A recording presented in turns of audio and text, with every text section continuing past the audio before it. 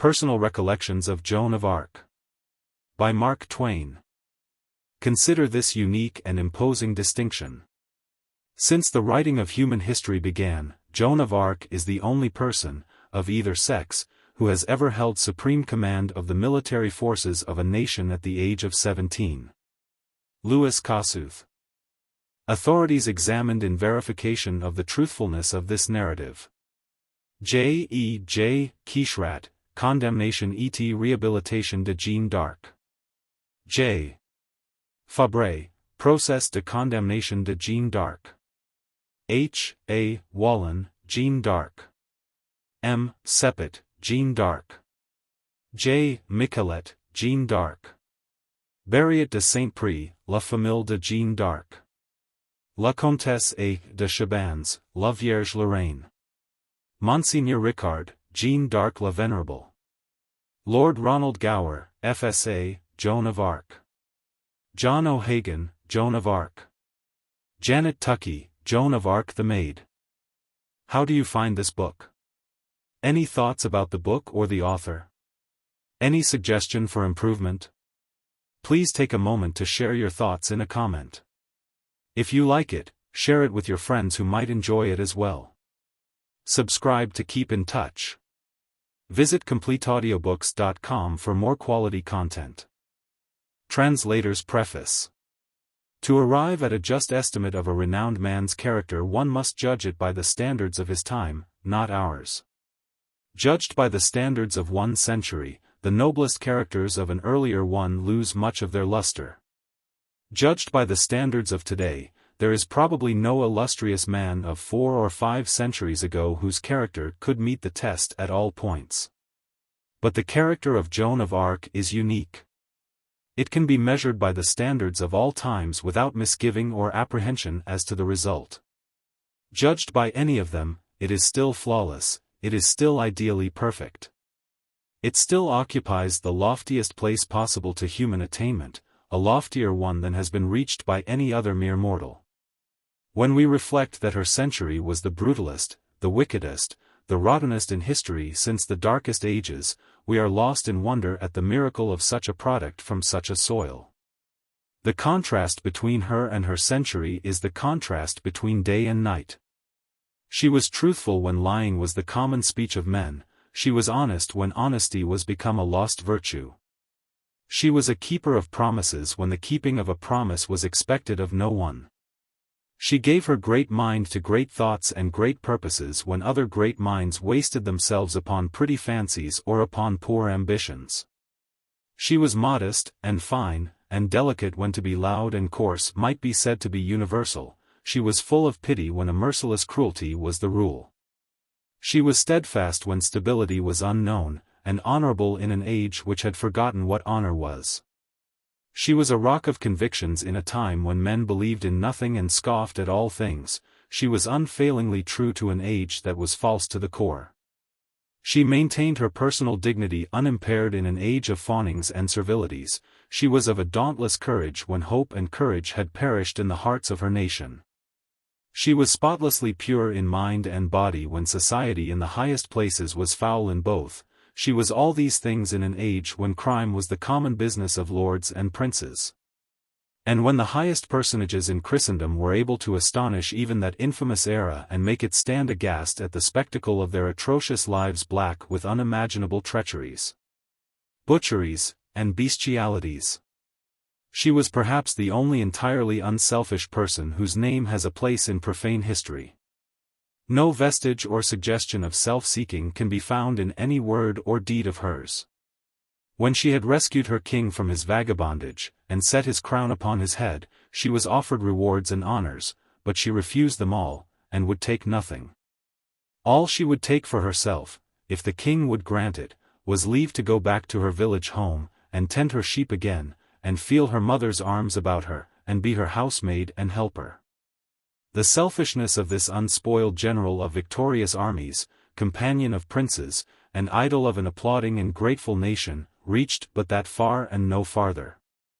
The work wrought by Joan of Arc may fairly be regarded as ranking any recorded in history, when one considers the conditions under which it was undertaken, the obstacles in the way.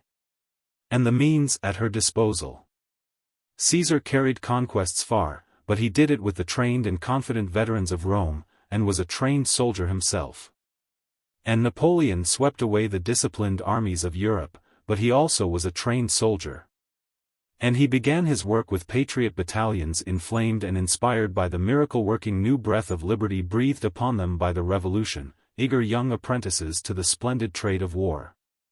Not old and broken men-at-arms, despairing survivors of an age-long accumulation of monotonous defeats. But Joan of Arc, a mere child in years, ignorant, unlettered, a poor village girl unknown and without influence, found a great nation lying in chains, helpless and hopeless under an alien domination. Its treasury bankrupt, its soldiers disheartened and dispersed, all spirit torpid, all courage dead in the hearts of the people through long years of foreign and domestic outrage and oppression. Their king cowed, resigned to its fate, and preparing to fly the country. And she laid her hand upon this nation, this corpse, and it rose and followed her. She led it from victory to victory, she turned back the tide of the 100 Years' War, she fatally crippled the English power, and died with the earned title of Deliverer of France, which she bears to this day. And for all reward, the French king, whom she had crowned, stood supine and indifferent, while French priests took the noble child, the most innocent, the most lovely, the most adorable the ages have produced, and burned her alive at the stake. A peculiarity of Joan of Arc's history. The details of the life of Joan of Arc form a biography which is unique among the world's biographies in one respect: it is the only story of a human life which comes to us under oath. The only one which comes to us from the witness stand. The official records of the Great Trial of 1431, and of the process of rehabilitation of a quarter of a century later, are still preserved in the National Archives of France. And they furnish with remarkable fullness the facts of her life. The history of no other life of that remote time is known with either the certainty or the comprehensiveness that attaches to hers. The Sieur Louis de Conte is faithful to her official history in his personal recollections, and thus far his trustworthiness is unimpeachable. But his mass of added particulars must depend for credit upon his word alone. The Translator. The Sieur Louis de Conte. To his great-great-grand nephews and nieces. This is the year 1492. I am 82 years of age. The things I am going to tell you are things which I saw myself as a child and as a youth. In all the tales and songs and histories of Joan of Arc, which you and the rest of the world read and sing and study in the books wrought in the late invented art of printing, mention is made of me. The Sieur Louis de Conte, I was her page and secretary, I was with her from the beginning until the end. I was reared in the same village with her. I played with her every day, when we were little children together, just as you play with your mates. Now that we perceive how great she was, now that her name fills the whole world, it seems strange that what I am saying is true. For it is as if a perishable paltry candle should speak of the eternal sun riding in the heavens and say, he was gossip and housemate to me when we were candles together.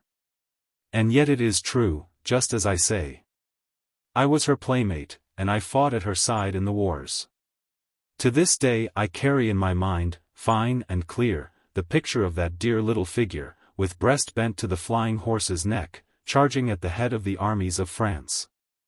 Her hair streaming back, her silver mail ploughing steadily deeper and deeper into the thick of the battle, sometimes nearly drowned from sight by tossing heads of horses, uplifted sword arms, wind-blow plumes, and intercepting shields.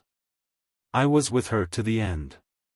And when that black day came whose accusing shadow will lie always upon the memory of the mitred French slaves of England who were her assassins, and upon France who stood idle and essayed no rescue, my hand was the last she touched in life.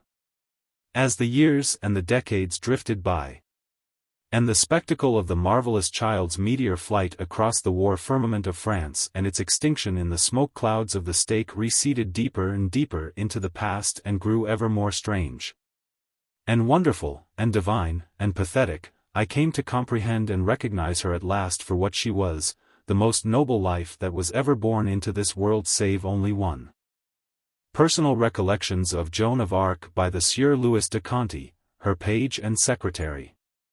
Freely translated out of the ancient French into modern English from the original unpublished manuscript in the National Archives of France by Jean-Francois Alden.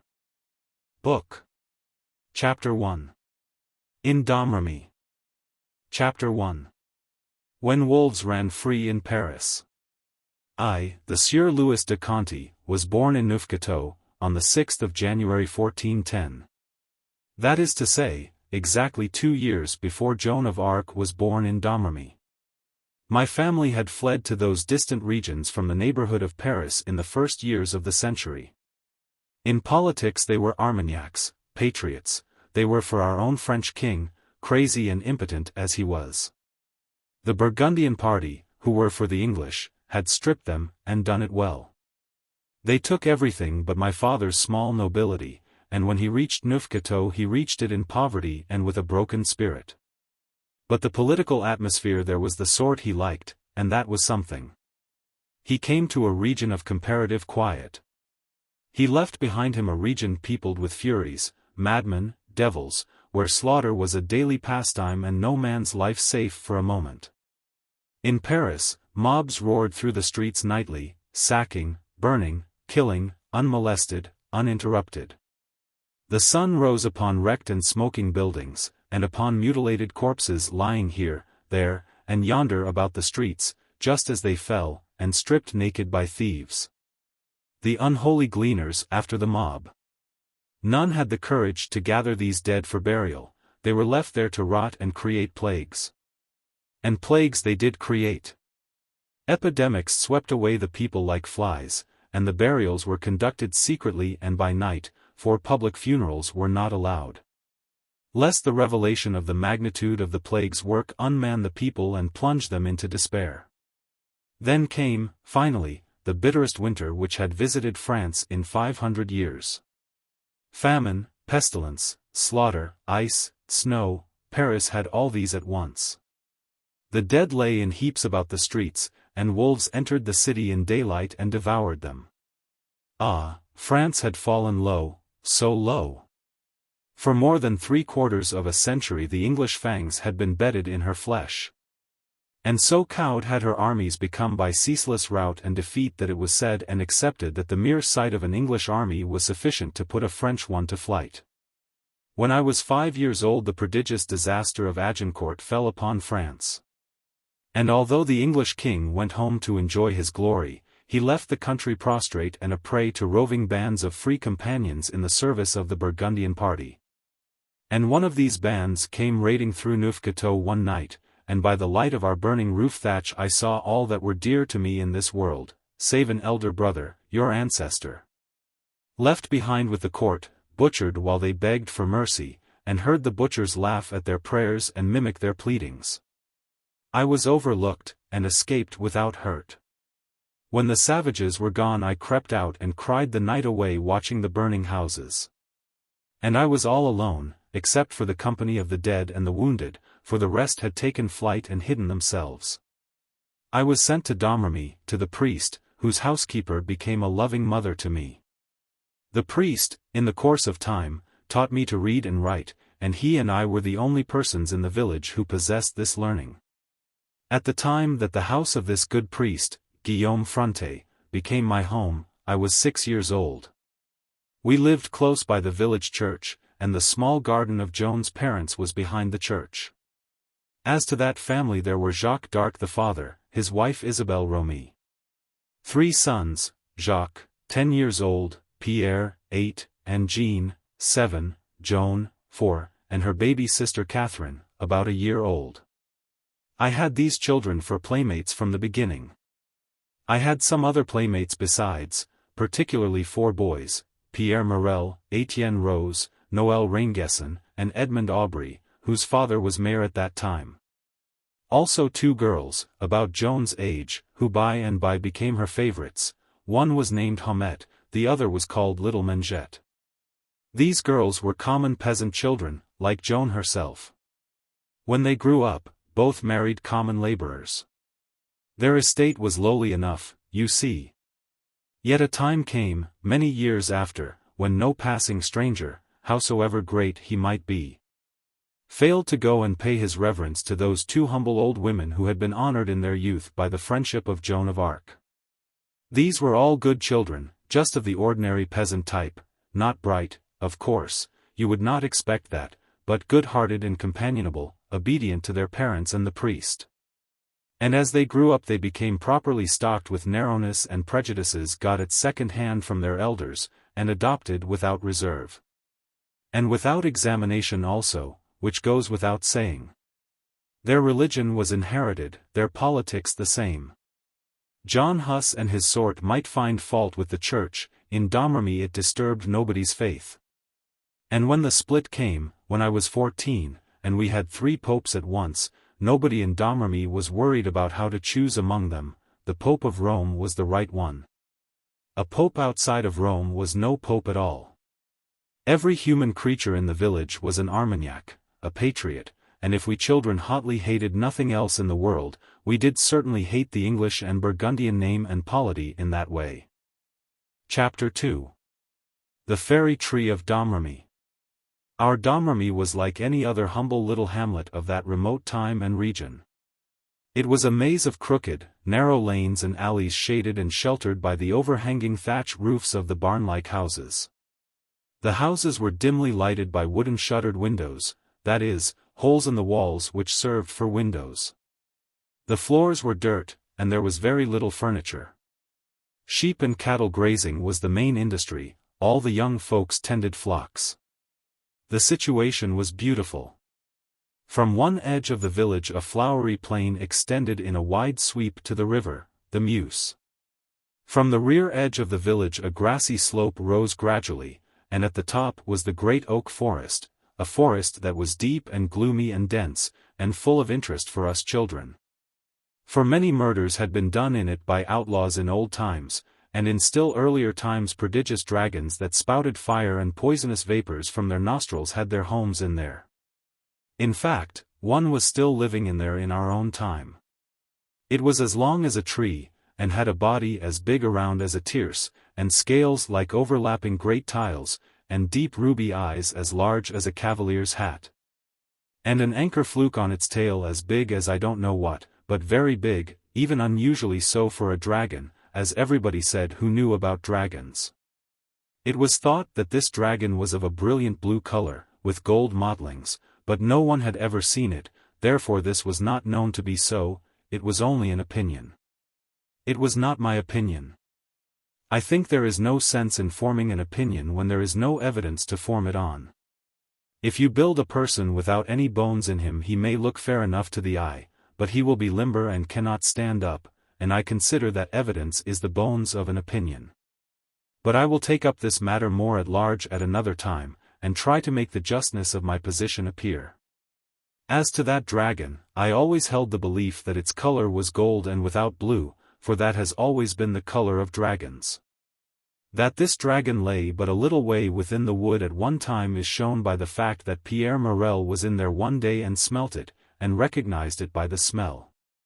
It gives one a horrid idea of how near to us the deadliest danger can be and we not suspect it. In the earliest times 100 knights from many remote places in the earth would have gone in there one after another, to kill the dragon and get the reward.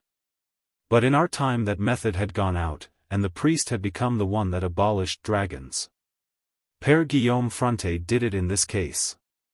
He had a procession, with candles and incense and banners, and marched around the edge of the wood and exorcised the dragon, and it was never heard of again.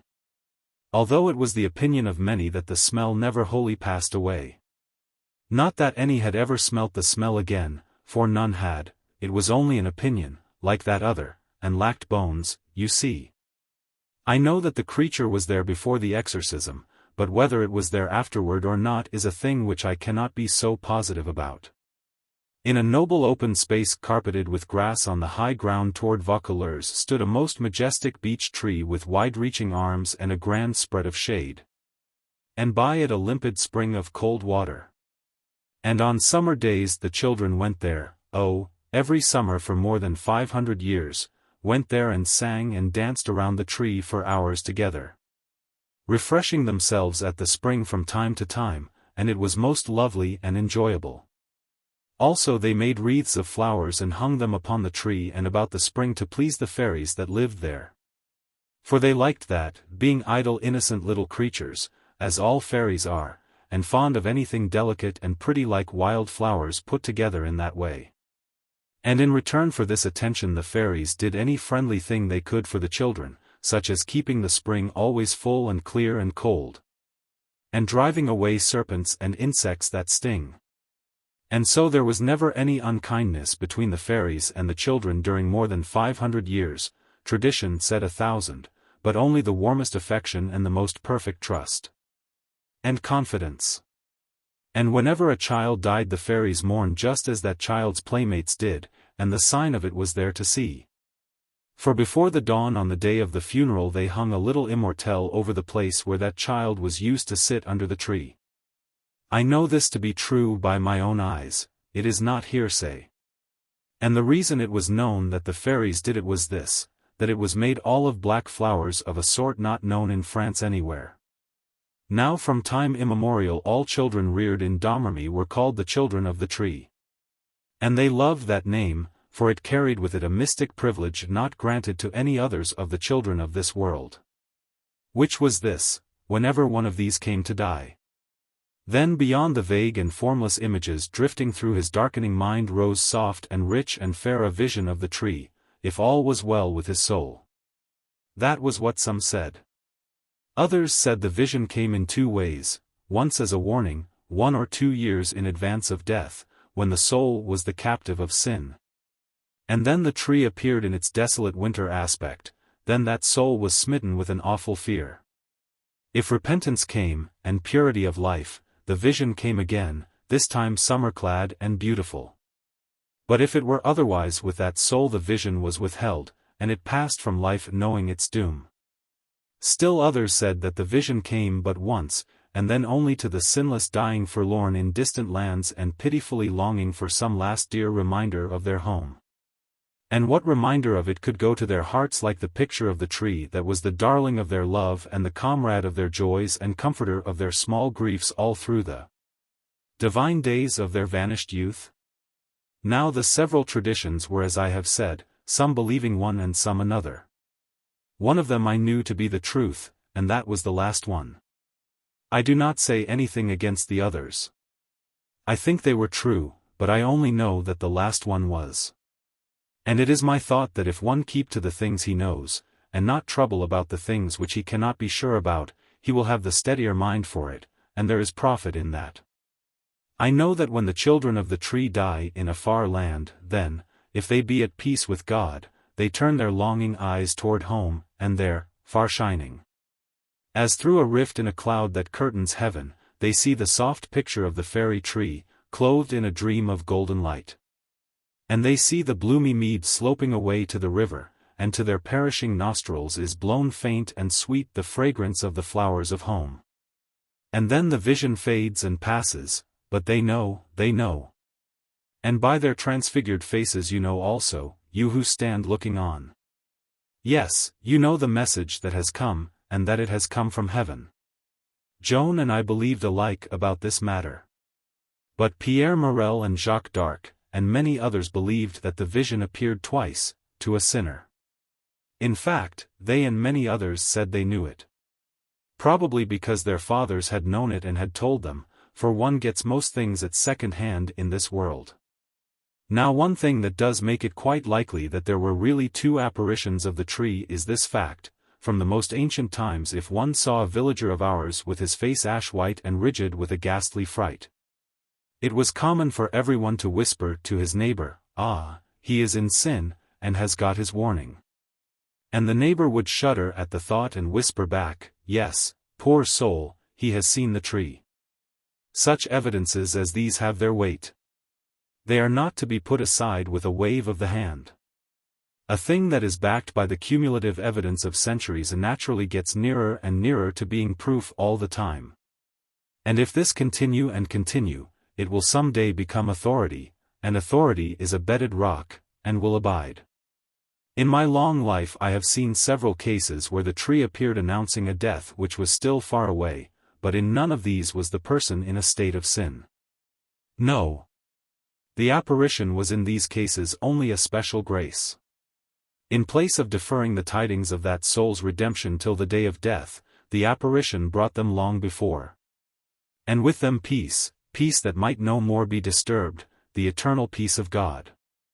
I myself, old and broken, wait with serenity, for I have seen the vision of the tree. I have seen it, and am content. Always, from the remotest times, when the children joined hands and danced around the fairy tree, they sang a song which was the tree's song, the song of L'Arbre fait de Berlemont.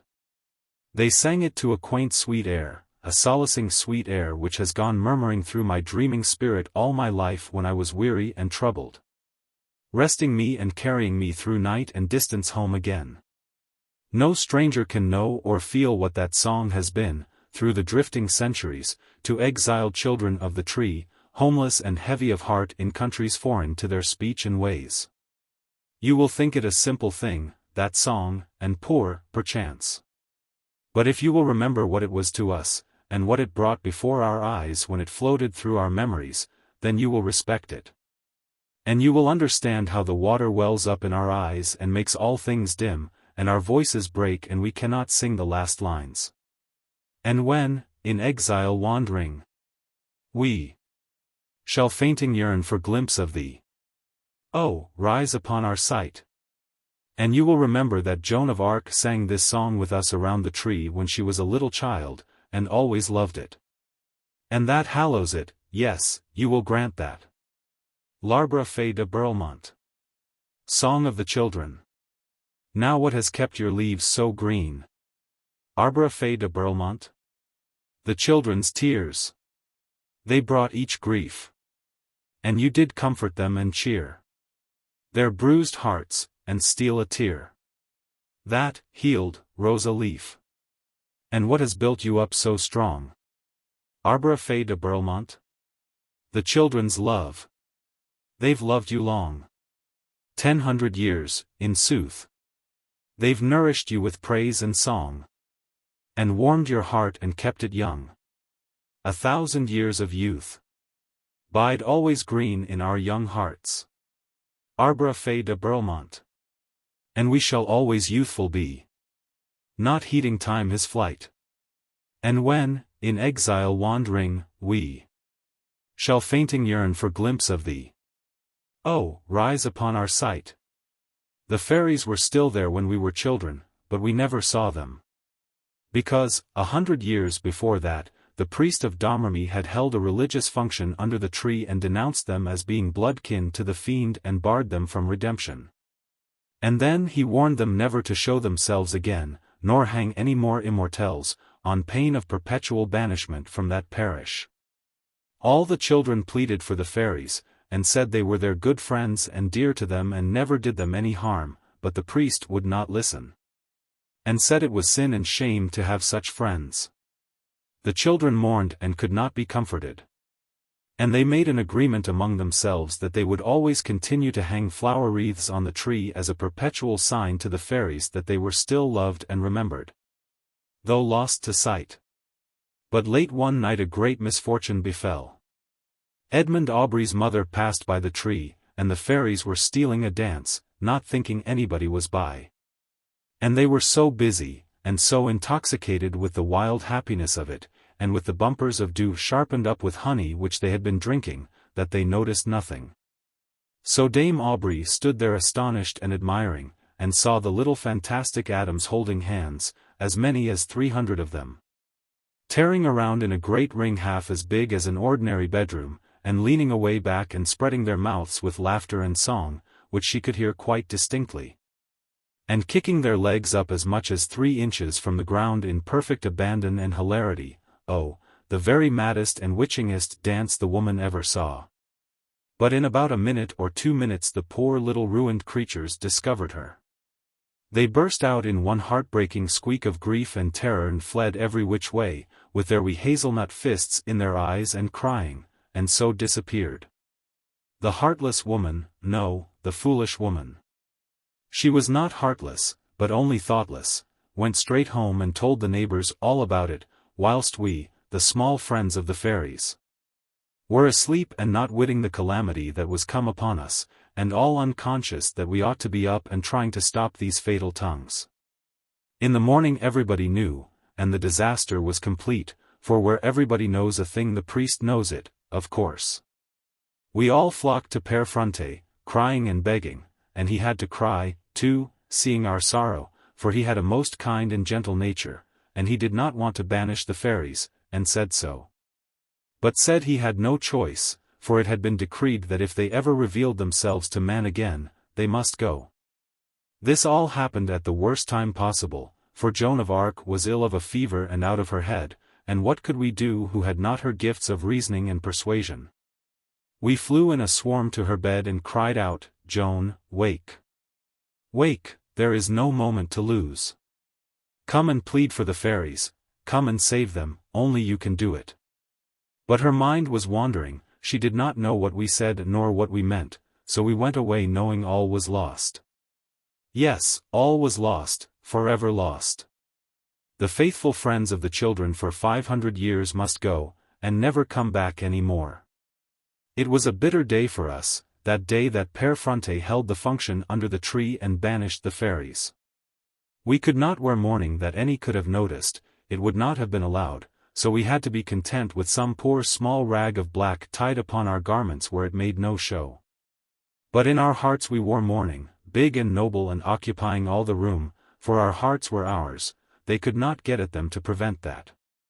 The great tree, L'Arbre Fée de Berlemont was its beautiful name, was never afterward quite as much to us as it had been before, but it was always dear. Is dear to me yet when I go there now, once a year in my old age. To sit under it and bring back the lost playmates of my youth and group them about me and look upon their faces through my tears and break my heart, oh, my God. No, the place was not quite the same afterward. In one or two ways it could not be. For, the fairies' protection being gone, the spring lost much of its freshness and coldness, and more than 2/3 of its volume, and the banished serpents and stinging insects returned. And multiplied, and became a torment and have remained so to this day. When that wise little child, Joan, got well, we realized how much her illness had cost us, for we found that we had been right in believing she could save the fairies. She burst into a great storm of anger, for so little a creature, and went straight to Père Fronte, and stood up before him where he sat, and made reverence and said, "The fairies were to go if they showed themselves to people again, is it not so?" Yes, that was it, dear. If a man comes prying into a person's room at midnight when that person is half naked, will you be so unjust as to say that that person is showing himself to that man? Well, no. The good priest looked a little troubled and uneasy when he said it. Is a sin, anyway, even if one did not intend to commit it? Père Fronte threw up his hands and cried out, "Oh, my poor little child, I see all my fault," and he drew her to his side and put an arm around her and tried to make his peace with her. But her temper was up so high that she could not get it down right away, but buried her head against his breast and broke out crying and said, "Then the fairies committed no sin. For there was no intention to commit one, they not knowing that anyone was by. And because they were little creatures and could not speak for themselves and say the law was against the intention, not against the innocent act. Because they had no friend to think that simple thing for them and say it, they have been sent away from their home forever, and it was wrong to do it." The good father hugged her yet closer to his side and said, "Oh, out of the mouths of babes and sucklings the heedless and unthinking are condemned. Would God I could bring the little creatures back, for your sake. And mine, yes, and mine, for I have been unjust. There, don't cry, nobody could be sorrier than your poor old friend, don't cry, dear. But I can't stop right away, I've got to. And it is no little matter, this thing that you have done. Is being sorry penance enough for such an act?" Père Fronte turned away his face, for it would have hurt her to see him laugh, and said, "Oh, thou remorseless but most just accuser, no, it is not. I will put on sackcloth and ashes, there, are you satisfied?" Joan's sobs began to diminish, and she presently looked up at the old man through her tears, and said, in her simple way, "Yes, that will do, if it will clear you." Père Fronte would have been moved to laugh again, perhaps, if he had not remembered in time that he had made a contract, and not a very agreeable one. It must be fulfilled. So he got up and went to the fireplace, Joan watching him with deep interest, and took a shovelful of cold ashes, and was going to empty them on his old grey head when a better idea came to him. And he said, "Would you mind helping me, dear?" "How, father?" He got down on his knees and bent his head low, and said, "Take the ashes and put them on my head for me." The matter ended there, of course. The victory was with the priest. One can imagine how the idea of such a profanation would strike Joan or any other child in the village. She ran and dropped upon her knees by his side and said, "Oh, it is dreadful. I didn't know that that was what one meant by sackcloth and ashes. Do please get up, father. But I can't until I am forgiven. Do you forgive me?" "Oh, you have done nothing to me, father. It is yourself that must forgive yourself for wronging those poor things. Please get up, father, won't you? But I am worse off now than I was before. I thought I was earning your forgiveness, but if it is my own, I can't be lenient, it would not become me. Now what can I do? Find me some way out of this with your wise little head." The pair would not stir, for all Joan's pleadings. She was about to cry again. Then she had an idea, and seized the shovel and deluged her own head with the ashes, stammering out through her chokings and suffocations. "There, now it is done. Oh, please get up, father." The old man, both touched and amused, gathered her to his breast and said, "Oh, you incomparable child. It's a humble martyrdom, and not of a sort presentable in a picture, but the right and true spirit is in it, that I testify." Then he brushed the ashes out of her hair, and helped her scour her face and neck and properly tidy herself up. He was in fine spirits now, and ready for further argument, so he took his seat and drew Joan to his side again, and said, "Joan, you were used to make wreaths there at the fairy tree with the other children. Is it not so? That was the way he always started out when he was going to corner me up and catch me in something, just that gentle, indifferent way that fools a person so, and leads him into the trap. He never noticing which way he is traveling until he is in and the door shut on him. He enjoyed that. I knew he was going to drop corn along in front of Joan now." Joan answered, "Yes, father." "Did you hang them on the tree?" "No, father." "Didn't hang them there?" "No." "Why didn't you?" Well, I didn't wish to." "Didn't wish to?" "No, father." "What did you do with them?" "I hung them in the church." "Why didn't you want to hang them in the tree?" "Because it was said that the fairies were of kin to the fiend, and that it was sinful to show them honor." "Did you believe it was wrong to honor them so?" "Yes. I thought it must be wrong." "Then if it was wrong to honor them in that way, and if they were of kin to the fiend, they could be dangerous company for you and the other children, couldn't they?" "I suppose so, yes, I think so." He studied a minute, and I judged he was going to spring his trap, and he did. He said, "Then the matter stands like this. They were banned creatures, of fearful origin, they could be dangerous company for the children. Now give me a rational reason, dear, if you can think of any, why you call it a wrong to drive them into banishment, and why you would have saved them from it. In a word, what loss have you suffered by it? How stupid of him to go and throw his case away like that. I could have boxed his ears for vexation if he had been a boy. He was going along all right until he ruined everything by winding up in that foolish and fatal way. What had she lost by it? Was he never going to find out what kind of a child Joan of Arc was? Was he never going to learn that things which merely concerned her own gain or loss she cared nothing about? Could he never get the simple fact into his head that the sure way and the only way to rouse her up and set her on fire was to show her where some other person was going to suffer wrong or hurt or loss? Why, he had gone and set a trap for himself, that was all he had accomplished. The minute those words were out of his mouth her temper was up, the indignant tears rose in her eyes, and she burst out on him with an energy and passion which astonished him. But didn't astonish me, for I knew he had fired a mine when he touched off his ill-chosen climax. "Oh, father, how can you talk like that? Who owns France? God and the king. Not Satan. Satan, my child? This is the footstool of the Most High. Satan owns no handful of its soil. Then who gave those poor creatures their home? God. Who protected them in it all those centuries? God. Who allowed them to dance and play there all those centuries and found no fault with it? God. Who disapproved of God's approval and put a threat upon them? A man. Who caught them again in harmless sports that God allowed and a man forbade, and carried out that threat.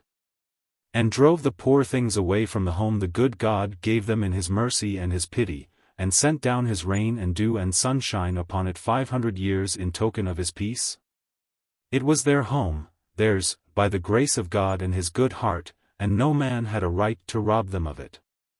And they were the gentlest, truest friends that children ever had, and did them sweet and loving service all these 5 long centuries, and never any hurt or harm. And the children loved them, and now they mourn for them, and there is no healing for their grief. And what had the children done that they should suffer this cruel stroke? The poor fairies could have been dangerous company for the children? Yes, but never had been, and could is no argument. Kinsmen of the fiend? What of it? Kinsmen of the fiend have rights, and these had, and children have rights, and these had.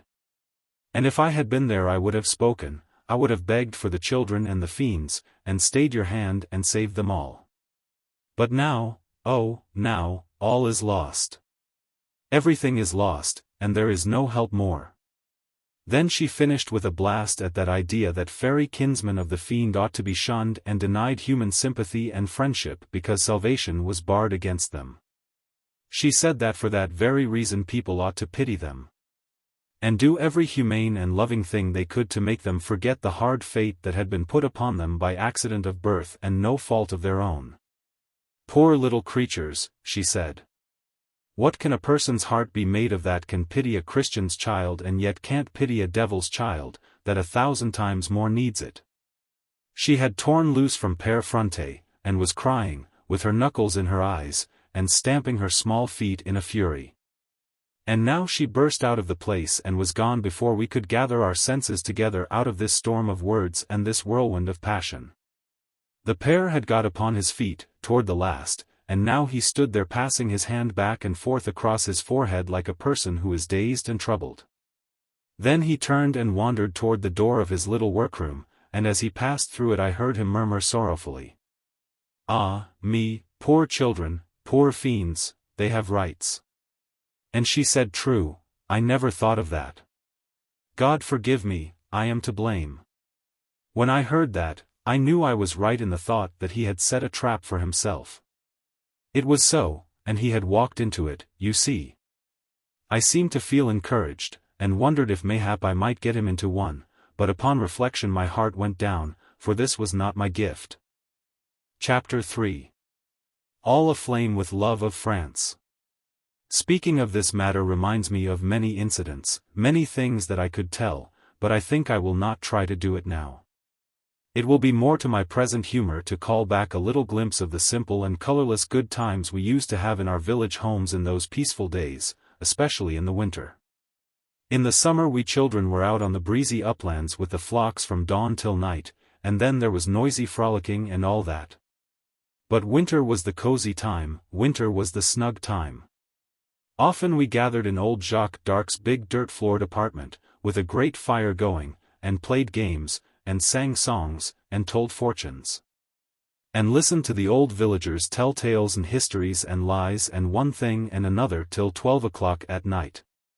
One winter's night we were gathered there. It was the winter that for years afterward they called the hard winter, and that particular night was a sharp one. It blew a gale outside, and the screaming of the wind was a stirring sound, and I think I may say it was beautiful. For I think it is great and fine and beautiful to hear the wind rage and storm and blow its clarions like that, when you are inside and comfortable.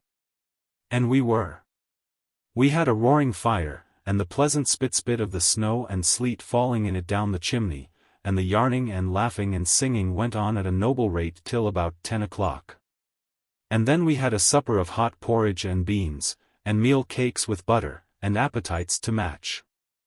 Little Joan sat on a box apart, and had her bowl and bread on another one, and her pets around her helping.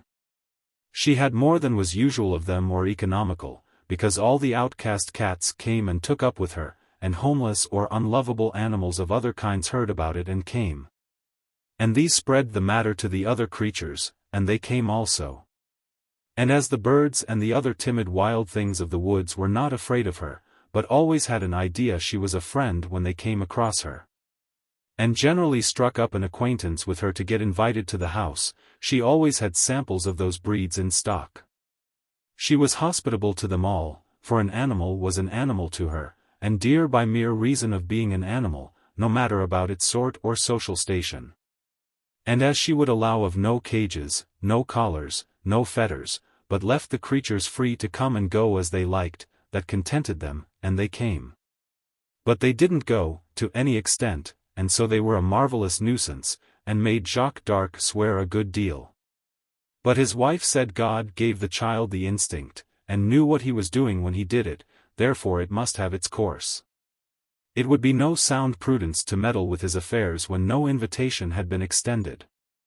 So the pets were left in peace, and here they were, as I have said, rabbits, birds, squirrels, cats, and other reptiles, all around the child, and full of interest in her supper, and helping what they could. There was a very small squirrel on her shoulder, sitting up, as those creatures do, and turning a rocky fragment of prehistoric chestnut cake over and over in its knotty hands, and hunting for the less indurated places, and giving its elevated bushy tail a flirt and its pointed ears a toss when it found one, signifying thankfulness and surprise, and then it filed that place off with those two slender front teeth which a squirrel carries for that purpose and not for ornament. For ornamental they never could be, as any will admit that have noticed them. Everything was going fine and breezy and hilarious, but then there came an interruption, for somebody hammered on the door. It was one of those ragged road stragglers, the eternal wars kept the country full of them.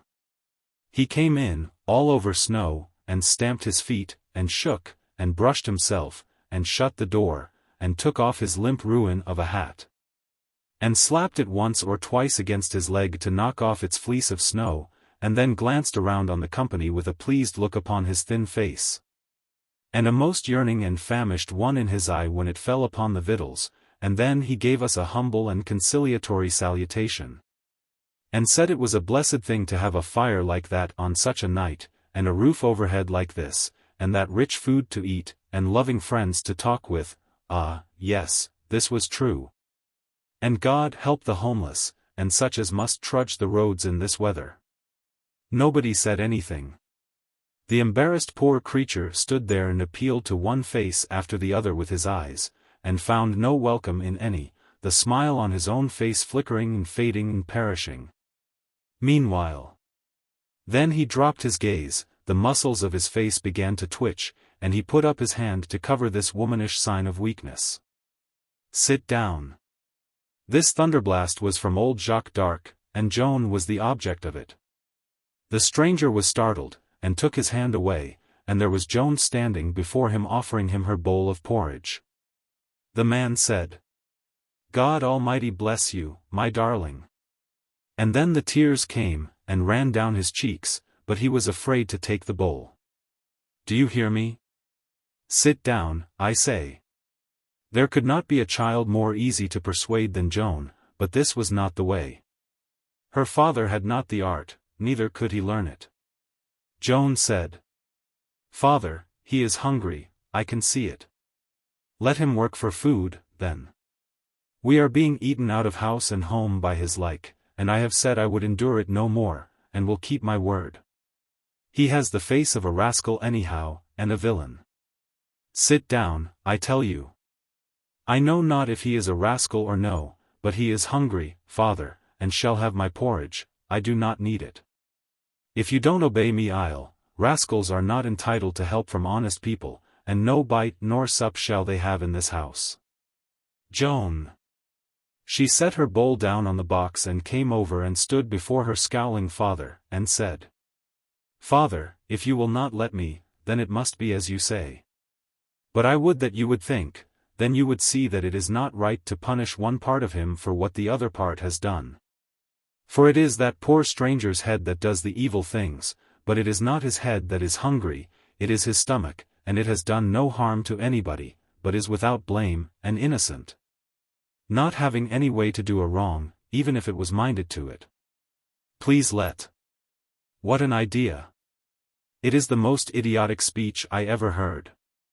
But Aubrey, the mayor, broke in, he being fond of an argument, and having a pretty gift in that regard, as all acknowledged. Rising in his place and leaning his knuckles upon the table and looking about him with easy dignity, after the manner of such as be orators, he began. Smooth and persuasive. I will differ with you there, gossip. And will undertake to show the company, here he looked around upon us and nodded his head in a confident way, that there is a grain of sense in what the child has said. For look you, it is of a certainty most true and demonstrable that it is a man's head that is master and supreme ruler over his whole body. Is that granted? Will any deny it? He glanced around again, everybody indicated assent.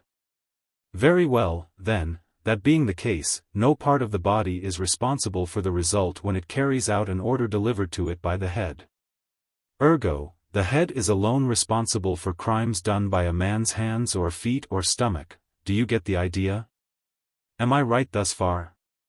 Everybody said yes, and said it with enthusiasm, and some said, one to another, that the mayor was in great form tonight and at his very best, which pleased the mayor exceedingly and made his eyes sparkle with pleasure, for he overheard these things.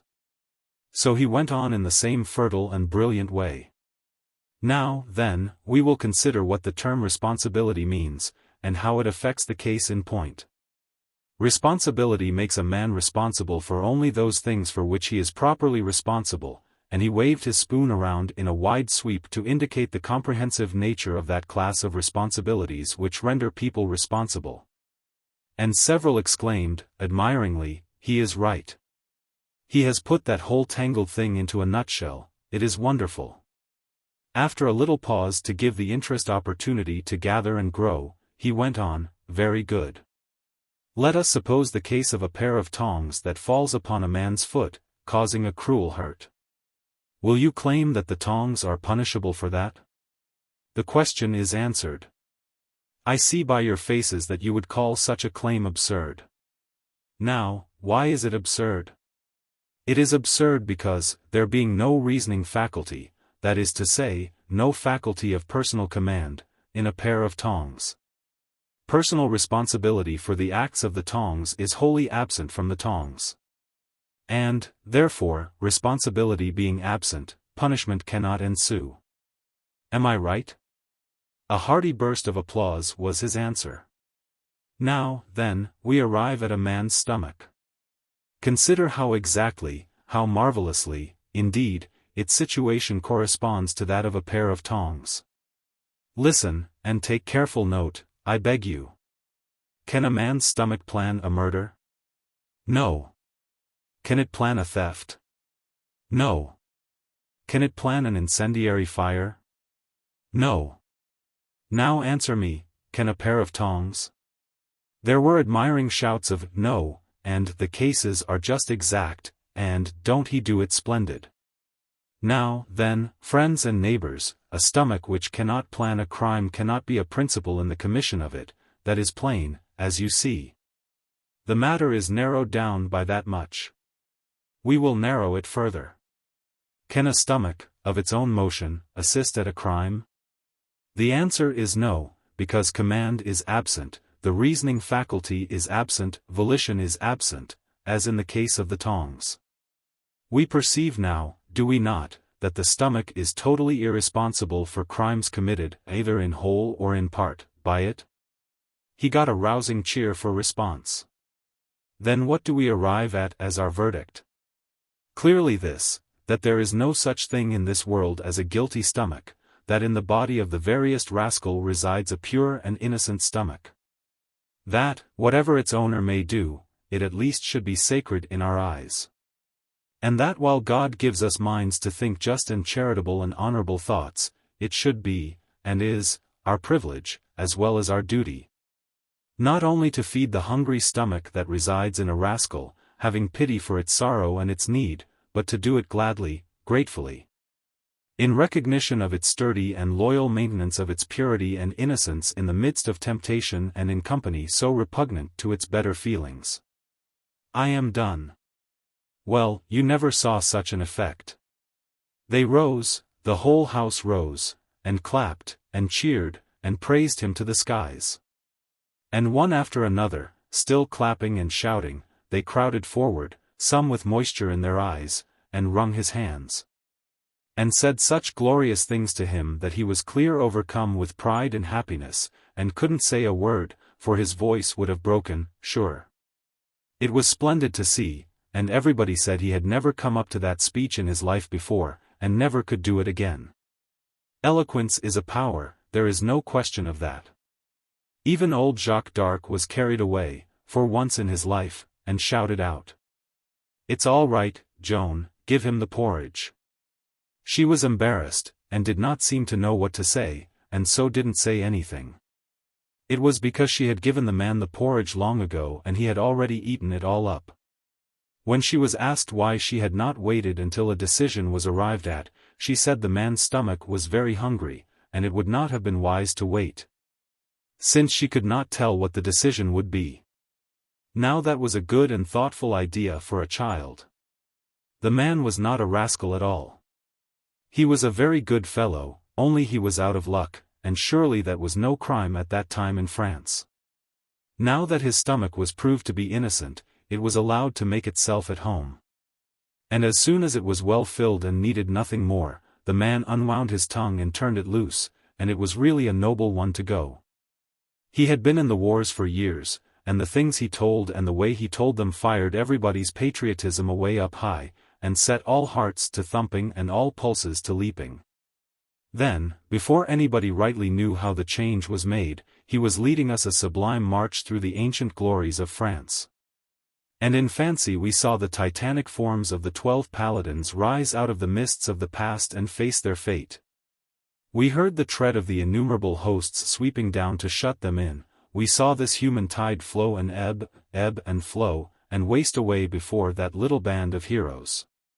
We saw each detail pass before us of that most stupendous, most disastrous, yet most adored and glorious day in French legendary history. Here and there and yonder, across that vast field of the dead and dying, we saw this and that and the other paladin dealing his prodigious blows with weary arm and failing strength. And one by one we saw them fall, till only one remained, he that was without peer, he whose name gives name to the Song of Songs. The song which no Frenchman can hear and keep his feelings down and his pride of country cool. Then, grandest and pitifulest scene of all, we saw his own pathetic death.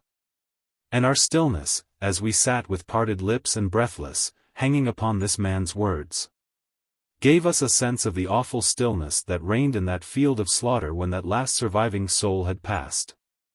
And now, in this solemn hush, the stranger gave Joan a pat or two on the head and said, "Little maid, whom God keep, you have brought me from death to life this night. Now listen, here is your reward," and at that supreme time for such a heart-melting, soul-rousing surprise, without another word he lifted up the most noble and pathetic voice that was ever heard, and began to pour out the great song of Roland. Think of that, with a French audience all stirred up and ready. Oh, where was your spoken eloquence now? What was it to this? How fine he looked, how stately, how inspired, as he stood there with that mighty chant welling from his lips and his heart, his whole body transfigured, and his rags along with it. Everybody rose and stood while he sang, and their faces glowed and their eyes burned. And the tears came and flowed down their cheeks, and their forms began to sway unconsciously to the swing of the song, and their bosoms to heave and pant. And moanings broke out, and deep ejaculations. And when the last verse was reached, and Roland lay dying, all alone, with his face to the field and to his slain, lying there in heaps and winrows, and took off and held up his gauntlet to God with his failing hand, and breathed his beautiful prayer with his paling pips, all burst out in sobs and wailings. But when the final great note died out and the song was done, they all flung themselves in a body at the singer, stark mad with love of him and love of France and pride in her great deeds and old renown, and smothered him with their embracings. But Joan was there first, hugged close to his breast, and covering his face with idolatrous kisses.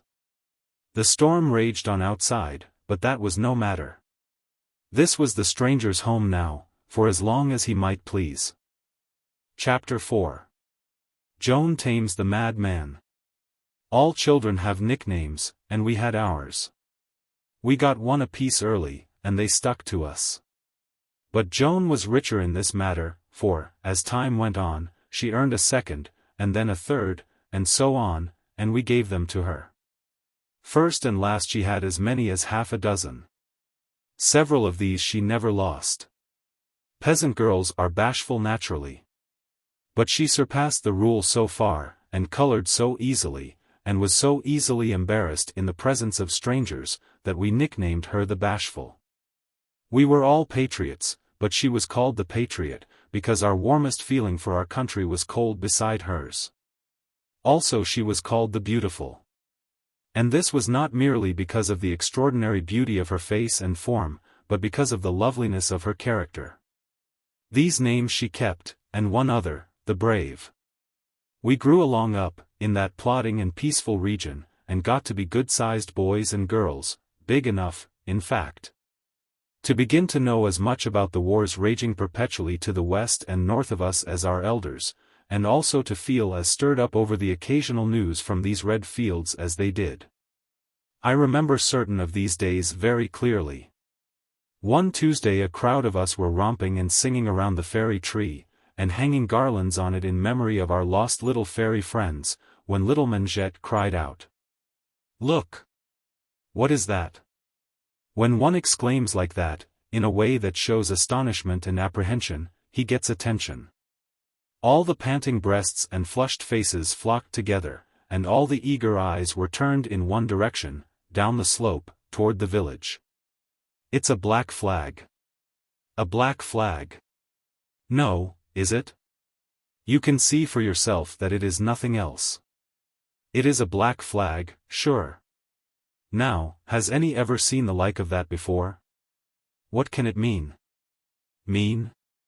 It means something dreadful. What else?" "That is nothing to the point, anybody knows that without the telling." "But what, that is the question. It is a chance that he that bears it can answer as well as any that are here, if you contain yourself till he come." "He runs well." "Who is it?" Some named one, some another.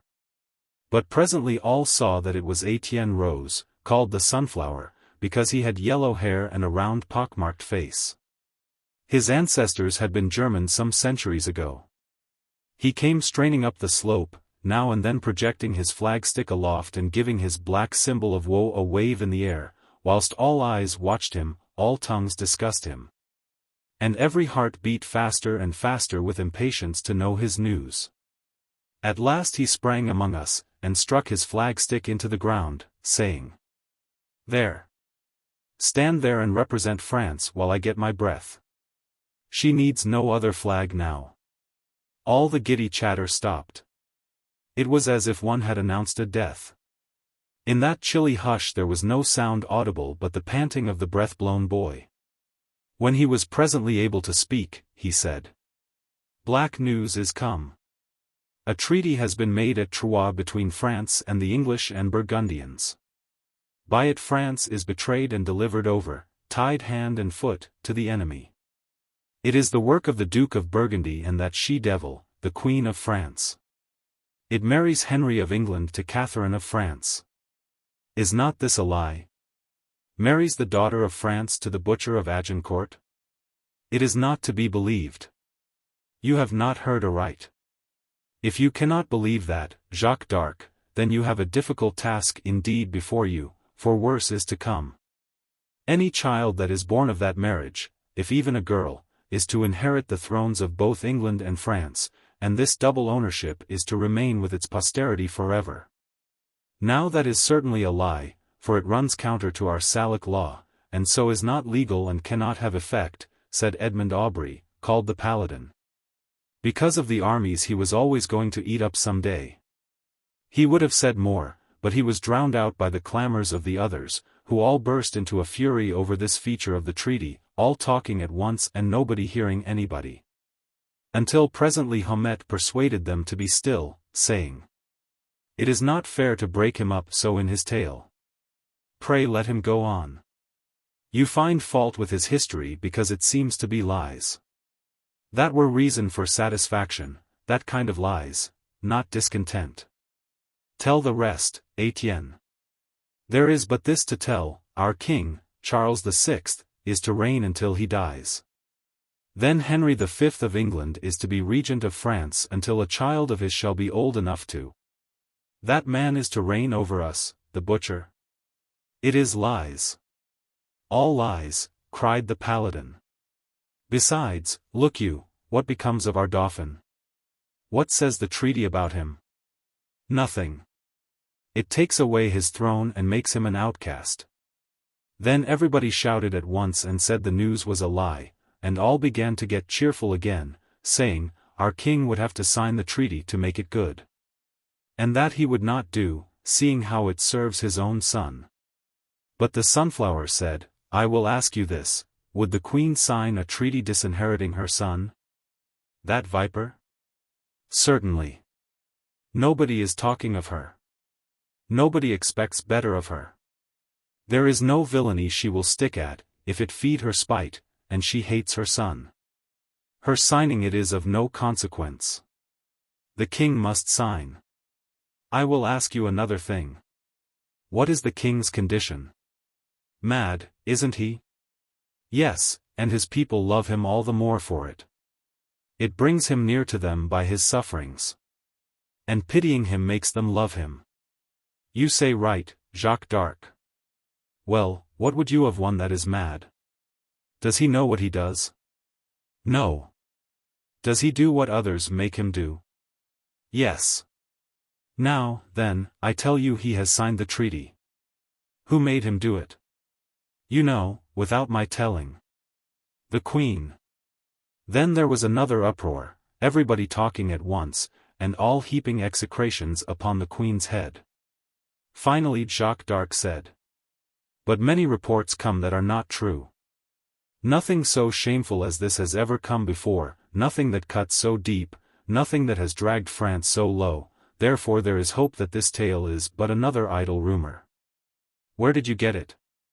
The color went out of his sister Joan's face. She dreaded the answer, and her instinct was right. The cure of Maxey brought it. There was a general gasp. We knew him, you see, for a trusty man.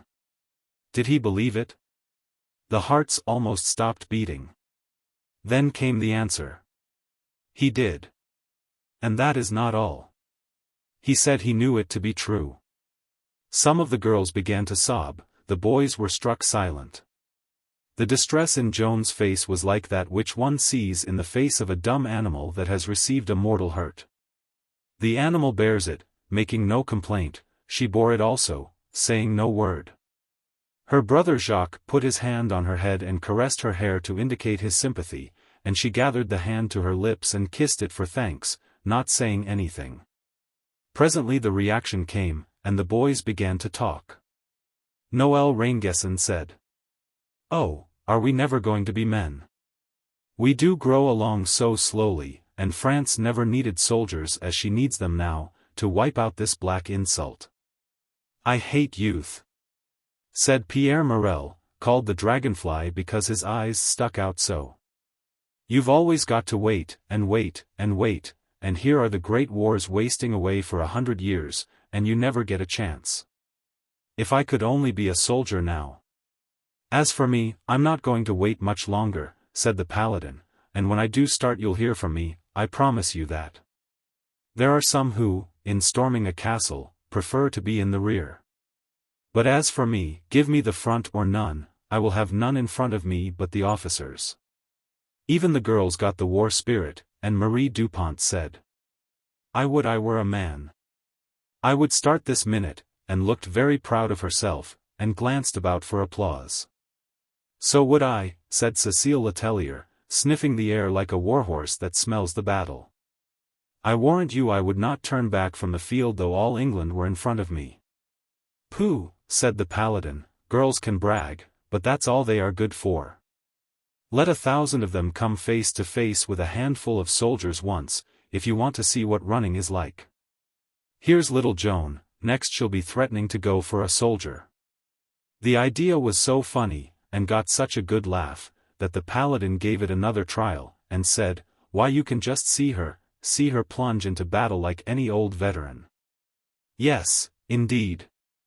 And not a poor shabby common soldier like us, but an officer, mind you, with armor on. And the bars of a steel helmet to blush behind and hide her embarrassment when she finds an army in front of her that she hasn't been introduced to. An officer? Why, she'll be a captain. A captain, I tell you, with 100 men at her back, or maybe girls. Oh, no common soldier business for her. And, dear me, when she starts for that other army, you'll think there's a hurricane blowing it away. Well, he kept it up like that till he made their sides ache with laughing. Which was quite natural, for certainly it was a very funny idea, at that time, I mean, the idea of that gentle little creature, that wouldn't hurt a fly, and couldn't bear the sight of blood.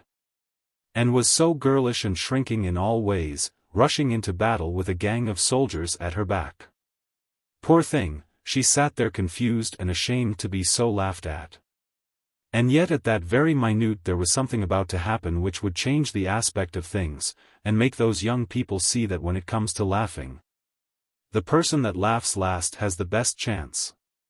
For just then a face which we all knew and all feared projected itself from behind the fairy tree, and the thought that shot through us all was, crazy Benoist has gotten loose from his cage. And we are as good as dead. This ragged and hairy and horrible creature glided out from behind the tree, and raised an axe as he came.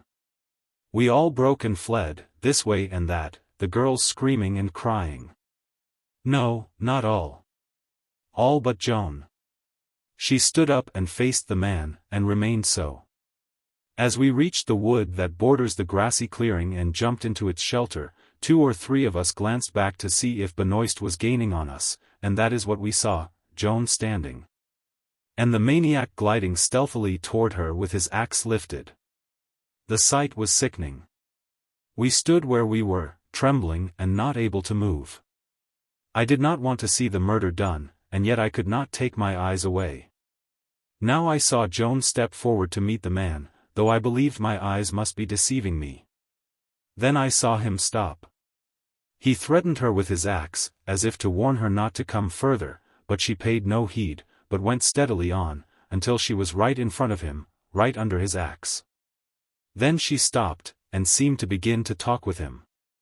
It made me sick, yes, giddy, and everything swam around me, and I could not see anything for a time, whether long or brief I do not know. When this passed and I looked again, Joan was walking by the man's side toward the village, holding him by his hand. The axe was in her other hand. One by one the boys and girls crept out, and we stood there gazing, open-mouthed, till those 2 entered the village and were hid from sight. It was then that we named her the Brave. We left the black flag there to continue its mournful office, for we had other matter to think of now. We started for the village on a run, to give warning, and get Joan out of her peril. Though for one, after seeing what I had seen, it seemed to me that while Joan had the axe the man's chance was not the best of the 2. When we arrived the danger was past, the madman was in custody. All the people were flocking to the little square in front of the church to talk and exclaim and wonder over the event. And it even made the town forget the black news of the treaty for 2 or 3 hours. All the women kept hugging and kissing Joan, and praising her, and crying, and the men patted her on the head and said they wished she was a man. They would send her to the wars and never doubt but that she would strike some blows that would be heard of. She had to tear herself away and go and hide, this glory was so trying to her diffidence. Of course the people began to ask us for the particulars. I was so ashamed that I made an excuse to the first comer, and got privately away and went back to the fairy tree, to get relief from the embarrassment of those questionings. There I found Joan, but she was there to get relief from the embarrassment of glory. One by one the others shirked the inquirers and joined us in our refuge. Then we gathered around Joan, and asked her how she had dared to do that thing. She was very modest about it, and said, "You make a great thing of it, but you mistake, it was not a great matter. It was not as if I had been a stranger to the man. I know him, and have known him long, and he knows me, and likes me. I have fed him through the bars of his cage many times. And last December, when they chopped off 2 of his fingers to remind him to stop seizing and wounding people passing by, I dressed his hand every day till it was well again." "That is all well enough," said little Mengette, "but he is a madman, dear, and so his likings and his gratitude and friendliness go for nothing when his rage is up. You did a perilous thing." "Of course you did," said the sunflower. "Didn't he threaten to kill you with the axe?" "Yes." "Didn't he threaten you more than once?" "Yes." "Didn't you feel afraid?" "No, at least not much, very little." "Why didn't you?" She thought a moment, then said, quite simply, "I don't know." It made everybody laugh. Then the sunflower said it was like a lamb trying to think out how it had come to eat a wolf, but had to give it up. Cécile Letellier asked, "Why didn't you run when we did?" "Because it was necessary to get him to his cage, else he would kill someone. Then he would come to the like harm himself." It is noticeable that this remark, which implies that Joan was entirely forgetful of herself and her own danger, and had thought and wrought for the preservation of other people alone, was not challenged, or criticized, or commented upon by anybody there, but was taken by all as matter of course and true. It shows how clearly her character was defined, and how well it was known and established. There was silence for a time, and perhaps we were all thinking of the same thing, namely, what a poor figure we had cut in that adventure as contrasted with Joan's performance. I tried to think up some good way of explaining why I had run away and left a little girl at the mercy of a maniac armed with an axe. But all of the explanations that offered themselves to me seemed so cheap and shabby that I gave the matter up and remained still. But others were less wise. Noël Rainguesson fidgeted a while, then broke out with a remark which showed what his mind had been running on. "The fact is, I was taken by surprise. That is the reason. If I had had a moment to think, I would no more have thought of running than I would think of running from a baby. For, after all, what is Théophile Benoist, that I should seem to be afraid of him? Pooh! The idea of being afraid of that poor thing! I only wish he would come along now, I'd show you." "So do I," cried Pierre Morel. "If I wouldn't make him climb this tree quicker than, well, you'd see what I would do. Taking a person by surprise, that way, why, I never meant to run, not in earnest, I mean. I never thought of running in earnest. I only wanted to have some fun, and when I saw Joan standing there, and him threatening her, it was all I could do to restrain myself from going there and just tearing the livers and lights out of him. I wanted to do it bad enough, and if it was to do over again, would. If ever he comes fooling around me again, I'll—" "Oh, hush," said the Paladin, breaking in with an air of disdain. "The way you people talk, a person would think there's something heroic about standing up and facing down that poor remnant of a man. Why, it's nothing. There's small glory to be got in facing him down, should say.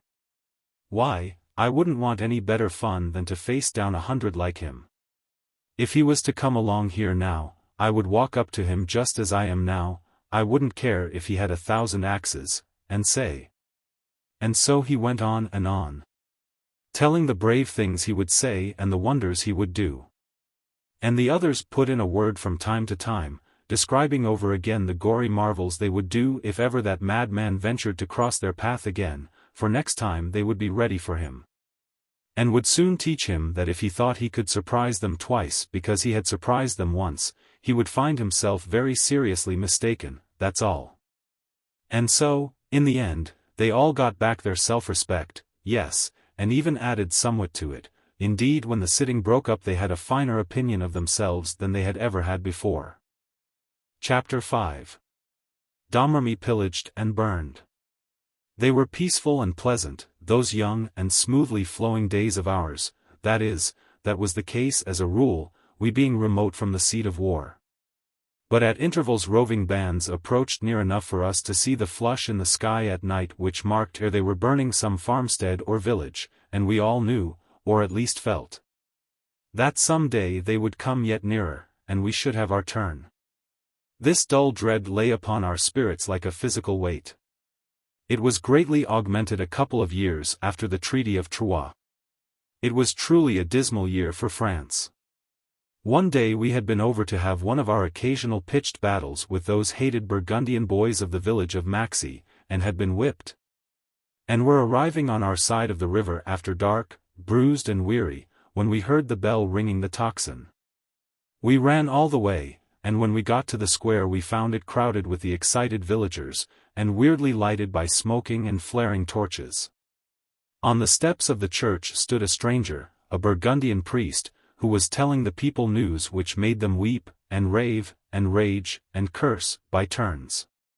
He said our old mad king was dead, and that now we and France and the crown were the property of an English baby lying in his cradle in London. And he urged us to give that child our allegiance, and be its faithful servants and well-wishers. And said we should now have a strong and stable government at last, and that in a little time the English armies would start on their last march, and it would be a brief one. For all that it would need to do would be to conquer what odds and ends of our country yet remained under that rare and almost forgotten rag, the banner of France. The people stormed and raged at him, and you could see dozens of them stretch their fists above the sea of torch-lighted faces and shake them at him. And it was all a wild picture, and stirring to look at. And the priest was a first-rate part of it, too, for he stood there in the strong glare and looked down on those angry people in the blandest and most indifferent way. So that while you wanted to burn him at the stake, you still admired the aggravating coolness of him. And his winding up was the coolest thing of all. For he told them how, at the funeral of our old king, the French king-at-arms had broken his staff of office over the coffin of Charles VI and his dynasty, at the same time saying, in a loud voice, "God grant long life to Henry, King of France and England, our sovereign lord." And then he asked them to join him in a hearty amen to that. The people were white with wrath, and it tied their tongues for the moment, and they could not speak. But Joan was standing close by, and she looked up in his face, and said in her sober, earnest way, "I would I might see thy head struck from thy body." Then, after a pause, and crossing herself, "If it were the will of God." This is worth remembering, and I will tell you why. It is the only harsh speech Joan ever uttered in her life. When I shall have revealed to you the storms she went through, and the wrongs and persecutions, then you will see that it was wonderful that she said but one bitter thing while she lived.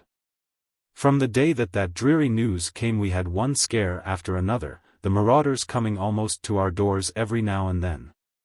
So that we lived in ever-increasing apprehension, and yet were somehow mercifully spared from actual attack. But at last our turn did really come. This was in the spring of 28. The Burgundians swarmed in with a great noise, in the middle of a dark night, and we had to jump up and fly for our lives. We took the road to Neufchâteau, and rushed along in the wildest disorder, everybody trying to get ahead, and thus the movements of all were impeded. But Joan had a cool head, the only cool head there, and she took command and brought order out of that chaos. She did her work quickly and with decision and dispatch, and soon turned the panic flight into a quite steady-going march.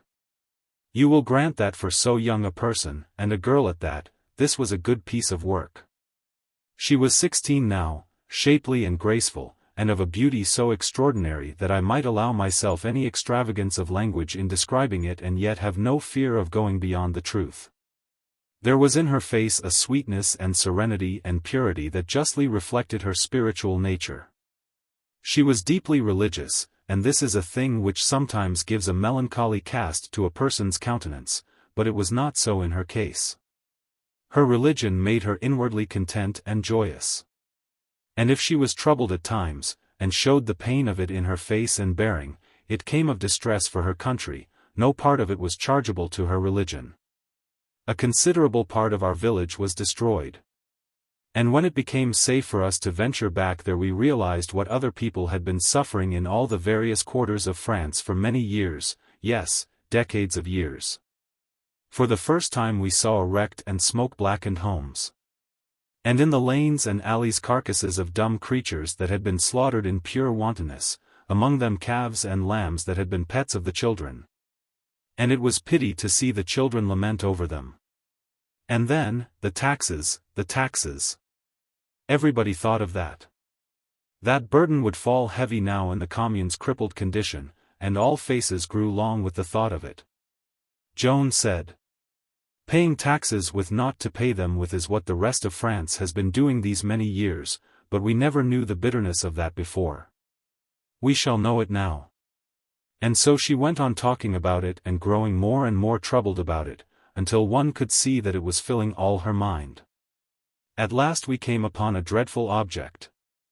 It was the madman, hacked and stabbed to death in his iron cage in the corner of the square. It was a bloody and dreadful sight. Hardly any of us young people had ever seen a man before who had lost his life by violence, so this cadaver had an awful fascination for us, we could not take our eyes from it. I mean, it had that sort of fascination for all of us but one.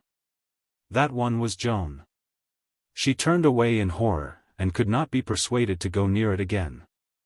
There, it is a striking reminder that we are but creatures of use and custom, yes, and it is a reminder, too, of how harshly and unfairly fate deals with us sometimes.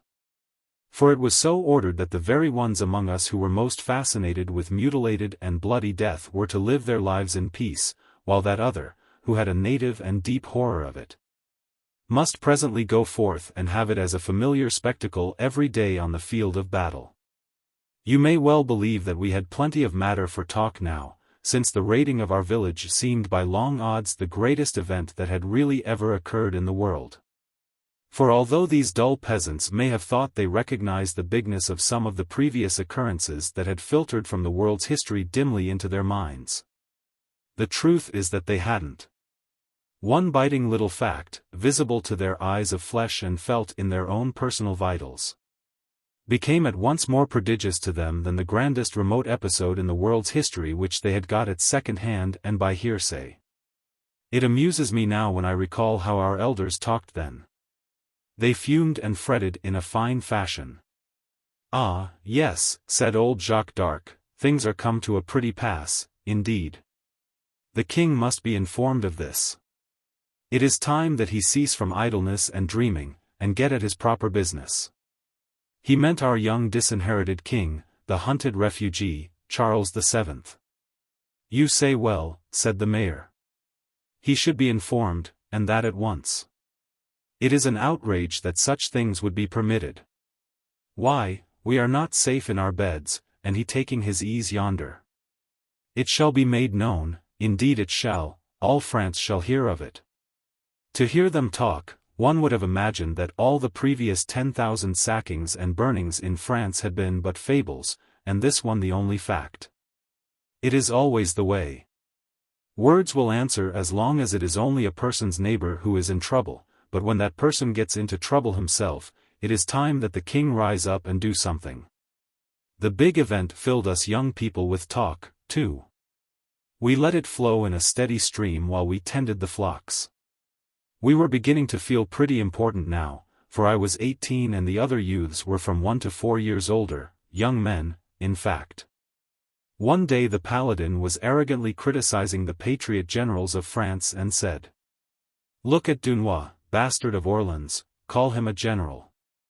Just put me in his place once, never mind what I would do, it is not for me to say, I have no stomach for talk, my way is to act and let others do the talking, but just put me in his place once. That's all. And look at Saintrailles, pooh! And that blustering La Hire, now what a general that is." It shocked everybody to hear these great names so flippantly handled, for to us these renowned soldiers were almost gods.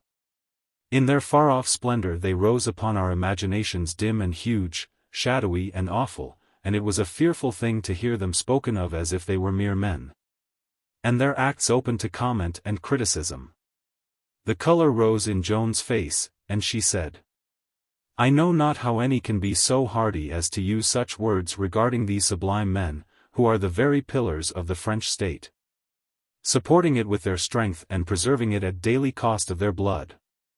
As for me, I could count myself honored past all deserving if I might be allowed but the privilege of looking upon them once, at a distance, I mean.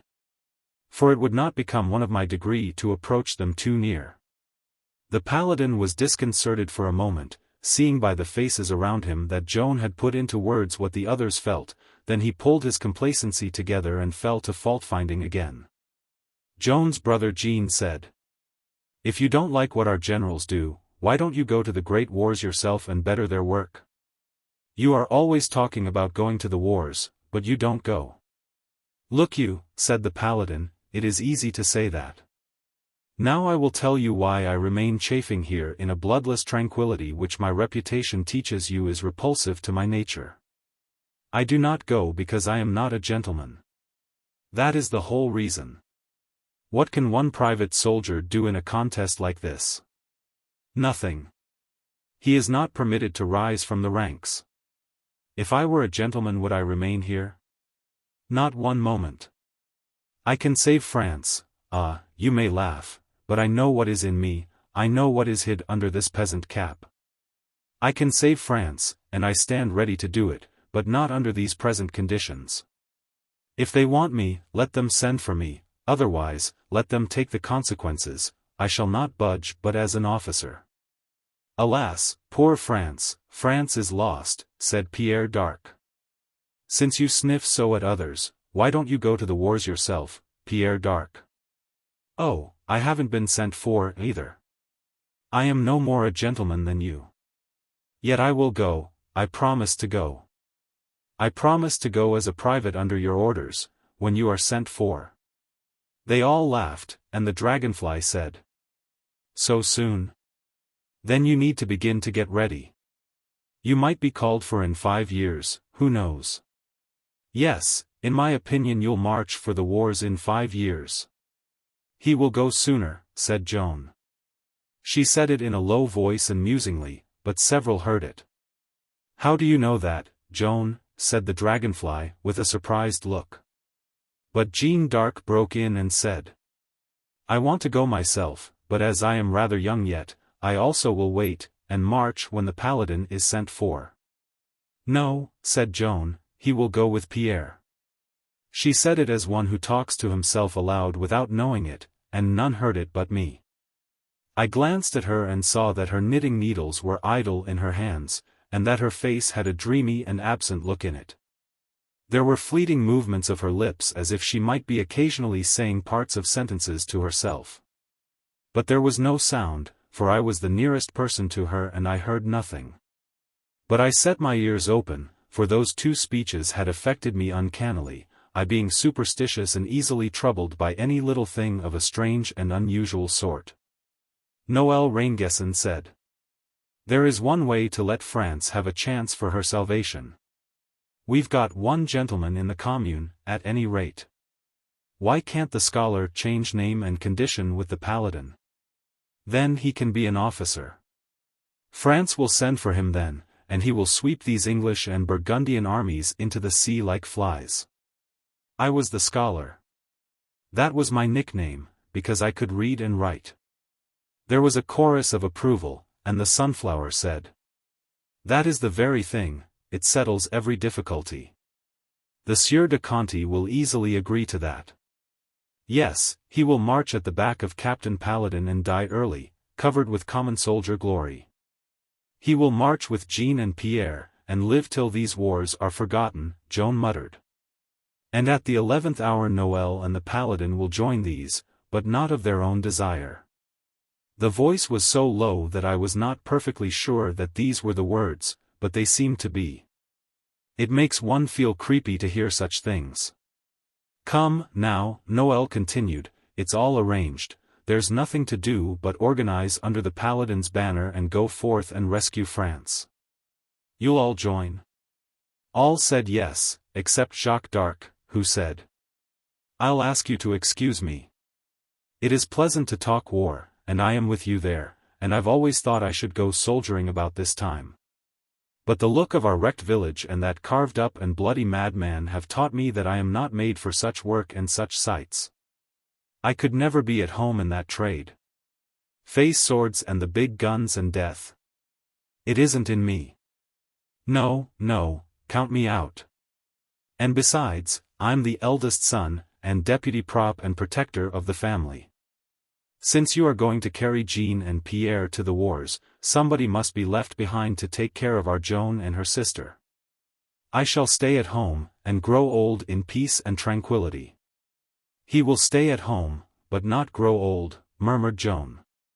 The talk rattled on in the gay and careless fashion privileged to youth.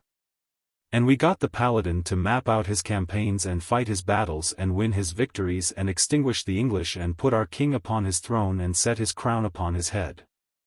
Then we asked him what he was going to answer when the king should require him to name his reward. The Paladin had it all arranged in his head, and brought it out promptly. He shall give me a dukedom, name me premier peer, and make me hereditary Lord High Constable of France. And marry you to a princess. You're not going to leave that out, are you? The Paladin colored a trifle, and said, brusquely. He may keep his princesses, I can marry more to my taste. Meaning Joan, though nobody suspected it at that time. If any had, the Paladin would have been finely ridiculed for his vanity. There was no fit mate in that village for Joan of Arc. Everyone would have said that.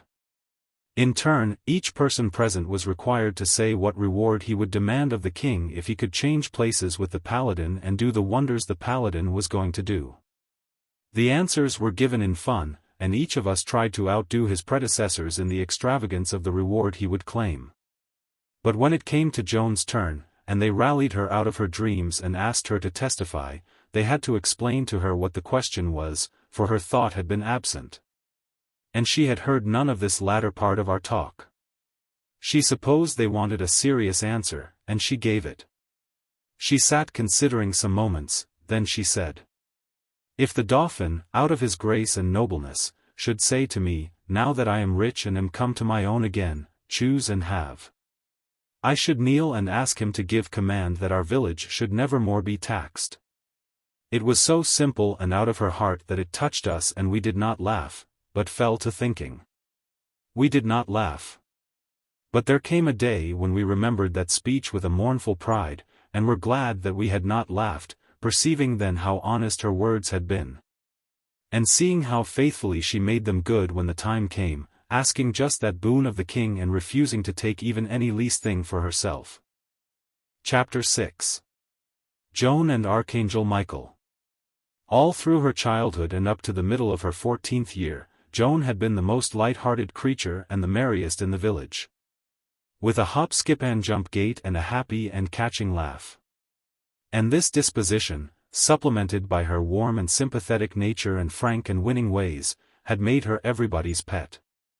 She had been a hot patriot all this time, and sometimes the war news had sobered her spirits and wrung her heart and made her acquainted with tears.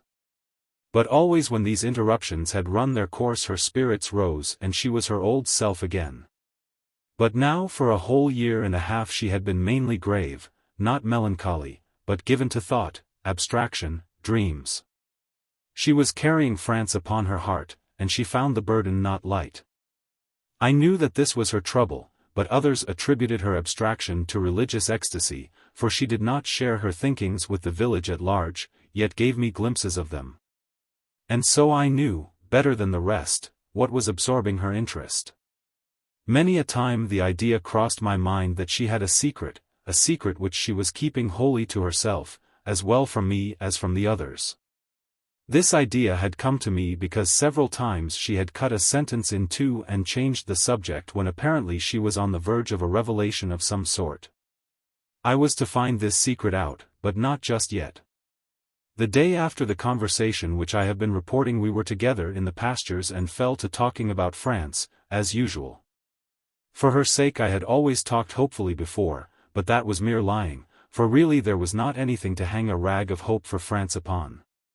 Now it was such a pain to lie to her, and cost me such shame to offer this treachery to one so snow-pure from lying and treachery, and even from suspicion of such baseness in others, as she was, that I was resolved to face about now and begin over again, and never insult her more with deception. I started on the new policy by saying, still opening up with a small lie, of course, for habit is habit, and not to be flung out of the window by any man, but coaxed downstairs a step at a time. Joan, I have been thinking the thing all over last night, and have concluded that we have been in the wrong all this time. That the case of France is desperate, that it has been desperate ever since Agincourt, and that today it is more than desperate, it is hopeless. I did not look her in the face while I was saying it. It could not be expected of a person. To break her heart, to crush her hope with a so frankly brutal speech as that, without one charitable soft place in it, it seemed a shameful thing, and it was. But when it was out, the weight gone, and my conscience rising to the surface, I glanced at her face to see the result. There was none to see. At least none that I was expecting.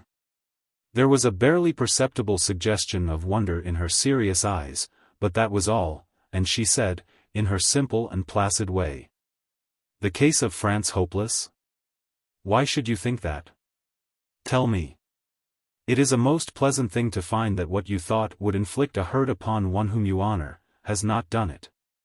I was relieved now, and could say all my say without any furtivenesses and without embarrassment.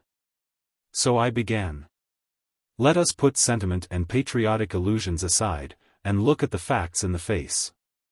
What do they say? They speak as plainly as the figures in a merchant's account book. One has only to add the 2 columns up to see that the French house is bankrupt. That one half of its property is already in the English sheriff's hands and the other half in nobody's, except those of irresponsible raiders and robbers confessing allegiance to nobody. Our king is shut up with his favorites and fools in inglorious idleness and poverty in a narrow little patch of the kingdom, a sort of back lot, as one may say, and has no authority there or anywhere else, hasn't a farthing to his name, nor a regiment of soldiers. He is not fighting, he is not intending to fight, he means to make no further resistance. In truth, there is but one thing that he is intending to do, give the whole thing up, pitch his crown into the sewer, and run away to Scotland. There are the facts. Are they correct? Yes, they are correct. Then it is as I have said, one needs but to add them together in order to realize what they mean. She asked, in an ordinary, level tone. What, that the case of France is hopeless? Necessarily. In face of these facts, doubt of it is impossible. How can you say that? How can you feel like that? How can I? How could I think or feel in any other way, in the circumstances?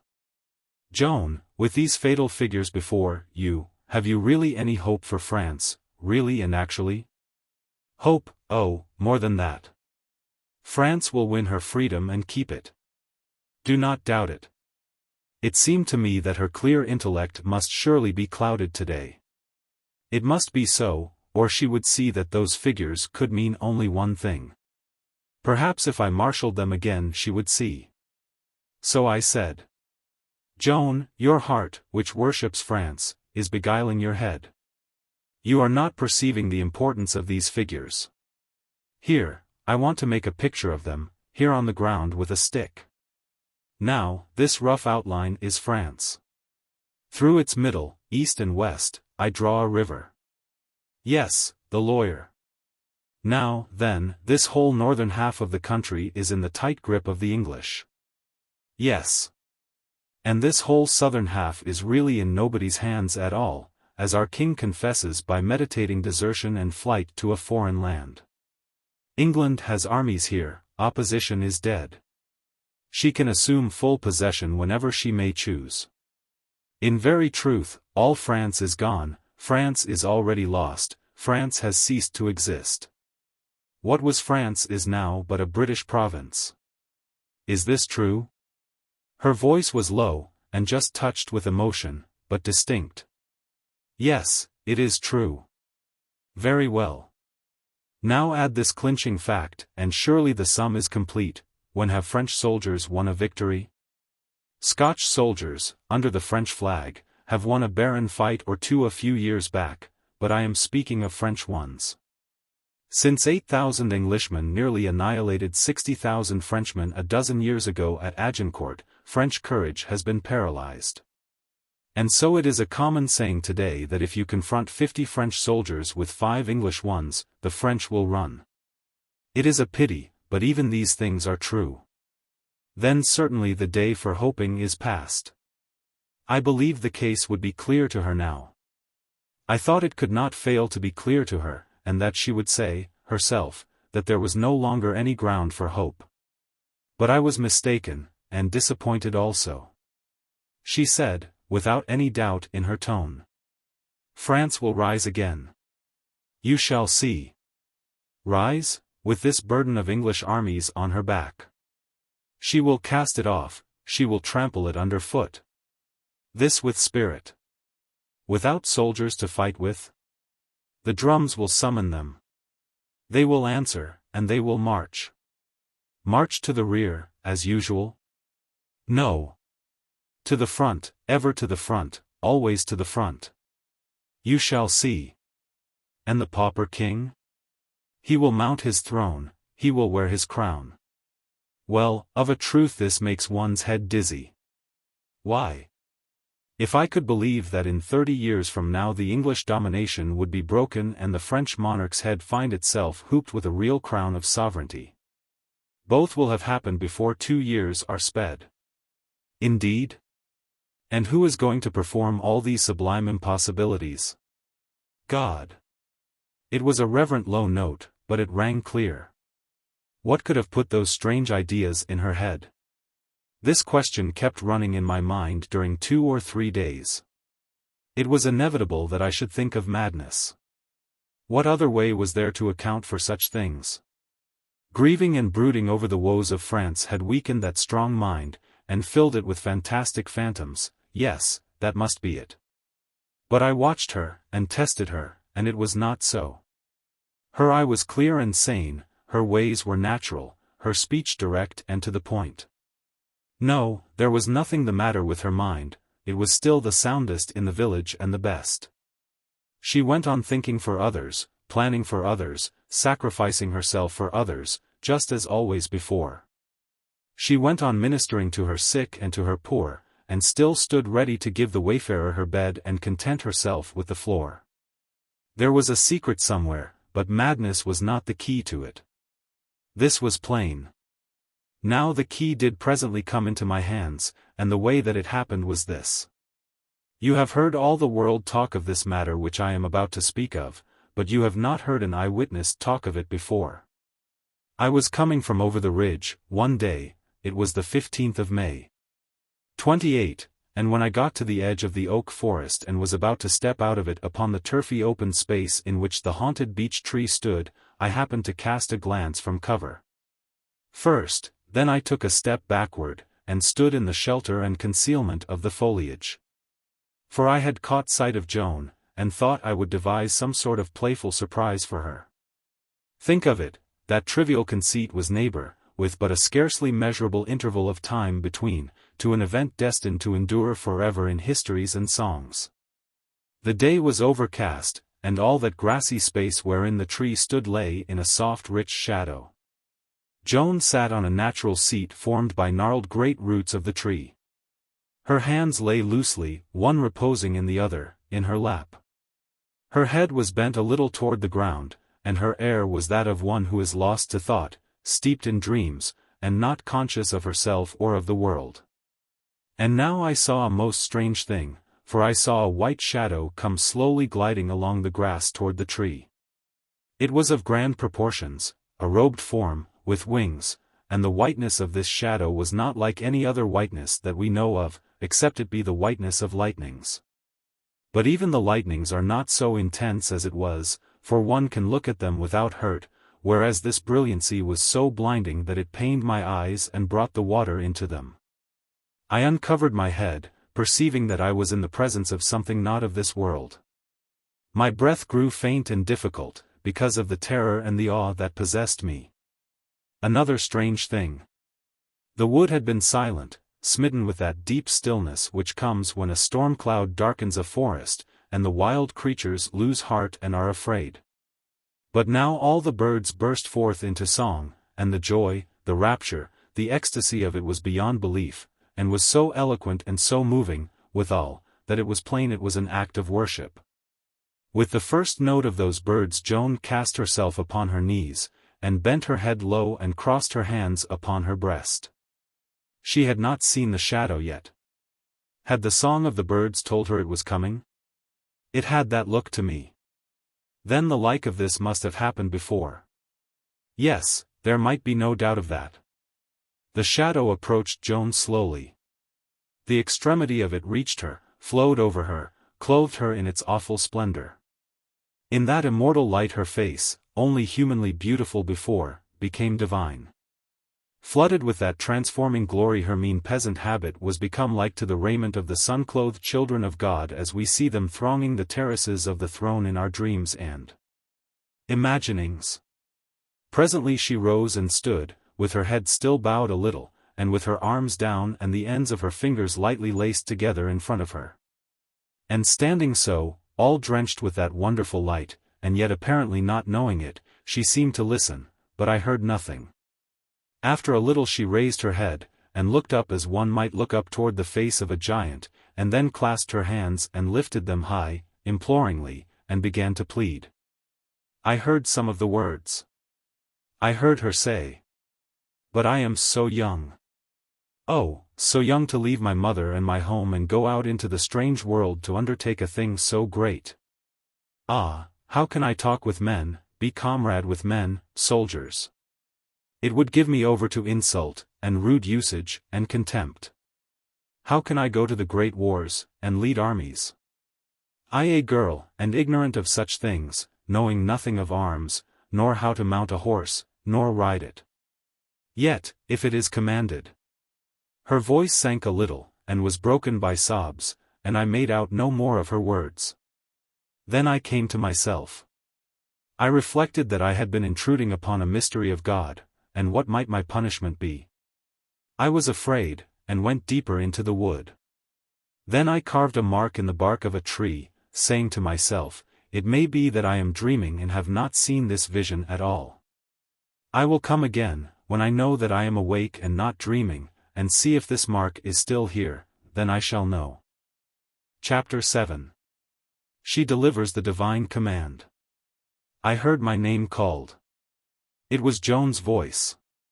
It startled me, for how could she know I was there?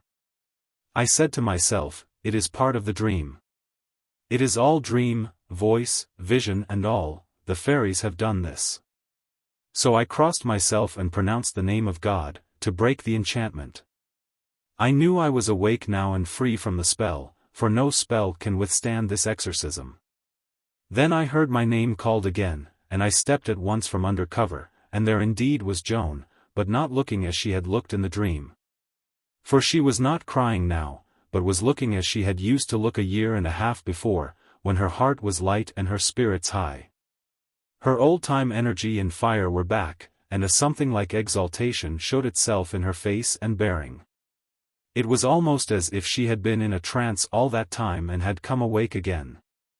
Really, it was just as if she had been away and lost, and was come back to us at last. And I was so glad that I felt like running to call everybody and have them flock around her and give her welcome. I ran to her excited and said, "Ah, Joan, I've got such a wonderful thing to tell you about.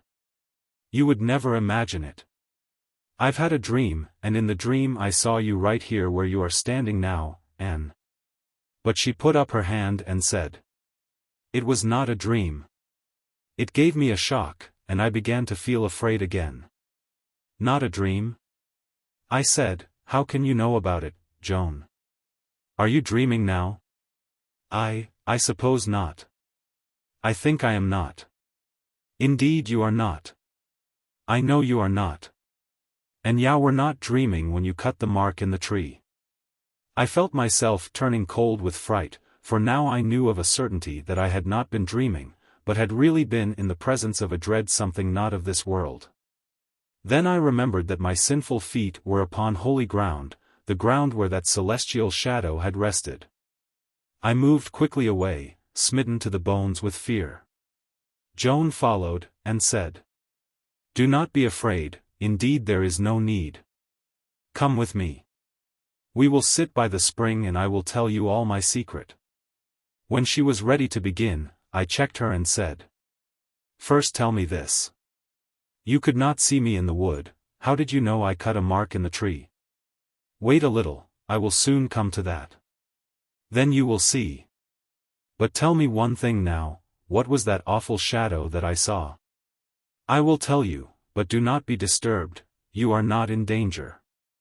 It was the shadow of an archangel, Michael, the chief and lord of the armies of heaven. I could but cross myself and tremble for having polluted that ground with my feet." "You were not afraid, Joan? Did you see his face, did you see his form?" "Yes, I was not afraid, because this was not the first time. I was afraid the first time." "When was that, Joan?" "It is nearly 3 years ago now." "So long? Have you seen him many times?" "Yes, many times." "It is this, then, that has changed you. It was this that made you thoughtful and not as you were before." "I see it now." "Why did you not tell us about it?" "It was not permitted. It is permitted now, and soon I shall tell all. But only you, now. It must remain a secret for a few days still. Has none seen that white shadow before but me?" "No one.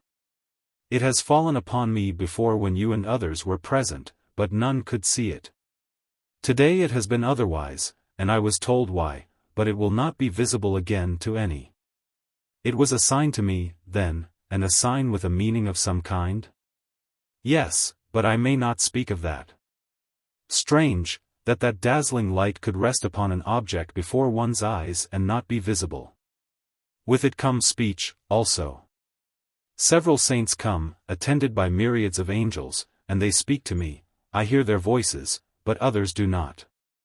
They are very dear to me, my voices, that is what I call them to myself." "Joan, what do they tell you?"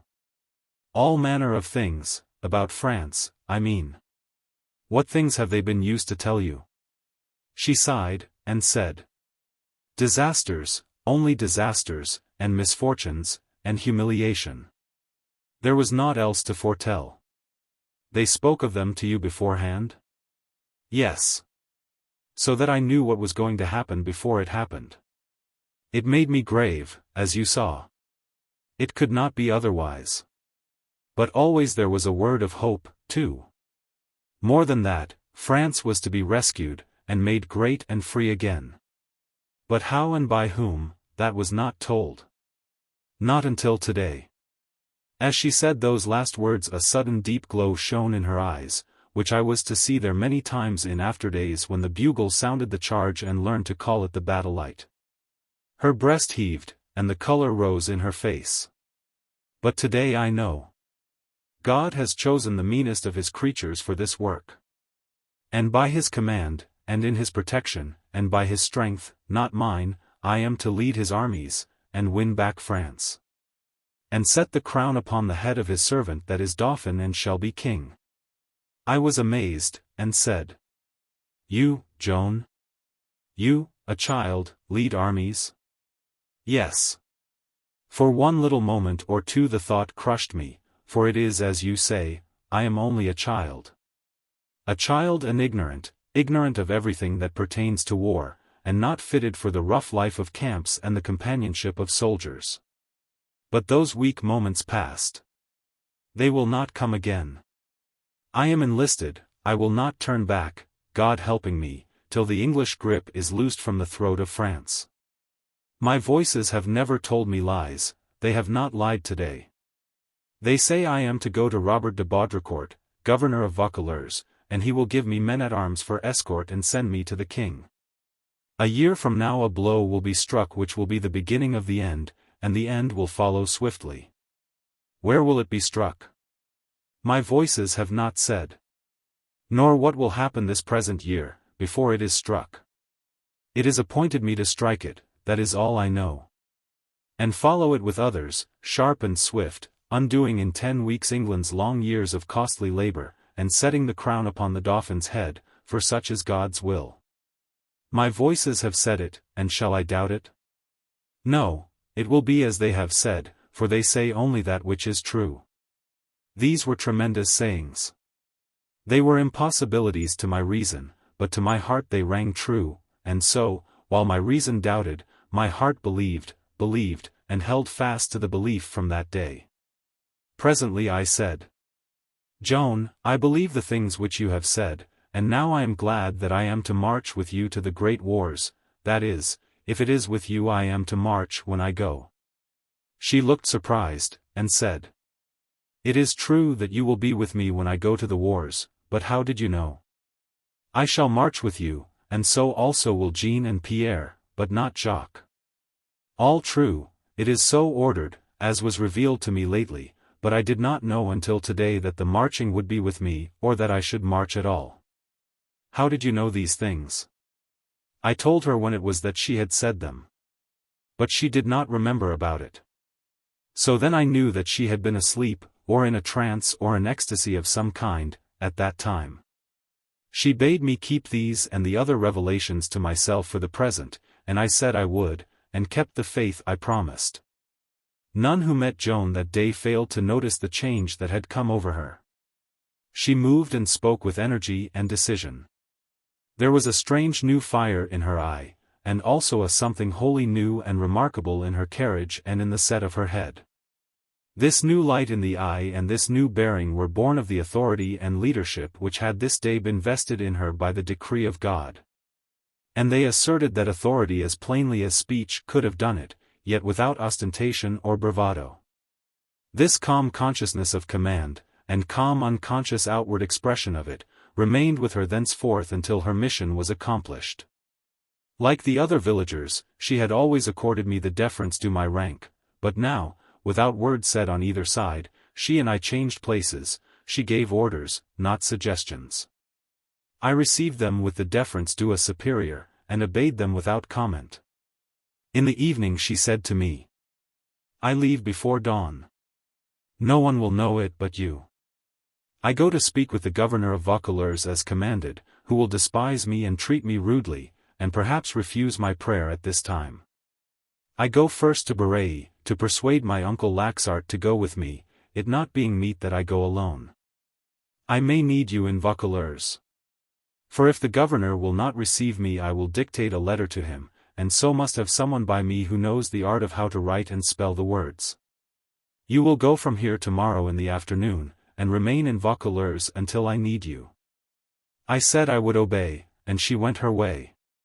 You see how clear a head she had, and what a just and level judgment. She did not order me to go with her, no, she would not subject her good name to gossiping remark. She knew that the governor, being a noble, would grant me, another noble, audience, but no, you see, she would not have that, either. A poor peasant girl presenting a petition through a young nobleman, how would that look? She always protected her modesty from hurt. And so, for reward, she carried her good name unsmirched to the end.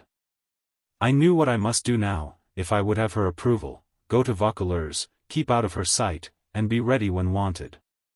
I went the next afternoon, and took an obscure lodging, the next day I called at the castle and paid my respects to the governor, who invited me to dine with him at noon of the following day. He was an ideal soldier of the time, tall, brawny, grey-headed, rough, full of strange oaths acquired here and there and yonder in the wars and treasured as if they were decorations. He had been used to the camp all his life, and to his notion war was God's best gift to man. He had his steel cuirass on, and wore boots that came above his knees, and was equipped with a huge sword. And when I looked at this martial figure, and heard the marvelous oaths, and guessed how little of poetry and sentiment might be looked for in this quarter, I hoped the little peasant girl would not get the privilege of confronting this battery, but would have to content herself with the dictated letter. I came again to the castle the next day at noon, and was conducted to the great dining hall and seated by the side of the governor at a small table which was raised a couple of steps higher than the general table. At the small table sat several other guests besides myself, and at the general table sat the chief officers of the garrison. At the entrance door stood a guard of halberdiers, in morion and breastplate. As for talk, there was but one topic, of course, the desperate situation of France. There was a rumor, someone said, that Salisbury was making preparations to march against Orleans. It raised a turmoil of excited conversation, and opinions fell thick and fast. Some believed he would march at once, others that he could not accomplish the investment before fall, others that the siege would be long, and bravely contested.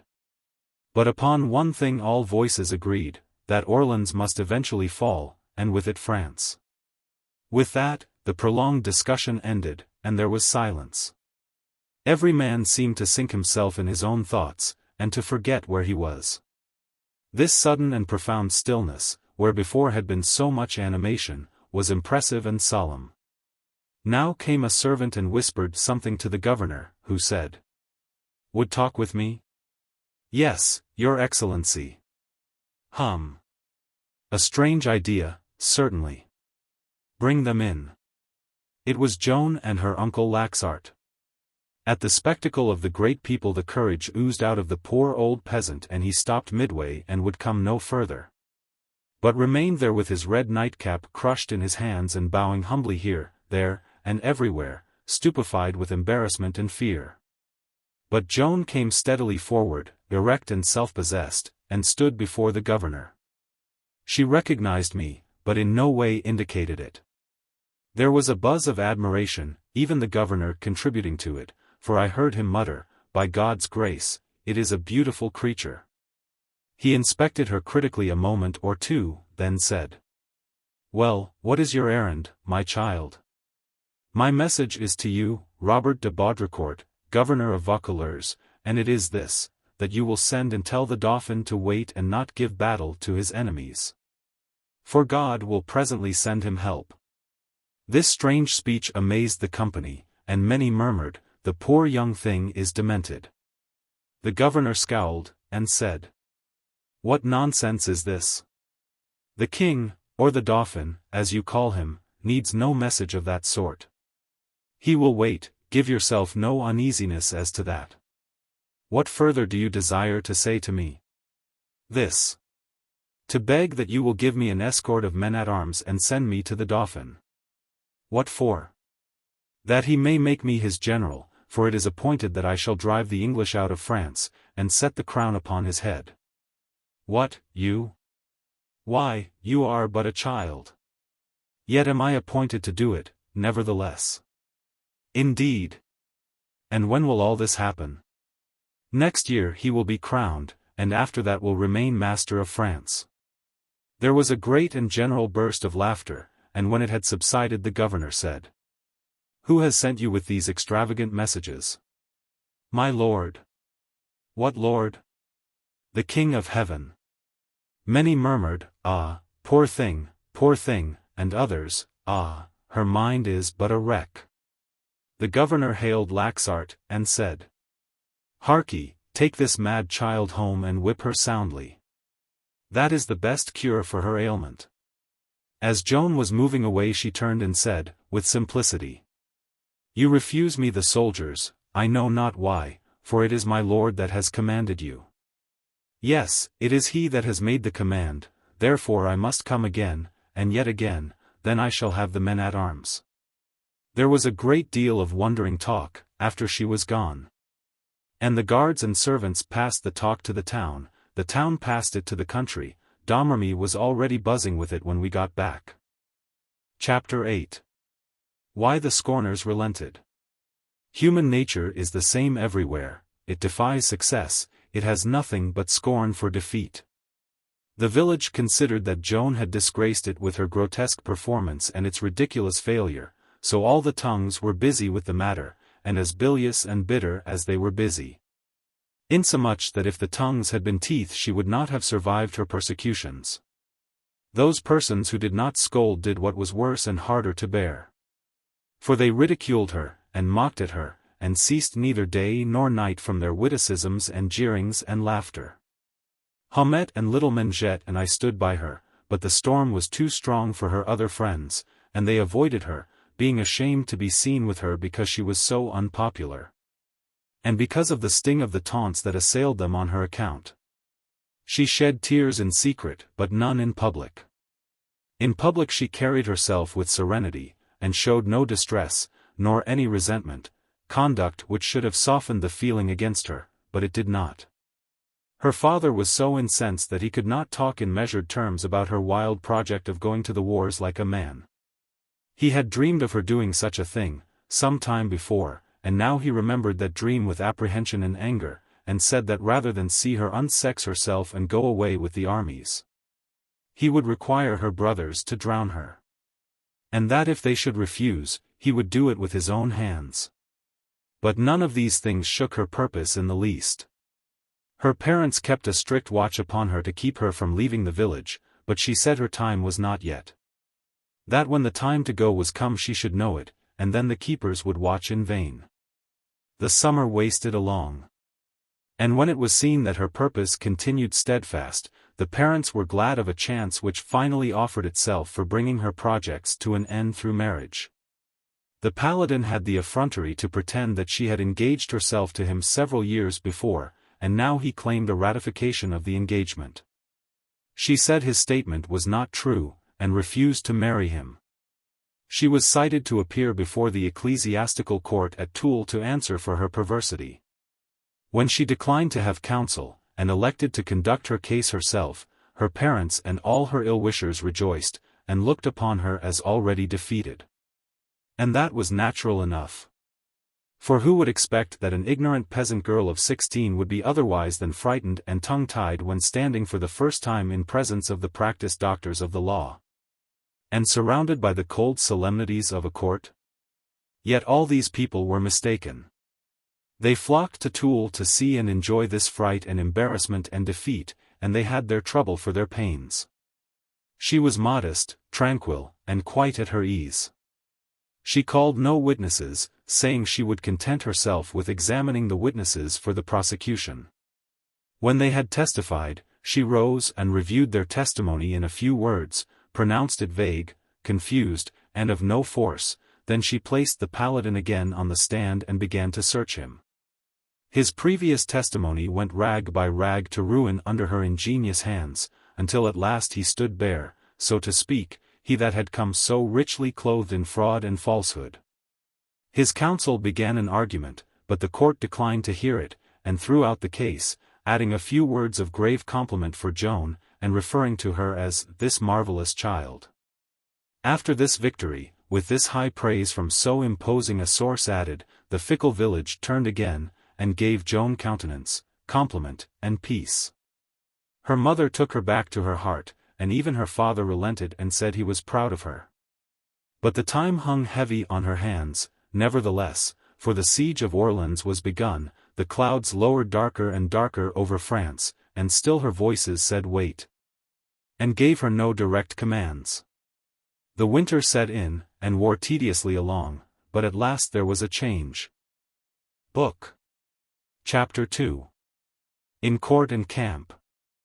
Chapter 1. Joan says goodbye. The 5th of January 1429, Joan came to me with her uncle Laxart, and said, "The time is come. My voices are not vague now, but clear, and they have told me what to do. In 2 months I shall be with the Dauphin. Her spirits were high, and her bearing martial. I caught the infection and felt a great impulse stirring in me that was like what one feels when he hears the roll of the drums and the tramp of marching men. I believe it, I said. I also believe it, said Laxart. If she had told me before, that she was commanded of God to rescue France, I should not have believed. I should have let her seek the governor by her own ways and held myself clear of meddling in the matter, not doubting she was mad. But I have seen her stand before those nobles and mighty men unafraid, and say her say, and she had not been able to do that but by the help of God. That I know. Therefore with all humbleness I am at her command, to do with me as she will. My uncle is very good to me, Joan said. I sent and asked him to come and persuade my mother to let him take me home with him to tend his wife, who is not well. It is arranged, and we go at dawn tomorrow. From his house I shall go soon to Vaucouleurs, and wait and strive until my prayer is granted. Who were the 2 cavaliers who sat to your left at the governor's table that day? One was the Sieur Jean de Novelonpont de Metz, the other the Sieur Bertrand de Poulengy. Good metal, both. I marked them for men of mine. What is it I see in your face? Doubt?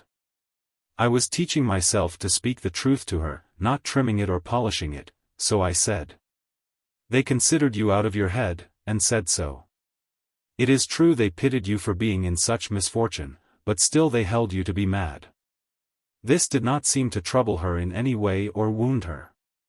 She only said, the wise change their minds when they perceive that they have been in error. These will.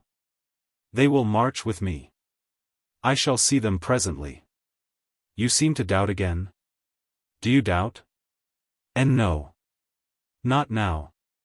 I was remembering that it was a year ago, and that they did not belong here, but only chanced to stop a day on their journey. They will come again.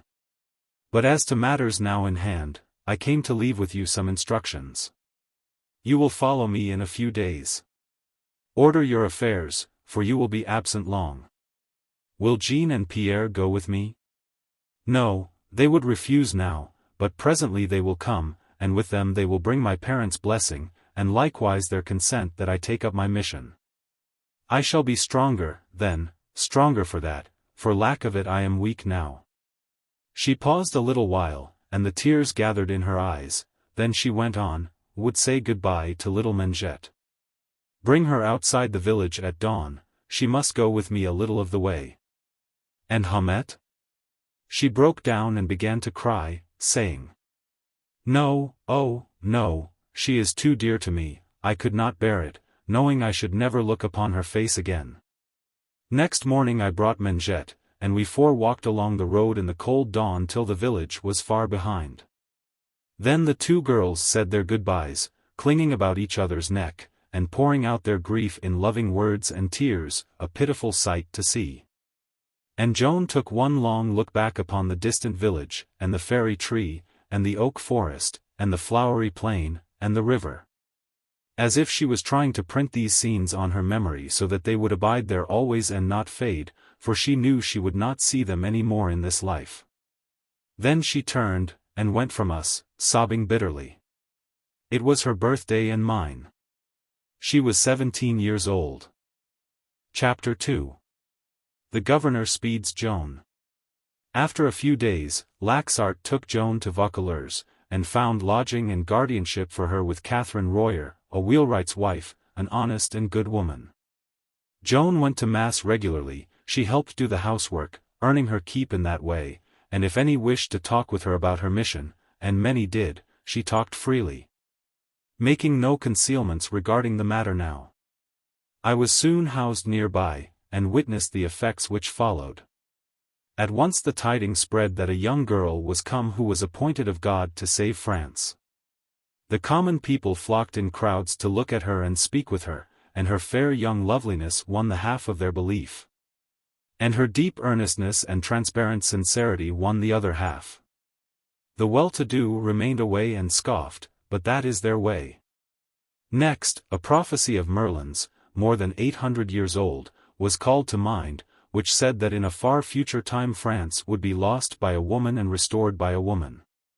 France was now, for the first time, lost, and by a woman, Isabel of Bavaria, her base queen. Doubtless this fair and pure young girl was commissioned of heaven to complete the prophecy. This gave the growing interest a new and powerful impulse, the excitement rose higher and higher, and hope and faith along with it. And so from Vaucouleurs wave after wave of this inspiring enthusiasm flowed out over the land, far and wide, invading all the villages and refreshing and revivifying the perishing children of France. And from these villages came people who wanted to see for themselves, hear for themselves, and they did see and hear, and believe. They filled the town, they more than filled it. Inns and lodgings were packed, and yet half of the inflow had to go without shelter. And still they came, winter as it was, for when a man's soul is starving, what does he care for meat and roof so he can but get that nobler hunger fed? Day after day, and still day after day the great tide rose. Domremy was dazed, amazed, stupefied, and said to itself, was this world wonder in our familiar midst all these years and we too dull to see it? Jean and Pierre went out from the village, stared at and envied like the great and fortunate of the earth, and their progress to Vaucouleurs was like a triumph. All the countryside flocking to see and salute the brothers of one with whom angels had spoken face to face, and into whose hands by command of God they had delivered the destinies of France. The brothers brought the parents' blessing and Godspeed to Joan, and their promise to bring it to her in person later. And so, with this culminating happiness in her heart and the high hope it inspired, she went and confronted the governor again. But he was no more tractable than he had been before. He refused to send her to the king. She was disappointed, but in no degree discouraged. She said, I must still come to you until I get the men-at-arms. For so it is commanded, and I may not disobey.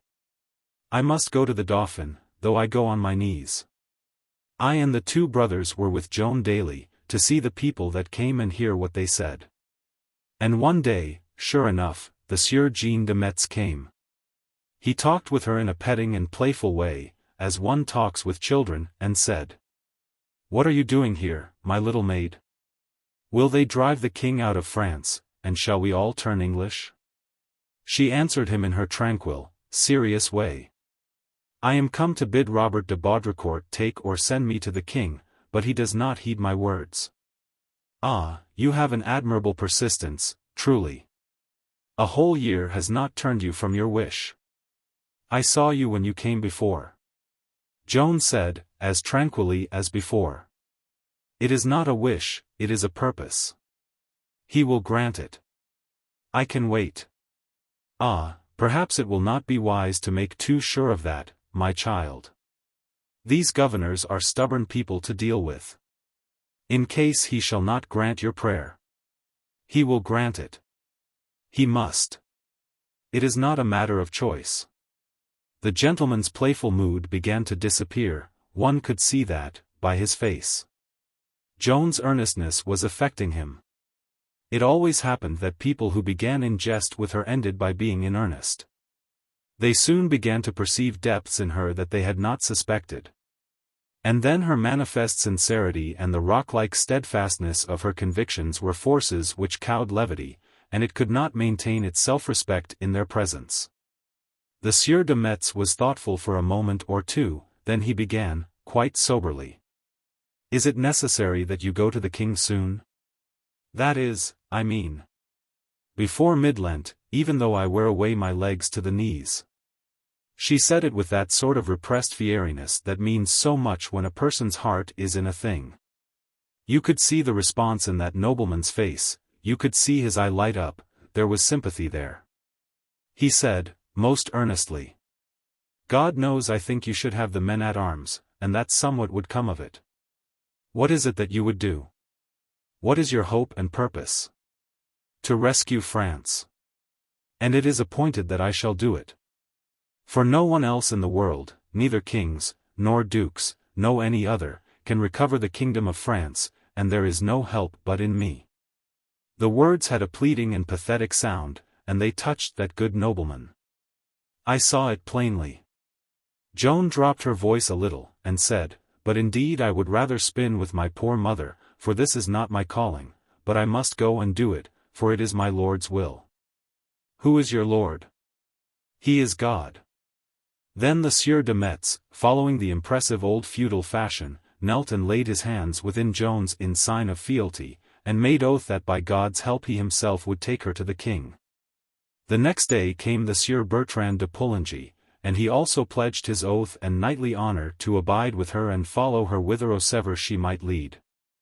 This day, too, toward evening, a great rumor went flying abroad through the town, namely, that the very governor himself was going to visit the young girl in her humble lodgings.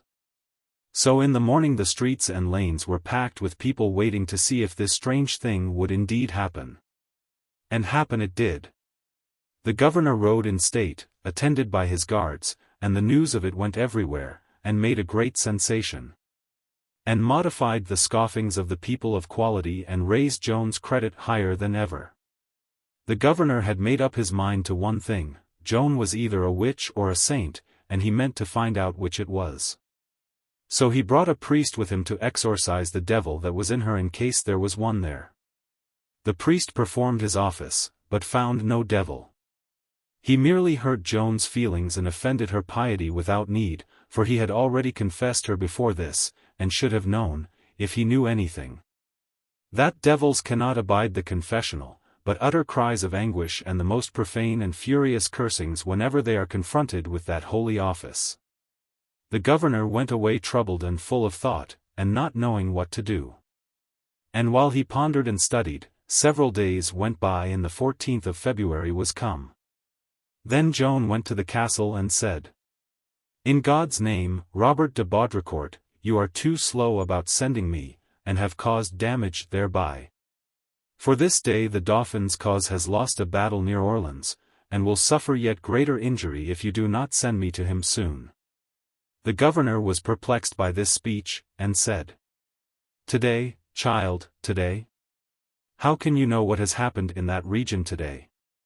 It would take 8 or 10 days for the word to come. My voices have brought the word to me, and it is true. A battle was lost today, and you are in fault to delay me so." The governor walked the floor a while, talking within himself, but letting a great oath fall outside now and then, and finally he said, "Harkee. Go in peace, and wait. If it shall turn out as you say, I will give you the letter and send you to the king, and not otherwise." Joan said with fervor, "Now God be thanked, these waiting days are almost done. In 9 days you will fetch me the letter." Already the people of Vaucouleurs had given her a horse and had armed and equipped her as a soldier. She got no chance to try the horse and see if she could ride it, for her great first duty was to abide at her post and lift up the hopes and spirits of all who would come to talk with her, and prepare them to help in the rescue and regeneration of the kingdom. This occupied every waking moment she had. But it was no matter. There was nothing she could not learn, and in the briefest time, too. Her horse would find this out in the first hour. Meantime the brothers and I took the horse in turn and began to learn to ride. And we had teaching in the use of the sword and other arms also. On the 20th Joan called her small army together, the 2 knights and her 2 brothers and me, for a private council of war. No, it was not a council, that is not the right name, for she did not consult with us, she merely gave us orders. She mapped out the course she would travel toward the king, and did it like a person perfectly versed in geography. And this itinerary of daily marches was so arranged as to avoid here and there peculiarly dangerous regions by flank movements, which showed that she knew her political geography as intimately as she knew her physical geography. Yet she had never had a day's schooling, of course, and was without education. I was astonished, but thought her voices must have taught her. But upon reflection I saw that this was not so. By her references to what this and that and the other person had told her, I perceived that she had been diligently questioning those crowds of visiting strangers.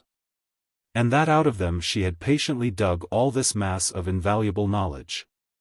The two knights were filled with wonder at her good sense and sagacity. She commanded us to make preparations to travel by night and sleep by day in concealment, as almost the whole of our long journey would be through the enemy's country. Also, she commanded that we should keep the date of our departure a secret, since she meant to get away unobserved. Otherwise we should be sent off with a grand demonstration which would advertise us to the enemy, and we should be ambushed and captured somewhere. Finally she said, "Nothing remains, now, but that I confide to you the date of our departure, so that you may make all needful preparation in time, leaving nothing to be done in haste and badly at the last moment." We marched the 23rd, at 11 of the clock at night. Then we were dismissed. The two knights were startled, yes, and troubled. And the Sieur Bertrand said, "Even if the governor shall really furnish the letter and the escort, he still may not do it in time to meet the date she has chosen. Then how can she venture to name that date? It is a great risk to select and decide upon the date, in this state of uncertainty." I said, "Since she has named the 23rd, we may trust her. The voices have told her, I think. We shall do best to obey." We did obey. Joan's parents were notified to come before the 23rd, but prudence forbade that they be told why this limit was named. All day, the 23rd, she glanced up wistfully whenever new bodies of strangers entered the house, but her parents did not appear. Still she was not discouraged, but hoped on. But when night fell at last, her hopes perished, and the tears came. However, she dashed them away, and said, "It was to be so, no doubt it was so ordered, I must bear it, and will." De Metz tried to comfort her by saying, "The governor sends no word, it may be that they will come tomorrow, and—" He got no further, for she interrupted him, saying, "To what good end? We start at 11 tonight." And it was so. At 10 the governor came, with his guard and arms, with horses and equipment for me and for the brothers, and gave Joan a letter to the king. Then he took off his sword, and belted it about her waist with his own hands, and said, "You said true, child. The battle was lost, on the day you said. So I have kept my word. Now go, come of it what may." Joan gave him thanks, and he went his way. The lost battle was the famous disaster that is called in history the Battle of the Herrings.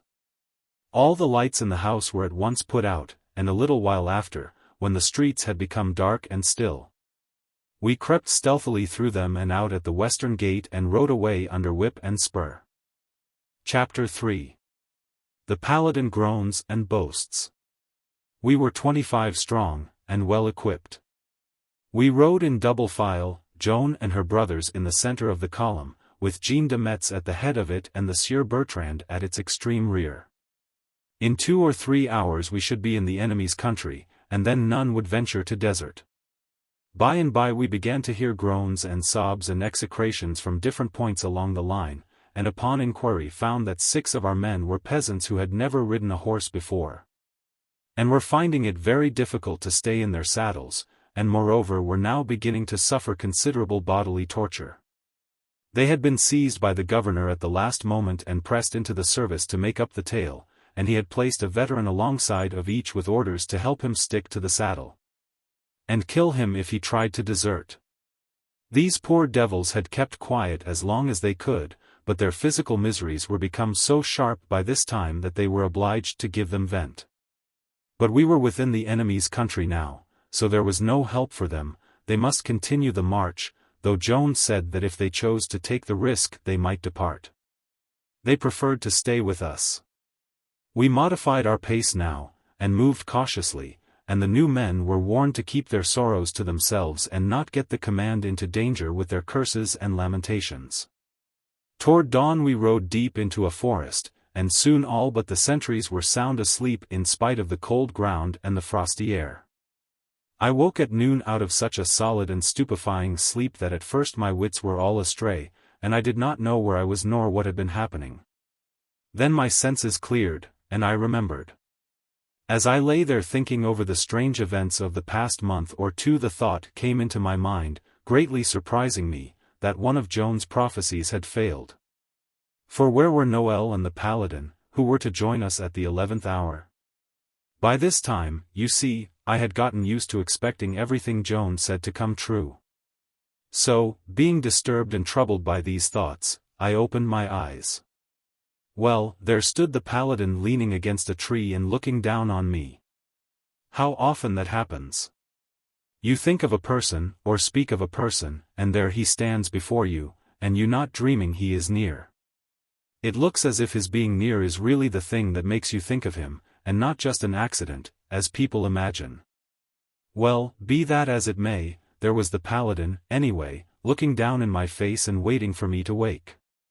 I was ever so glad to see him, and jumped up and shook him by the hand, and led him a little way from the camp, he limping like a cripple, and told him to sit down, and said, "Now, where have you dropped down from? And how did you happen to light in this place? And what do the soldier clothes mean? Tell me all about it." He answered, "I marched with you last night."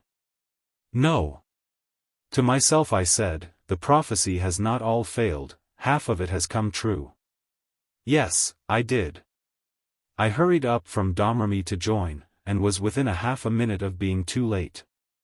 In fact, I was too late, but I begged so hard that the governor was touched by my brave devotion to my country's cause, those are the words he used, and so he yielded, and allowed me to come. I thought to myself, this is a lie, he is one of those 6 the governor recruited by force at the last moment. I know it, for Joan's prophecy said he would join at the 11th hour, but not by his own desire. Then I said aloud, "I am glad you came. It is a noble cause, and one should not sit at home in times like these." Sit at home. I could no more do it than the thunderstone could stay hid in the clouds when the storm calls it. That is the right talk. It sounds like you. That pleased him. I'm glad you know me. Some don't. But they will, presently. They will know me well enough before I get done with this war. That is what I think.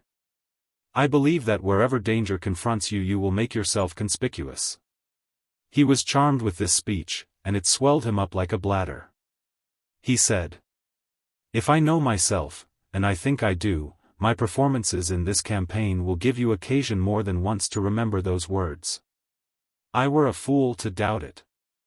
That I know.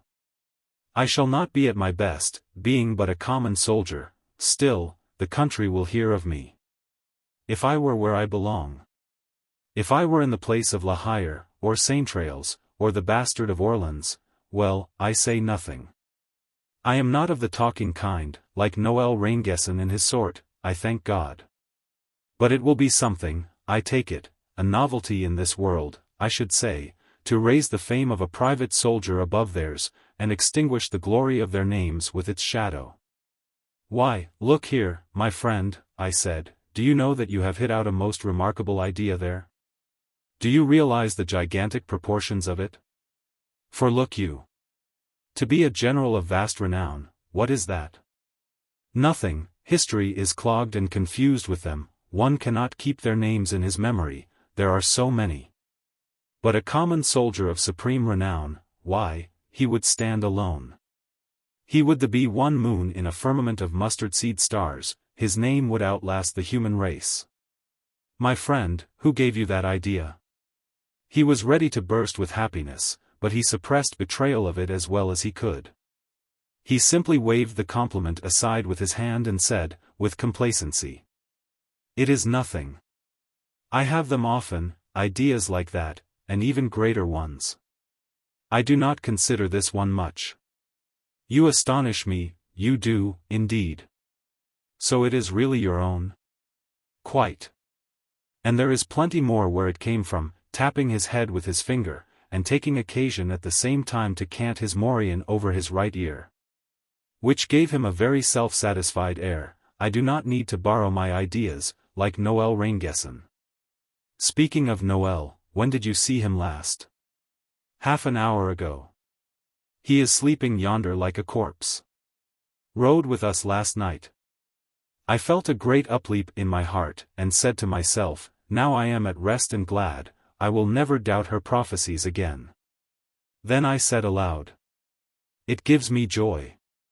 It makes me proud of our village. There is not keeping our lion hearts at home in these great times, I see that. Lion heart. Who, that baby? Why, he begged like a dog to be let off. Cried, and said he wanted to go to his mother. Him a lion heart, that tumblebug. Dear me, why I supposed he volunteered, of course. Didn't he? Oh, yes, he volunteered the way people do to the headsman. Why, when he found I was coming up from Domremy to volunteer, he asked me to let him come along in my protection, and see the crowds and the excitement. Well, we arrived and saw the torches filing out at the castle, and ran there, and the governor had him seized, along with 4 more, and he begged to be let off, and I begged for his place.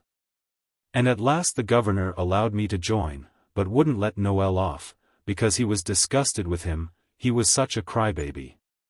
Yes, and much good he'll do the king's service, he'll eat for 6 and run for 16. I hate a pygmy with half a heart and 9 stomachs. Why, this is very surprising news to me, and I am sorry and disappointed to hear it. I thought he was a very manly fellow. The paladin gave me an outraged look, and said, I don't see how you can talk like that, I'm sure I don't. I don't see how you could have got such a notion. I don't dislike him, and I'm not saying these things out of prejudice, for I don't allow myself to have prejudices against people. I like him, and have always comrade with him from the cradle, but he must allow me to speak my mind about his faults, and I am willing he shall speak his about mine, if I have any. And, true enough, maybe I have, but I reckon they'll bear inspection, I have that idea, anyway. A manly fellow. You should have heard him whine and wail and swear, last night, because the saddle hurt him. Why didn't the saddle hurt me? Pooh, I was as much at home in it as if I had been born there. And yet it was the first time I was ever on a horse. All those old soldiers admired my riding, they said they had never seen anything like it. But him, why, they had to hold him on, all the time. An odor as of breakfast came stealing through the wood. The paladin unconsciously inflated his nostrils in lustful response, and got up and limped painfully away, saying he must go and look to his horse. At bottom he was all right and a good-hearted giant, without any harm in him, for it is no harm to bark, if one stops there and does not bite, and it is no harm to be an ass. If one is content to bray and not kick. If this vast structure of brawn and muscle and vanity and foolishness seemed to have a libelous tongue, what of it? There was no malice behind it, and besides, the defect was not of his own creation. It was the work of Noel Raingessen, who had nurtured it, fostered it, built it up and perfected it, for the entertainment he got out of it. His careless light heart had to have somebody to nag and chaff and make fun of, the paladin had only needed development in order to meet its requirements. Consequently the development was taken in hand and diligently attended to and looked after, Nat and Bull fashion, for years, to the neglect and damage of far more important concerns. The result was an unqualified success. Noel prized the society of the paladin above everybody else's, the paladin preferred anybody's to Noel's. The big fellow was often seen with the little fellow, but it was for the same reason that the bull is often seen with the gnat. With the first opportunity, I had a talk with Noel. I welcomed him to our expedition, and said, "It was fine and brave of you to volunteer, Noel." His eye twinkled, and he answered, "Yes, it was rather fine, I think. Still, the credit doesn't all belong to me, I had help." "Who helped you?" "The governor." "How?" "Well, I'll tell you the whole thing. I came up from Domremy to see the crowds and the general show, for I hadn't ever had any experience of such things, of course, and this was a great opportunity, but I hadn't any mind to volunteer. I overtook the paladin on the road and let him have my company the rest of the way, although he did not want it and said so. And while we were gawking and blinking in the glare of the governor's torches, they seized us and 4 more and added us to the escort, and that is really how I came to volunteer. But, after all, I wasn't sorry, remembering how dull life would have been in the village without the Paladin. How did he feel about it? Was he satisfied? I think he was glad. Why? Because he said he wasn't. He was taken by surprise, you see, and it is not likely that he could tell the truth without preparation. Not that he would have prepared, if he had had the chance, for I do not think he would. I am not charging him with that. In the same space of time that he could prepare to speak the truth, he could also prepare to lie. Besides, his judgment would be cool then, and would warn him against fooling with new methods in an emergency. No, I am sure he was glad, because he said he wasn't. Do you think he was very glad? Yes, I know he was. He begged like a slave, and bawled for his mother. He said his health was delicate, and he didn't know how to ride a horse, and he knew he couldn't outlive the first march. But really he wasn't looking as delicate as he was feeling. There was a cask of wine there, a proper lift for 4 men. The governor's temper got afire, and he delivered an oath at him that knocked up the dust where it struck the ground. And told him to shoulder that cask or he would carve him to cutlets and send him home in a basket. The Paladin did it, and that secured his promotion to a privacy in the escort without any further debate. Yes, you seem to make it quite plain that he was glad to join, that is, if your premises are right that you start from. How did he stand the march last night? About as I did. If he made the more noise, it was the privilege of his bulk. We stayed in our saddles because we had help. We are equally lame today, and if he likes to sit down, let him, I prefer to stand. Chapter 4. Joan leads us through the enemy. We were called to quarters and subjected to a searching inspection by Joan. Then she made a short little talk in which she said that even the rude business of war could be conducted better without profanity and other brutalities of speech than with them. And that she should strictly require us to remember and apply this admonition. She ordered half an hour's horsemanship drill for the novices then, and appointed one of the veterans to conduct it. It was a ridiculous exhibition, but we learned something, and Joan was satisfied and complimented us. She did not take any instruction herself or go through the evolutions and maneuvers, but merely sat her horse like a martial little statue and looked on. That was sufficient for her, you see. She would not miss or forget a detail of the lesson, she would take it all in with her eye and her mind. And apply it afterward with as much certainty and confidence as if she had already practiced it. We now made 3 night marches of 12 or 13 leagues each, riding in peace and undisturbed, being taken for a roving band of free companions. Country folk were glad to have that sort of people go by without stopping. Still, they were very wearying marches, and not comfortable, for the bridges were few and the streams many, and as we had to ford them we found the water dismally cold. And afterward had to bed ourselves, still wet, on the frosty or snowy ground, and get warm as we might and sleep if we could, for it would not have been prudent to build fires. Our energies languished under these hardships and deadly fatigues, but Joan's did not. Her step kept its spring and firmness and her eye its fire. We could only wonder at this, we could not explain it. But if we had had hard times before, I know not what to call the 5 nights that now followed, for the marches were as fatiguing, the baths as cold, and we were ambuscaded 7 times in addition. And lost 2 novices and 3 veterans in the resulting fights. The news had leaked out and gone abroad that the inspired Virgin of Vaucouleurs was making for the king with an escort, and all the roads were being watched now. These 5 nights disheartened the command a good deal. This was aggravated by a discovery which Noel made, and which he promptly made known at headquarters.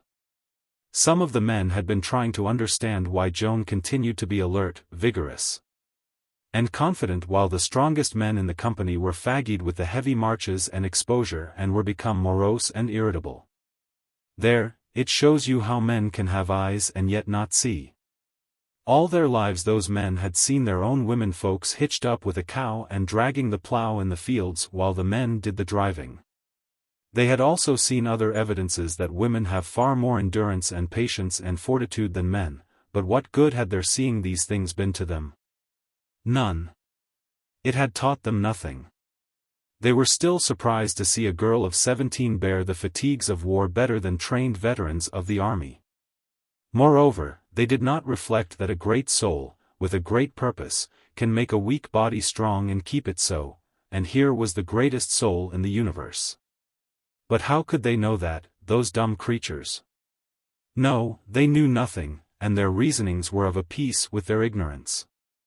They argued and discussed among themselves, with Noel listening, and arrived at the decision that Joan was a witch, and had her strange pluck and strength from Satan.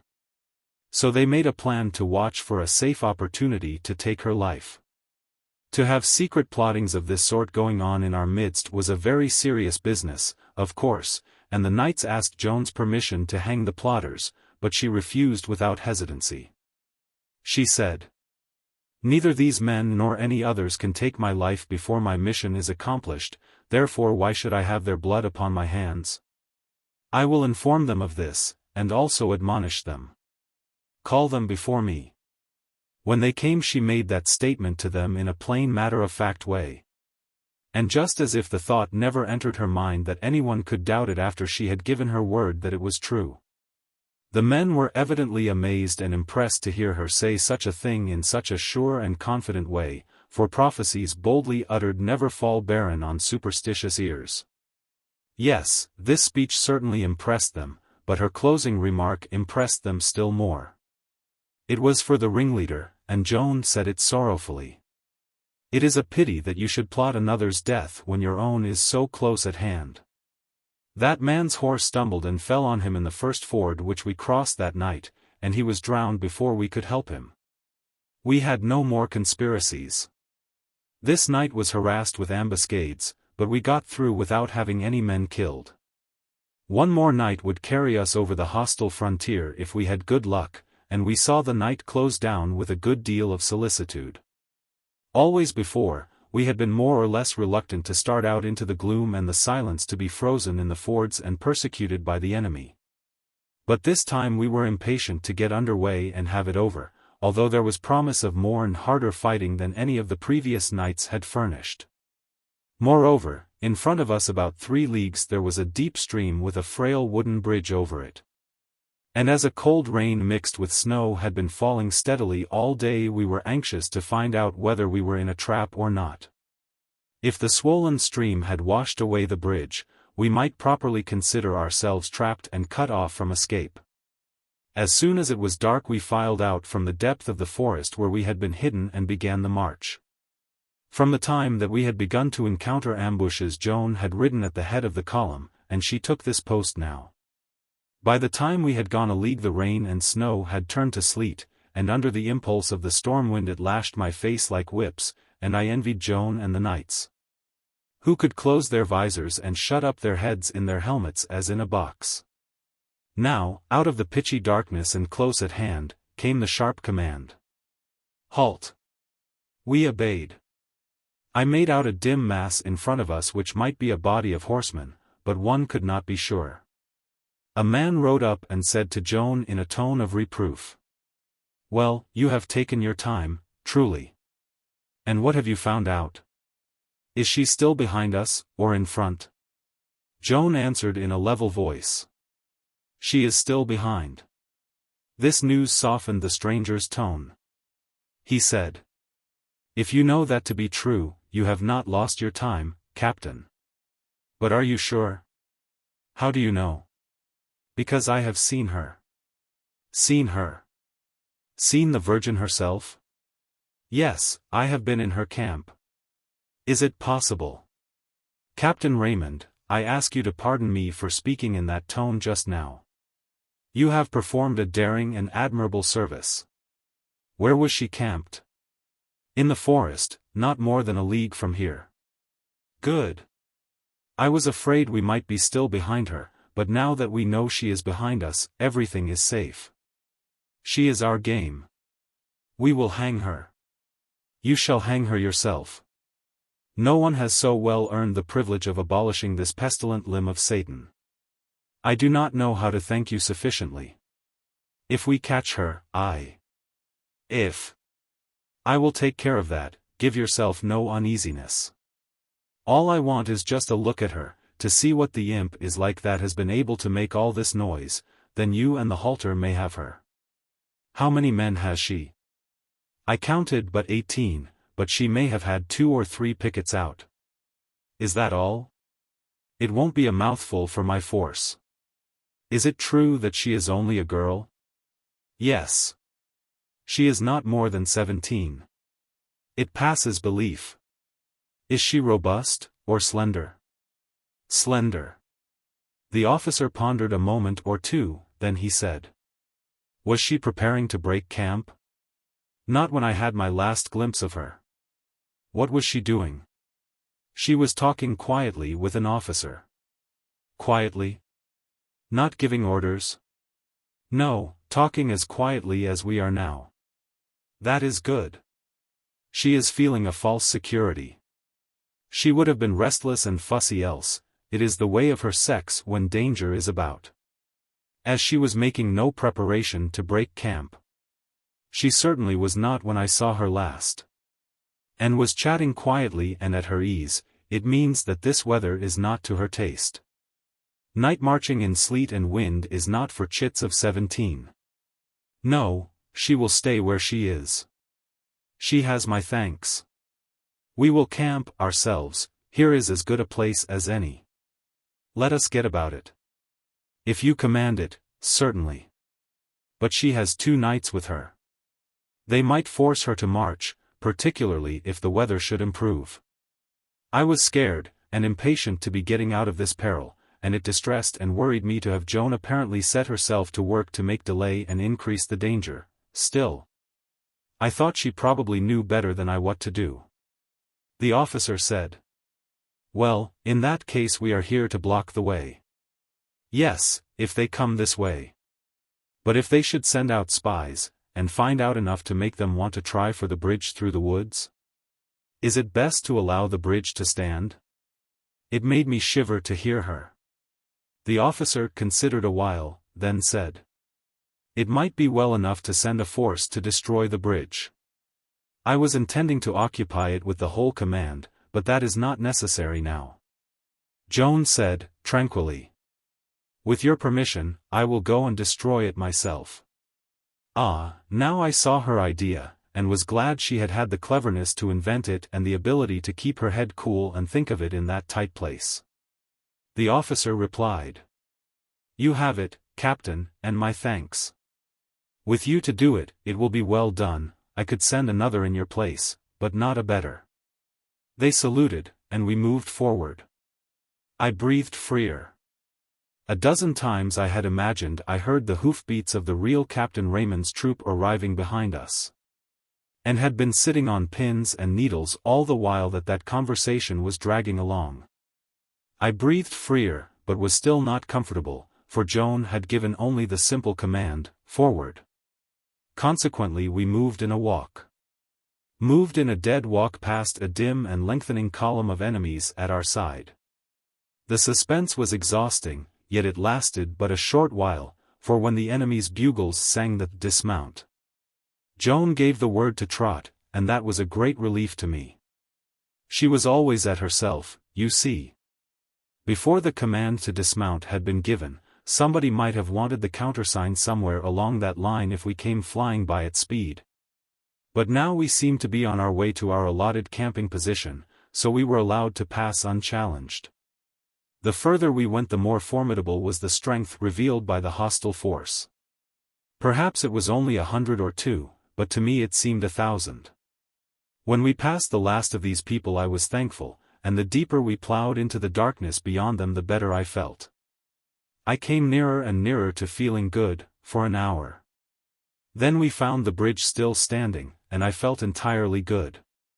We crossed it and destroyed it, and then I felt, but I cannot describe what I felt. One has to feel it himself in order to know what it is like. We had expected to hear the rush of a pursuing force behind us. For we thought that the real Captain Raymond would arrive and suggest that perhaps the troop that had been mistaken for his belonged to the Virgin of Vaucouleurs. But he must have been delayed seriously, for when we resumed our march beyond the river there were no sounds behind us except those which the storm was furnishing. I said that Joan had harvested a good many compliments intended for Captain Raymond, and that he would find nothing of a crop left but a dry stubble of reprimands when he got back. And a commander just in the humor to superintend the gathering of it in.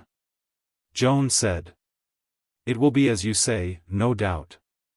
For the commander took a troop for granted, in the night and unchallenged, and would have camped without sending a force to destroy the bridge if he had been left unadvised.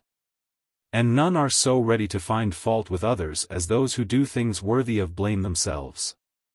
The Sieur Bertrand was amused at Joan's naive way of referring to her advice as if it had been a valuable present to a hostile leader who was saved by it from making a censurable blunder of omission. And then he went on to admire how ingeniously she had deceived that man and yet had not told him anything that was not the truth. This troubled Joan, and she said, "I thought he was deceiving himself. I forbore to tell him lies, for that would have been wrong. But if my truths deceived him, perhaps that made them lies, and I am to blame. I would God I knew if I have done wrong." She was assured that she had done right, and that in the perils and necessities of war deceptions that help one's own cause and hurt the enemy's were always permissible. But she was not quite satisfied with that, and thought that even when a great cause was in danger one ought to have the privilege of trying honorable ways first. Jean said, "Joan, you told us yourself that you were going to Uncle Laxart's to nurse his wife, but you didn't say you were going further, yet you did go on to Vaucouleurs." "There. I see now," said Joan, sorrowfully. "I told no lie, yet I deceived. I had tried all other ways first, but I could not get away, and I had to get away. My mission required it. I did wrong, I think, and am to blame." She was silent a moment, turning the matter over in her mind, then she added, with quiet decision, "But the thing itself was right, and I would do it again." It seemed an overnice distinction, but nobody said anything. If we had known her as well as she knew herself, and as her later history revealed her to us, we should have perceived that she had a clear meaning there. And that her position was not identical with ours, as we were supposing, but occupied a higher plane. She would sacrifice herself, and her best self, that is, her truthfulness, to save her cause, but only that, she would not buy her life at that cost. Whereas our war ethics permitted the purchase of our lives, or any mere military advantage, small or great, by deception.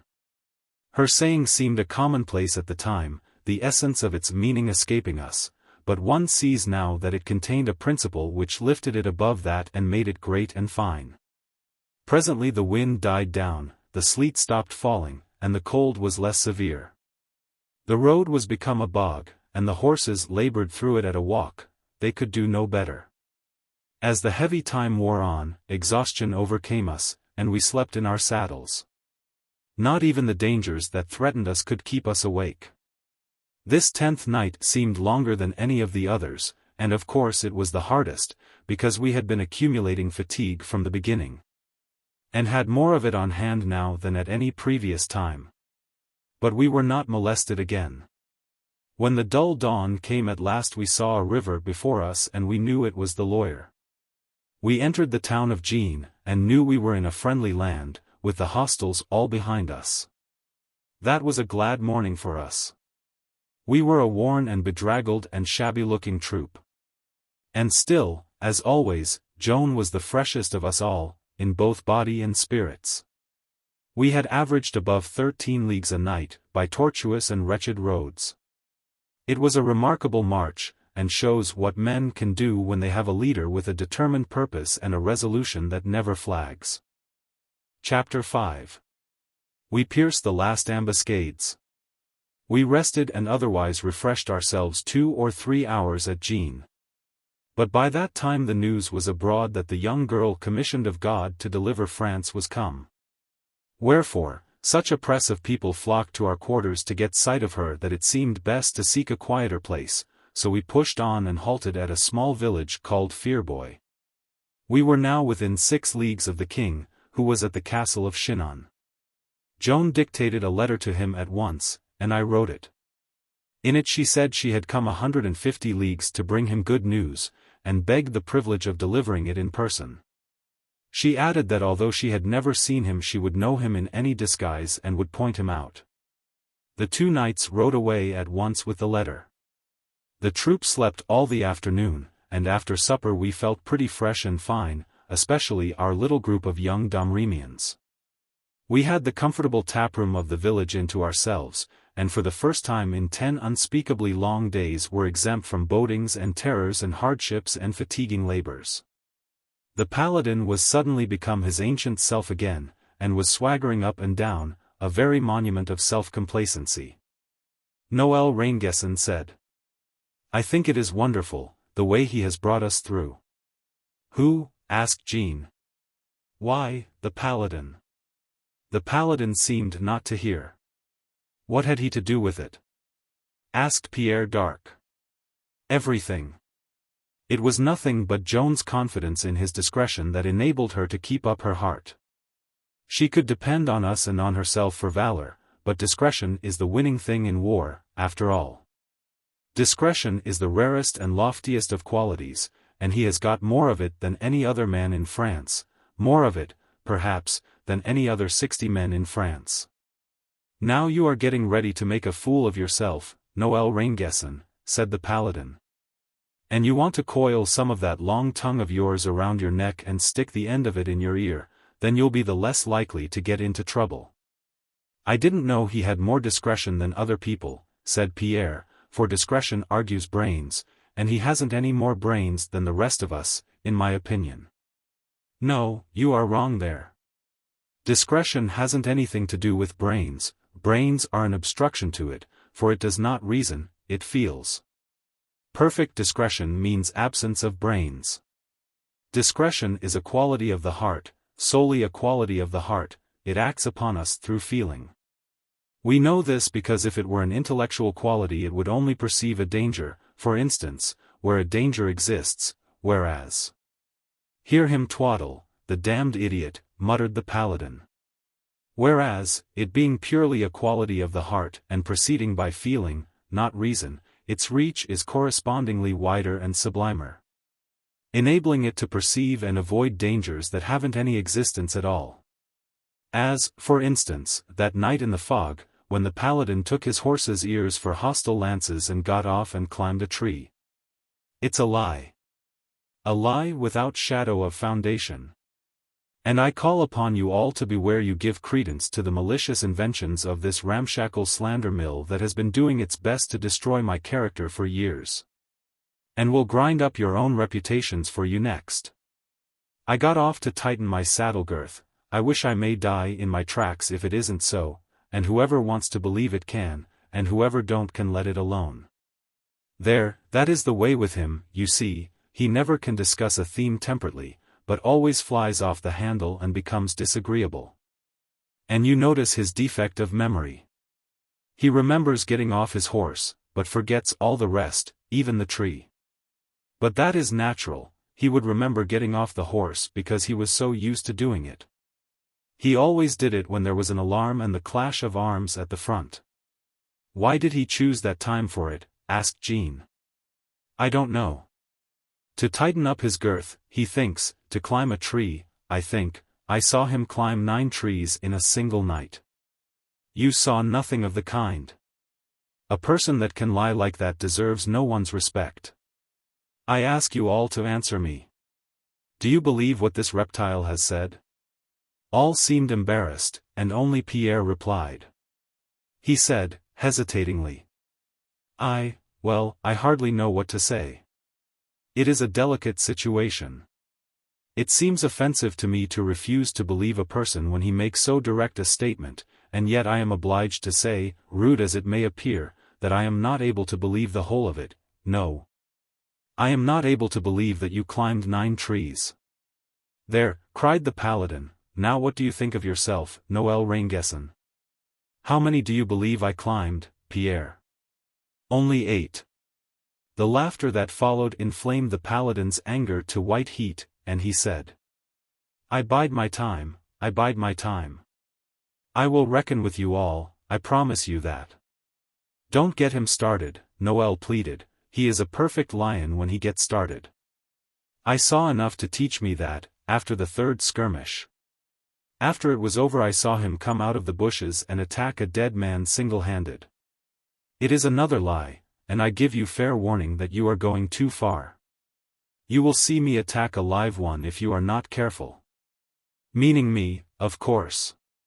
This wounds me more than any number of injurious and unkind speeches could do. Ingratitude to one's benefactor. Benefactor? What do I owe you, I should like to know? You owe me your life. I stood between the trees and the foe, and kept hundreds and thousands of the enemy at bay when they were thirsting for your blood. And I did not do it to display my daring. I did it because I loved you and could not live without you. There, you have said enough. I will not stay here to listen to these infamies. I can endure your lies, but not your love. Keep that corruption for somebody with a stronger stomach than mine. And I want to say this, before I go. That you people's small performances might appear the better and win you the more glory, I hid my own deeds through all the march. I went always to the front, where the fighting was thickest, to be remote from you in order that you might not see and be discouraged by the things I did to the enemy. It was my purpose to keep this a secret in my own breast, but you force me to reveal it. If you ask for my witnesses, yonder they lie, on the road we have come. I found that road mud, I paved it with corpses. I found that country sterile, I fertilized it with blood. Time and again I was urged to go to the rear because the command could not proceed on account of my dead. And yet you miscreant, accuse me of climbing trees. Pah! And he strode out, with a lofty air, for the recital of his imaginary deeds had already set him up again and made him feel good. Next day we mounted and faced toward Chinon. Orleans was at our back now, and close by, lying in the strangling grip of the English. Soon, please God, we would face about and go to their relief. From Jean the news had spread to Orleans that the peasant maid of Vaucouleurs was on her way, divinely commissioned to raise the siege. The news made a great excitement and raised a great hope, the first breath of hope those poor souls had breathed in 5 months. They sent commissioners at once to the king to beg him to consider this matter, and not throw this help lightly away. These commissioners were already at Chinon by this time. When we were halfway to Chinon we happened upon yet one more squad of enemies. They burst suddenly out of the woods, and in considerable force, too. But we were not the apprentices we were 10 or 12 days before, no, we were seasoned to this kind of adventure now, our hearts did not jump into our throats and our weapons tremble in our hands. We had learned to be always in battle array, always alert, and always ready to deal with any emergency that might turn up. We were no more dismayed by the sight of those people than our commander was. Before they could form, Joan had delivered the order, "Forward," and we were down upon them with a rush. They stood no chance, they turned tail and scattered, we plowing through them as if they had been men of straw. That was our last ambuscade, and it was probably laid for us by that treacherous rascal, the king's own minister and favorite, de la Tremouille. We housed ourselves in an inn, and soon the town came flocking to get a glimpse of the maid. Ah, the tedious king and his tedious people. Our 2 good knights came presently, their patience well wearied, and reported. They and we reverently stood, as becomes persons who are in the presence of kings and the superiors of kings, until Joan, troubled by this mark of homage and respect, and not content with it nor yet used to it, although we had not permitted ourselves to do otherwise since the day she prophesied that wretched traitor's death and he was straightway drowned, thus confirming many previous signs that she was indeed an ambassador commissioned of God, commanded us to sit. Then the Sieur de Metz said to Joan, "The king has got the letter, but they will not let us have speech with him. Who is it that forbids?" "None forbids, but there be 3 or 4 that are nearest his person, schemers and traitors every one, that put obstructions in the way, and seek all ways, by lies and pretexts, to make delay. Chiefest of these are Georges de la Tremouille and that plotting fox, the Archbishop of Reims. While they keep the king idle and in bondage to his sports and follies, they are great and their importance grows. Whereas if ever he assert himself and rise and strike for crown and country like a man, their reign is done. So they but thrive, they care not if the crown go to destruction and the king with it. You have spoken with others besides these? Not of the court, no, the court are the meek slaves of those reptiles, and watch their mouths and their actions, acting as they act, thinking as they think, saying as they say. Wherefore they are cold to us, and turn aside and go another way when we appear. But we have spoken with the commissioners from Orleans. They said with heat, "It is a marvel that any man in such desperate case as is the king can moon around in this torpid way, and see his all go to ruin without lifting a finger to stay the disaster. What a most strange spectacle it is. Here he is, shut up in this wee corner of the realm like a rat in a trap. His royal shelter this huge gloomy tomb of a castle, with wormy rags for upholstery and crippled furniture for use, a very house of desolation. In his treasure 40 francs, and not a farthing more, God be witness. No army, nor any shadow of one. And by contrast with his hungry poverty you behold this crownless pauper and his shoals of fools and favorites tricked out in the gaudiest silks and velvets you shall find in any court in Christendom. And look you, he knows that when our city falls, as fall it surely will except succor come swiftly, France falls. He knows that when that day comes he will be an outlaw and a fugitive, and that behind him the English flag will float unchallenged over every acre of his great heritage. He knows these things, he knows that our faithful city is fighting all solitary and alone against disease, starvation, and the sword to stay this awful calamity. Yet he will not strike one blow to save her, he will not hear our prayers, he will not even look upon our faces. That is what the commissioners said, and they are in despair.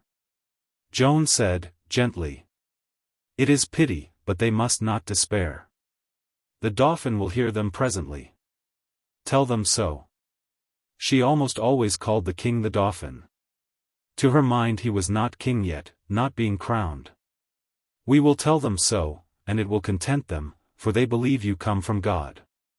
The Archbishop and his confederate have for backer that veteran soldier Raoul de Gaucourt, Grand Master of the Palace, a worthy man, but simply a soldier, with no head for any greater matter. He cannot make out to see how a country girl, ignorant of war, can take a sword in her small hand and win victories where the trained generals of France have looked for defeats only. For 50 years, and always found them. And so he lifts his frosty mustache and scoffs. When God fights it is but small matter whether the hand that bears his sword is big or little. He will perceive this in time. Is there none in that castle of Chinon who favors us? Yes, the king's mother-in-law, Yolande, Queen of Sicily, who is wise and good. She spoke with the Sieur Bertrand. She favors us, and she hates those others, the king's beguilers, said Bertrand. She was full of interest, and asked 1,000 questions, all of which I answered according to my ability. Then she sat thinking over these replies until I thought she was lost in a dream and would wake no more. But it was not so. At last she said, slowly, and as if she were talking to herself, a child of 17, a girl, country-bred, untaught, ignorant of war, the use of arms, and the conduct of battles, modest, gentle, shrinking, yet throws away her shepherd's crook and clothes herself in steel, and fights her way through 150 leagues of fear. And comes, she to whom a king must be a dread and awful presence, and will stand up before such an one and say, "Be not afraid, God has sent me to save you." Ah, whence could come a courage and conviction so sublime as this but from very God himself? She was silent again a while, thinking and making up her mind. Then she said, "And whether she comes of God or no. There is that in her heart that raises her above men, high above all men that breathe in France today, for in her is that mysterious something that puts heart into soldiers. and turns mobs of cowards into armies of fighters that forget what fear is when they are in that presence, fighters who go into battle with joy in their eyes and songs on their lips. And sweep over the field like a storm, that is the spirit that can save France, and that alone, come it whence it may. It is in her, I do truly believe, for what else could have borne up that child on that great march, and made her despise its dangers and fatigues? The king must see her face to face, and shall. She dismissed me with those good words, and I know her promise will be kept. They will delay her all they can, those animals, but she will not fail in the end. Would she were king! Said the other knight, fervently. For there is little hope that the king himself can be stirred out of his lethargy. He is wholly without hope, and is only thinking of throwing away everything and flying to some foreign land. The commissioners say there is a spell upon him that makes him hopeless, yes, and that it is shut up in a mystery which they cannot fathom. I know the mystery, said Joan, with quiet confidence. I know it, and he knows it, but no other but God. When I see him I will tell him a secret that will drive away his trouble, then he will hold up his head again. I was miserable with curiosity to know what it was that she would tell him, but she did not say, and I did not expect she would. She was but a child, it is true. But she was not a chatterer to tell great matters and make herself important to little people, no, she was reserved, and kept things to herself, as the truly great always do. The next day Queen Yolande got one victory over the king's keepers, for, in spite of their protestations and obstructions, she procured an audience for our 2 knights. And they made the most they could out of their opportunity. They told the king what a spotless and beautiful character Joan was, and how great and noble a spirit animated her, and they implored him to trust in her, believe in her, and have faith that she was sent to save France. They begged him to consent to see her. He was strongly moved to do this, and promised that he would not drop the matter out of his mind, but would consult with his council about it. This began to look encouraging. 2 hours later there was a great stir below, and the innkeeper came flying up to say a commission of illustrious ecclesiastics was come from the king his very self, understand. Think of this vast honor to his humble little hostelry, and he was so overcome with the glory of it that he could hardly find breath enough in his excited body to put the facts into words. They were come from the king to speak with the maid of Vaucouleurs. Then he flew downstairs, and presently appeared again, backing into the room, and bowing to the ground with every step, in front of 4 imposing and austere bishops and their train of servants. Joan rose, and we all stood. The bishops took seats, and for a while no word was said, for it was their prerogative to speak first. And they were so astonished to see what a child it was that was making such a noise in the world and degrading personages of their dignity to the base function of ambassadors to her in her plebeian tavern, that they could not find any words to say at first. Then presently their spokesman told Joan they were aware that she had a message for the king, wherefore she was now commanded to put it into words. Briefly and without waste of time or embroideries of speech.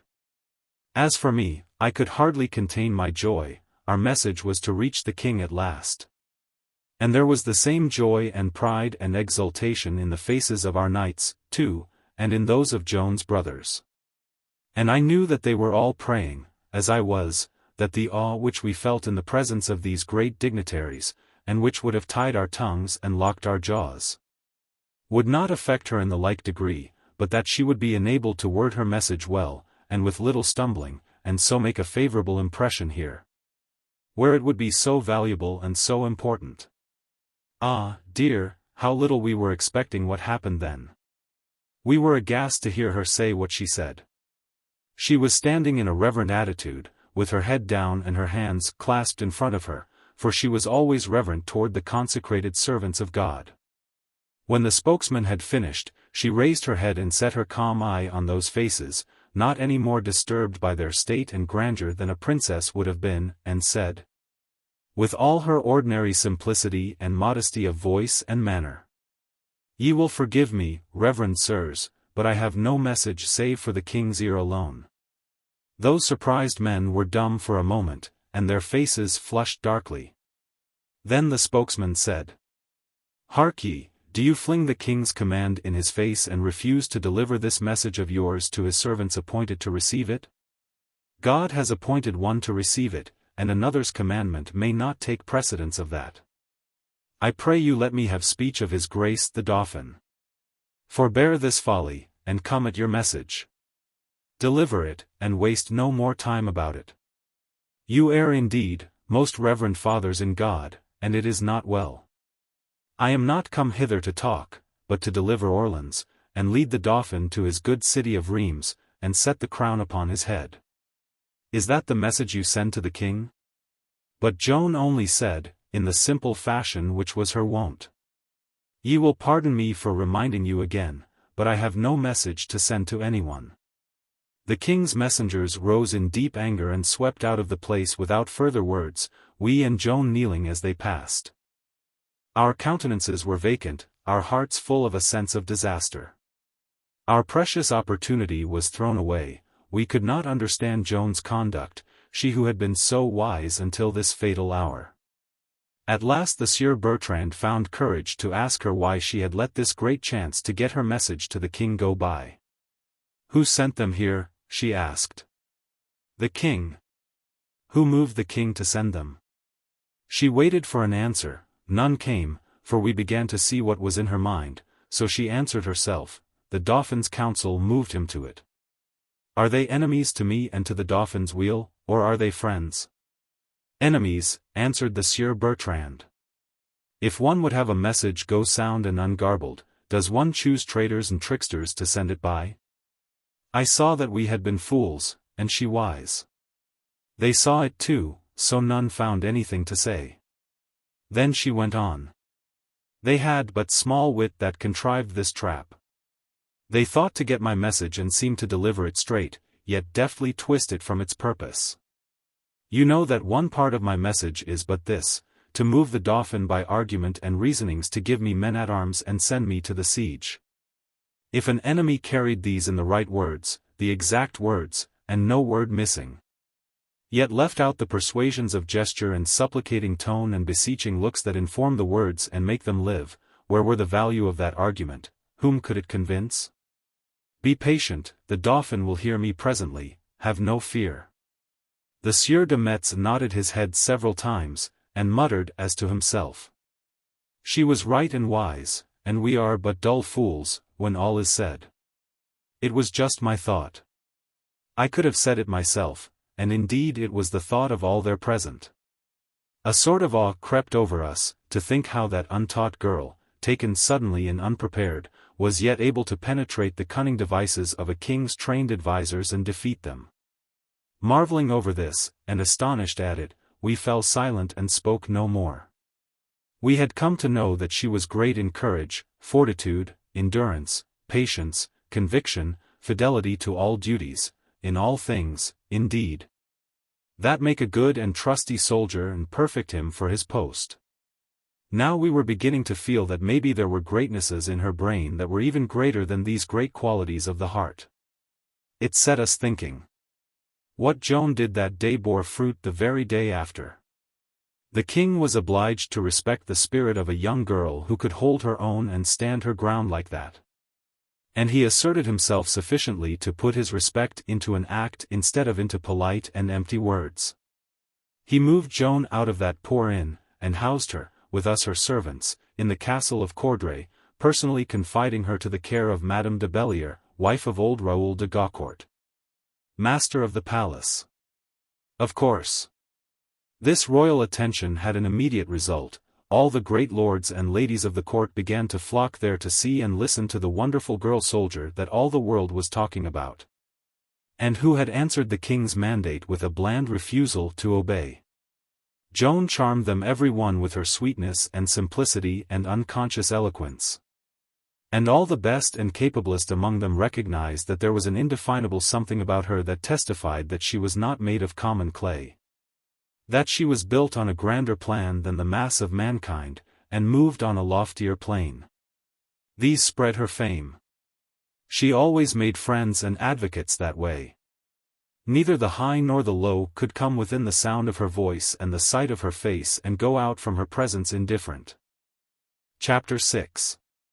Joan convinces the king. Well, anything to make delay. The king's council advised him against arriving at a decision in our matter too precipitately. He arrived at a decision too precipitately. So they sent a committee of priests, always priests, into Lorraine to inquire into Joan's character and history, a matter which would consume several weeks, of course. You see how fastidious they were. It was as if people should come to put out the fire when a man's house was burning down. And they waited till they could send into another country to find out if he had always kept the Sabbath or not, before letting him try.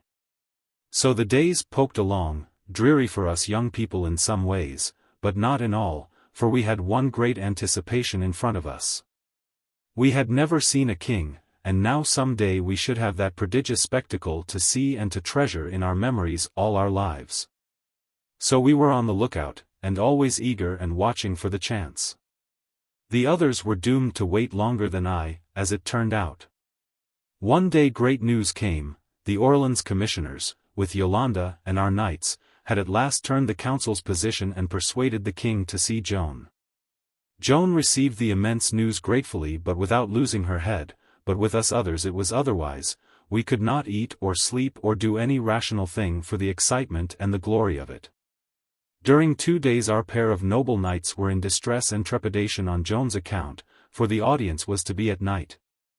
And they were afraid that Joan would be so paralyzed by the glare of light from the long files of torches, the solemn pomps and ceremonies, the great concourse of renowned personages, the brilliant costumes, and the other splendors of the court, that she, a simple country maid, and all unused to such things, would be overcome by these terrors and make a piteous failure. No doubt I could have comforted them, but I was not free to speak. Would Joan be disturbed by this cheap spectacle, this tinsel show, with its small king and his butterfly dukelets? She who had spoken face to face with the princes of heaven, the familiars of God, and seen their retinue of angels stretching back into the remoteness of the sky, myriads upon myriads.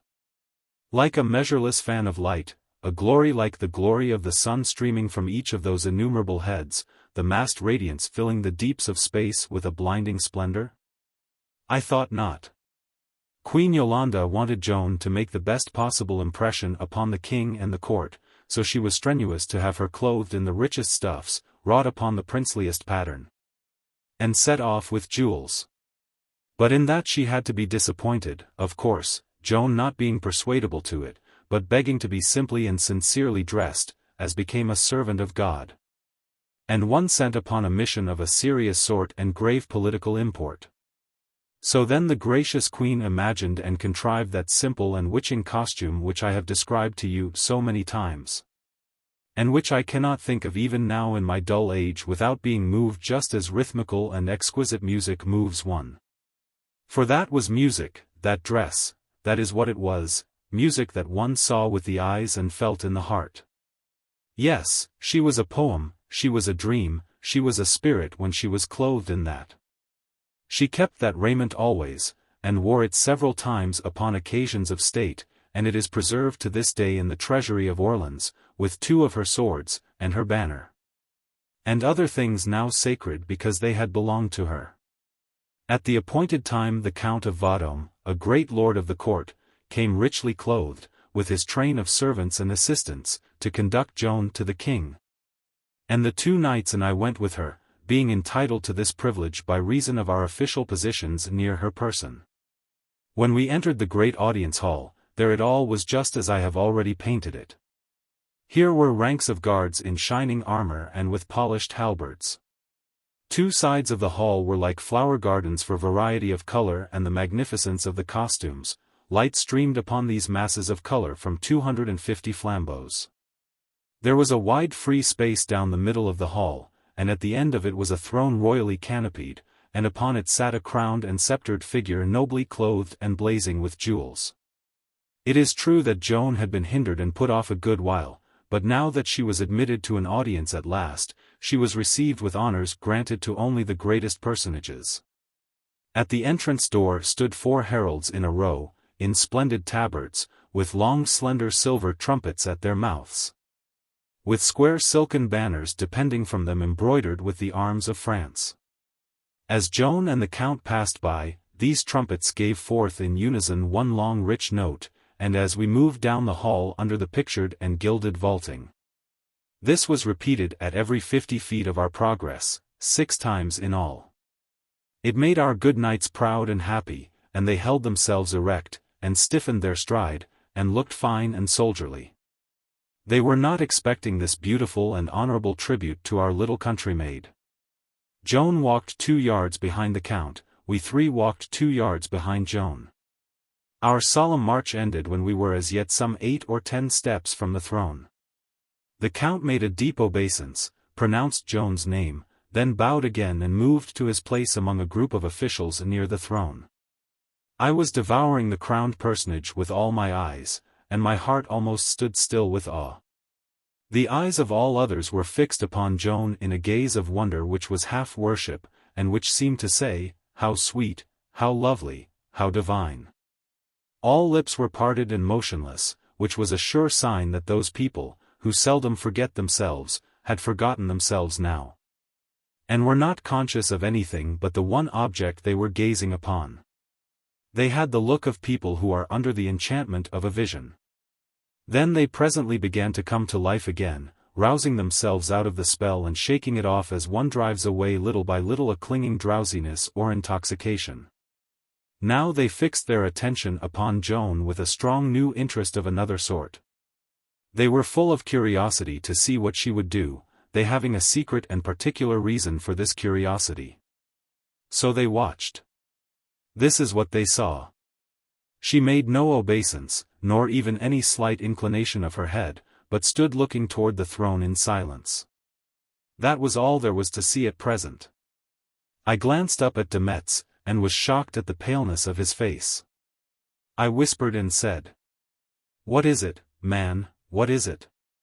His answering whisper was so weak I could hardly catch it. "They have taken advantage of the hint in her letter to play a trick upon her. She will err, and they will laugh at her. That is not the king that sits there." Then I glanced at Joan.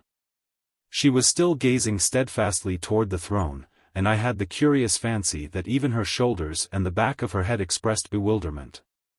Now she turned her head slowly, and her eye wandered along the lines of standing courtiers till it fell upon a young man who was very quietly dressed.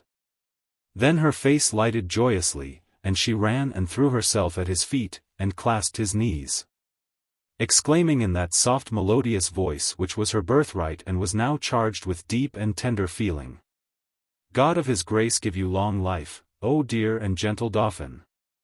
In his astonishment and exultation de Metz cried out, "By the shadow of God, it is an amazing thing."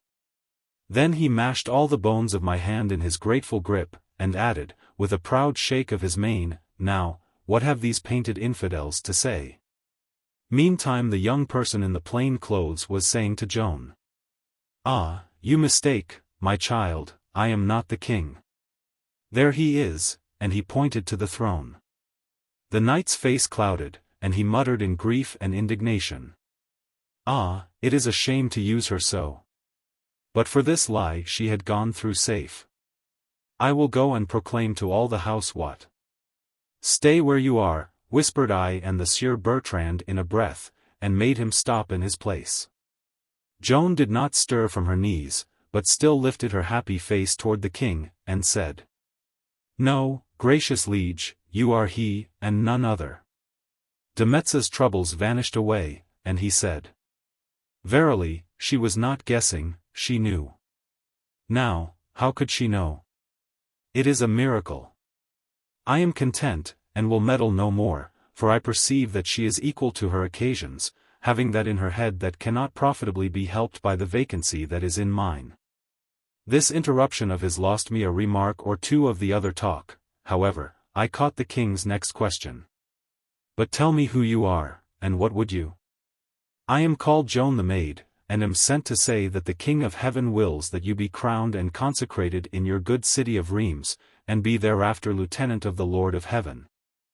who is King of France. And he willeth also that you set me at my appointed work and give me men-at-arms. After a slight pause she added, her eye lighting at the sound of her words, for then will I raise the siege of Orleans and break the English power. The young monarch's amused face sobered a little when this martial speech fell upon that sick air like a breath blown from embattled camps and fields of war. And this trifling smile presently faded wholly away and disappeared. He was grave now, and thoughtful. After a little he waved his hand lightly, and all the people fell away and left those two by themselves in a vacant space. The knights and I moved to the opposite side of the hall and stood there. We saw Joan rise at a sign, then she and the king talked privately together.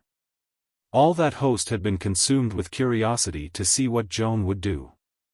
Well, they had seen, and now they were full of astonishment to see that she had really performed that strange miracle according to the promise in her letter. And they were fully as much astonished to find that she was not overcome by the pomps and splendors about her, but was even more tranquil and at her ease in holding speech with a monarch than ever they themselves had been, with all their practice and experience. As for our two knights, they were inflated beyond measure with pride in Joan, but nearly dumb, as to speech. They not being able to think out any way to account for her managing to carry herself through this imposing ordeal without ever a mistake or an awkwardness of any kind to mar the grace and credit of her great performance. The talk between Joan and the king was long and earnest, and held in low voices. We could not hear, but we had our eyes and could note effects. And presently we and all the house noted one effect which was memorable and striking, and has been set down in memoirs and histories and in testimony at the process of rehabilitation by some who witnessed it. For all knew it was big with meaning, though none knew what that meaning was at that time, of course. For suddenly we saw the king shake off his indolent attitude and straighten up like a man, and at the same time look immeasurably astonished. It was as if Joan had told him something almost too wonderful for belief, and yet of a most uplifting and welcome nature. It was long before we found out the secret of this conversation, but we know it now, and all the world knows it. That part of the talk was like this, as one may read in all histories. The perplexed king asked Joan for a sign.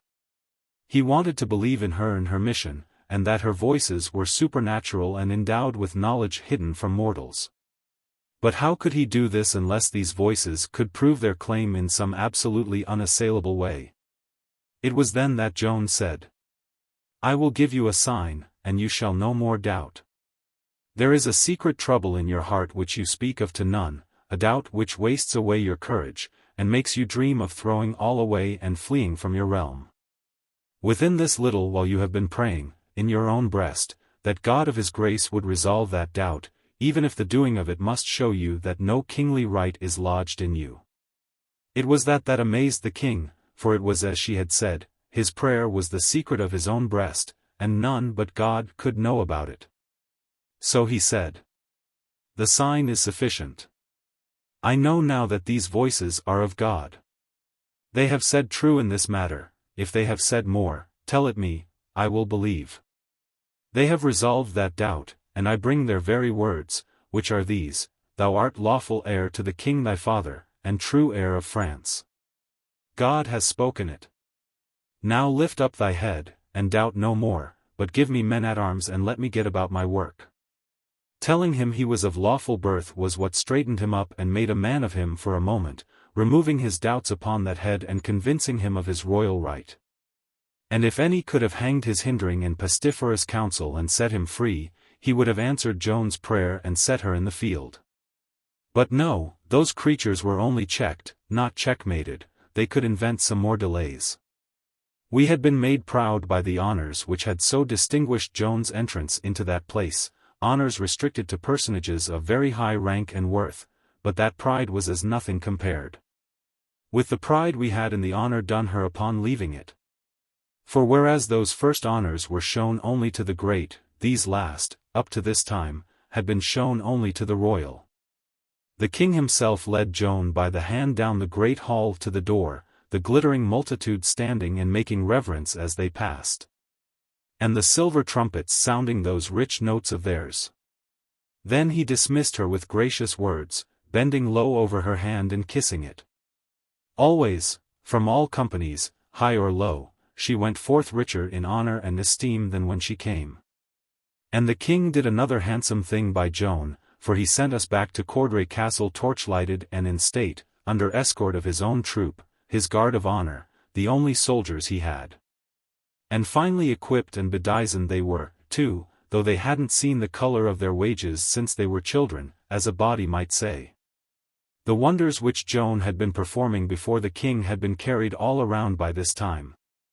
So the road was so packed with people who wanted to get a sight of her that we could hardly dig through. And as for talking together, we couldn't, all attempts at talk being drowned in the storm of shoutings and huzzas that broke out all along as we passed, and kept abreast of us like a wave the whole way. Chapter 7. Our Paladin in his glory. We were doomed to suffer tedious waits and delays, and we settled ourselves down to our fate and bore it with a dreary patience, counting the slow hours and the dull days and hoping for a turn when God should please to send it. The Paladin was the only exception, that is to say, he was the only one who was happy and had no heavy times. This was partly owing to the satisfaction he got out of his clothes. He bought them at second hand, a Spanish cavalier's complete suit, wide-brimmed hat with flowing plumes, lace collar and cuffs, faded velvet doublet and trunks, short cloak hung from the shoulder, funnel-topped buskins, long rapier, and all that, a graceful and picturesque costume, and the Paladin's great frame was the right place to hang it for effect. He wore it when off duty, and when he swaggered by with one hand resting on the hilt of his rapier, and twirling his new mustache with the other, everybody stopped to look and admire. And well they might, for he was a fine and stately contrast to the small French gentleman of the day squeezed into the trivial French costume of the time. He was king bee of the little village that snuggled under the shelter of the frowning towers and bastions of Courdray Castle, and acknowledged lord of the taproom of the inn. When he opened his mouth there, he got a hearing. Those simple artisans and peasants listened with deep and wondering interest. For he was a traveler and had seen the world, all of it that lay between Chinon and Domremy, at any rate, and that was a wide stretch more of it than they might ever hope to see. And he had been in battle, and knew how to paint its shock and struggle, its perils and surprises, with an art that was all his own. He was cock of that walk, hero of that hostelry. He drew custom as honey draws flies, so he was the pet of the innkeeper, and of his wife and daughter, and they were his obliged and willing servants. Most people who have the narrative gift, that great and rare endowment, have with it the defect of telling their choice things over the same way every time. And this injures them and causes them to sound stale and wearisome after several repetitions. But it was not so with the Paladin, whose art was of a finer sort. It was more stirring and interesting to hear him tell about a battle the 10th time than it was the first time, because he did not tell it twice the same way, but always made a new battle of it and a better one, with more casualties on the enemy's side each time, and more general wreck and disaster all around, and more widows and orphans and suffering in the neighborhood where it happened. He could not tell his battles apart himself, except by their names. And by the time he had told one of them 10 times it had grown so that there wasn't room enough in France for it any more, but was lapping over the edges. But up to that point the audience would not allow him to substitute a new battle, knowing that the old ones were the best, and sure to improve as long as France could hold them. And so, instead of saying to him as they would have said to another, "Give us something fresh, we are fatigued with that old thing," they would say, with one voice and with a strong interest, "Tell about the surprise at Beaulieu again, tell it 3 or 4 times." That is a compliment which few narrative experts have heard in their lifetime. At first when the Paladin heard us tell about the glories of the royal audience he was broken-hearted because he was not taken with us to it. Next, his talk was full of what he would have done if he had been there, and within 2 days he was telling what he did do when he was there. His mill was fairly started, now, and could be trusted to take care of its affair. Within 3 nights afterward all his battles were taking a rest. For already his worshippers in the taproom were so infatuated with the great tale of the royal audience that they would have nothing else. And so besotted with it were they that they would have cried if they could not have gotten it.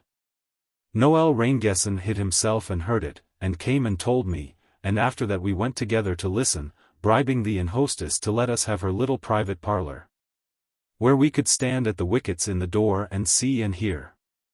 The taproom was large, yet had a snug and cosy look, with its inviting little tables and chairs scattered irregularly over its red brick floor, and its great fire flaming and crackling in the wide chimney. It was a comfortable place to be in on such chilly and blustering March nights as these, and a goodly company had taken shelter there, and were sipping their wine in contentment and gossiping one with another in a neighborly way while they waited for the historian. The host, the hostess, and their pretty daughter were flying here and there and yonder among the tables and doing their best to keep up with the orders. The room was about 40 feet square, and a space or aisle down the center of it had been kept vacant and reserved for the Paladin's needs. At the end of it was a platform 10 or 12 feet wide, with a big chair and a small table on it, and 3 steps leading up to it. Among the wine-sippers were many familiar faces: the cobbler, the farrier, the blacksmith, the wheelwright, the armorer, the maltster, the weaver, the baker, the miller's man with his dusty coat, and so on. And conscious and important, as a matter of course, was the barber-surgeon, for he is that in all villages. As he has to pull everybody's teeth and purge and bleed all the grown people once a month to keep their health sound, he knows everybody, and by constant contact with all sorts of folk becomes a master of etiquette and manners and a conversationalist of large facility. There were plenty of carriers, drovers, and their sort, and journeyman artisans. When the Paladin presently came sauntering indolently in, he was received with a cheer, and the barber hustled forward and greeted him with several low and most graceful and courtly bows, also taking his hand and touching his lips to it. Then he called in a loud voice for a stoup of wine for the Paladin, and when the host's daughter brought it up on the platform and dropped her courtesy and departed, the barber called after her, and told her to add the wine to his score. This won him ejaculations of approval, which pleased him very much and made his little rat eyes shine. And such applause is right and proper, for when we do a liberal and gallant thing it is but natural that we should wish to see notice taken of it. The barber called upon the people to rise and drink the Paladin's health, and they did it with alacrity and affectionate heartiness, clashing their metal flagons together with a simultaneous crash, and heightening the effect with a resounding cheer. It was a fine thing to see how that young swashbuckler had made himself so popular in a strange land in so little a while, and without other helps to his advancement than just his tongue and the talent to use it given him by God, a talent which was but 1 talent in the beginning, but was now become 10 through husbandry and the increment and usufruct that do naturally follow that and rewarded as by a law. The people sat down and began to hammer on the tables with their flagons and call for the king's audience, the king's audience, the king's audience. The Paladin stood there in one of his best attitudes, with his plumed great hat tipped over to the left, the folds of his short cloak drooping from his shoulder, and the one hand resting upon the hilt of his rapier and the other lifting his beaker. As the noise died down he made a stately sort of a bow, which he had picked up somewhere, then fetched his beaker with a sweep to his lips and tilted his head back and drained it to the bottom. The barber jumped for it and set it upon the Paladin's table. Then the Paladin began to walk up and down his platform with a great deal of dignity and quite at his ease. And as he walked he talked, and every little while stopped and stood facing his house and so standing continued his talk. We went 3 nights in succession. It was plain that there was a charm about the performance that was apart from the mere interest which attaches to lying. It was presently discoverable that this charm lay in the Paladin's sincerity. He was not lying consciously, he believed what he was saying. To him, his initial statements were facts, and whenever he enlarged a statement, the enlargement became a fact too. He put his heart into his extravagant narrative, just as a poet puts his heart into a heroic fiction, and his earnestness disarmed criticism, disarmed it as far as he himself was concerned. Nobody believed his narrative, but all believed that he believed it. He made his enlargements without flourish, without emphasis, and so casually that often one failed to notice that a change had been made. He spoke of the governor of Vaucouleurs, the first night, simply as the governor of Vaucouleurs. He spoke of him the second night as his uncle the governor of Vaucouleurs. The third night he was his father. He did not seem to know that he was making these extraordinary changes, they dropped from his lips in a quite natural and effortless way. By his first night's account the governor merely attached him to the maid's military escort in a general and unofficial way. The second night his uncle the governor sent him with the maid as lieutenant of her rear guard. The third night his father the governor put the whole command, maid and all, in his special charge. The first night the governor spoke of him as a youth without name or ancestry, but destined to achieve both.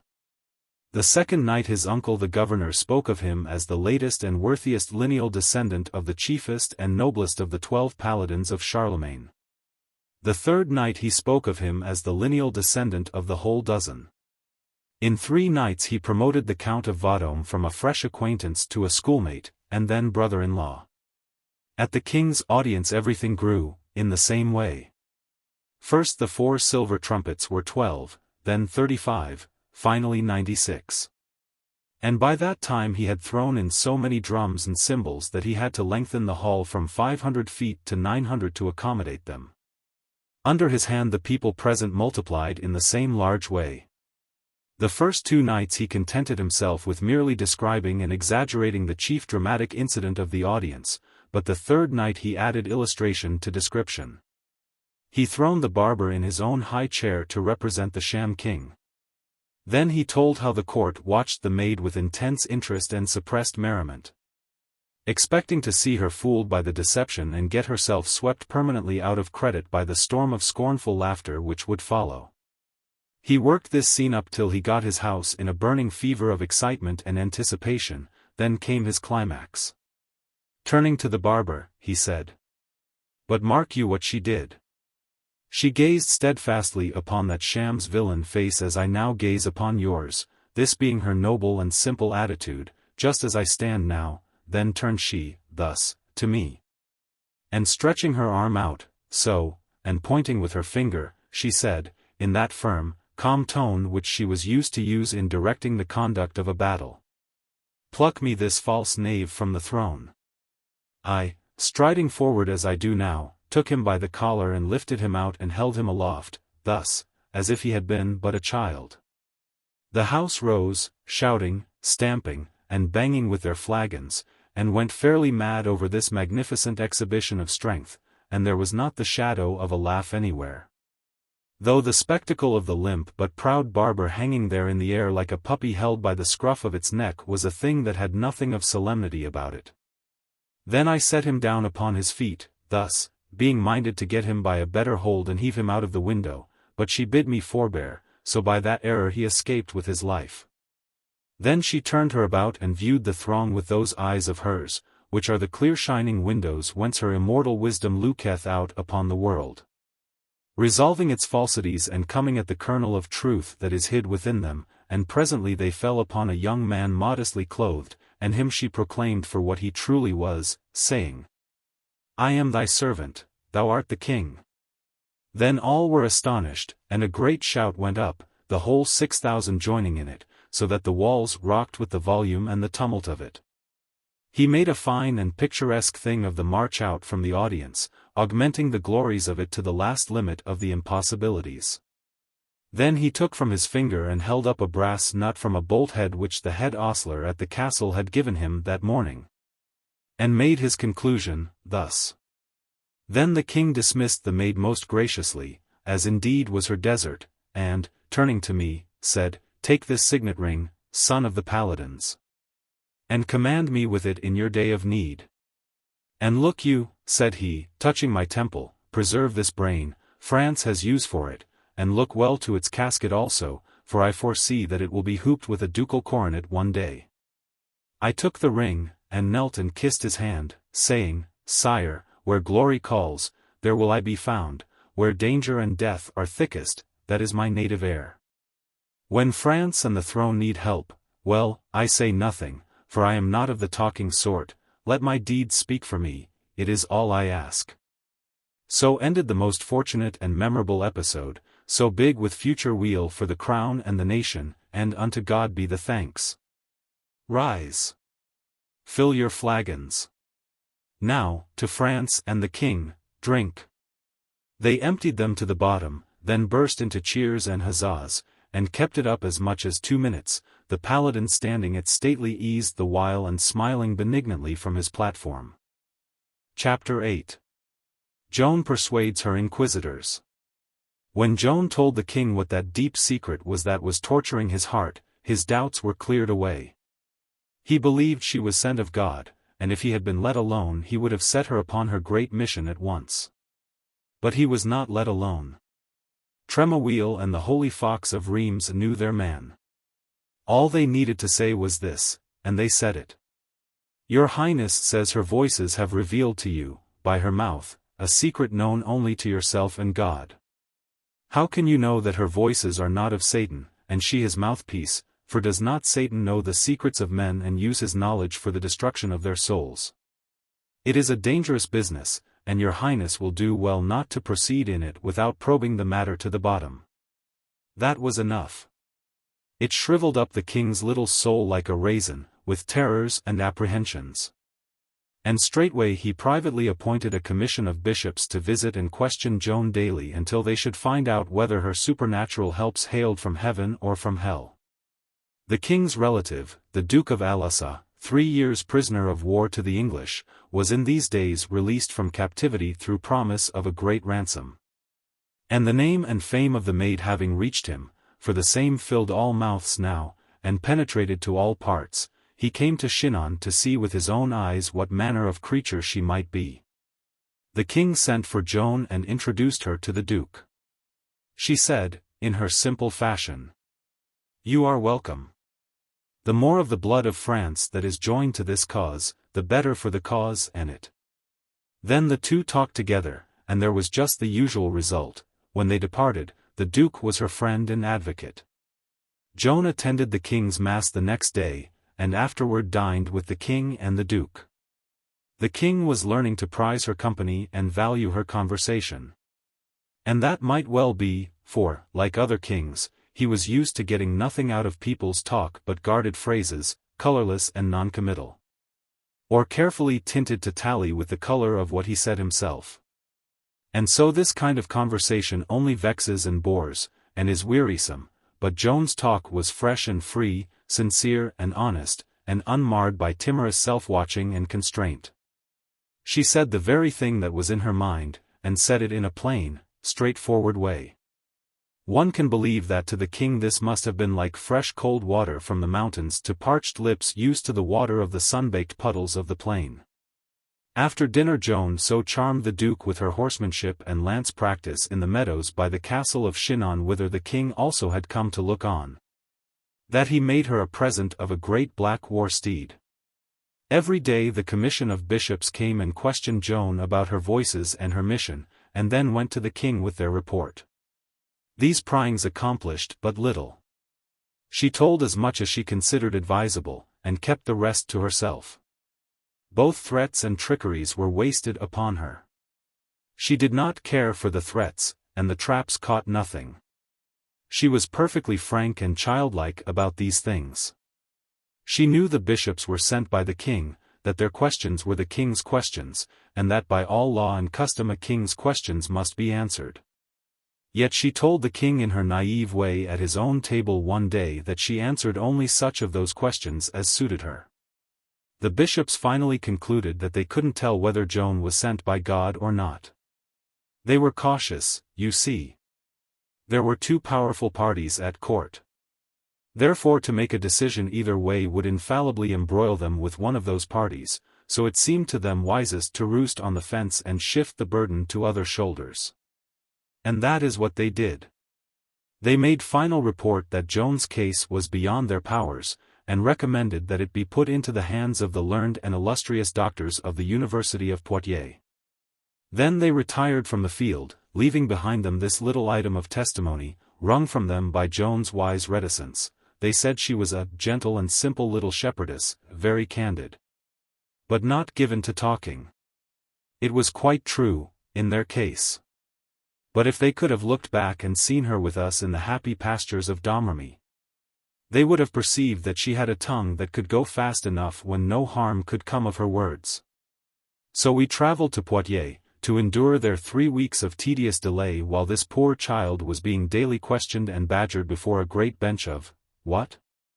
Military experts? Since what she had come to apply for was an army and the privilege of leading it to battle against the enemies of France. Oh no! It was a great bench of priests and monks, profoundly learned and astute casuists, renowned professors of theology.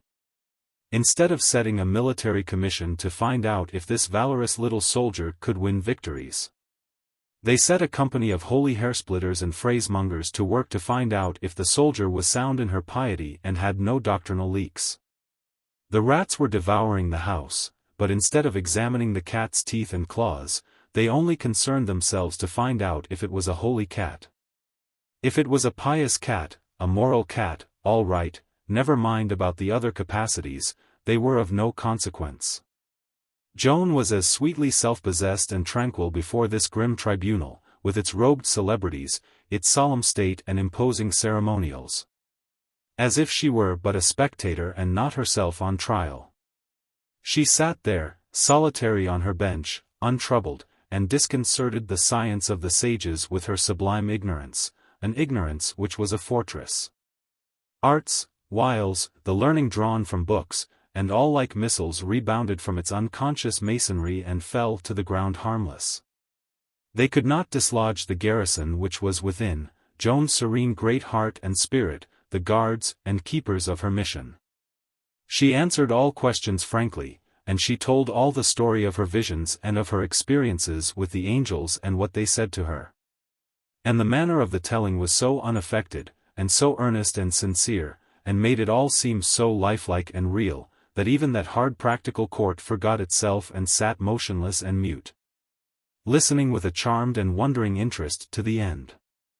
And if you would have other testimony than mine, look in the histories and you will find where an eyewitness, giving sworn testimony in the rehabilitation process, says that she told that tale with a noble dignity and simplicity, and as to its effect, says in substance what I have said. 17, she was, 17, and all alone on her bench by herself.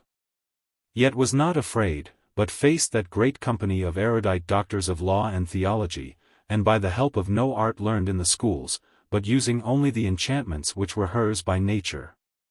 Of youth, sincerity, a voice soft and musical, and an eloquence whose source was the heart, not the head, she laid that spell upon them.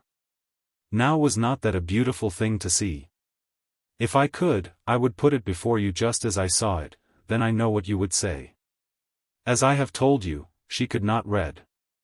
One day they harried and pestered her with arguments, reasonings, objections, and other windy and wordy trivialities, gathered out of the works of this and that and the other great theological authority, until at last her patience vanished, and she turned upon them sharply and said, I don't know A from B.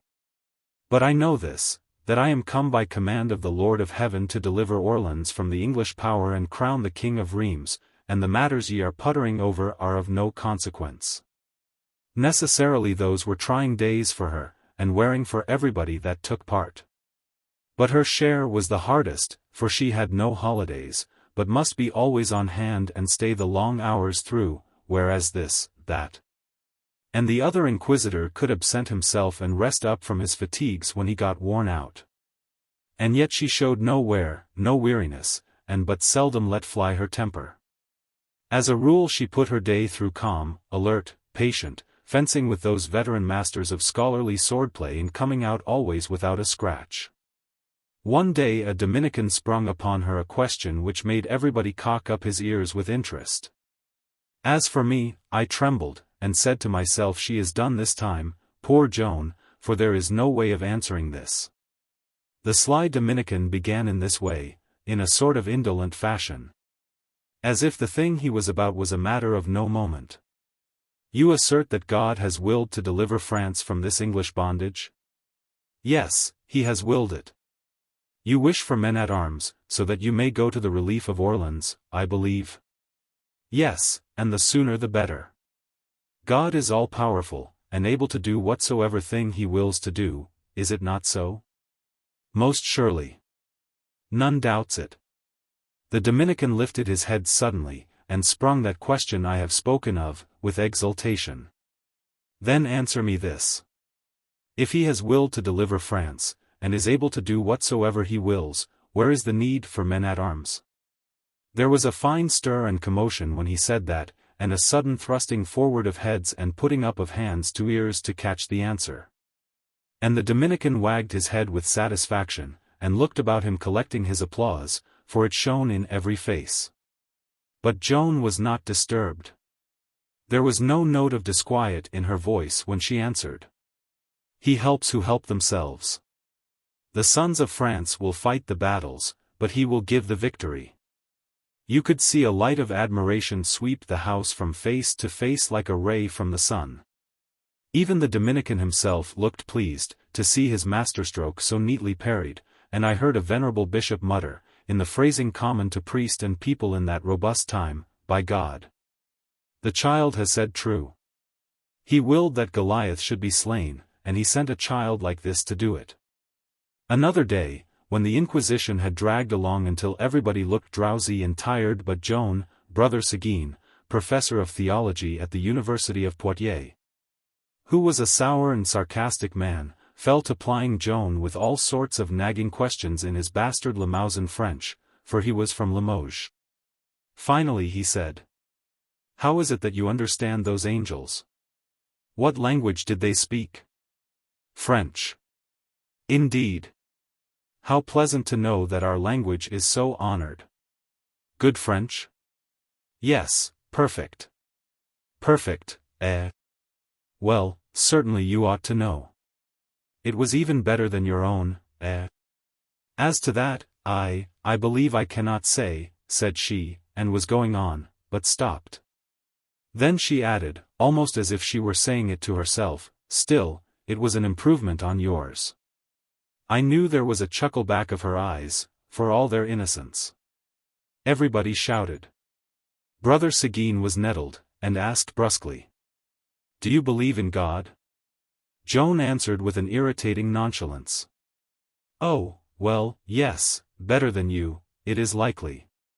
Brother Seguin lost his patience, and heaped sarcasm after sarcasm upon her, and finally burst out in angry earnest, exclaiming, "Very well, I can tell you this. You whose belief in God is so great, God has not willed that any shall believe in you without a sign. Where is your sign? Show it." This roused Joan, and she was on her feet in a moment, and flung out her retort with spirit. "I have not come to Poitiers to show signs and do miracles. Send me to Orleans and you shall have signs enough. Give me men-at-arms, few or many, and let me go." The fire was leaping from her eyes. Ah, the heroic little figure. Can't you see her? There was a great burst of acclamations, and she sat down blushing, for it was not in her delicate nature to like being conspicuous. This speech and that episode about the French language scored 2 points against Brother Seguin, while he scored nothing against Joan. Yet, sour man as he was a manly man, and honest, as you can see by the histories. For at the rehabilitation he could have hidden those unlucky incidents if he had chosen, but he didn't do it, but spoke them right out in his evidence. On one of the latter days of that 3-week session the gowned scholars and professors made one grand assault all along the line, fairly overwhelming Joan with objections and arguments culled from the writings of every ancient and illustrious authority of the Roman Church. She was well nigh smothered, but at last she shook herself free and struck back, crying out, "Listen! The Book of God is worth more than all these ye cite, and I stand upon it. And I tell ye there are things in that book that not one among ye can read, with all your learning." From the first she was the guest, by invitation, of the Dame de Rabuteau, wife of a councillor of the Parliament of Poitiers. And to that house the great ladies of the city came nightly to see Joan and talk with her, and not these only, but the old lawyers, councillors and scholars of the Parliament and the University. And these grave men, accustomed to weigh every strange and questionable thing, and cautiously consider it, and turn it about this way and that and still doubt it, came night after night. And night after night, falling ever deeper and deeper under the influence of that mysterious something, that spell, that elusive and unwordable fascination, which was the supremest endowment of Joan of Arc, that winning and persuasive and convincing something which high and low alike recognized and felt, but which neither high nor low could explain or describe, and one by one they all surrendered, saying, "This child is sent of God." All day long Joan, in the great court and subject to its rigid rules of procedure, was at a disadvantage. Her judges had things their own way. But at night she held court herself, and matters were reversed, she presiding, with her tongue free and her same judges there before her. There could not be but one result: all the objections and hindrances they could build around her with their hard labors of the day she would charm away at night. In the end, she carried her judges with her in a mass, and got her great verdict without a dissenting voice.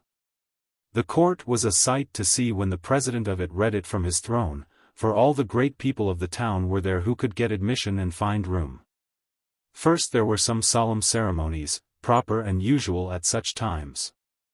Then, when there was silence again, the reading followed, penetrating the deep hush so that every word was heard in even the remotest parts of the house. It is found, and is hereby declared, that Joan of Arc, called the Maid, is a good Christian and a good Catholic. That there is nothing in her person or her words contrary to the faith, and that the king may and ought to accept the succor she offers. For to repel it would be to offend the Holy Spirit, and render him unworthy of the air of God.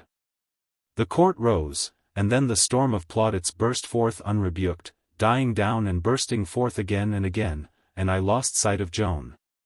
For she was swallowed up in a great tide of people who rushed to congratulate her and pour out benedictions upon her and upon the cause of France, now solemnly and irrevocably delivered into her little hands. Chapter 9. She is made General-in-Chief. It was indeed a great day, and a stirring thing to see. She had won. It was a mistake of Tremouille and her other ill-wishers to let her hold court those nights. The commission of priests sent to Lorraine ostensibly to inquire into Joan's character, in fact to weary her with delays and wear out her purpose and make her give it up, arrived back and reported her character perfect. Our affairs were in full career now, you see. The verdict made a prodigious stir. Dead France woke suddenly to life, wherever the great news traveled. Whereas before, the spiritless and cowed people hung their heads and slunk away if one mentioned war to them, now they came clamoring to be enlisted under the banner of the Maid of Vaucouleurs. And the roaring of war songs and the thundering of the drums filled all the air. I remembered now what she had said, that time there in our village when I proved by facts and statistics that France's case was hopeless. And nothing could ever rouse the people from their lethargy. They will hear the drums, and they will answer, they will march. It has been said that misfortunes never come one at a time, but in a body. In our case it was the same with good luck.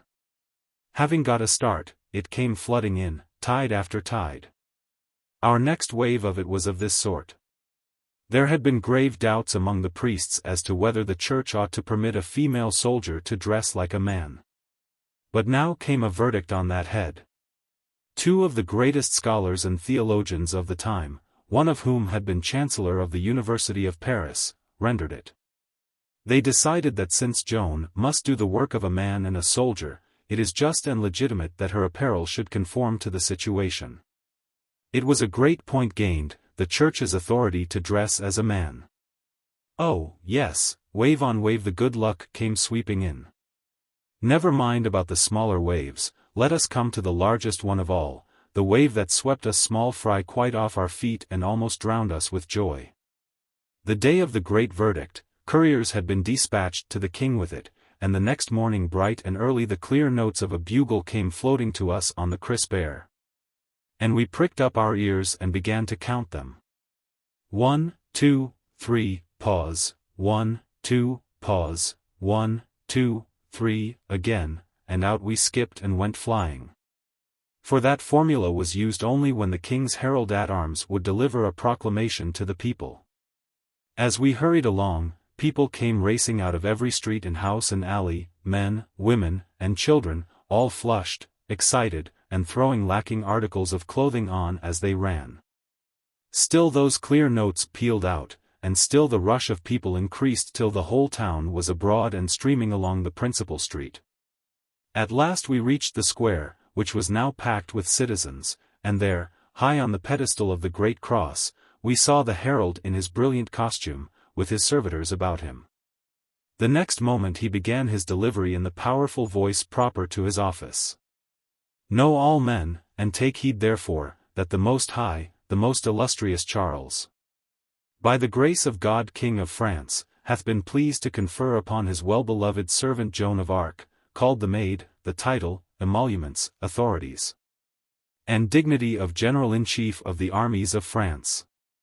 Here 1,000 caps flew in the air. And the multitude burst into a hurricane of cheers that raged and raged till it seemed as if it would never come to an end. But at last it did. Then the herald went on and finished. And hath appointed to be her lieutenant and chief of staff a prince of his royal house, his grace the Duke of Alençon. That was the end, and the hurricane began again, and was split up into innumerable strips by the blowers of it and wafted through all the lanes and streets of the town. General of the armies of France, with a prince of the blood for subordinate. Yesterday she was nothing, today she was this.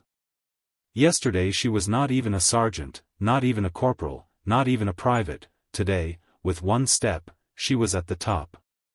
Yesterday she was less than nobody to the newest recruit, today her command was law to La Hire, Saintrailles, the bastard of Orleans, and all those others, veterans of old renown. Illustrious masters of the trade of war. These were the thoughts I was thinking. I was trying to realize this strange and wonderful thing that had happened, you see. My mind went traveling back.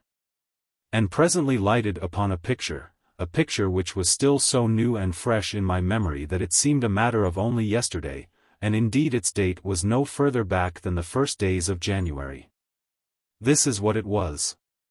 A peasant girl in a far-off village, her 17th year not yet quite completed, and herself and her village as unknown as if they had been on the other side of the globe. She had picked up a friendless wanderer somewhere and brought it home, a small grey kitten in a forlorn and starving condition, and had fed it and comforted it and got its confidence and made it believe in her. And now it was curled up in her lap asleep, and she was knitting a coarse stocking and thinking, dreaming, about what, one may never know. And now, the kitten had hardly had time to become a cat, and yet already the girl is general of the armies of France, with a prince of the blood to give orders to. And out of her village obscurity her name has climbed up like the sun and is visible from all corners of the land. It made me dizzy to think of these things, they were so out of the common order, and seemed so impossible. Chapter 10. The Maid, Sword and Banner. Joan's first official act was to dictate a letter to the English commanders at Orleans, summoning them to deliver up all strongholds in their possession and depart out of France. She must have been thinking it all out before and arranging it in her mind. It flowed from her lips so smoothly, and framed itself into such vivacious and forcible language. Still, it might not have been so. She always had a quick mind and a capable tongue, and her faculties were constantly developing in these latter weeks. This letter was to be forwarded presently from Blois. Men, provisions, and money were offering in plenty now, and Joan appointed Blois as a recruiting station and depot of supplies, and ordered up La Hire from the front to take charge. The great bastard, him of the ducal house, and governor of Orleans, had been clamoring for weeks for Joan to be sent to him, and now came another messenger, old D'Aulon, a veteran officer. A trusty man and fine and honest. The king kept him, and gave him to Joan to be chief of her household, and commanded her to appoint the rest of her people herself, making their number and dignity accord with the greatness of her office.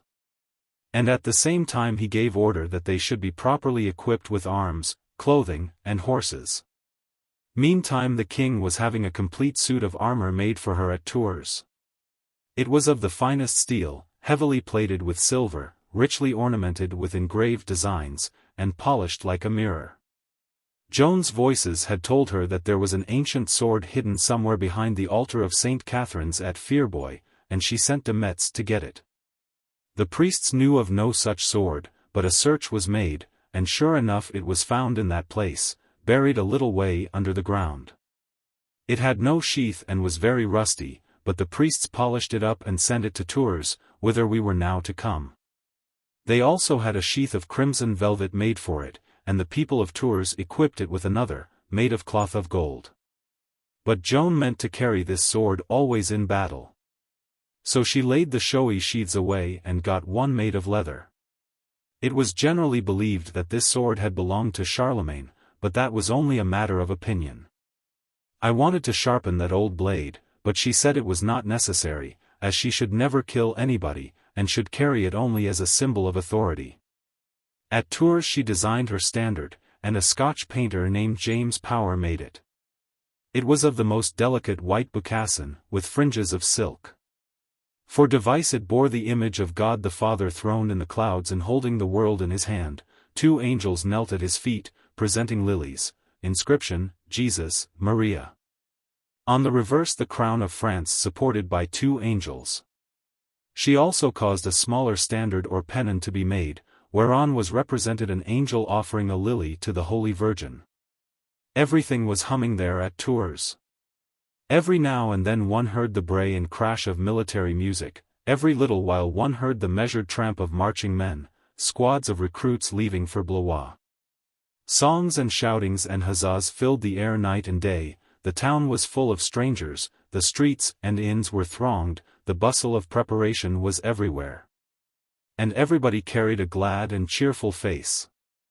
Around Joan's headquarters a crowd of people was always massed, hoping for a glimpse of the new general, and when they got it, they went wild.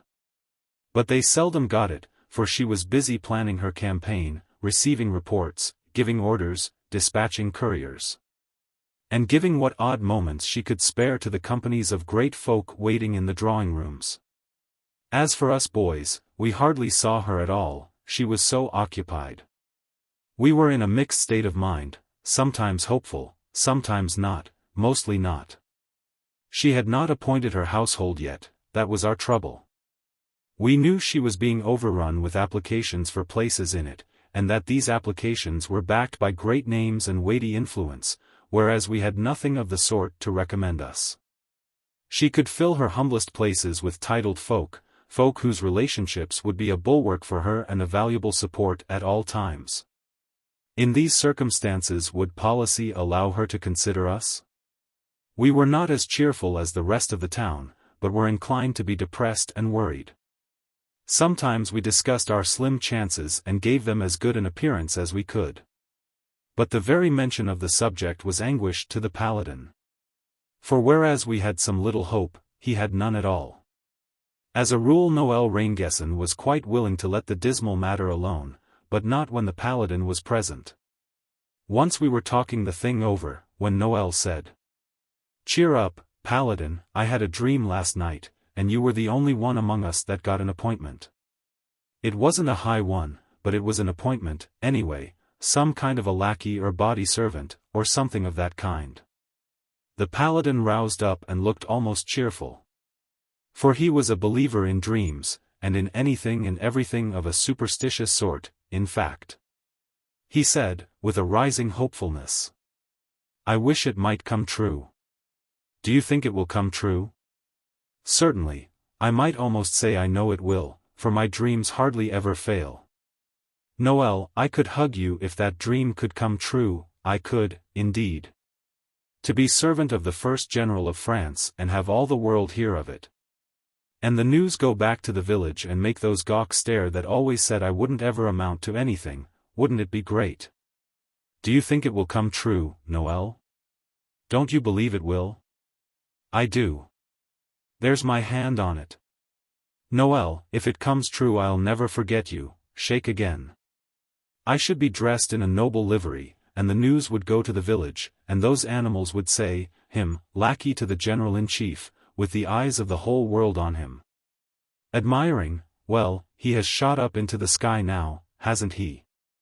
He began to walk the floor and pile castles in the air so fast and so high that we could hardly keep up with him.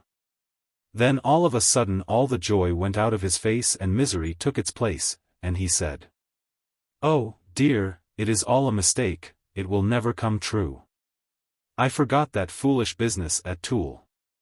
I have kept out of her sight as much as I could, all these weeks, hoping she would forget that and forgive it, but I know she never will. She can't, of course.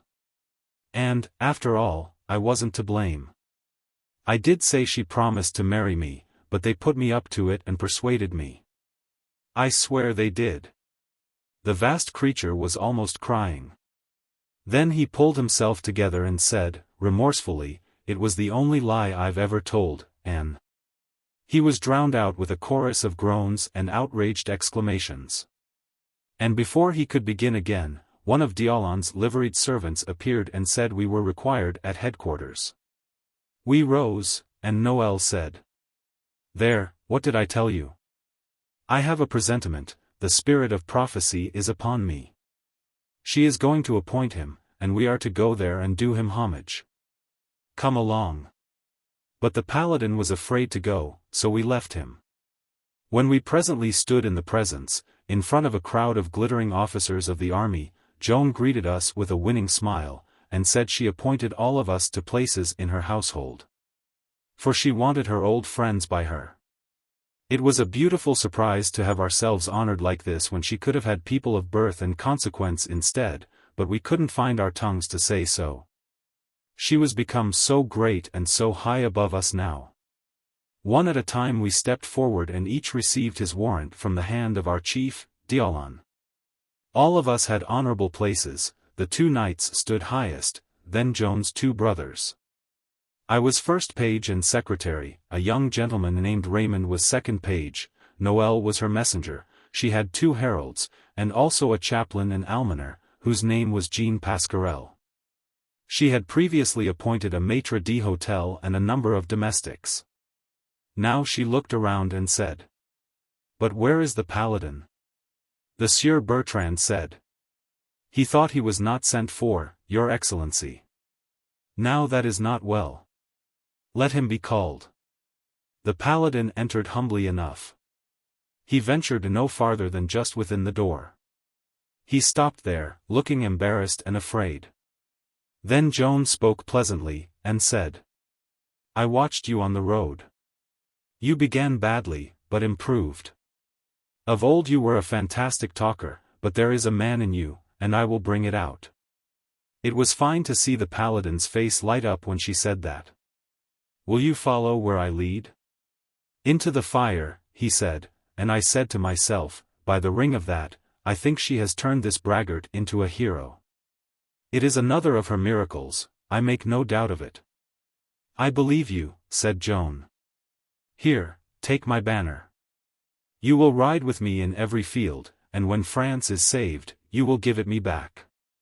He took the banner, which is now the most precious of the memorials that remain of Joan of Arc, and his voice was unsteady with emotion when he said, "If I ever disgrace this trust, my comrades here will know how to do a friend's office upon my body, and this charge I lay upon them, as knowing they will not fail me." Chapter 11. The war march is begun. Noel and I went back together, silent at first, and impressed. Finally Noel came up out of his thinkings and said, "The first shall be last and the last first, there's authority for this surprise. But at the same time wasn't it a lofty hoist for our big bull?" It truly was, I am not over being stunned yet. It was the greatest place in her gift. Yes, it was. There are many generals, and she can create more, but there is only one standard-bearer. True. It is the most conspicuous place in the army, after her own. And the most coveted and honorable. Sons of 2 dukes tried to get it, as we know. And of all people in the world, this majestic windmill carries it off. Well, isn't it a gigantic promotion, when you come to look at it? There's no doubt about it. It's a kind of copy of Joan's own in miniature. I don't know how to account for it, do you? Yes, without any trouble at all, that is, I think I do. Noel was surprised at that, and glanced up quickly, as if to see if I was in earnest. He said, I thought you couldn't be in earnest, but I see you are. If you can make me understand this puzzle, do it. Tell me what the explanation is. I believe I can. You have noticed that our chief knight says a good many wise things and has a thoughtful head on his shoulders. One day, riding along, we were talking about Joan's great talents, and he said, but, greatest of all her gifts, she has the seeing eye. I said, like an unthinking fool, the seeing eye? I shouldn't count on that for much, I suppose we all have it. No, he said, very few have it. Then he explained, and made his meaning clear. He said the common eye sees only the outside of things, and judges by that, but the seeing eye pierces through and reads the heart and the soul, finding their capacities which the outside didn't indicate or promise, and which the other kind of eye couldn't detect. He said the mightiest military genius must fail and come to nothing if it have not the seeing eye, that is to say, if it cannot read men and select its subordinates with an infallible judgment. It sees as by intuition that this man is good for strategy, that one for dash and daredevil assault, the other for patient bulldog persistence, and it appoints each to his right place and wins. While the commander without the seeing eye would give to each the other's place and lose. He was right about Joan, and I saw it. When she was a child and the tramp came one night, her father and all of us took him for a rascal, but she saw the honest man through the rags. When I dined with the governor of Vaucouleurs so long ago, I saw nothing in our two knights, though I sat with them and talked with them 2 hours. Joan was there 5 minutes, and neither spoke with them nor heard them speak, yet she marked them for men of worth and fidelity, and they have confirmed her judgment. Whom has she sent for to take charge of this thundering rabble of new recruits at Blois, made up of old disbanded Armagnac raiders, unspeakable hellions, every one? Why, she has sent for Satan himself, that is to say, La Hire, that military hurricane, that godless swashbuckler, that lurid conflagration of blasphemy, that Vesuvius of profanity. Forever in eruption. Does he know how to deal with that mob of roaring devils? Better than any man that lives. For he is the head devil of this world, his own self, he is the match of the whole of them combined, and probably the father of most of them. She places him in temporary command until she can get to Blois herself, and then. Why, then she will certainly take them in hand personally, or I don't know her as well as I ought to, after all these years of intimacy. That will be a sight to see, that fair spirit in her white armor, delivering her will to that muck heap, that rag pile, that abandoned refuse of perdition. La Hire! Cried Noel, our hero of all these years, I do want to see that man. I too. His name stirs me just as it did when I was a little boy. I want to hear him swear. Of course, I would rather hear him swear than another man pray. He is the frankest man there is, and the naivest. Once when he was rebuked for pillaging on his raids, he said it was nothing. Said he, if God the Father were a soldier, he would rob. I judge he is the right man to take temporary charge there at Blois. Joan has cast the seeing eye upon him, you see. Which brings us back to where we started. I have an honest affection for the Paladin, and not merely because he is a good fellow, but because he is my child. I made him what he is. The windiest blusterer and most Catholic liar in the kingdom. I'm glad of his luck, but I hadn't the seeing eye. I shouldn't have chosen him for the most dangerous post in the army. I should have placed him in the rear to kill the wounded and violate the dead. Well, we shall see. Joan probably knows what is in him better than we do. And I'll give you another idea. When a person in Joan of Arc's position tells a man he is brave, he believes it. And believing it is enough. In fact, to believe yourself brave is to be brave, it is the one only essential thing. Now you've hit it, cried Noel. She's got the creating mouth as well as the seeing eye. Ah, yes, that is the thing. France was cowed and a coward, Joan of Arc has spoken, and France is marching, with her head up. I was summoned now to write a letter from Joan's dictation. During the next day and night our several uniforms were made by the tailors, and our new armor provided. We were beautiful to look upon now, whether clothed for peace or war. Clothed for peace, in costly stuffs and rich colors, the Paladin was a tower dyed with the glories of the sunset. Plumed and sashed and ironclad for war, he was a still statelier thing to look at. Orders had been issued for the march toward Blois. It was a clear, sharp, beautiful morning. As our showy great company trotted out in column, riding 2 and 2, Joan and the Duke of Alençon in the lead, D'Aulon and the big standard-bearer next, and so on, we made a handsome spectacle, as you may well imagine. And as we ploughed through the cheering crowds, with Joan bowing her plumed head to left and right and the sun glinting from her silver mail, the spectators realized that the curtain was rolling up before their eyes upon the first act of a prodigious drama. And their rising hopes were expressed in an enthusiasm that increased with each moment, until at last one seemed to even physically feel the concussion of the huzzas as well as hear them. Far down the street we heard the softened strains of wind-blown music, and saw a cloud of lancers moving, the sun glowing with a subdued light upon the massed armor, but striking bright upon the soaring lance heads, a vaguely luminous nebula, so to speak, with a constellation twinkling above it, and that was our guard of honor. It joined us, the procession was complete, the first war march of Joan of Arc was begun, the curtain was up. Chapter 12. Joan puts heart in her army. We were at Blois 3 days. Oh, that camp, it is one of the treasures of my memory. Order.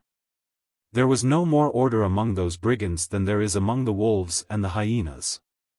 They went roaring and drinking about, whooping, shouting, swearing, and entertaining themselves with all manner of rude and riotous horseplay.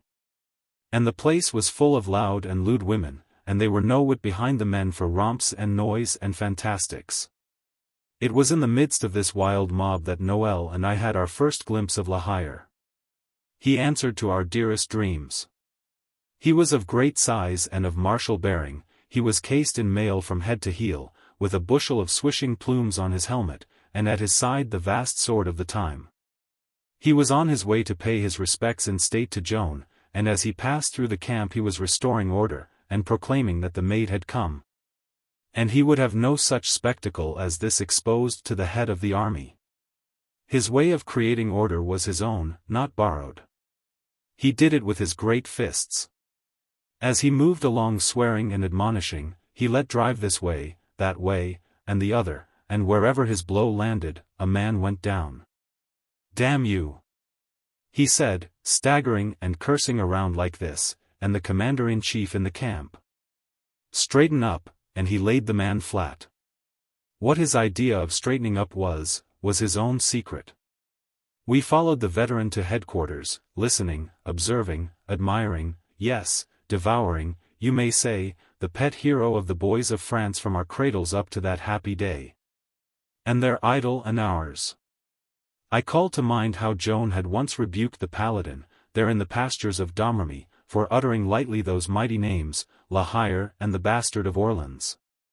And how she said that if she could but be permitted to stand afar off and let her eyes rest once upon those great men, she would hold it a privilege. They were to her and the other girls just what they were to the boys. Well, here was one of them at last, and what was his errand? It was hard to realize it, and yet it was true. He was coming to uncover his head before her and take her orders. While he was quieting a considerable group of his brigands in his soothing way, near headquarters, we stepped on ahead and got a glimpse of Joan's military family, the great chiefs of the army.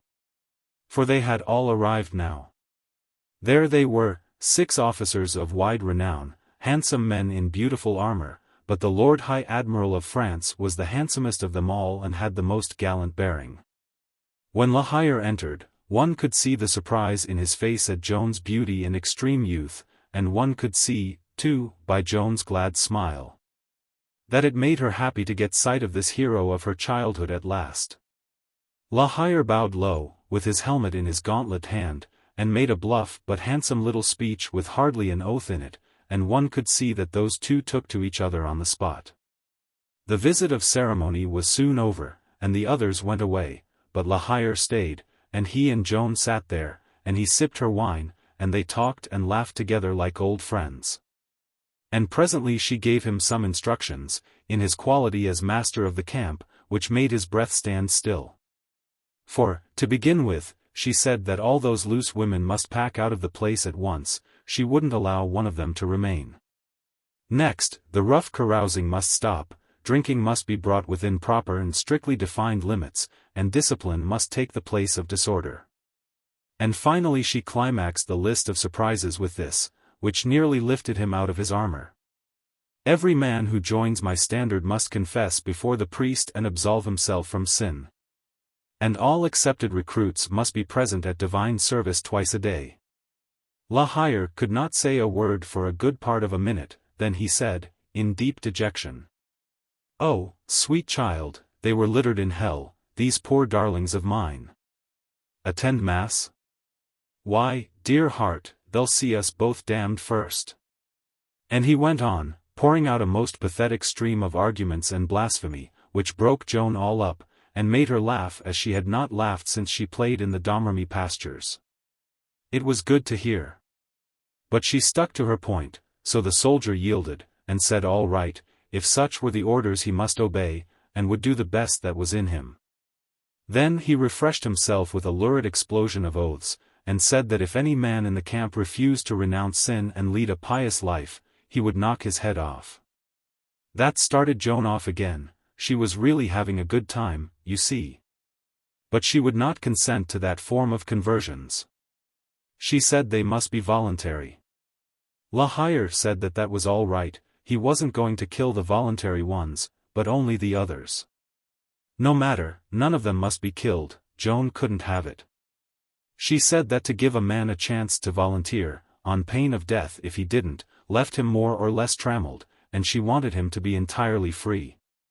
So the soldier sighed and said he would advertise the Mass, but said he doubted if there was a man in camp that was any more likely to go to it than he was himself. Then there was another surprise for him, for Joan said, "But, dear man, you are going." Impossible. Oh, this is lunacy. Oh, no, it isn't. You are going to the service, twice a day. Oh, am I dreaming? Am I drunk, or is my hearing playing me false?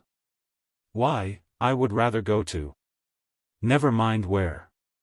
In the morning you are going to begin, and after that it will come easy. Now don't look downhearted like that. Soon you won't mind it. La Hire tried to cheer up, but he was not able to do it. He sighed like a zephyr, and presently said, "Well, I'll do it for you, but before I would do it for another, I swear I." "But don't swear. Break it off." "Break it off? It is impossible. I beg you to, why, oh, my general, it is my native speech." He begged so hard for grace for his impediment, that Joan left him one fragment of it. She said he might swear by his baton, the symbol of his generalship. He promised that he would swear only by his baton when in her presence, and would try to modify himself elsewhere, but doubted he could manage it, now that it was so old and stubborn a habit. And such a solace and support to his declining years.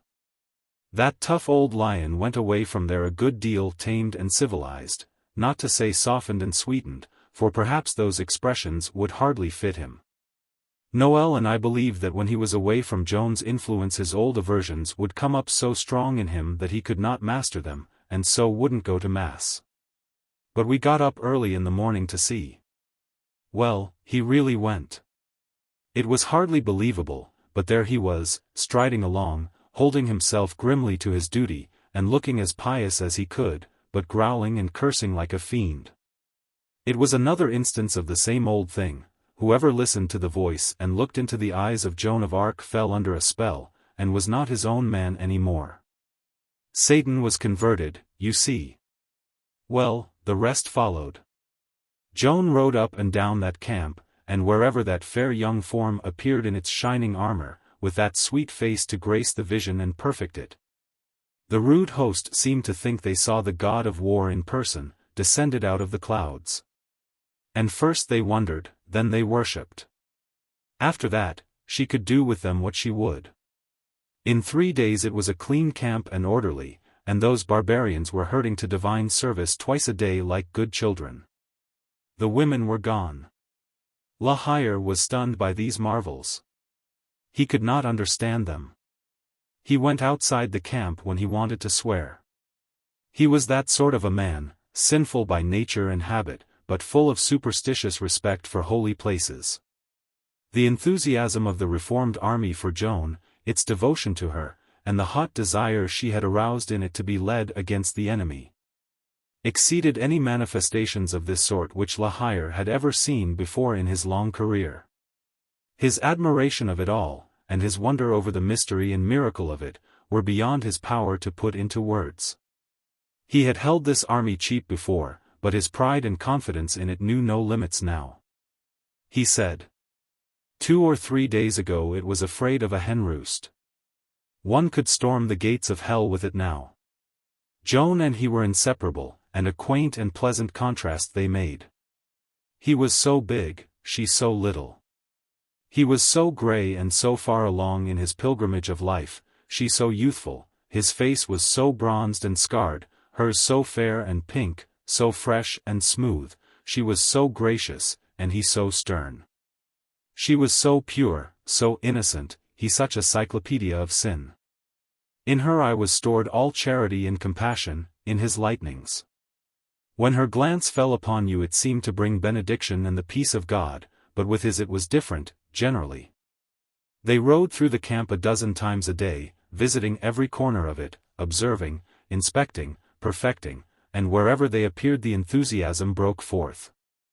They rode side by side, he a great figure of brawn and muscle, she a little masterwork of roundness and grace, he a fortress of rusty iron, she a shining statuette of silver. And when the reformed raiders and bandits caught sight of them they spoke out, with affection and welcome in their voices, and said, "There they come, Satan and the page of Christ." All the 3 days that we were in Blois, Joan worked earnestly and tirelessly to bring La Hire to God, to rescue him from the bondage of sin, to breathe into his stormy heart the serenity and peace of religion. She urged, she begged, she implored him to pray. He stood out, the 3 days of our stay, begging almost piteously to be let off from just that one thing, that impossible thing. He would do anything else, anything, command, and he would obey, he would go through the fire for her if she said the word, but spare him this, only this, for he couldn't pray, had never prayed. He was ignorant of how to frame a prayer, he had no words to put it in. And yet, can any believe it, she carried even that point, she won that incredible victory. She made La Hire pray. It shows, I think, that nothing was impossible to Joan of Arc. Yes, he stood there before her and put up his mailed hands and made a prayer. And it was not borrowed, but was his very own. He had none to help him frame it, he made it out of his own head, saying, "Fair Sir God, I pray you to do by La Hire as he would do by you if you were La Hire and he were God." 1. Then he put on his helmet and marched out of Joan's tent as satisfied with himself as anyone might be who had arranged a perplexed and difficult business to the content and admiration of all the parties concerned in the matter. If I had known that he had been praying, I could have understood why he was feeling so superior, but of course I could not know that. I was coming to the tent at that moment, and saw him come out, and saw him march away in that large fashion, and indeed it was fine and beautiful to see. But when I got to the tent door I stopped and stepped back, grieved and shocked, for I heard Joan crying. As I mistakenly thought, crying as if she could not contain nor endure the anguish of her soul, crying as if she would die. But it was not so, she was laughing at La Hire's prayer. It was not until 36 years afterward that I found that out, and then, oh! Then I only cried when that picture of young carefree mirth rose before me out of the blur and mists of that long-vanished time. For there had come a day between, when God's good gift of laughter had gone out from me to come again no more in this life. Chapter 13. Checked by the folly of the wise. We marched out in great strength and splendor, and took the road toward Orleans. The initial part of Joan's great dream was realizing itself at last. It was the first time that any of us youngsters had ever seen an army, and it was a most stately and imposing spectacle to us. It was indeed an inspiring sight, that interminable column, stretching away into the fading distances, and curving itself in and out of the crookedness of the road like a mighty serpent. Joan rode at the head of it with her personal staff. Then came a body of priests singing the Veni Creator, the banner of the cross rising out of their midst. After these the glinting forest of spears.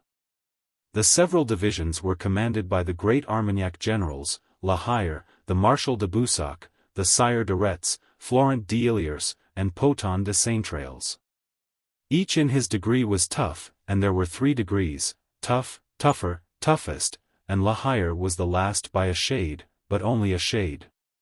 They were just illustrious official brigands, the whole party, and by long habits of lawlessness they had lost all acquaintanceship with obedience, if they had ever had any.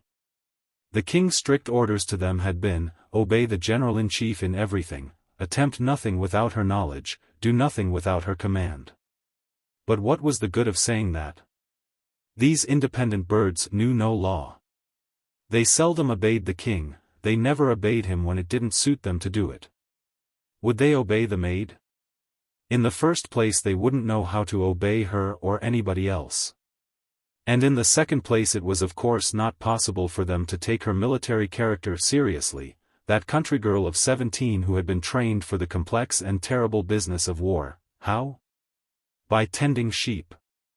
They had no idea of obeying her except in cases where their veteran military knowledge and experience showed them that the thing she required was sound and right when gauged by the regular military standards.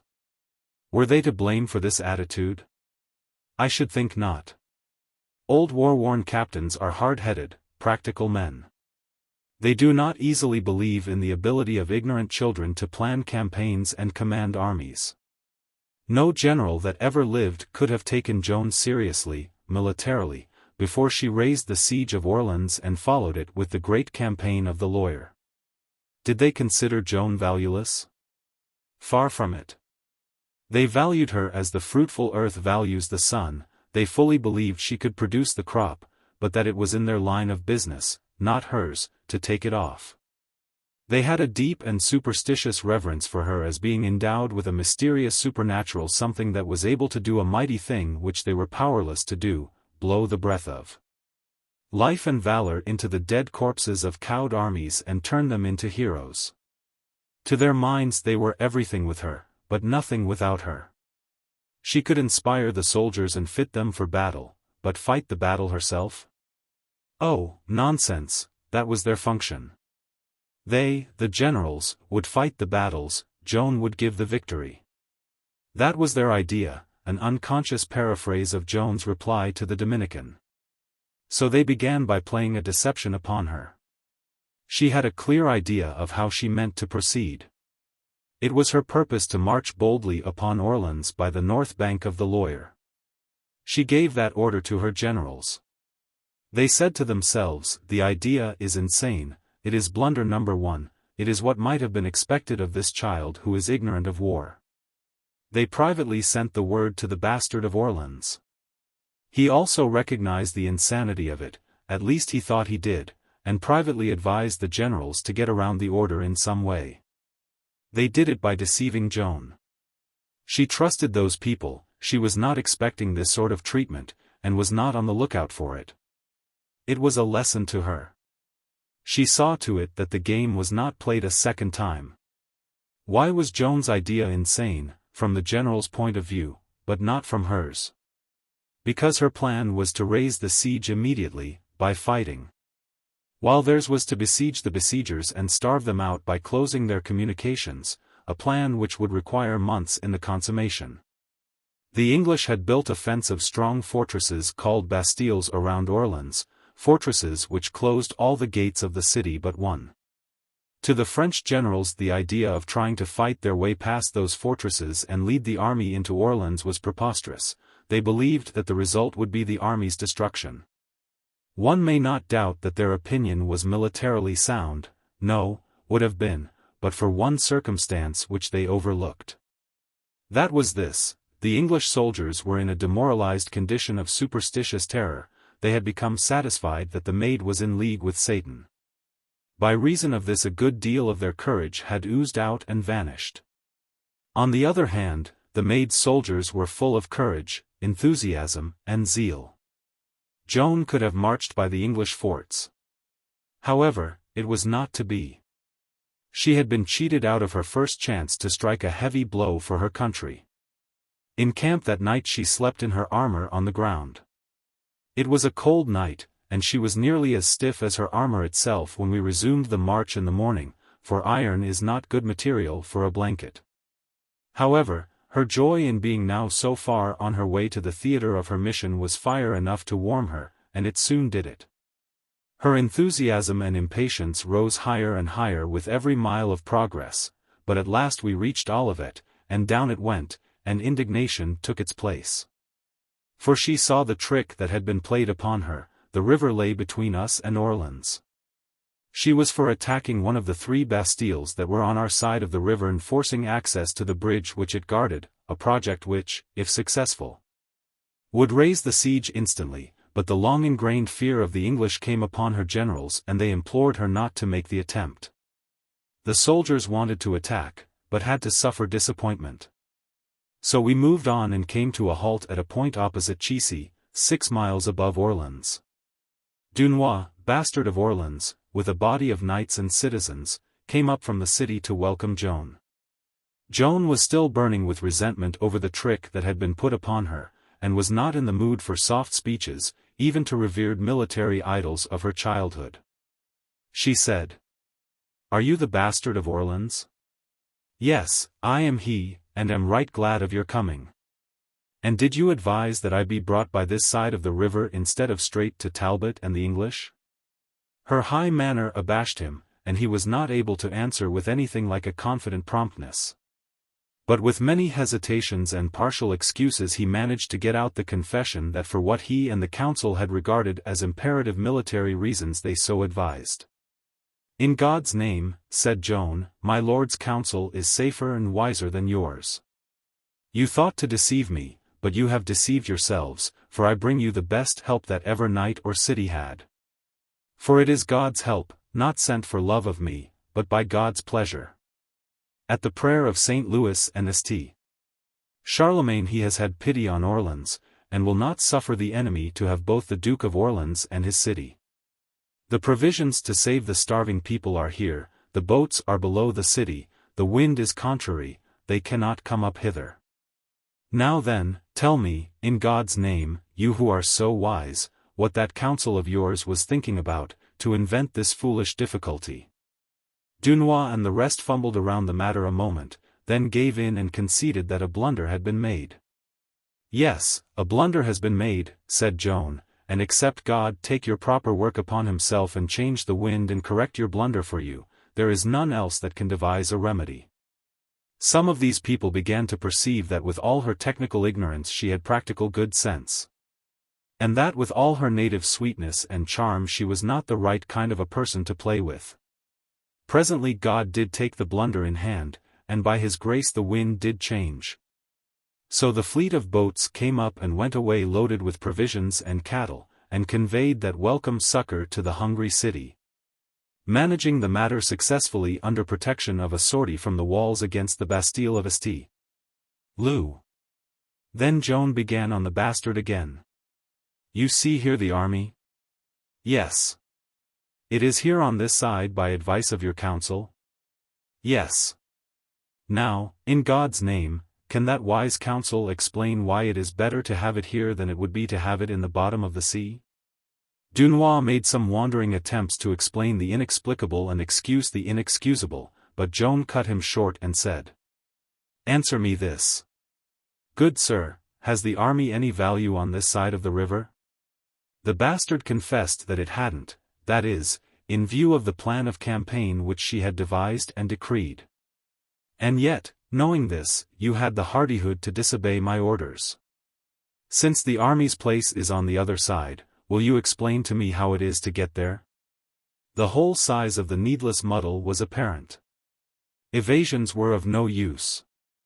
Therefore Dunois admitted that there was no way to correct the blunder but to send the army all the way back to Blois, and let it begin over again and come up on the other side this time. According to Joan's original plan. Any other girl, after winning such a triumph as this over a veteran soldier of old renown, might have exulted a little and been excusable for it, but Joan showed no disposition of this sort. She dropped a word or two of grief over the precious time that must be lost, then began at once to issue commands for the march back. She sorrowed to see her army go. For she said its heart was great and its enthusiasm high, and that with it at her back she did not fear to face all the might of England. All arrangements having been completed for the return of the main body of the army, she took the Bastard and La Hire and 1,000 men and went down to Orleans, where all the town was in a fever of impatience to have sight of her face. It was 8 in the evening when she and the troops rode in at the Burgundy gate, with the Paladin preceding her with her standard. She was riding a white horse, and she carried in her hand the sacred sword of Fierbois.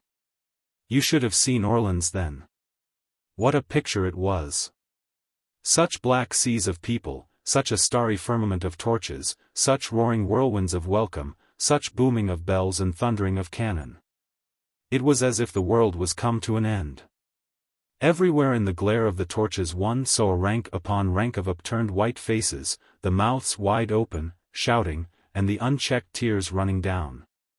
Joan forged her slow way through the solid masses, her mailed form projecting above the pavement of heads like a silver statue. The people about her struggled along, gazing up at her through their tears with the rapt look of men and women who believe they are seeing one who is divine. And always her feet were being kissed by grateful folk, and such as failed of that privilege touched her horse and then kissed their fingers. Nothing that Joan did escaped notice. Everything she did was commented upon and applauded.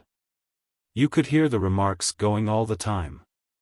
There, she's smiling, see. Now she's taking her little plumed cap off to somebody. It's fine and graceful. She's patting that woman on the head with her gauntlet.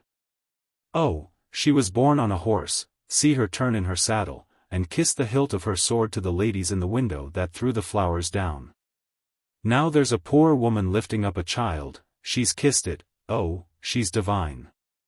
What a dainty little figure it is, and what a lovely face, and such color and animation. Joan's slender long banner streaming backward had an accident, the fringe caught fire from a torch. She leaned forward and crushed the flame in her hand. She's not afraid of fire nor anything. They shouted, and delivered a storm of admiring applause that made everything quake. She rode to the cathedral and gave thanks to God, and the people crammed the place and added their devotions to hers. Then she took up her march again and picked her slow way through the crowds and the wilderness of torches to the house of Jacques Boucher, treasurer of the Duke of Orleans, where she was to be the guest of his wife as long as she stayed in the city, and have his young daughter for comrade and roommate. The delirium of the people went on the rest of the night, and with it the clamor of the joy bells and the welcoming cannon. Joan of Arc had stepped upon her stage at last, and was ready to begin. Chapter 14. What the English answered. She was ready, but must sit down and wait until there was an army to work with. Next morning, Saturday, April 30, 1429, she set about inquiring after the messenger who carried her proclamation to the English from Blois, the one which she had dictated at Poitiers. Here is a copy of it. It is a remarkable document, for several reasons, for its matter-of-fact directness, for its high spirit and forcible diction, and for its naive confidence in her ability to achieve the prodigious task which she had laid upon herself, or which had been laid upon her, which you please. All through it you seem to see the pomps of war and hear the rumbling of the drums. In it Joan's warrior soul is revealed, and for the moment the soft little shepherdess has disappeared from your view. This untaught country damsel, unused to dictating anything at all to anybody, much less documents of state to kings and generals. Poured out this procession of vigorous sentences as fluently as if this sort of work had been her trade from childhood. Jesus Maria, King of England and you Duke of Bedford who call yourself Regent of France. William de la Pole, Earl of Suffolk, and you Thomas Lord Scales, who style yourselves lieutenants of the said Bedford, do right to the King of Heaven. Render to the maid who is sent by God the keys of all the good towns you have taken and violated in France. She is sent hither by God to restore the blood royal.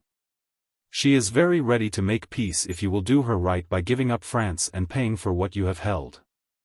And you archers, companions of war, noble and otherwise, who are before the good city of Orleans, begone into your own land in God's name.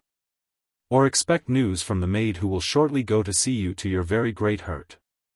King of England, if you do not so, I am chief of war, and whenever I shall find your people in France I will drive them out, willing or not willing. And if they do not obey I will slay them all, but if they obey, I will have them to mercy. I am come hither by God, the King of Heaven, body for body, to put you out of France, in spite of those who would work treason and mischief against the kingdom. Think not you shall ever hold the kingdom from the King of Heaven, the Son of the Blessed Mary. King Charles shall hold it, for God wills it so, and has revealed it to him by the maid. If you believe not the news sent by God through the maid, wherever we shall meet you we will strike boldly and make such a noise as has not been in France these 1,000 years. Be sure that God can send more strength to the maid than you can bring to any assault against her and her good men at arms, and then we shall see who has the better right, the King of Heaven, or you. Duke of Bedford, the maid prays you not to bring about your own destruction. If you do her right, you may yet go in her company where the French shall do the finest deed that has been done in Christendom, and if you do not, you shall be reminded shortly of your great wrongs. In that closing sentence she invites them to go on crusade with her to rescue the Holy Sepulchre. No answer had been returned to this proclamation, and the messenger himself had not come back. So now she sent her 2 heralds with a new letter warning the English to raise the siege and requiring them to restore that missing messenger. The heralds came back without him. All they brought was notice from the English to Joan that they would presently catch her and burn her if she did not clear out now while she had a chance. And go back to her proper trade of minding cows. She held her peace, only saying it was a pity that the English would persist in inviting present disaster and eventual destruction when she was doing all she could to get them out of the country with their lives still in their bodies. Presently she thought of an arrangement that might be acceptable, and said to the heralds, "Go back and say to Lord Talbot this, from me, come out of your Bastilles with your host. And I will come with mine. If I beat you, go in peace out of France, if you beat me, burn me, according to your desire." I did not hear this, but Dunois did, and spoke of it. The challenge was refused. Sunday morning her voices or some instinct gave her a warning, and she sent Dunois to Blois to take command of the army and hurry it to Orleans. It was a wise move, for he found Regnault de Chartres and some more of the king's pet rascals there trying their best to disperse the army, and crippling all the efforts of Joan's generals to head it for Orleans. They were a fine lot, those miscreants. They turned their attention to Dunois now, but he had balked Joan once, with unpleasant results to himself, and was not minded to meddle in that way again. He soon had the army moving. Chapter 15. My exquisite poem goes to smash. We of the personal staff were in Fairyland now, during the few days that we waited for the return of the army. We went into society. To our 2 knights this was not a novelty, but to us young villagers it was a new and wonderful life. Any position of any sort near the person of the Maid of Vaucouleurs conferred high distinction upon the holder and caused his society to be courted. And so the Dark Brothers, and Noel, and the Paladin, humble peasants at home, were gentlemen here, personages of weight and influence. It was fine to see how soon their country diffidences and awkwardnesses melted away under this pleasant sun of deference and disappeared, and how lightly and easily they took to their new atmosphere. The Paladin was as happy as it was possible for anyone in this earth to be. His tongue went all the time, and daily he got new delight out of hearing himself talk. He began to enlarge his ancestry and spread it out all around, and ennoble it right and left, and it was not long until it consisted almost entirely of dukes. He worked up his old battles and tricked them out with fresh splendors, also with new terrors, for he added artillery now. We had seen cannon for the first time at Blois, a few pieces, here there was plenty of it. And now and then we had the impressive spectacle of a huge English Bastille hidden from sight in a mountain of smoke from its own guns, with lances of red flame darting through it. And this grand picture, along with the quaking thunders pounding away in the heart of it, inflamed the Paladin's imagination and enabled him to dress out those ambuscade skirmishes of ours with a sublimity which made it impossible for any to recognize them at all except people who had not been there. You may suspect that there was a special inspiration for these great efforts of the Paladins, and there was. It was the daughter of the house, Catherine Boucher, who was 18, and gentle and lovely in her ways, and very beautiful. I think she might have been as beautiful as Joan herself, if she had had Joan's eyes. But that could never be. There was never but that one pair, there will never be another. Joan's eyes were deep and rich and wonderful beyond anything merely earthly. They spoke all the languages, they had no need of words. They produced all effects, and just by a glance, just a single glance, a glance that could convict a liar of his lie and make him confess it. That could bring down a proud man's pride and make him humble, that could put courage into a coward and strike dead the courage of the bravest, that could appease resentments and real hatreds. That could make the doubter believe and the hopeless hope again, that could purify the impure mind, that could persuade, there it is, persuasion. That is the word. What or who is it that it couldn't persuade? The maniac of Domremy, the fairy-banishing priest, the reverend tribunal of Toul, the doubting and superstitious Laxart, the obstinate veteran of Vaucouleurs, the characterless heir of France, the sages and scholars of the Parliament and University of Poitiers, the darling of Satan. La Hire, the masterless bastard of Orleans. Accustomed to acknowledge no way as right and rational but his own, these were the trophies of that great gift that made her the wonder and mystery that she was.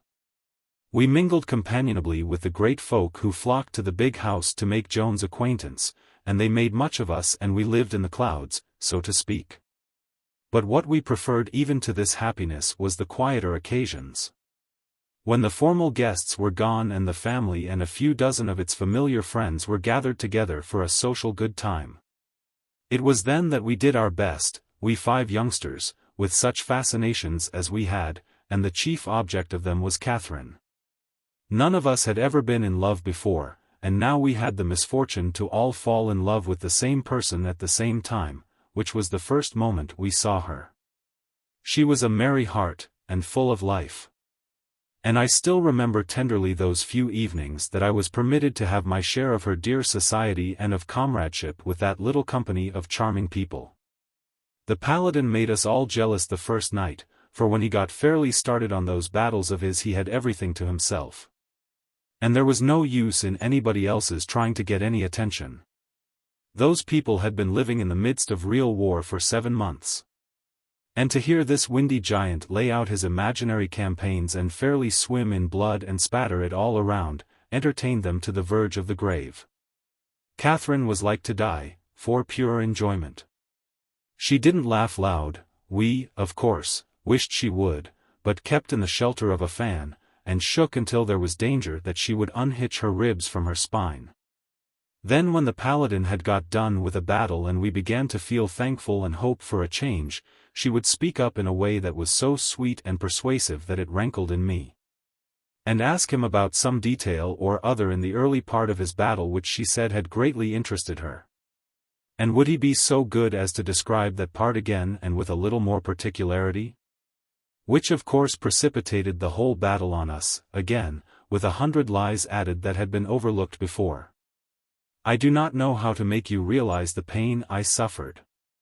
I had never been jealous before, and it seemed intolerable that this creature should have this good fortune which he was so ill entitled to. And I have to sit and see myself neglected when I was so longing for the least little attention out of the 1,000 that this beloved girl was lavishing on him. I was near her, and tried 2 or 3 times to get started on some of the things that I had done in those battles, and I felt ashamed of myself, too, for stooping to such a business, but she cared for nothing but his battles, and could not be got to listen. And presently when one of my attempts caused her to lose some precious rag or other of his mendacities and she asked him to repeat, thus bringing on a new engagement, of course, and increasing the havoc and carnage tenfold, I felt so humiliated by this pitiful miscarriage of mine that I gave up and tried no more. The others were as outraged by the Paladin's selfish conduct as I was, and by his grand luck, too, of course, perhaps, indeed, that was the main hurt. We talked our trouble over together, which was natural, for rivals become brothers when a common affliction assails them and a common enemy bears off the victory. Each of us could do things that would please and get notice if it were not for this person, who occupied all the time and gave others a no chance. I had made a poem, taking a whole night to it, a poem in which I most happily and delicately celebrated that sweet girl's charms, without mentioning her name, but anyone could see who was meant. For the bare title, The Rose of Orleans, would reveal that, as it seemed to me.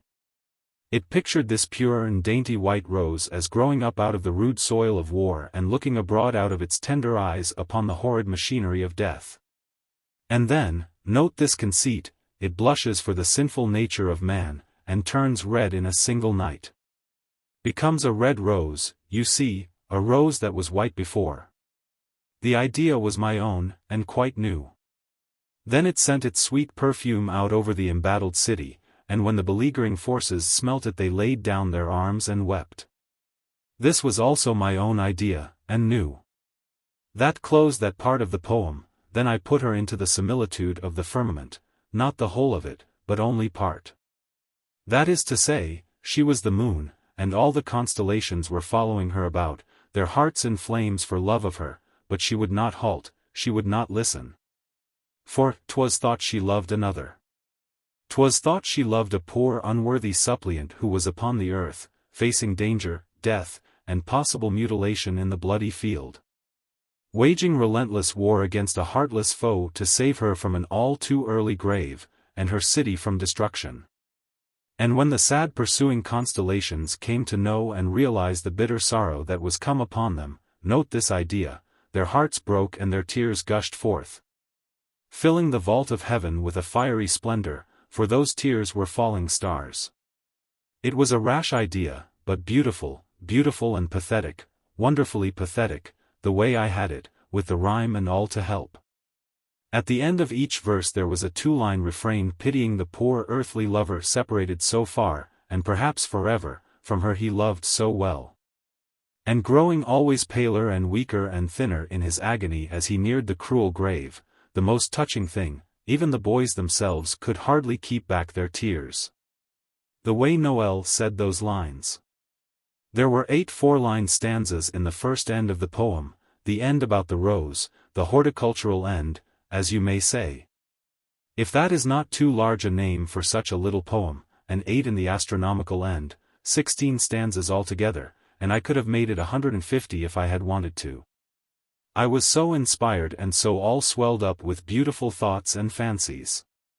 But that would have been too many to sing or recite before a company that way, whereas 16 was just right, and could be done over again if desired.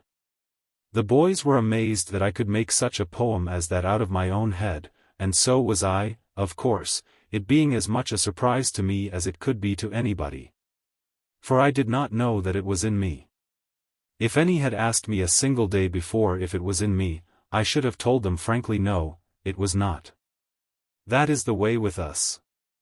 We may go on half of our life not knowing such a thing is in us, when in reality it was there all the time, and all we needed was something to turn up that would call for it.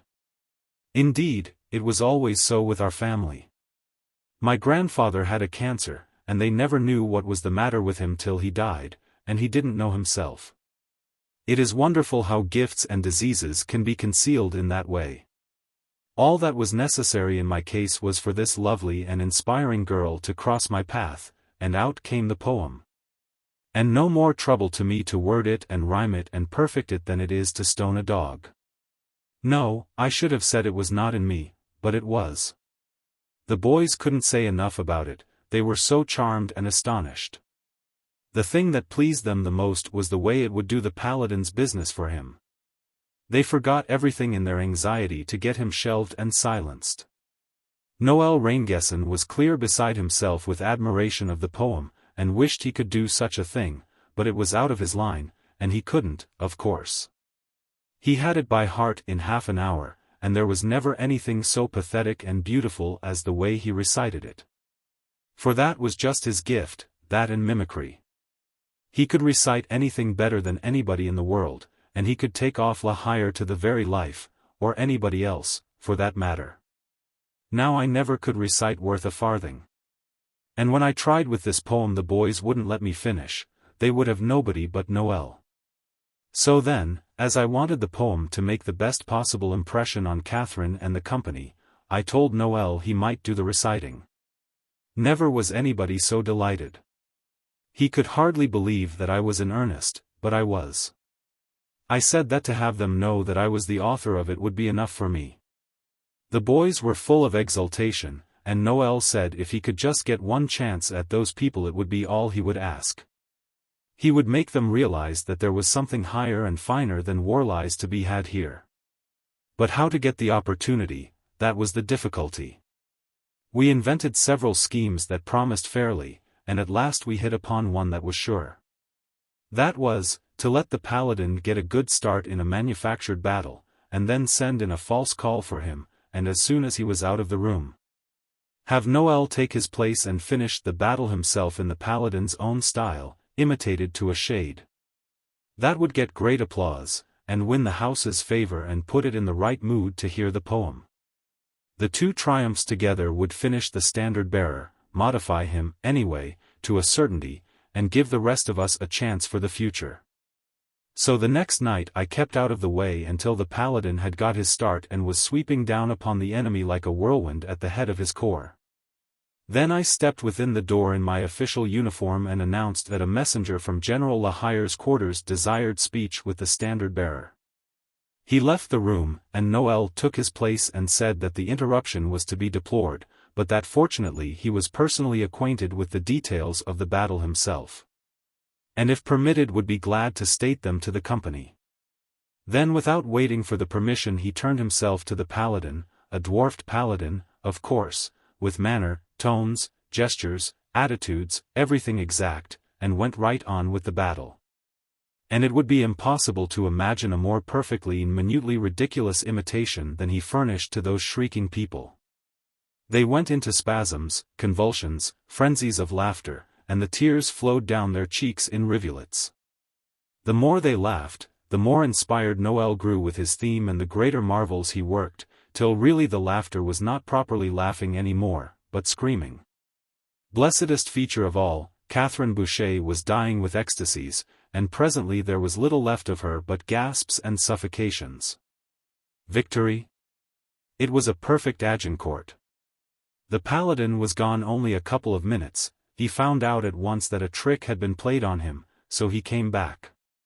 When he approached the door he heard Noel ranting in there and recognized the state of the case, so he remained near the door but out of sight, and heard the performance through to the end. The applause Noel got when he finished was wonderful, and they kept it up, clapping their hands like mad, and shouting to him to do it over again. But Noel was clever. He knew the very best background for a poem of deep and refined sentiment and pathetic melancholy was one where great and satisfying merriment had prepared the spirit for the powerful contrast. So he paused until all was quiet, then his face grew grave and assumed an impressive aspect, and at once all faces sobered in sympathy and took on a look of wondering and expectant interest. Now he began in a low but distinct voice the opening verses of the Rose. As he breathed the rhythmic measures forth, and one gracious line after another fell upon those enchanted ears in that deep hush, one could catch, on every hand, half-audible ejaculations of, "How lovely, how beautiful, how exquisite." By this time the Paladin, who had gone away for a moment with the opening of the poem, was back again, and had stepped within the door. He stood there now, resting his great frame against the wall and gazing toward the reciter like one entranced. When Noel got to the second part, and that heartbreaking refrain began to melt and move all listeners, the Paladin began to wipe away tears with the back of first one hand and then the other. The next time the refrain was repeated he got to snuffling, and sort of half-sobbing, and went to wiping his eyes with the sleeves of his doublet. He was so conspicuous that he embarrassed Noel a little, and also had an ill effect upon the audience. With the next repetition he broke quite down and began to cry like a calf, which ruined all the effect and started many to the audience to laughing. Then he went on from bad to worse, until I never saw such a spectacle. For he fetched out a towel from under his doublet and began to swab his eyes with it and let go the most infernal bellowings mixed up with sobbings and groanings and retchings and barkings and coughings and snortings and screamings and howlings, and he twisted himself about on his heels and squirmed this way and that, still pouring out that brutal clamor and flourishing his towel in the air and swabbing again and wringing it out. Here. You couldn't hear yourself think. Noel was wholly drowned out and silenced, and those people were laughing the very lungs out of themselves. It was the most degrading sight that ever was. Now I heard the clankety-clank that plate armor makes when the man that is in it is running. And then alongside my head there burst out the most inhuman explosion of laughter that ever rent the drum of a person's ear, and I looked, and it was La Hire. And he stood there with his gauntlets on his hips and his head tilted back and his jaws spread to that degree to let out his hurricanes and his thunders that it amounted to indecent exposure. For you could see everything that was in him. Only one thing more and worse could happen. And it happened. At the other door I saw the flurry and bustle and bowings and scrapings of officials and flunkies, which means that some great personage is coming. Then Joan of Arc stepped in. And the house rose. Yes, and tried to shut its indecorous mouth and make itself grave and proper, but when it saw the maid herself go to laughing, it thanked God for this mercy and the earthquake that followed.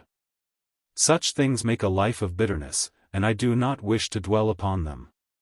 The effect of the poem was spoiled. Chapter 16. The Finding of the Dwarf. This episode disagreed with me and I was not able to leave my bed the next day.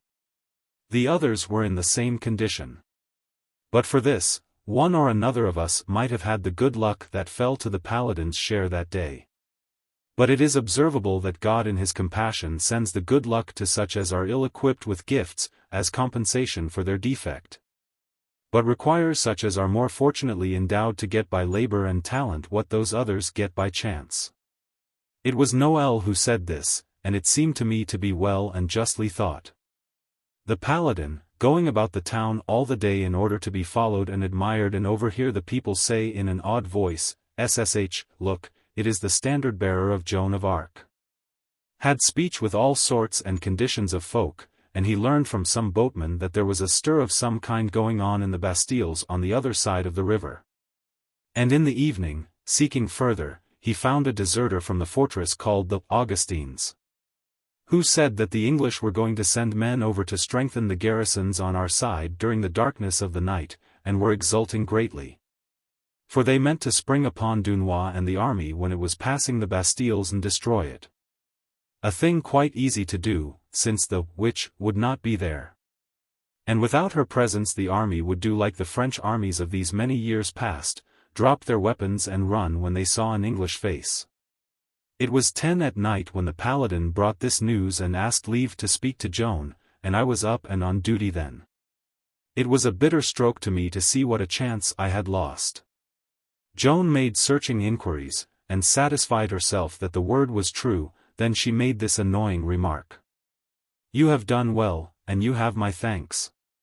It may be that you have prevented a disaster. Your name and service shall receive official mention." Then he bowed low, and when he rose he was 11 feet high. As he swelled out past me he covertly pulled down the corner of his eye with his finger and muttered part of that defiled refrain, "Oh, tears, ah, tears, oh, sad sweet tears. Name in general orders, personal mention to the king, you see." I wished Joan could have seen his conduct, but she was busy thinking what she would do. Then she had me fetch the Knight Jean de Metz. And in a minute he was off for La Hire's quarters with orders for him and the Lord de Villers and Florent d'Illiers to report to her at 5 o'clock next morning with 500 picked men well mounted. The histories say 4:30, but it is not true. I heard the order given. We were on our way at 5 to the minute, and encountered the head of the arriving column between 6 and 7, a couple of leagues from the city. Dunois was pleased, for the army had begun to get restive and show uneasiness now that it was getting so near to the dreaded Bastilles.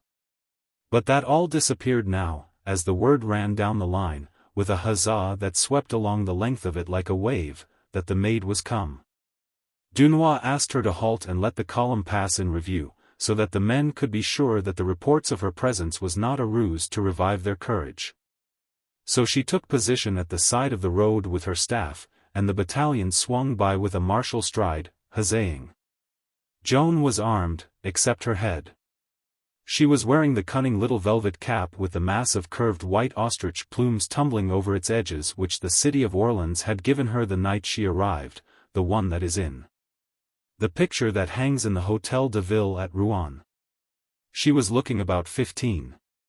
The sight of soldiers always set her blood to leaping, and lit the fires in her eyes and brought the warm rich color to her cheeks. It was then that you saw that she was too beautiful to be of the earth. Or at any rate that there was a subtle something somewhere about her beauty that differed it from the human types of your experience and exalted it above them. In the train of wains laden with supplies a man lay on top of the goods. He was stretched out on his back, and his hands were tied together with ropes, and also his ankles. Joan signed to the officer in charge of that division of the train to come to her, and he rode up and saluted. "What is he that is bound there?" she asked. "A prisoner, General." "What is his offense?" "He is a deserter." "What is to be done with him?" "He will be hanged, but it was not convenient on the march, and there was no hurry." "Tell me about him." "He is a good soldier, but he asked leave to go and see his wife who was dying, he said, but it could not be granted, so he went without leave. Meanwhile the march began, and he only overtook us yesterday evening." "Overtook you? Did he come of his own will?" "Yes, it was of his own will." "He a deserter?" "Name of God! Bring him to me." The officer rode forward and loosed the man's feet and brought him back with his hands still tied. What a figure he was, a good 7 feet high, and built for business. He had a strong face. He had an unkempt shock of black hair which showed up a striking way when the officer removed his morion for him. For weapon he had a big axe in his broad leathern belt. Standing by Joan's horse, he made Joan look littler than ever, for his head was about on a level with her own. His face was profoundly melancholy, all interest in life seemed to be dead in the man. Joan said, "Hold up your hands." The man's head was down. He lifted it when he heard that soft friendly voice. And there was a wistful something in his face which made one think that there had been music in it for him and that he would like to hear it again. When he raised his hands Joan laid her sword to his bonds, but the officer said with apprehension, "Ah, madam, my general." "What is it?" she said. "He is under sentence." "Yes, I know. I am responsible for him," and she cut the bonds. They had lacerated his wrists, and they were bleeding. "Ah, pitiful," she said, "blood, I do not like it," and she shrank from the sight. "But only for a moment. Give me something, somebody, to bandage his wrists with." The officer said, "Ah, my general. It is not fitting. Let me bring another to do it." "Another? De par le Dieu. You would seek far to find one that can do it better than I, for I learned it long ago among both men and beasts. And I can tie better than those that did this. If I had tied him the ropes had not cut his flesh." The man looked on silent, while he was being bandaged, stealing a furtive glance at Joan's face occasionally. Such as an animal might that is receiving a kindness from an unexpected quarter and is gropingly trying to reconcile the act with its source. All the staff had forgotten the huzzahing army drifting by in its rolling clouds of dust, to crane their necks and watch the bandaging as if it was the most interesting and absorbing novelty that ever was. I have often seen people do like that, get entirely lost in the simplest trifle, when it is something that is out of their line. Now there in Poitiers, once, I saw 2 bishops and a dozen of those grave and famous scholars grouped together watching a man paint a sign on a shop. They didn't breathe, they were as good as dead. And when it began to sprinkle they didn't know it at first. Then they noticed it, and each man hove a deep sigh, and glanced up with a surprised look as wondering to see the others there, and how he came to be there himself. But that is the way with people. As I have said, there is no way of accounting for people. You have to take them as they are. There, said Joan at last, pleased with her success, another could have done it no better, not as well, I think. Tell me, what is it you did? Tell me all. The giant said. It was this way, my angel. My mother died, then my 3 little children, one after the other, all in 2 years. It was the famine. Others fared so, it was God's will. I saw them die, I had that grace, and I buried them. Then when my poor wife's fate was come, I begged for leave to go to her, she who was so dear to me, she who was all I had, I begged on my knees. But they would not let me. Could I let her die, friendless and alone? Could I let her die believing I would not come? Would she let me die and she not come, with her feet free to do it if she would, and no cost upon it but only her life? Ah, she would come through the fire. So I went. I saw her. She died in my arms. I buried her. Then the army was gone. I had trouble to overtake it, but my legs are long and there are many hours in a day. I overtook it last night. Joan said, musingly, as if she were thinking aloud. It sounds true. If true, it were no great harm to suspend the law this one time, any would say that.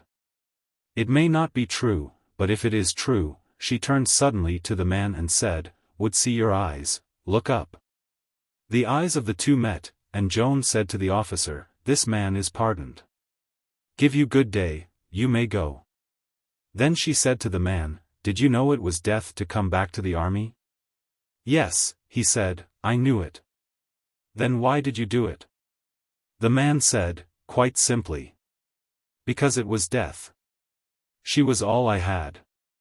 There was nothing left to love. Ah, yes, there was, France. The children of France have always their mother, they cannot be left with nothing to love. You shall live, and you shall serve France. I will serve you. You shall fight for France. I will fight for you. You shall be France's soldier. I will be your soldier. You shall give all your heart to France.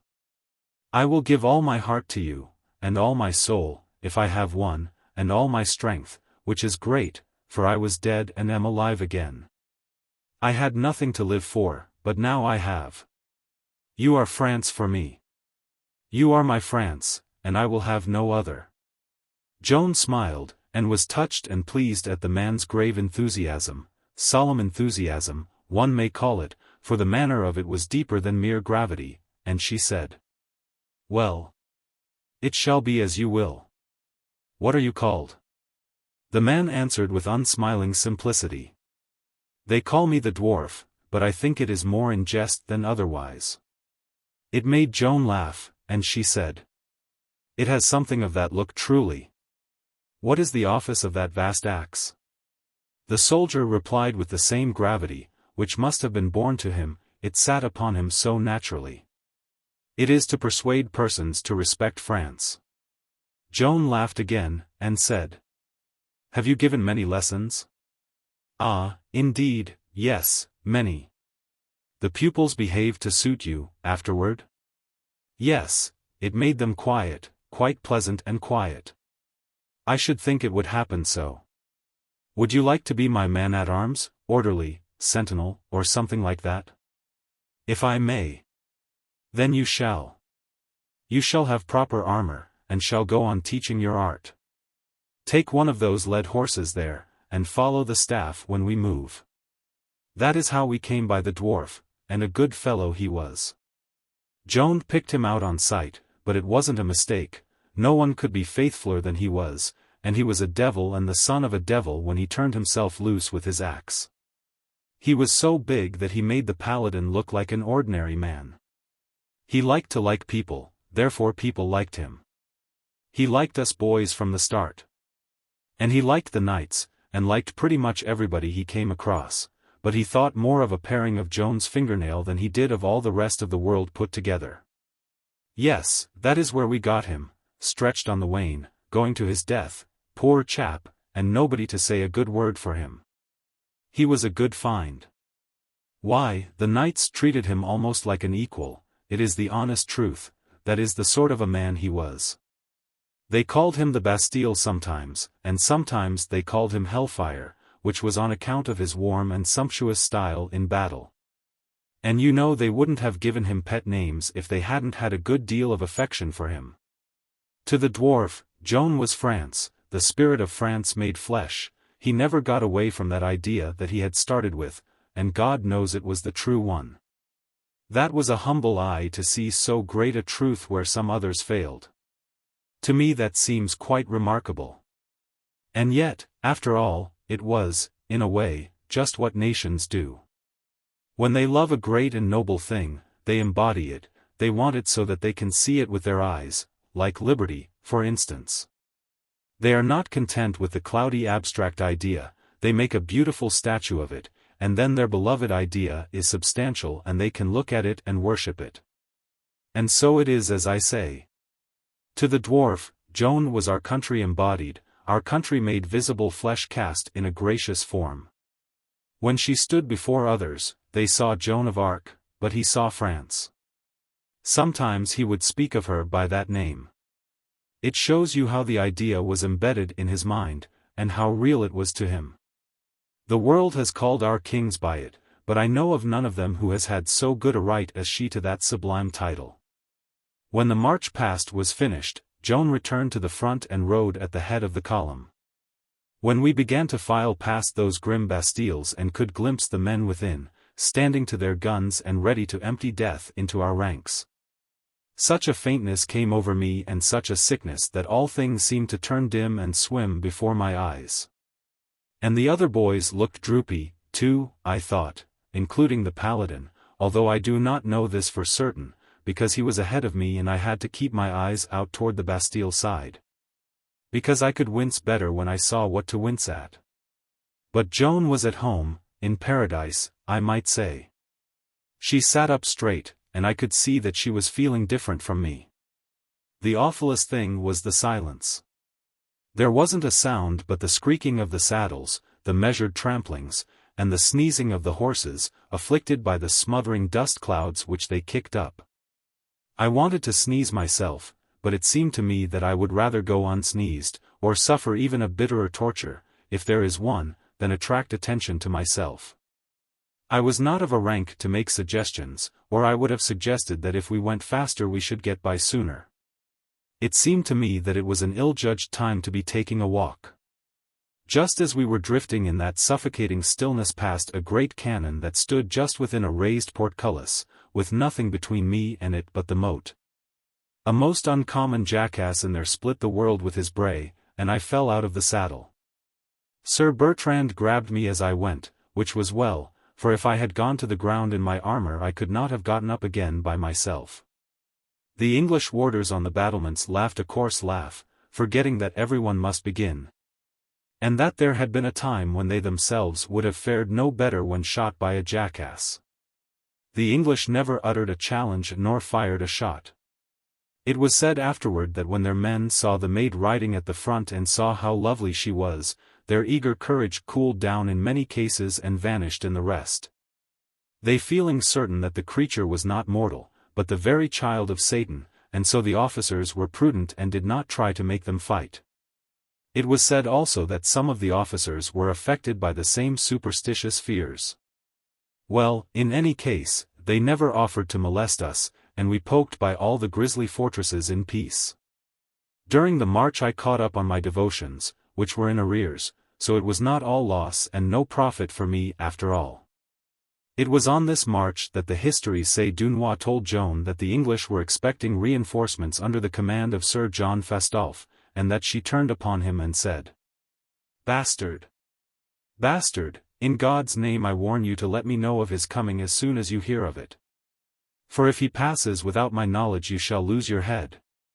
It may be so, I don't deny it, but I didn't hear it. If she really said it I think she only meant she would take off his official head, degrade him from his command. It was not like her to threaten a comrade's life. She did have her doubts of her generals, and was entitled to them, for she was all for storm and assault, and they were for holding still and tiring the English out. Since they did not believe in her way and were experienced old soldiers, it would be natural for them to prefer their own and try to get around carrying hers out. But I did hear something that the histories didn't mention and don't know about. I heard Joan say that now that the garrisons on the other side had been weakened to strengthen those on our side, the most effective point of operations had shifted to the south shore. So she meant to go over there and storm the forts which held the bridge end, and that would open up communication with our own dominions and raise the siege. The generals began to balk, privately, right away, but they only baffled and delayed her, and that for only 4 days. All Orleans met the army at the gate and huzzaed it through the bannered streets to its various quarters, but nobody had to rock it to sleep. It slumped down dog-tired, for Dunois had rushed it without mercy, and for the next 24 hours it would be quiet, all but the snoring. Chapter 17. Sweet Fruit of Bitter Truth. When we got home, breakfast for us minor fry was waiting in our mess room and the family honored us by coming in to eat it with us. The nice old treasurer, and in fact all three were flatteringly eager to hear about our adventures. Nobody asked the Paladin to begin, but he did begin, because now that his specially ordained and peculiar military rank set him above everybody on the personal staff but old D'Aulon, who didn't eat with us, he didn't care a farthing for the knight's nobility nor mine, but took precedence in the talk whenever it suited him, which was all the time, because he was born that way. He said, "God be thanked, we found the army in admirable condition. I think I have never seen a finer body of animals." "Animals," said Miss Catherine. "I will explain to you what he means," said Noel.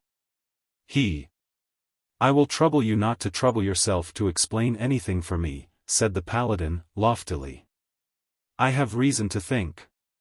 "That is his way," said Noel, "always when he thinks he has reason to think, he thinks he does think, but this is an error. He didn't see the army.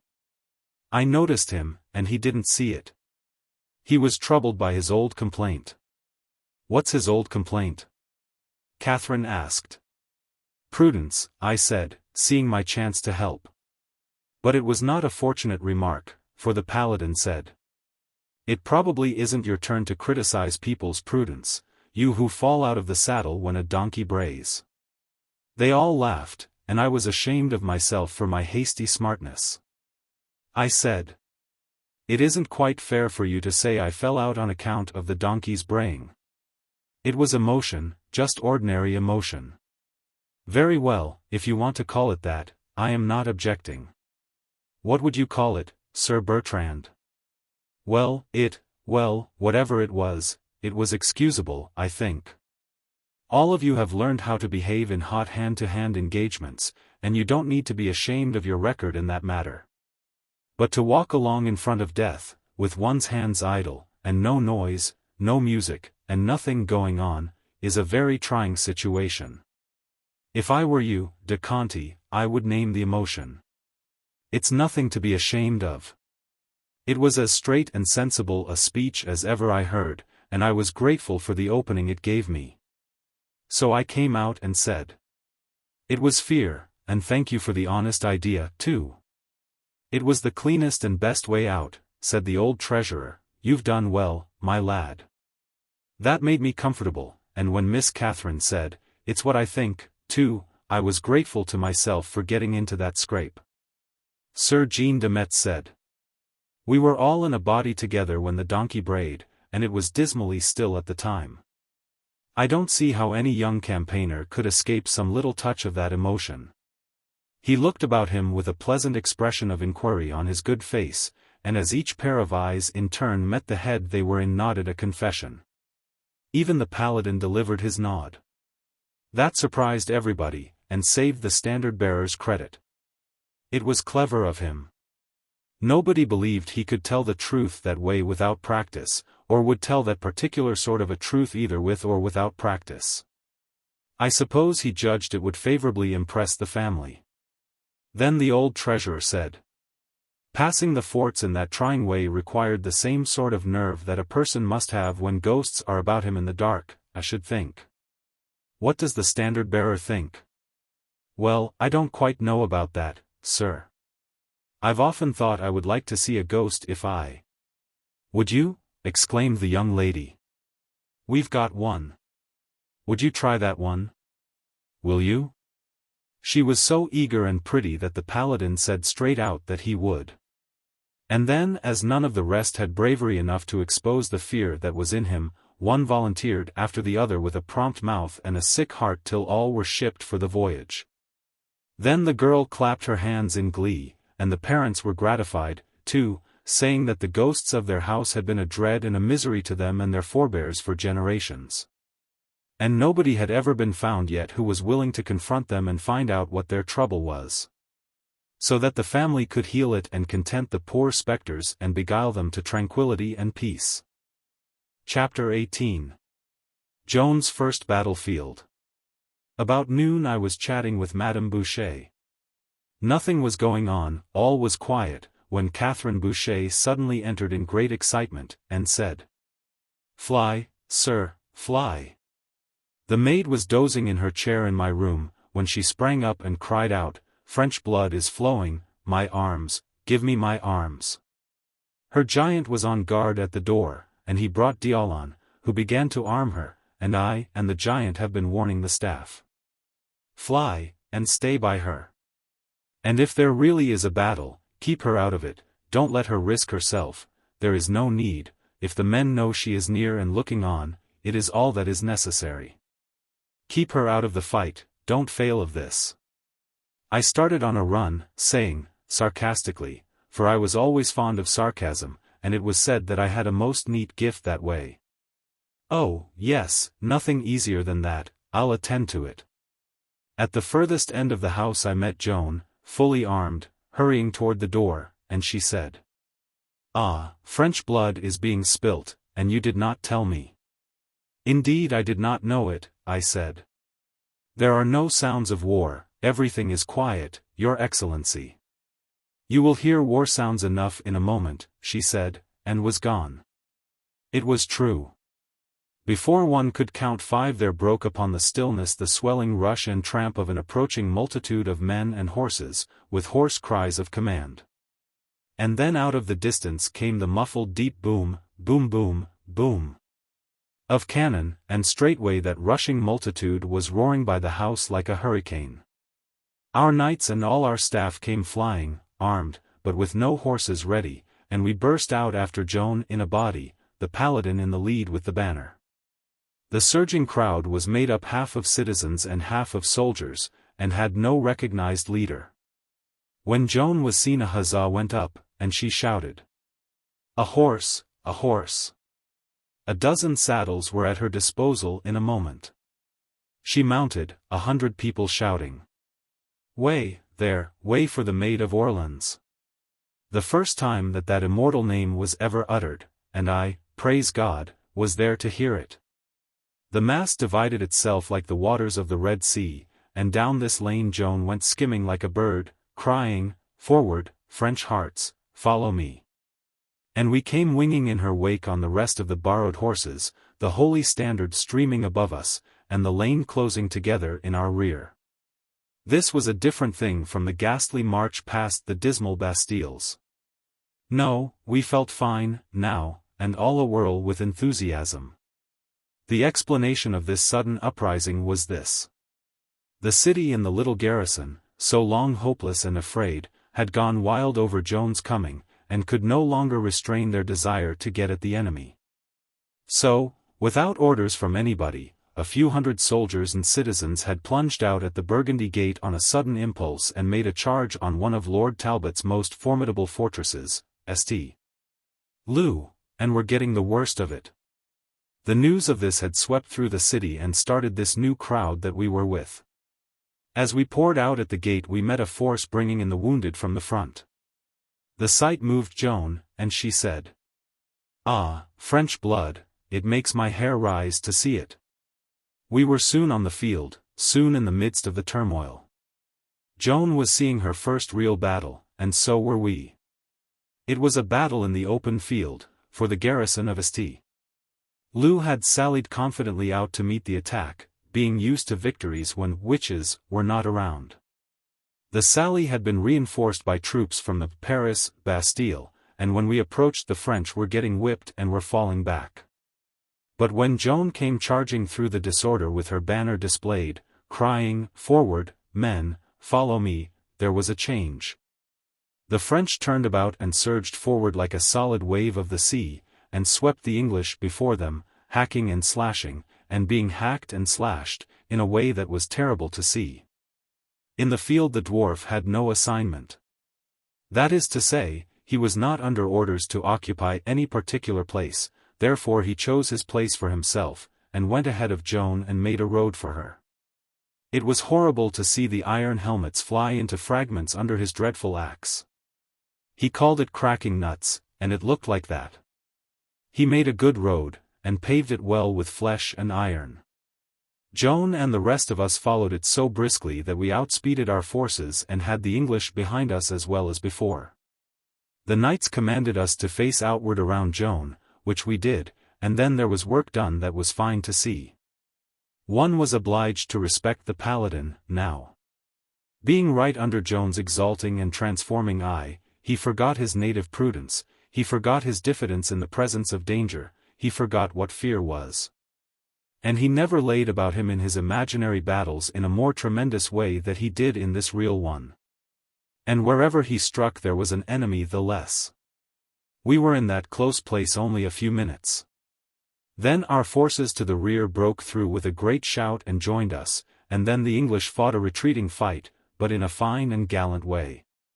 And we drove them to their fortress foot by foot, they facing us all the time, and their reserves on the walls raining showers of arrows, crossbow bolts, and stone cannonballs upon us.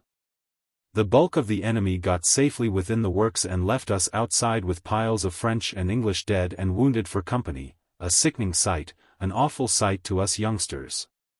For our little ambush fights in February had been in the night, and the blood and the mutilations and the dead faces were mercifully dim. Whereas we saw these things now for the first time in all their naked ghastliness. Now arrived Dunois from the city, and plunged through the battle on his foam-flecked horse and galloped up to Joan, saluting, and uttering handsome compliments as he came. He waved his hand toward the distant walls of the city, where a multitude of flags were flaunting gaily in the wind. And said the populace were up there observing her fortunate performance and rejoicing over it, and added that she and the forces would have a great reception now. Now? Hardly now, bastard. Not yet. Why not yet? Is there more to be done? More, bastard? We have but begun. We will take this fortress. Ah, you can't be serious. We can't take this place. Let me urge you not to make the attempt, it is too desperate. Let me order the forces back. Joan's heart was overflowing with the joys and enthusiasms of war, and it made her impatient to hear such talk. She cried out, "Bastard, bastard, will ye play always with these English? Now verily I tell you we will not budge until this place is ours. We will carry it by storm. Sound the charge. Ah, my general. Waste no more time, man, let the bugles sound the assault." And we saw that strange deep light in her eye which we named the battle light, and learned to know so well in later fields. The martial notes pealed out, the troops answered with a yell, and down they came against that formidable work, whose outlines were lost in its own cannon smoke. and whose sides were spouting flame and thunder. We suffered repulse after repulse, but Joan was here and there and everywhere encouraging the men, and she kept them to their work. During 3 hours the tide ebbed and flowed, flowed and ebbed. But at last La Hire, who was now come, made a final and resistless charge, and the Bastille Saint Loup was ours. We gutted it, taking all its stores and artillery, and then destroyed it. When all our host was shouting itself hoarse with rejoicings, and there went up a cry for the general, for they wanted to praise her and glorify her and do her homage for her victory. We had trouble to find her. And when we did find her, she was off by herself, sitting among a ruck of corpses, with her face in her hands, crying, for she was a young girl, you know. And her hero heart was a young girl's heart too, with the pity and the tenderness that are natural to it. She was thinking of the mothers of those dead friends and enemies. Among the prisoners were a number of priests, and Joan took these under her protection and saved their lives. It was urged that they were most probably combatants in disguise, but she said, "As to that, how can any tell? They wear the livery of God, and if even one of these wears it rightfully, surely it were better that all the guilty should escape than that we have upon our hands the blood of that innocent man. I will lodge them where I lodge, and feed them, and sent them away in safety." We marched back to the city with our crop of cannon and prisoners on view and our banners displayed. Here was the first substantial bit of war work the imprisoned people had seen in the 7 months that the siege had endured, the first chance they had had to rejoice over a French exploit. You may guess that they made good use of it. They and the bells went mad. Joan was their darling now, and the press of people struggling and shouldering each other to get a glimpse of her was so great that we could hardly push our way through the streets at all. Her new name had gone all about, and was on everybody's lips. The Holy Maid of Vaucouleurs was a forgotten title, the city had claimed her for its own, and she was the Maid of Orleans now. It is a happiness to me to remember that I heard that name the first time it was ever uttered. Between that first utterance and the last time it will be uttered on this earth, think how many mouldering ages will lie in that gap. The Boucher family welcomed her back as if she had been a child of the house, and saved from death against all hope or probability. They chided her for going into the battle and exposing herself to danger during all those hours. They could not realize that she had meant to carry her warriorship so far, and asked her if it had really been her purpose to go right into the turmoil of the fight. Or hadn't she got swept into it by accident and the rush of the troops? They begged her to be more careful another time. It was good advice, maybe, but it fell upon pretty unfruitful soil. Chapter 19. We burst in upon ghosts. Being worn out with the long fight, we all slept the rest of the afternoon away and 2 or 3 hours into the night. Then we got up refreshed, and had supper. As for me, I could have been willing to let the matter of the ghost drop. And the others were of a like mind, no doubt, for they talked diligently of the battle and said nothing of that other thing. And indeed it was fine and stirring to hear the Paladin rehearse his deeds and see him pile his dead, 15 here, 18 there, and 35 yonder, but this only postponed the trouble. It could not do more. He could not go on forever. When he had carried the Bastille by assault and eaten up the garrison, there was nothing for it but to stop. Unless Catherine Boucher would give him a new start and have it all done over again, as we hoped she would, this time, but she was otherwise minded. As soon as there was a good opening and a fair chance, she brought up her unwelcome subject, and we faced it the best we could. We followed her and her parents to the haunted room at 11 o'clock, with candles, and also with torches to place in the sockets on the walls. It was a big house, with very thick walls, and this room was in a remote part of it which had been left unoccupied for nobody knew how many years, because of its evil repute. This was a large room, like a salon, and had a big table in it of enduring oak and well preserved, but the chairs were worm-eaten and the tapestry on the walls was rotten and discolored by age. The dusty cobwebs under the ceiling had the look of not having had any business for a century. Catherine said, "Tradition says that these ghosts have never been seen, they have merely been heard. It is plain that this room was once larger than it is now, and that the wall at this end was built in some bygone time to make and fence off a narrow room there. There is no communication anywhere with that narrow room, and if it exists, and of that there is no reasonable doubt, it has no light and no air, but is an absolute dungeon.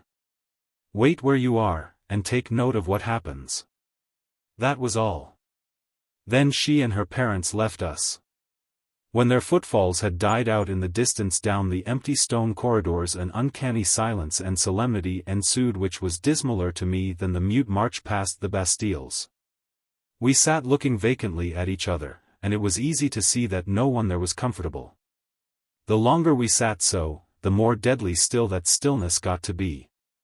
And when the wind began to moan around the house presently, it made me sick and miserable, and I wished I had been brave enough to be a coward this time.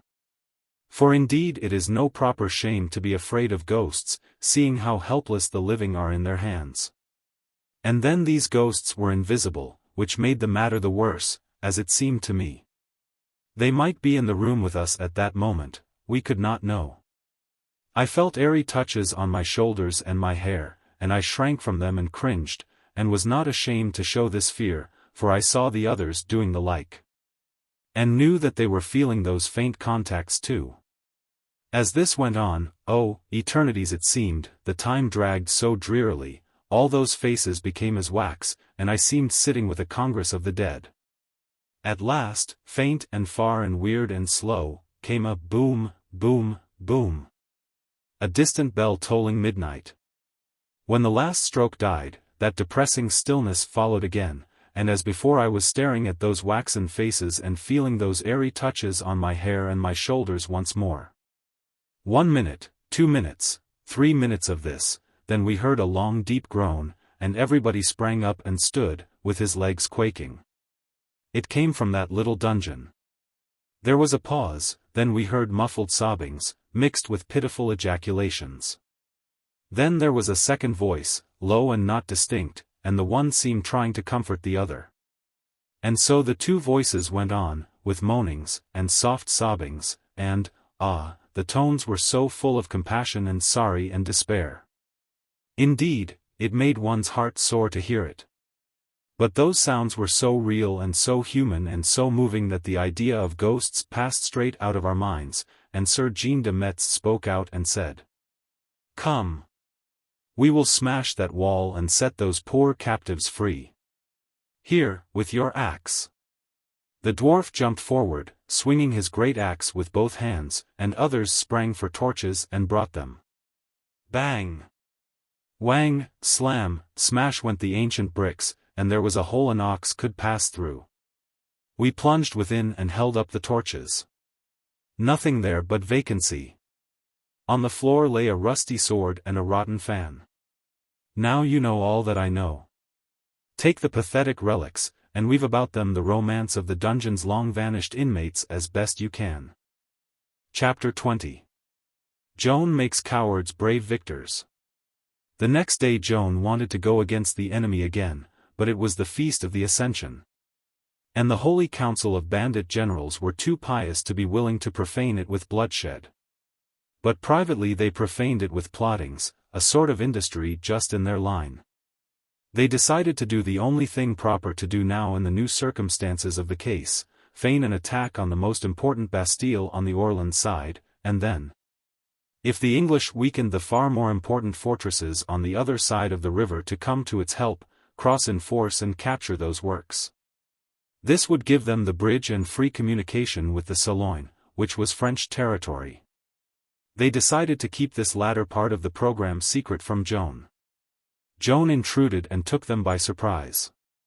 She asked them what they were about and what they had resolved upon. They said they had resolved to attack the most important of the English Bastilles on the Orleans side next morning, and there the spokesman stopped. Joan said, "Well, go on. There is nothing more. That is all. Am I to believe this?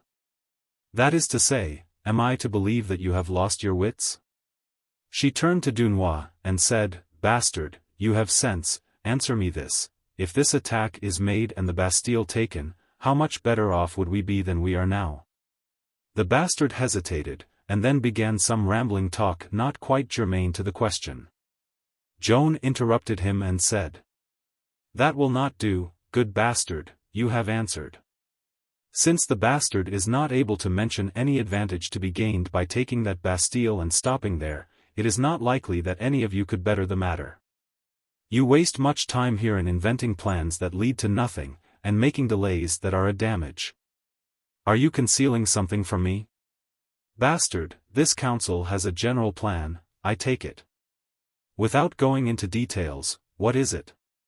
It is the same it was in the beginning, 7 months ago, to get provisions for a long siege, then sit down and tire the English out. In the name of God. As if 7 months was not enough, you want to provide for a year of it.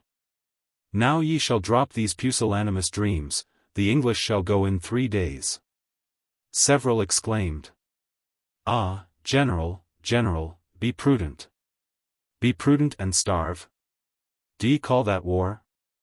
I tell you this, if you do not already know it, the new circumstances have changed the face of matters.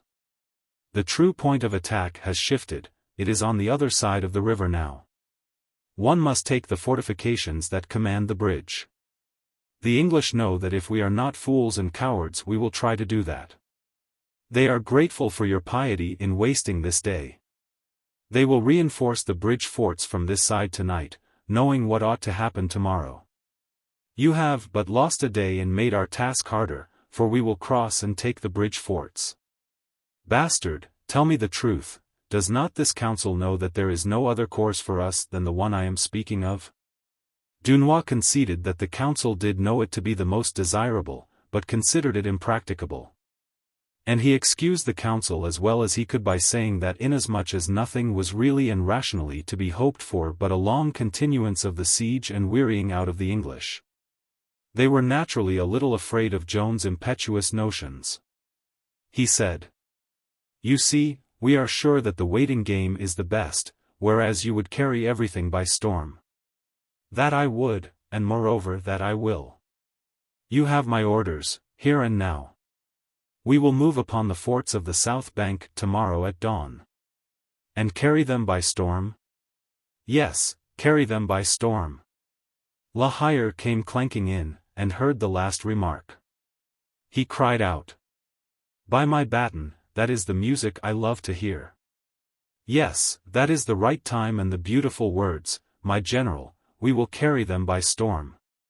He saluted in his large way and came up and shook Joan by the hand. Some member of the council was heard to say, "It follows, then, that we must begin with the Bastille St. John, and that will give the English time to." Joan turned and said, "Give yourselves no uneasiness about the Bastille St. John. The English will know enough to retire from it and fall back on the bridge bastilles when they see us coming." She added, with a touch of sarcasm, "Even a war council would know enough to do that itself." Then she took her leave. La Hire made this general remark to the council. "She is a child, and that is all ye seem to see. Keep to that superstition if you must, but you perceive that this child understands this complex game of war as well as any of you. And if you want my opinion without the trouble of asking for it, here you have it without ruffles or embroidery. By God, I think she can teach the best of you how to play it." Joan had spoken truly. The sagacious English saw that the policy of the French had undergone a revolution, that the policy of paltering and dawdling was ended. That in place of taking blows, blows were ready to be struck now. Therefore they made ready for the new state of things by transferring heavy reinforcements to the bastilles of the south bank from those of the north. The city learned the great news that once more in French history, after all these humiliating years, France was going to take the offensive, that France, so used to retreating, was going to advance. That France, so long accustomed to skulking, was going to face about and strike. The joy of the people passed all bounds. The city walls were black with them to see the army march out in the morning in that strange new position, its front, not its tail, toward an English camp. You shall imagine for yourselves what the excitement was like and how it expressed itself, when Joan rode out at the head of the host with her banner floating above her. We crossed the Five in strong force, and a tedious long job it was, for the boats were small and not numerous. Our landing on the island of St. Aignan was not disputed. We threw a bridge of a few boats across the narrow channel thence to the south shore and took up our march in good order and unmolested, for although there was a fortress there, St. John, the English vacated and destroyed it and fell back on the bridge forts below as soon as our first boats were seen to leave the Orleans shore. Which was what Joan had said would happen, when she was disputing with the council. We moved down the shore and Joan planted her standard before the Bastille of the Augustines, the first of the formidable works that protected the end of the bridge. The trumpets sounded the assault, and 2 charges followed in handsome style, but we were too weak, as yet, for our main body was still lagging behind. Before we could gather for a third assault the garrison of St. Prive were seen coming up to reinforce the big Bastille. They came on a run, and the Augustines sallied out, and both forces came against us with a rush, and sent our small army flying in a panic, and followed us, slashing and slaying, and shouting jeers and insults at us. Joan was doing her best to rally the men, but their wits were gone, their hearts were dominated for the moment by the old-time dread of the English. Joan's temper flamed up, and she halted and commanded the trumpets to sound the advance. Then she wheeled about and cried out, "If there is but a dozen of you that are not cowards, it is enough, follow me." Away she went, and after her a few dozen who had heard her words and been inspired by them. The pursuing force was astonished to see her sweeping down upon them with this handful of men, and it was their turn now to experience a grisly fright. Surely this is a witch. This is a child of Satan. That was their thought, and without stopping to analyze the matter they turned and fled in a panic. Our flying squadrons heard the bugle and turned to look.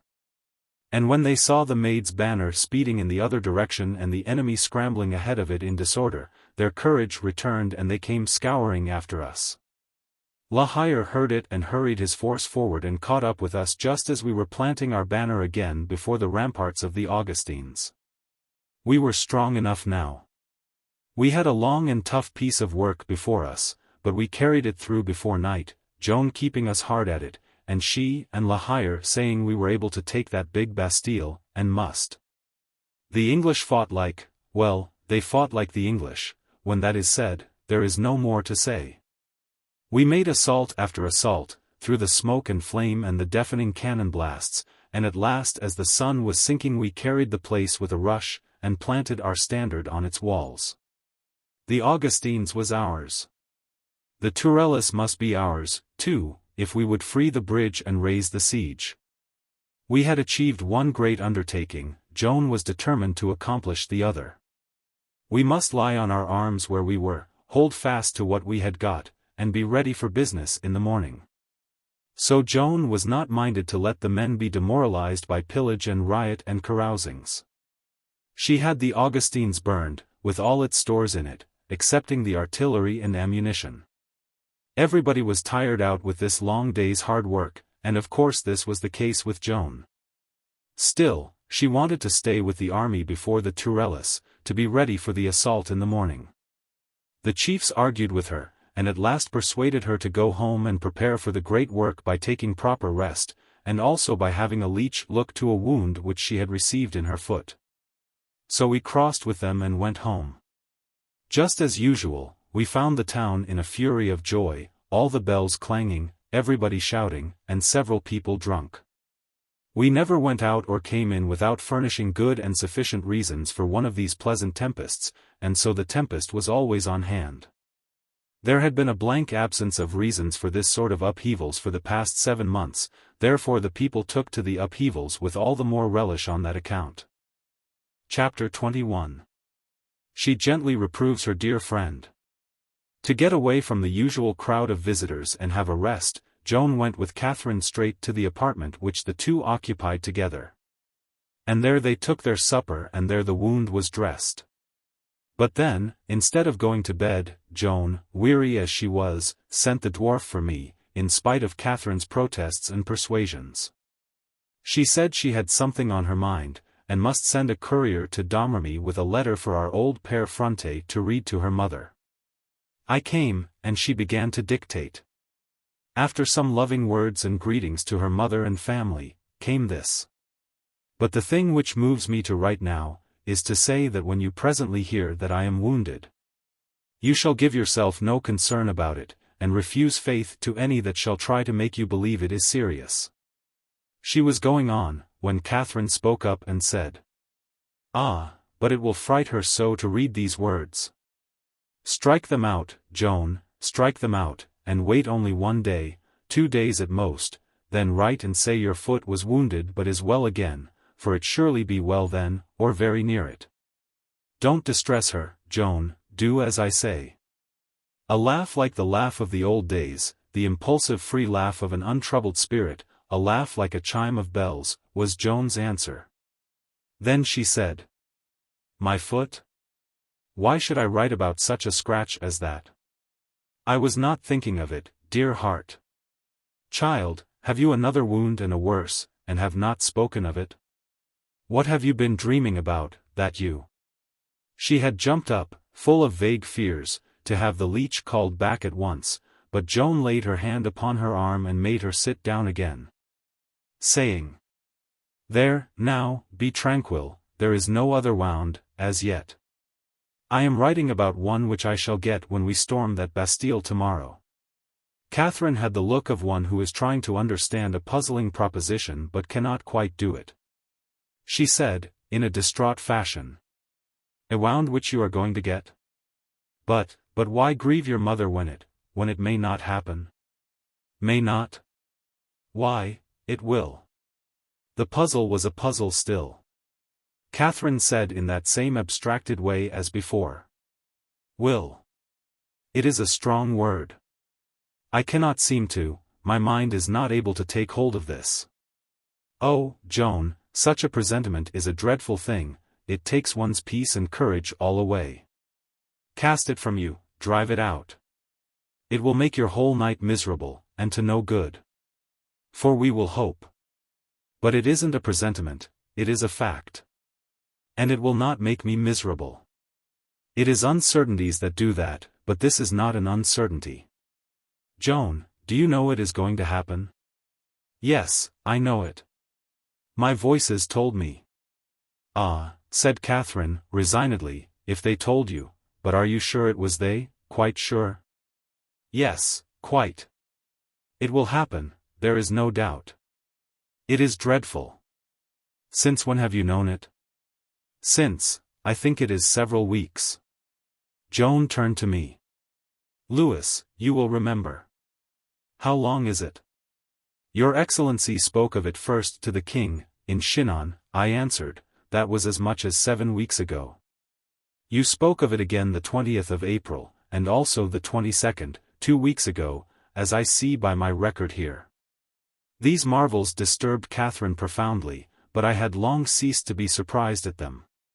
"One can get used to anything in this world," Catherine said. "And it is to happen tomorrow, always tomorrow? Is it the same date always? There has been no mistake, and no confusion?" "No," Joan said, "the 7th of May is the date, there is no other." "Then you shall not go a step out of this house till that awful day is gone by. You will not dream of it, Joan, will you? Promise that you will stay with us." But Joan was not persuaded. She said, "It would not help the matter, dear good friend. The wound is to come, and come tomorrow. If I do not seek it, it will seek me. My duty calls me to that place tomorrow, I should have to go if my death were waiting for me there, shall I stay away for only a wound? Oh, no, we must try to do better than that." "Then you are determined to go?" "Of a certainty, yes. There is only one thing that I can do for France, hearten her soldiers for battle and victory." She thought a moment, then added, "However, one should not be unreasonable, and I would do much to please you, who are so good to me. Do you love France?" I wondered what she might be contriving now, but I saw no clue. Catherine said, reproachfully, "Ah, what have I done to deserve this question? Then you do love France. I had not doubted it, dear. Do not be hurt, but answer me, have you ever told a lie? In my life I have not willfully told a lie, fibs, but no lies. That is sufficient. You love France and do not tell lies, therefore I will trust you. I will go or I will stay, as you shall decide. Oh, I thank you from my heart, Joan. How good and dear it is of you to do this for me. Oh, you shall stay, and not go. In her delight she flung her arms about Joan's neck and squandered endearments upon her, the least of which would have made me rich, but, as it was, they only made me realize how poor I was, how miserably poor in what I would most have prized in this world. Joan said, "Then you will send word to my headquarters that I am not going?" "Oh, gladly. Leave that to me. It is good of you." "And how will you word it, for it must have proper official form?" "Shall I word it for you?" "Oh, do, for you know about these solemn procedures and stately proprieties, and I have had no experience." "Then word it like this: the Chief of Staff is commanded to make known to the King's forces in garrison and in the field, that the General-in-Chief of the armies of France will not face the English on the morrow, she being afraid she may get hurt. Signed, Joan of Arc, by the hand of Catherine Boucher, who loves France." There was a pause, a silence of the sort that tortures one into stealing a glance to see how the situation looks, and I did that. There was a loving smile on Joan's face, but the color was mounting in crimson waves into Catherine's, and her lips were quivering and the tears gathering. Then she said, "Oh, I am so ashamed of myself, and you are so noble and brave and wise, and I am so paltry and such a fool." And she broke down and began to cry, and I did so want to take her in my arms and comfort her, but Joan did it, and of course I said nothing. Joan did it well, and most sweetly and tenderly, but I could have done it as well, though I knew it would be foolish and out of place to suggest such a thing, and might make an awkwardness, too, and be embarrassing to us all, so I did not offer, and I hope I did right and for the best, though I could not know, and was many times tortured with doubts afterward as having perhaps let a chance pass which might have changed all my life and made it happier and more beautiful than, alas, it turned out to be. For this reason I grieve yet, when I think of that scene, and do not like to call it up out of the deeps of my memory because of the pangs it brings. Well, well, a good and wholesome thing is a little harmless fun in this world, it tones a body up and keeps him human and prevents him from souring. To set that little trap for Catherine was as good and effective a way as any to show her what a grotesque thing she was asking of Joan. It was a funny idea now, wasn't it, when you look at it all around?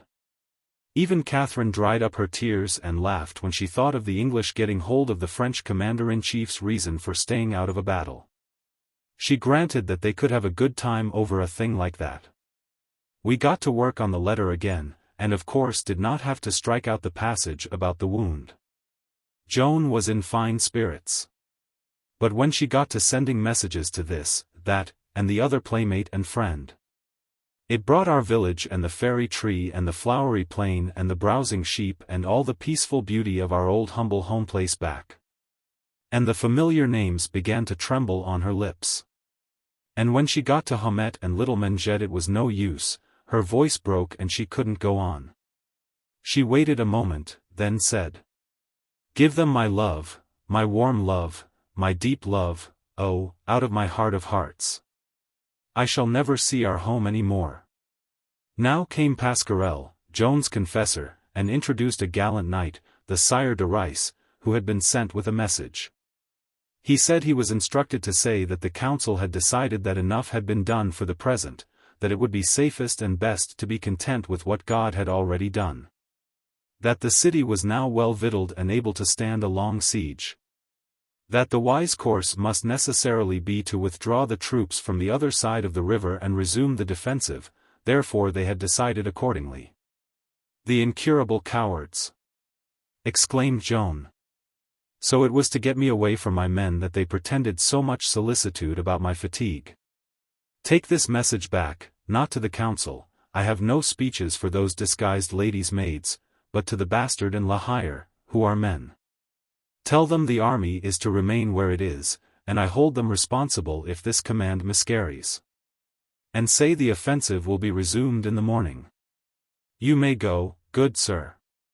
Then she said to her priest. Rise early, and be by me all the day. There will be much work on my hands, and I shall be hurt between my neck and my shoulder. Chapter 22. The fate of France decided. We were up at dawn, and after Mass we started. In the hall we met the master of the house, who was grieved, good man, to see Joan going breakfastless to such a day's work, and begged her to wait and eat. But she couldn't afford the time, that is to say, she couldn't afford the patience. She being in such a blaze of anxiety to get at that last remaining Bastille which stood between her and the completion of the first great step in the rescue and redemption of France. Boucher put in another plea. But think, we poor beleaguered citizens who have hardly known the flavor of fish for these many months, have spoil of that sort again, and we owe it to you. There's a noble shad for breakfast, wait, be persuaded. Joan said. Oh, there's going to be fish in plenty. When this day's work is done the whole riverfront will be yours to do as you please with. Ah, your excellency will do well, that I know, but we don't require quite that much, even of you. You shall have a month for it in place of a day. Now be beguiled, wait and eat. There's a saying that he that would cross a river twice in the same day in a boat, will do well to eat fish for luck, lest he have an accident. That doesn't fit my case, for today I cross but once in a boat. Oh, don't say that. Aren't you coming back to us? Yes, but not in a boat. How, then? By the bridge. Listen to that, by the bridge. Now stop this jesting, dear General, and do as I would have done you. It's a noble fish. Be good then, and save me some for supper. And I will bring one of those Englishmen with me and he shall have his share. Ah, well, have your way if you must. But he that fasts must attempt but little and stop early. When shall you be back? When we've raised the siege of Orleans. Forward. We were off. The streets were full of citizens and of groups and squads of soldiers, but the spectacle was melancholy. There was not a smile anywhere, but only universal gloom. It was as if some vast calamity had smitten all hope and cheer dead. We were not used to this, and were astonished. But when they saw the maid, there was an immediate stir, and the eager question flew from mouth to mouth. Where is she going? Whither is she bound? Joan heard it, and called out. Whither would ye suppose? I am going to take the Tourelles.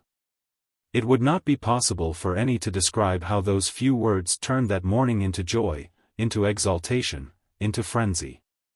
And how a storm of huzzas burst out and swept down the streets in every direction and woke those corpse-like multitudes to vivid life and action and turmoil in a moment. The soldiers broke from the crowd and came flocking to our standard, and many of the citizens ran and got pikes and halberds and joined us. As we moved on, our numbers increased steadily, and the heroine continued, yes, we moved through a solid cloud of noise, as you may say, and all the windows on both sides contributed to it. For they were filled with excited people. You see, the council had closed the Burgundy gate and placed a strong force there, under that stout soldier Raoul de Gaucourt, Bailly of Orleans. With orders to prevent Joan from getting out and resuming the attack on the Tourelles, and this shameful thing had plunged the city into sorrow and despair. But that feeling was gone now. They believed the maid was a match for the council, and they were right. When we reached the gate, Joan told Gaucourt to open it and let her pass. He said it would be impossible to do this, for his orders were from the council and were strict. Joan said, "There is no authority above mine but the king's. If you have an order from the king, produce it." "I cannot claim to have an order from him, General." "Then make way, or take the consequences." He began to argue the case, for he was like the rest of the tribe, always ready to fight with words, not acts, but in the midst of his gabble Joan interrupted with the terse order. Charge! We came with a rush, and brief work we made of that small job. It was good to see the Bailie's surprise. He was not used to this unsentimental promptness. He said afterward that he was cut off in the midst of what he was saying, in the midst of an argument by which he could have proved that he could not let Joan pass, an argument which Joan could not have answered. Still, it appears she did answer it, said the person he was talking to. We swung through the gate in great style, with a vast accession of noise, the most of which was laughter, and soon our van was over the river and moving down against the Turelles. First we must take a supporting work called a boulevard, and which was otherwise nameless, before we could assault the great Bastille. Its rear communicated with the Bastille by a drawbridge, under which ran a swift and deep strip of the Loire. The boulevard was strong, and Dunois doubted our ability to take it, but Joan had no such doubt. She pounded it with artillery all the forenoon, then about noon she ordered an assault and led it herself. We poured into the fosse through the smoke and a tempest of missiles, and Joan, shouting encouragements to her men, started to climb a scaling ladder. When that misfortune happened which we knew was to happen, the iron bolt from an arquebus struck between her neck and her shoulder, and tore its way down through her armor. When she felt the sharp pain and saw her blood gushing over her breast, she was frightened, poor girl, and as she sank to the ground she began to cry bitterly. The English sent up a glad shout and came surging down in strong force to take her, and then for a few minutes the might of both adversaries was concentrated upon that spot. Over her and above her, English and French fought with desperation, for she stood for France, indeed she was France to both sides, whichever won her won France, and could keep it forever.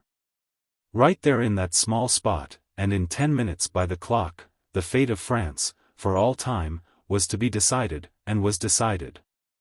If the English had captured Joan then, Charles VII would have flown the country, the Treaty of Troyes would have held good, and France, already English property, would have become, without further dispute, an English province, to so remain until Judgment Day. A nationality and a kingdom were at stake there, and no more time to decide it in than it takes to hard-boil an egg. It was the most momentous 10 minutes that the clock has ever ticked in France, or ever will. Whenever you read in histories about hours or days or weeks in which the fate of one or another nation hung in the balance, do not you fail to remember, nor your French hearts to beat the quicker for the remembrance, the 10 minutes that France, called otherwise Joan of Arc, lay bleeding in the fosse that day, with two nations struggling over her for her possession. And you will not forget the dwarf, for he stood over her, and did the work of any 6 of the others. He swung his axe with both hands, whenever it came down, he said those 2 words, for France. And a splintered helmet flew like eggshells, and the skull that carried it had learned its manners and would offend the French no more. He piled a bulwark of ironclad dead in front of him and fought from behind it.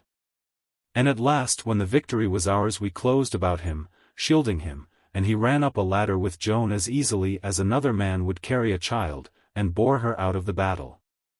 A great crowd following and anxious, for she was drenched with blood to her feet, half of it her own and the other half English.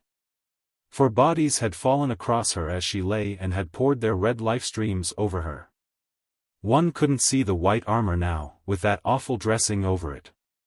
The iron bolt was still in the wound, some say it projected out behind the shoulder. It may be, I did not wish to see, and did not try to. It was pulled out, and the pain made Joan cry again, poor thing. Some say she pulled it out herself because others refused, saying they could not bear to hurt her. As to this I do not know. I only know it was pulled out, and that the wound was treated with oil and properly dressed. Joan lay on the grass, weak and suffering, hour after hour, but still insisting that the fight go on. Which it did, but not to much purpose, for it was only under her eye that men were heroes and not afraid. They were like the Paladin. I think he was afraid of his shadow, I mean in the afternoon, when it was very big and long, but when he was under Joan's eye and the inspiration of her great spirit, what was he afraid of? Nothing in this world, and that is just the truth. Toward night Dunois gave it up. Joan heard the bugles. "What?" she cried. Sounding the retreat. Her wound was forgotten in a moment. She countermanded the order, and sent another, to the officer in command of a battery, to stand ready to fire 5 shots in quick succession. This was a signal to the force on the Orleans side of the river under La Hire, who was not, as some of the histories say, with us. It was to be given whenever Joan should feel sure the boulevard was about to fall into her hands, then that force must make a counterattack on the Tourelles by way of the bridge. Joan mounted her horse now, with her staff about her, and when our people saw us coming they raised a great shout, and were at once eager for another assault on the boulevard. Joan rode straight to the fosse where she had received her wound, and standing there in the rain of bolts and arrows, she ordered the Paladin to let her long standard blow free, and to note when its fringes should touch the fortress. Presently he said, "It touches." "Now, then," said Joan to the waiting battalions, "the place is yours, enter in. Bugles, sound the assault. Now, then, all together, go." And go it was. You never saw anything like it. We swarmed up the ladders and over the battlements like a wave, and the place was our property. Why, one might live 1,000 years and never see so gorgeous a thing as that again. There, hand to hand, we fought like wild beasts, for there was no give up to those English, there was no way to convince one of those people but to kill him, and even then he doubted. At least so it was thought, in those days, and maintained by many. We were busy and never heard the 5 cannon shots fired, but they were fired a moment after Joan had ordered the assault. And so, while we were hammering and being hammered in the smaller fortress, the reserve on the Orleans side poured across the bridge and attacked the Tourelles from that side. A fireboat was brought down and moored under the drawbridge which connected the Tourelles with our boulevard. Wherefore, when at last we drove our English ahead of us and they tried to cross the drawbridge and join their friends in the Tourelles, the burning timbers gave way under them and emptied them in a mass into the river in their heavy armor, and a pitiful sight it was to see brave men die such a death as that. "Ah, God pity them," said Joan, and wept to see that sorrowful spectacle. She said those gentle words and wept those compassionate tears, although one of those perishing men had grossly insulted her with a coarse name 3 days before, when she had sent him a message asking him to surrender. That was their leader, Sir Williams Glassdale, a most valorous knight. He was clothed all in steel, so he plunged under water like a lance, and of course came up no more. We soon patched a sort of bridge together and threw ourselves against the last stronghold of the English power that barred Orleans from friends and supplies. Before the sun was quite down, Joan's forever memorable day's work was finished, her banner floated from the fortress of the Tourelles, her promise was fulfilled, she had raised the siege of Orleans. The 7 months' beleaguerment was ended, the thing which the first generals of France had called impossible was accomplished. In spite of all that the king's ministers and war councils could do to prevent it, this little country maid at 17 had carried her immortal task through, and had done it in 4 days. Good news travels fast, sometimes, as well as bad. By the time we were ready to start homeward by the bridge the whole city of Orleans was one red flame of bonfires, and the heavens blushed with satisfaction to see it. And the booming and bellowing of cannon and the banging of bells surpassed by great odds anything that even Orleans had attempted before in the way of noise. When we arrived, well, there is no describing that. Why, those acres of people that we plowed through shed tears enough to raise the river. There was not a face in the glare of those fires that hadn't tears streaming down it, and if Joan's feet had not been protected by iron they would have kissed them off of her. Welcome! Welcome to the Maid of Orleans. That was the cry, I heard it 100,000 times. Welcome to our maid, some of them worded it. No other girl in all history has ever reached such a summit of glory as Joan of Arc reached that day. And do you think it turned her head, and that she sat up to enjoy that delicious music of homage and applause? No, another girl would have done that, but not this one. That was the greatest heart and the simplest that ever beat. She went straight to bed and to sleep, like any tired child. And when the people found she was wounded and would rest, they shut off all passage and traffic in that region and stood guard themselves the whole night through, to see that her slumbers were not disturbed. They said, "She has given us peace, she shall have peace herself." All knew that that region would be empty of English next day. And all said that neither the present citizens nor their posterity would ever cease to hold that day sacred to the memory of Joan of Arc. That word has been true for more than 60 years, it will continue so always. Orleans will never forget the 8th of May, nor ever fail to celebrate it. It is Joan of Arc's day, and holy point too. Chapter 23. Joan inspires the tawdry king. In the earliest dawn of the morning, Talbot and his English forces evacuated their bastilles and marched away, not stopping to burn, destroy, or carry off anything, but leaving their fortresses just as they were, provisioned, armed, and equipped for a long siege. It was difficult for the people to believe that this great thing had really happened. That they were actually free once more, and might go and come through any gate they pleased, with none to molest or forbid. That the terrible Talbot, that scourge of the French, that man whose mere name had been able to annul the effectiveness of French armies, was gone, vanished, retreating, driven away by a girl. The city emptied itself. Out of every gate the crowds poured. They swarmed about the English bastilles like an invasion of ants, but noisier than those creatures, and carried off the artillery and stores. Then turned all those dozen fortresses into monster bonfires, imitation volcanoes whose lofty columns of thick smoke seemed supporting the arch of the sky. The delight of the children took another form. To some of the younger ones 7 months was a sort of lifetime. They had forgotten what grass was like, and the velvety green meadows seemed paradise to their surprised and happy eyes after the long habit of seeing nothing but dirty lanes and streets. It was a wonder to them, those spacious reaches of open country to run and dance and tumble and frolic in, after their dull and joyless captivity. So they scampered far and wide over the fair regions on both sides of the river, and came back at eventide weary, but laden with flowers and flushed with new health drawn from the fresh country air and the vigorous exercise.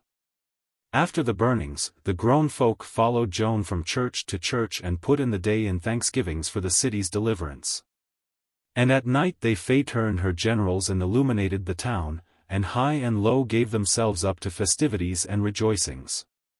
By the time the populace were fairly in bed, toward dawn, we were in the saddle and away toward Tours to report to the king. That was a march which would have turned anyone's head but Joan's. We moved between emotional ranks of grateful country people all the way. They crowded about Joan to touch her feet, her horse, her armor, and they even knelt in the road and kissed her horse's hoof prints. The land was full of her praises.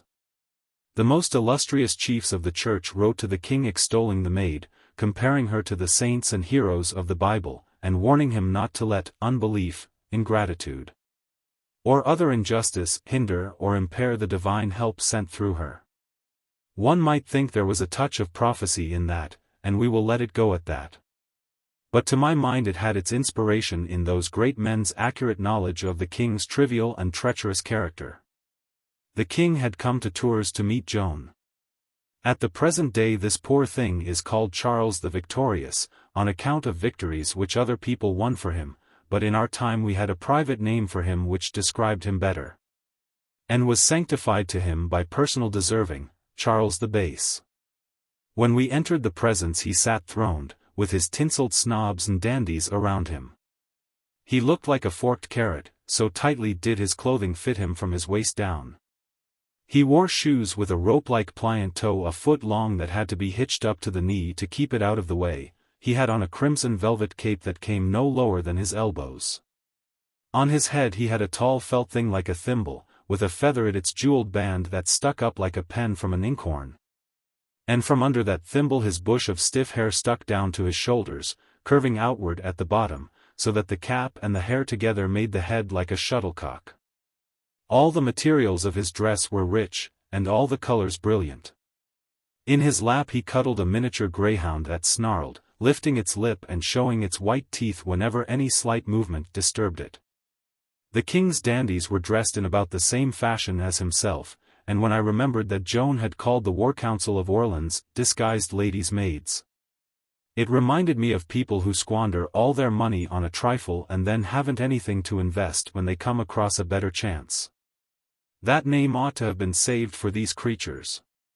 Joan fell on her knees before the majesty of France, and the other frivolous animal in his lap, a sight which it pained me to see. What had that man done for his country or for anybody in it, that she or any other person should kneel to him? But she had just done the only great deed that had been done for France in 50 years, and had consecrated it with the libation of her blood. The positions should have been reversed. However, to be fair, one must grant that Charles acquitted himself very well for the most part, on that occasion, very much better than he was in the habit of doing. He passed his pup to a courtier, and took off his cap to Joan as if she had been a queen.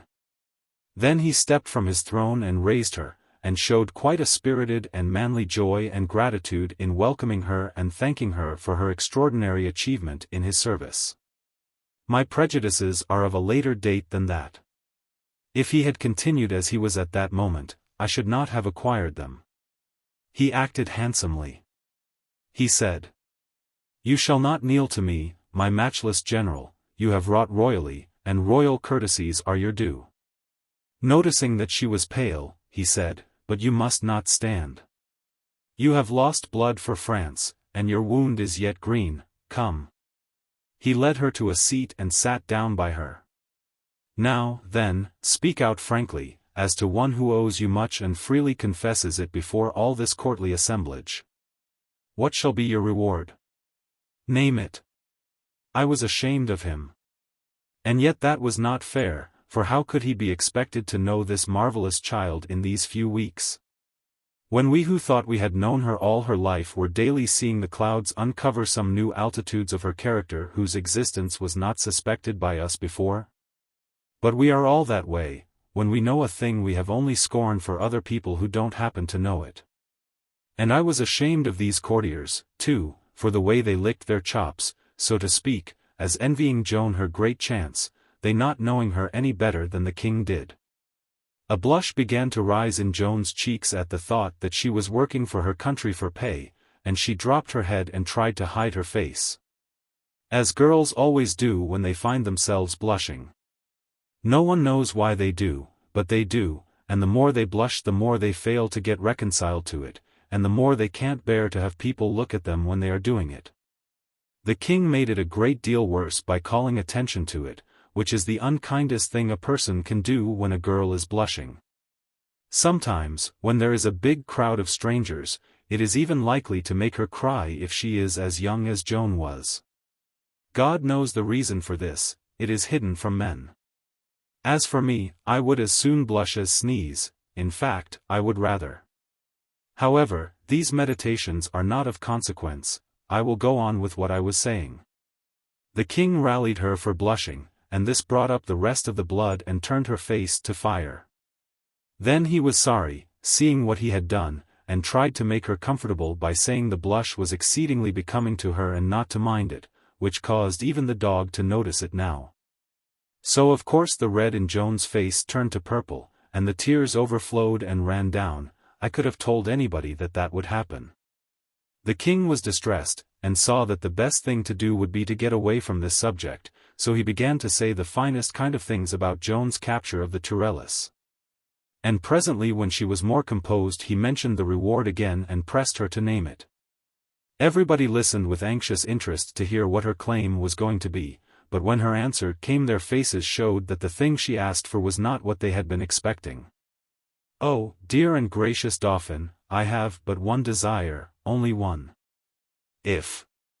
Do not be afraid, my child, name it. That you will not delay a day. My army is strong and valiant, and eager to finish its work. March with me to Reims and receive your crown." You could see the indolent king shrink, in his butterfly clothes. To Reims, oh, impossible, my general. We march through the heart of England's power? Could those be French faces there? Not one of them lighted in response to the girl's brave proposition, but all promptly showed satisfaction in the king's objection. Leave this silken idleness for the rude contact of war? None of these butterflies desired that. They passed their jeweled comfit boxes one to another and whispered their content in the head butterfly's practical prudence. Joan pleaded with the king, saying, "Ah, I pray you do not throw away this perfect opportunity. Everything is favorable, everything. It is as if the circumstances were specially made for it. The spirits of our army are exalted with victory, those of the English forces depressed by defeat. Delay will change this. Seeing us hesitate to follow up our advantage, our men will wonder, doubt, lose confidence, and the English will wonder, gather courage, and be bold again. Now is the time, prithee let us march." The king shook his head, and La Tremouille, being asked for an opinion, eagerly furnished it. "Sire, all prudence is against it. Think of the English strongholds along the Loire. Think of those that lie between us and Reims." He was going on, but Joan cut him short, and said, turning to him, "If we wait, they will all be strengthened, reinforced. Will that advantage us?" "Why, no." "Then what is your suggestion? What is it that you would propose to do?" "My judgment is to wait." "Wait for what?" The minister was obliged to hesitate, for he knew of no explanation that would sound well. Moreover, he was not used to being catechized in this fashion, with the eyes of a crowd of people on him, so he was irritated. And said, "Matters of state are not proper matters for public discussion." Joan said placidly, "I have to beg your pardon. My trespass came of ignorance. I did not know that matters connected with your department of the government were matters of state." The minister lifted his brows in amused surprise, and said, with a touch of sarcasm, "I am the king's chief minister. And yet you had the impression that matters connected with my department are not matters of state? Pray, how is that?" Joan replied, indifferently, "Because there is no state." "No state?" "No, sir, there is no state, and no use for a minister. France is shrunk to a couple of acres of ground. A sheriff's constable could take care of it, its affairs are not matters of state. The term is too large." The king did not blush, but burst into a hearty, careless laugh, and the court laughed too, but prudently turned its head and did it silently. La Tremouille was angry, and opened his mouth to speak, but the king put up his hand, and said, "There, I take her under the royal protection. She has spoken the truth, the ungilded truth. How seldom I hear it. With all this tinsel on me and all this tinsel about me, I am but a sheriff after all, a poor shabby 2-acre sheriff, and you are but a constable," and he laughed his cordial laugh again. "Joan, my frank, honest general, will you name your reward? I would ennoble you. You shall quarter the crown and the lilies of France for blazon, and with them your victorious sword to defend them. Speak the word." It made an eager buzz of surprise and envy in the assemblage, but Joan shook her head and said, "Ah, I cannot, dear and noble Dauphin. To be allowed to work for France, to spend one's self for France, is itself so supreme a reward that nothing can add to it, nothing. Give me the one reward I ask, the dearest of all rewards, the highest in your gift, march with me to Reims and receive your crown. I will beg it on my knees." But the king put his hand on her arm, and there was a really brave awakening in his voice and a manly fire in his eye when he said, "No, sit. You have conquered me, it shall be as you." But a warning sign from his minister halted him, and he added, to the relief of the court, "Well, well, we will think of it. We will think it over and see. Does that content you, impulsive little soldier?" The first part of the speech sent a glow of delight to Joan's face, but the end of it quenched it and she looked sad, and the tears gathered in her eyes. After a moment she spoke out with what seemed a sort of terrified impulse, and said, "Oh, use me, I beseech you, use me, there is but little time." "But little time?" "Only a year, I shall last only a year." Why, child, there are 50 good years in that compact little body yet. Oh, you err, indeed you do. In one little year the end will come. Ah, the time is so short, the moments are flying, and so much to be done. Oh, use me, and quickly, it is life or death for France. Even those insects were sobered by her impassioned words. The king looked very grave, and strongly impressed. His eyes lit suddenly with an eloquent fire, and he rose and drew his sword and raised it aloft. Then he brought it slowly down upon Joan's shoulder and said, "Ah, thou art so simple, so true, so great, so noble, and by this accolade I join thee to the nobility of France, thy fitting place. And for thy sake I do hereby ennoble all thy family and all thy kin, and all their descendants born in wedlock, not only in the male but also in the female line. And more, to distinguish thy house and honor it above all others. We add a privilege never accorded to any before in the history of these dominions, the females of thy line shall have and hold the right to ennoble their husbands when these shall be of inferior degree." Astonishment and envy flared up in every countenance when the words were uttered which conferred this extraordinary grace. The king paused and looked around upon these signs with quite evident satisfaction.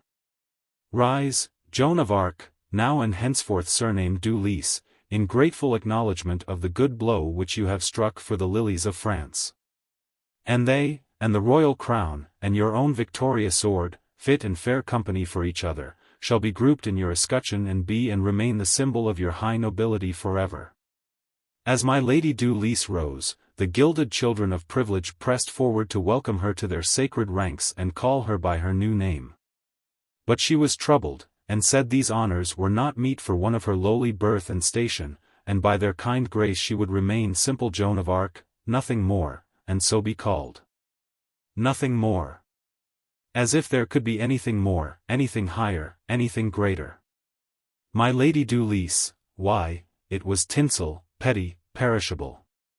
But, Joan of Arc. The mere sound of it sets one's pulses leaping. Chapter 24. Tinsel trappings of nobility. It was vexatious to see what a to-do the whole town, and next the whole country, made over the news. Joan of Arc ennobled by the king. People went dizzy with wonder and delight over it. You cannot imagine how she was gaped at, stared at, envied. Why, one would have supposed that some great and fortunate thing had happened to her. But we did not think any great things of it. To our minds no mere human hand could add a glory to Joan of Arc. To us she was the sun soaring in the heavens, and her new nobility a candle atop of it. To us it was swallowed up and lost in her own light. And she was as indifferent to it and as unconscious of it as the other sun would have been. But it was different with her brothers. They were proud and happy in their new dignity, which was quite natural. And Joan was glad it had been conferred, when she saw how pleased they were. It was a clever thought in the king to outflank her scruples by marching on them under shelter of her love for her family and her kin. Jean and Pierre sported their coats of arms right away. And their society was courted by everybody, the nobles and commons alike. The standard-bearer said, with some touch of bitterness, that he could see that they just felt good to be alive, they were so soaked with the comfort of their glory. And didn't like to sleep at all, because when they were asleep they didn't know they were noble, and so sleep was a clean loss of time. And then he said, "They can't take precedence of me in military functions and state ceremonies.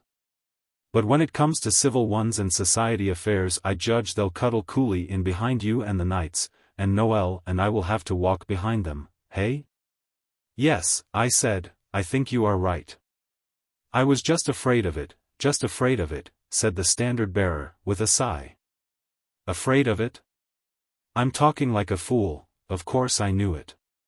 "Yes, I was talking like a fool," Noel Raingesson said, musingly. "Yes, I noticed something natural about the tone of it." We others laughed. "Oh, you did you? You think you are very clever, don't you?" I'll take and wring your neck for you one of these days, Noël Raingesson. The Sieur de Metz said. Paladin, your fears haven't reached the top notch.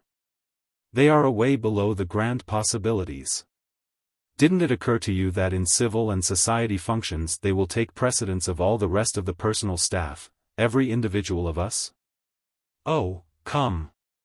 You'll find it so. Look at their escutcheon. Its chiefest feature is the lilies of France. It's royal, man, royal. Do you understand the size of that? The lilies are there by authority of the king. Do you understand the size of that?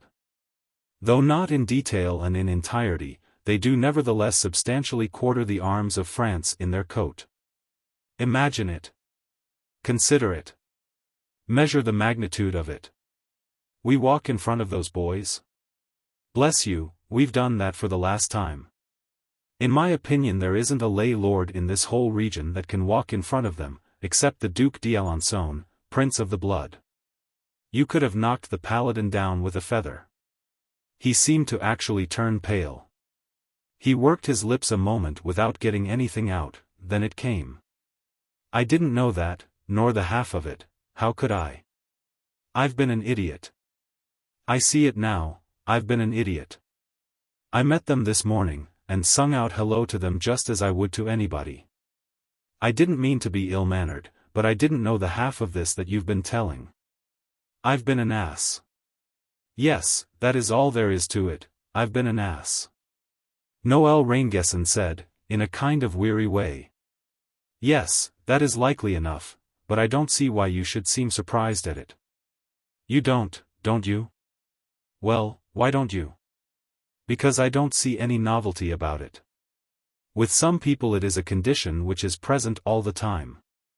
Now you take a condition which is present all the time, and the results of that condition will be uniform. This uniformity of result will in time become monotonous. Monotonousness, by the law of its being, is fatiguing. If you had manifested fatigue upon noticing that you had been an ass, that would have been logical, that would have been rational. Whereas it seems to me that to manifest surprise was to be again an ass.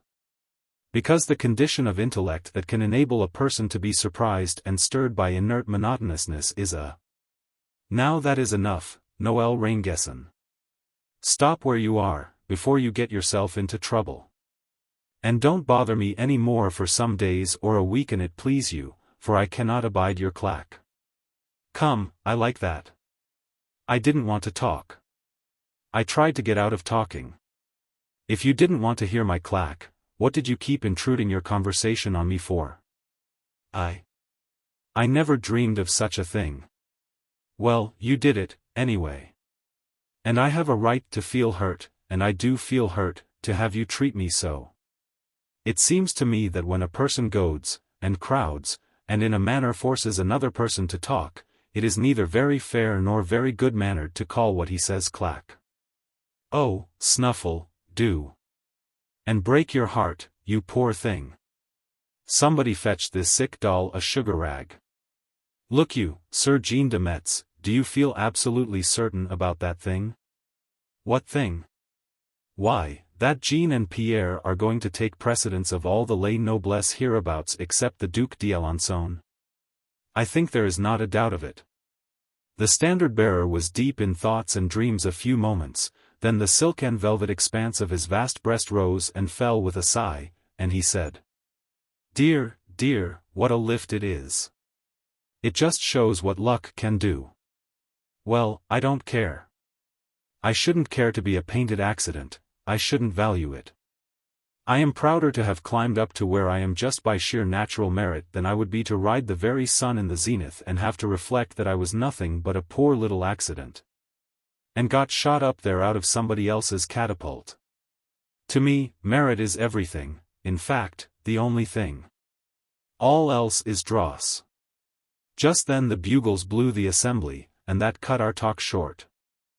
Chapter 25. At last, forward. The days began to waste away, and nothing decided, nothing done.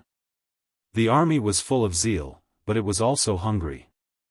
It got no pay, the treasury was getting empty, it was becoming impossible to feed it, under pressure of privation it began to fall apart and disperse, which pleased the trifling court exceedingly. Joan's distress was pitiful to see. She was obliged to stand helpless while her victorious army dissolved away until hardly the skeleton of it was left. At last one day she went to the castle of Laux, where the king was idling. She found him consulting with 3 of his councillors, Robert le Macon, a former chancellor of France, Christophe de Harcourt, and Gerard Maché. The bastard of Orleans was present also, and it is through him that we know what happened. Joan threw herself at the king's feet and embraced his knees, saying, "Noble Dauphin, prithee hold no more of these long and numerous councils, but come, and come quickly, to Reims and receive your crown." Christophe de Harcourt asked, "Is it your voices that command you to say that to the king?" "Yes, and urgently."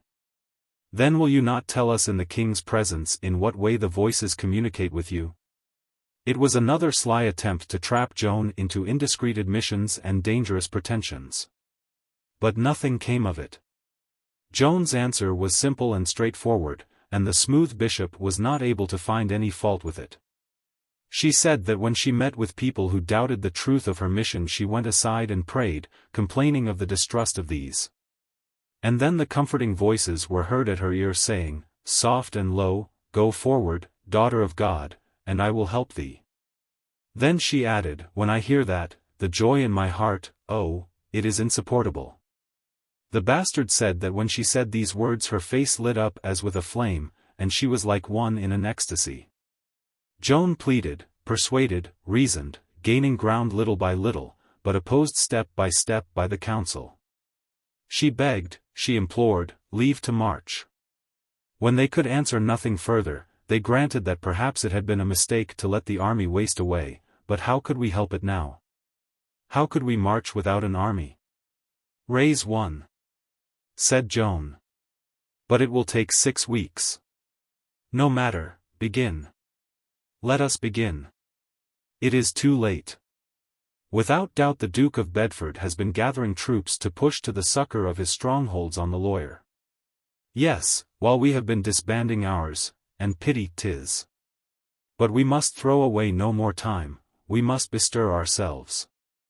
The king objected that he could not venture toward Reims with those strong places on the Loire in his path. But Joan said, "We will break them up. Then you can march." With that plan the king was willing to venture assent. He could sit around out of danger while the road was being cleared.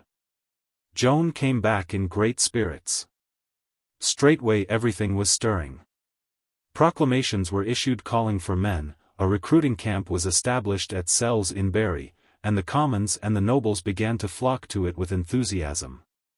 A deal of the month of May had been wasted, and yet by the 6th of June Joan had swept together a new army and was ready to march. She had 8,000 men. Think of that. Think of gathering together such a body as that in that little region. And these were veteran soldiers, too. In fact, most of the men in France were soldiers, when you came to that. For the wars had lasted generations now. Yes, most Frenchmen were soldiers, and admirable runners, too, both by practice and inheritance. They had done next to nothing but run for near a century. But that was not their fault. They had had no fair and proper leadership, at least leaders with a fair and proper chance. Away back, king and court got the habit of being treacherous to the leaders. Then the leaders easily got the habit of disobeying the king and going their own way, each for himself and nobody for the lot. Nobody could win victories that way. Hence, running became the habit of the French troops, and no wonder. Yet all that those troops needed in order to be good fighters was a leader who would attend strictly to business, a leader with all authority in his hands in place of 1/10 of it along with 9 other generals equipped with an equal 1/10 apiece. They had a leader rightly clothed with authority now, and with a head and heart bent on war of the most intensely businesslike and earnest sort, and there would be results. No doubt of that. They had Joan of Arc, and under that leadership their legs would lose the art and mystery of running. Yes, Joan was in great spirits. She was here and there and everywhere, all over the camp, by day and by night, pushing things. And wherever she came charging down the lines, reviewing the troops, it was good to hear them break out and cheer. And nobody could help cheering, she was such a vision of young bloom and beauty and grace, and such an incarnation of pluck and life and go. She was growing more and more ideally beautiful every day, as was plain to be seen, and these were days of development. For she was well past 17 now, in fact, she was getting close upon 17 and a half, indeed, just a little woman, as you may say. The two young Counts de Laval arrived one day, fine young fellows allied to the greatest and most illustrious houses of France, and they could not rest till they had seen Joan of Arc. So the king sent for them and presented them to her, and you may believe she filled the bill of their expectations. When they heard that rich voice of hers they must have thought it was a flute. And when they saw her deep eyes and her face, and the soul that looked out of that face, you could see that the sight of her stirred them like a poem, like lofty eloquence, like martial music. One of them wrote home to his people, and in his letter he said, it seemed something divine to see her and hear her. Ah, yes, and it was a true word. Truer word was never spoken. He saw her when she was ready to begin her march and open the campaign, and this is what he said about it. She was clothed all in white armor save her head. And in her hand she carried a little battle-axe. And when she was ready to mount her great black horse he reared and plunged and would not let her. Then she said, lead him to the cross. This cross was in front of the church close by. So they led him there. Then she mounted, and he never budged, any more than if he had been tied. Then she turned toward the door of the church and said, in her soft womanly voice, you, priests and people of the church, make processions and pray to God for us. Then she spurred away, under her standard, with her little axe in her hand, crying, forward, march. One of her brothers, who came 8 days ago, departed with her. And he also was clad all in white armor.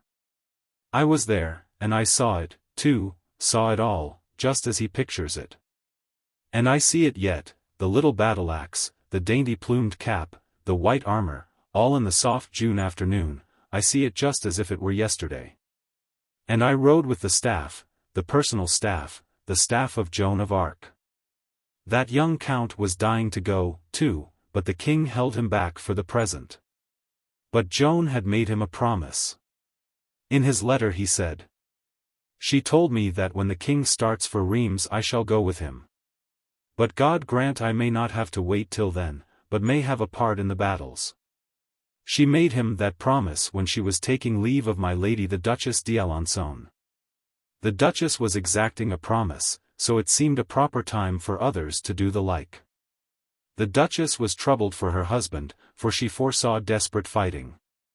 And she held Joan to her breast, and stroked her hair lovingly, and said, you must watch over him, dear, and take care of him, and send him back to me safe. I require it of you. I will not let you go till you promise. Joan said, I give you the promise with all my heart, and it is not just words, it is a promise, you shall have him back without a hurt. Do you believe? And are you satisfied with me now? The Duchess could not speak, but she kissed Joan on the forehead, and so they parted. We left on the 6th and stopped over at Romorantin. Then on the 9th Joan entered Orleans in state, under triumphal arches, with the welcoming cannon thundering and seas of welcoming flags fluttering in the breeze. The grand staff rode with her, clothed in shining splendors of costume and decorations, the Duc d'Alençon, the bastard of Orleans, the Sire de Boussac, Marshal of France. The Lord de Granville, Master of the Crossbowmen, the Sire de Cullen, Admiral of France, Ambrose de Lore, Etienne de Vignoles, called La Hire, Gautier de Brusac, and other illustrious captains. It was grand times, the usual shoutings and packed multitudes, the usual crush to get sight of Joan. But at last we crowded through to our old lodgings, and I saw old Boucher and the wife and that dear Catherine gather Joan to their hearts and smother her with kisses, and my heart ached for her so. For I could have kissed Catherine better than anybody, and more and longer, yet was not thought of for that office, and I so famished for it. Ah, she was so beautiful, and oh, so sweet. I had loved her the first day I ever saw her, and from that day forth she was sacred to me. I have carried her image in my heart for 63 years, all lonely there, yes, solitary, for it never has had company, and I am grown so old, so old. But it is as fresh and young and merry and mischievous and lovely and sweet and pure and witching and divine as it was when it crept in there, bringing benediction and peace to its habitation so long ago, for it has not aged a day. Chapter 26. The last doubts scattered. This time, as before, the king's last command to the generals was this: see to it that you do nothing without the sanction of the Maid. And this time the command was obeyed, and would continue to be obeyed all through the coming great days of the Loire campaign. That was a change. That was new. It broke the traditions. It shows you what sort of a reputation as a commander-in-chief the child had made for herself in 10 days in the field. It was a conquering of men's doubts and suspicions and a capturing and solidifying of men's belief and confidence such as the greyest veteran on the Grand Staff had not been able to achieve in 30 years. Don't you remember that when at 16 Joan conducted her own case in a grim court of law and won it, the old judge spoke of her as, this marvelous child? It was the right name, you see. These veterans were not going to branch out and do things without the sanction of the Maid, that is true, and it was a great gain. But at the same time there were some among them who still trembled at her new and dashing war tactics and earnestly desired to modify them. And so, during the 10th, while Joan was slaving away at her plans and issuing order after order with tireless industry, the old-time consultations and arguings and speechifyings were going on among certain of the generals. In the afternoon of that day they came in a body to hold one of these councils of war, and while they waited for Joan to join them they discussed the situation. Now this discussion is not set down in the histories, but I was there, and I will speak of it, as knowing you will trust me, I not being given to beguiling you with lies. Gautier de Brusac was spokesman for the timid ones. Joan's side was resolutely upheld by d'Alençon, the bastard, La Hire, the Admiral of France, the Marshal de Boussac, and all the other really important chiefs. De Brusac argued that the situation was very grave, that Jargeau, the first point of attack, was formidably strong, its imposing walls bristling with artillery. With 7,000 picked English veterans behind them, and at their head the great Earl of Suffolk and his 2 redoubtable brothers, the de la Poles. It seemed to him that the proposal of Joan of Arc to try to take such a place by storm was a most rash and over-daring idea. And she ought to be persuaded to relinquish it in favor of the soberer and safer procedure of investment by regular siege. It seemed to him that this fiery and furious new fashion of hurling masses of men against impregnable walls of stone, in defiance of the established laws and usages of war, was. But he got no further. La Hire gave his plumed helm an impatient toss and burst out with, "By God, she knows her trade, and none can teach it her." And before he could get out anything more, d'Alençon was on his feet, and the bastard of Orleans, and a half a dozen others, all thundering at once, and pouring out their indignant displeasure upon any and all that might hold, secretly or publicly, distrust of the wisdom of the commander-in-chief. And when they had said their say, La Hire took a chance again, and said, "There are some that never know how to change. Circumstances may change, but those people are never able to see that they have got to change too, to meet those circumstances. All that they know is the one beaten track that their fathers and grandfathers have followed and that they themselves have followed in their turn. If an earthquake come and rip the land to chaos, and that beaten track now lead over precipices and into morasses, those people can't learn that they must strike out a new road, no. They will march stupidly along and follow the old one, to death and perdition. Men, there's a new state of things, and a surpassing military genius has perceived it with her clear eye. And a new road is required, and that same clear eye has noted where it must go, and has marked it out for us. The man does not live, never has lived, never will live, that can improve upon it. The old state of things was defeat, defeat, defeat, and by consequence we had troops with no dash, no heart, no hope. Would you assault stone walls with such?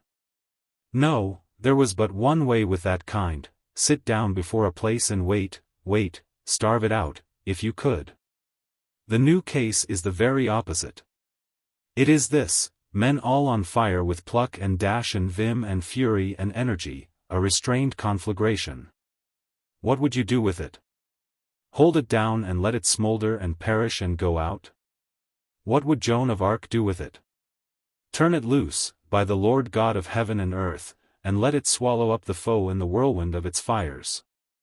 Nothing shows the splendor and wisdom of her military genius like her instant comprehension of the size of the change which has come about.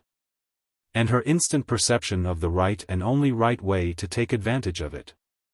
With her is no sitting down and starving out, no dilly-dallying and fooling around, no lazying, loafing, and going to sleep. No, it is storm. Storm. Storm. And still storm. Storm. Storm. And forever storm. Storm. Storm. Hunt the enemy to his hole, then turn her French hurricanes loose and carry him by storm. And that is my sort. Jargeau? What of Jargeau, with its battlements and towers, its devastating artillery, its 7,000 picked veterans? Joan of Arc is to the fore, and by the splendor of God its fate is sealed. Oh, he carried them. There was not another word said about persuading Joan to change her tactics. They sat talking comfortably enough after that. By and by Joan entered, and they rose and saluted with their swords, and she asked what their pleasure might be.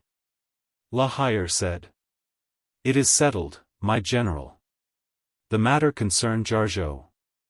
There were some who thought we could not take the place." Joan laughed her pleasant laugh, her merry, carefree laugh. The laugh that rippled so buoyantly from her lips and made old people feel young again to hear it, and she said to the company, "Have no fears, indeed, there is no need nor any occasion for them. We will strike the English boldly by assault, and you will see." Then a faraway look came into her eyes, and I think that a picture of her home drifted across the vision of her mind. For she said very gently, and as one who muses, "But that I know God guides us and will give us success, I had liefer keep sheep than endure these perils." We had a homelike farewell supper that evening, just the personal staff and the family. Joan had to miss it. For the city had given a banquet in her honor, and she had gone there in state with the grand staff, through a riot of joybells and a sparkling Milky Way of illuminations.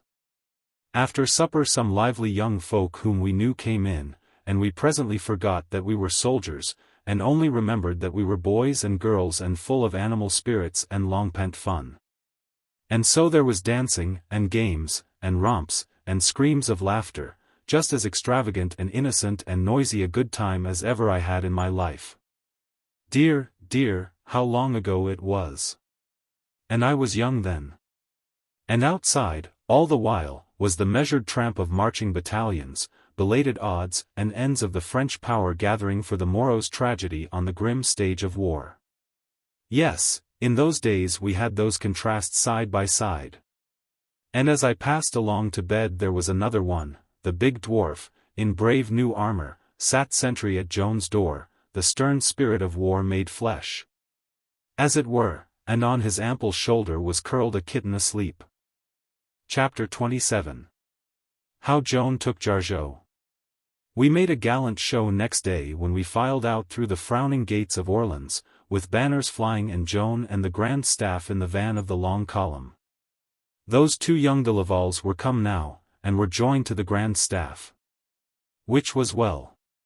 War being their proper trade, for they were grandsons of that illustrious fighter Bertrand du Guesclin, Constable of France in earlier days. Louis de Bourbon, the Marshal de Rice, and the Vidame de Chartres were added also. We had a right to feel a little uneasy, for we knew that a force of 5,000 men was on its way under Sir John Fastolfe to reinforce Jargeau, but I think we were not uneasy, nevertheless. In truth, that force was not yet in our neighborhood. Sir John was loitering, for some reason or other he was not hurrying. He was losing precious time, 4 days at Tames, and 4 more at Janville. We reached Jargeau and began business at once. Joan sent forward a heavy force which hurled itself against the outworks in handsome style, and gained a footing and fought hard to keep it. But it presently began to fall back before a sortie from the city. Seeing this, Joan raised her battle cry and led a new assault herself under a furious artillery fire. The Paladin was struck down at her side wounded, but she snatched her standard from his failing hand and plunged on through the ruck of flying missiles, cheering her men with encouraging cries. And then for a good time one had turmoil, and clash of steel, and collision and confusion of struggling multitudes, and the hoarse bellowing of the guns. And then the hiding of it all under a rolling firmament of smoke, a firmament through which veiled vacancies appeared for a moment now and then, giving fitful dim glimpses of the wild tragedy enacting beyond. And always at these times one caught sight of that slight figure in white mail which was the center and soul of our hope and trust, and whenever we saw that, with its back to us and its face to the fight, we knew that all was well.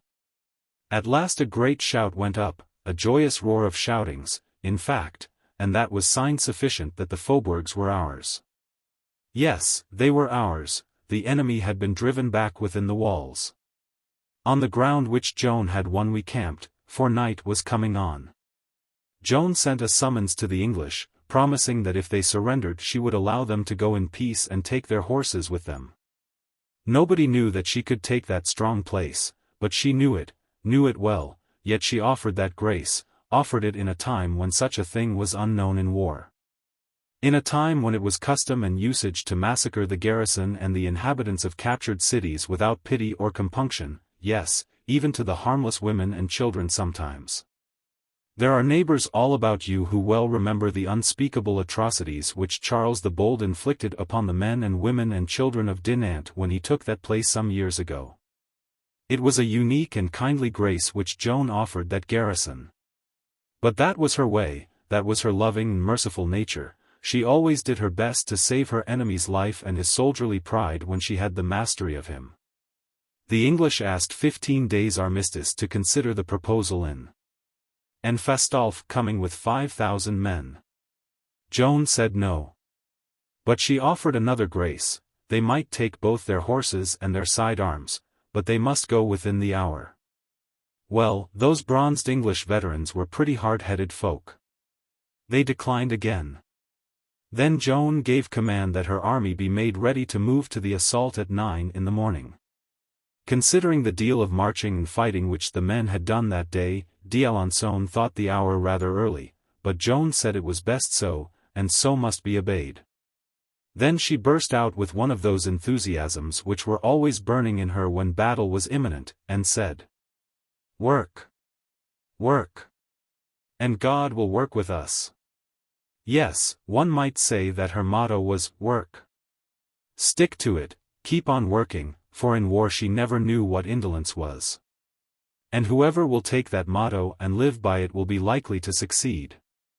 There's many a way to win in this world, but none of them is worth much without good hard work back out of it. I think we should have lost our big standard-bearer that day, if our bigger dwarf had not been at hand to bring him out of the melee when he was wounded. He was unconscious, and would have been trampled to death by our own horse, if the dwarf had not promptly rescued him and haled him to the rear and safety. He recovered, and was himself again after 2 or 3 hours. And then he was happy and proud, and made the most of his wound, and went swaggering around in his bandages showing off like an innocent big child, which was just what he was. He was prouder of being wounded than a really modest person would be of being killed. But there was no harm in his vanity, and nobody minded it. He said he was hit by a stone from a catapult, a stone the size of a man's head. But the stone grew, of course. Before he got through with it he was claiming that the enemy had flung a building at him. "Let him alone," said Noel Raingesson. "Don't interrupt his processes. Tomorrow it will be a cathedral." He said that privately. And, sure enough, tomorrow it was a cathedral. I never saw anybody with such an abandoned imagination. Joan was abroad at the crack of dawn, galloping here and there and yonder, examining the situation minutely, and choosing what she considered the most effective positions for her artillery. And with such accurate judgment did she place her guns that her lieutenant general's admiration of it still survived in his memory when his testimony was taken at the rehabilitation. A quarter of a century later. In this testimony the Duc d'Alençon said that at Jargeau that morning of the 12th of June she made her dispositions not like a novice, but with the sure and clear judgment of a trained general of 20 or 30 years' experience. The veteran captains of the armies of France said she was great in war in all ways, but greatest of all in her genius for posting and handling artillery. Who taught the shepherd girl to do these marvels, she who could not read, and had had no opportunity to study the complex arts of war? I do not know any way to solve such a baffling riddle as that, there being no precedent for it, nothing in history to compare it with and examine it by. For in history there is no great general, however gifted, who arrived at success otherwise than through able teaching and hard study and some experience. It is a riddle which will never be guessed. I think these vast powers and capacities were born in her, and that she applied them by an intuition which could not err. At 8 o'clock all movement ceased, and with it all sounds, all noise. A mute expectancy reigned. The stillness was something awful, because it meant so much. There was no air stirring. The flags on the towers and ramparts hung straight down like tassels. Wherever one saw a person, that person had stopped what he was doing, and was in a waiting attitude, a listening attitude.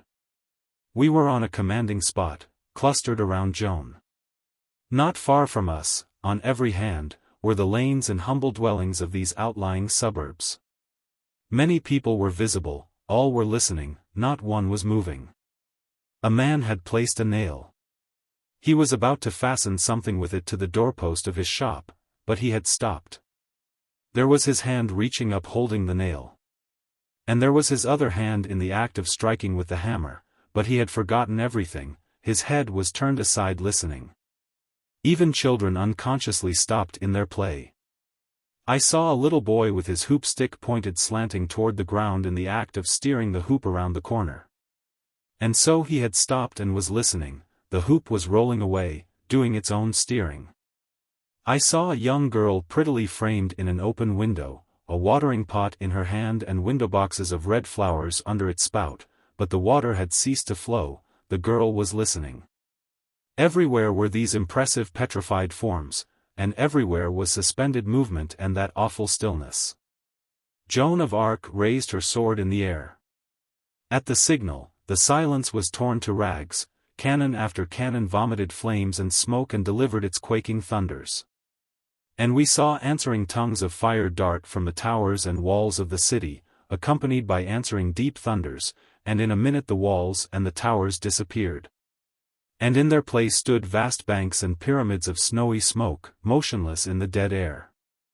The startled girl dropped her watering pot and clasped her hands together, and at that moment a stone cannonball crashed through her fair body. The great artillery duel went on, each side hammering away with all its might, and it was splendid for smoke and noise, and most exalting to one's spirits. The poor little town around about us suffered cruelly. The cannonballs tore through its slight buildings, wrecking them as if they had been built of cards. And every moment or two one would see a huge rock come curving through the upper air above the smoke clouds and go plunging down through the roofs. Fire broke out, and columns of flame and smoke rose toward the sky. Presently the artillery concussions changed the weather. The sky became overcast, and a strong wind rose and blew away the smoke that hid the English fortresses. Then the spectacle was fine. Turreted grey walls and towers, and streaming bright flags, and jets of red fire and gushes of white smoke in long rows. All standing out with sharp vividness against the deep leaden background of the sky. And then the whizzing missiles began to knock up the dirt all around us, and I felt no more interest in the scenery. There was one English gun that was getting our position down finer and finer all the time. Presently Joan pointed to it and said, "Fair Duke, step out of your tracks, or that machine will kill you." The Duc d'Alençon did as he was bid, but Monsieur du Lude rashly took his place, and that cannon tore his head off in a moment. Joan was watching all along for the right time to order the assault. At last, about 9 o'clock, she cried out, "Now, to the assault," and the buglers blew the charge. Instantly we saw the body of men that had been appointed to this service move forward toward a point where the concentrated fire of our guns had crumbled the upper half of a broad stretch of wall to ruins. We saw this force descend into the ditch and begin to plant the scaling ladders. We were soon with them. The lieutenant general thought the assault premature. But Joan said, "Ah, gentle Duke, are you afraid? Do you not know that I have promised to send you home safe?" It was warm work in the ditches. The walls were crowded with men, and they poured avalanches of stones down upon us. There was one gigantic Englishman who did us more hurt than any dozen of his brethren.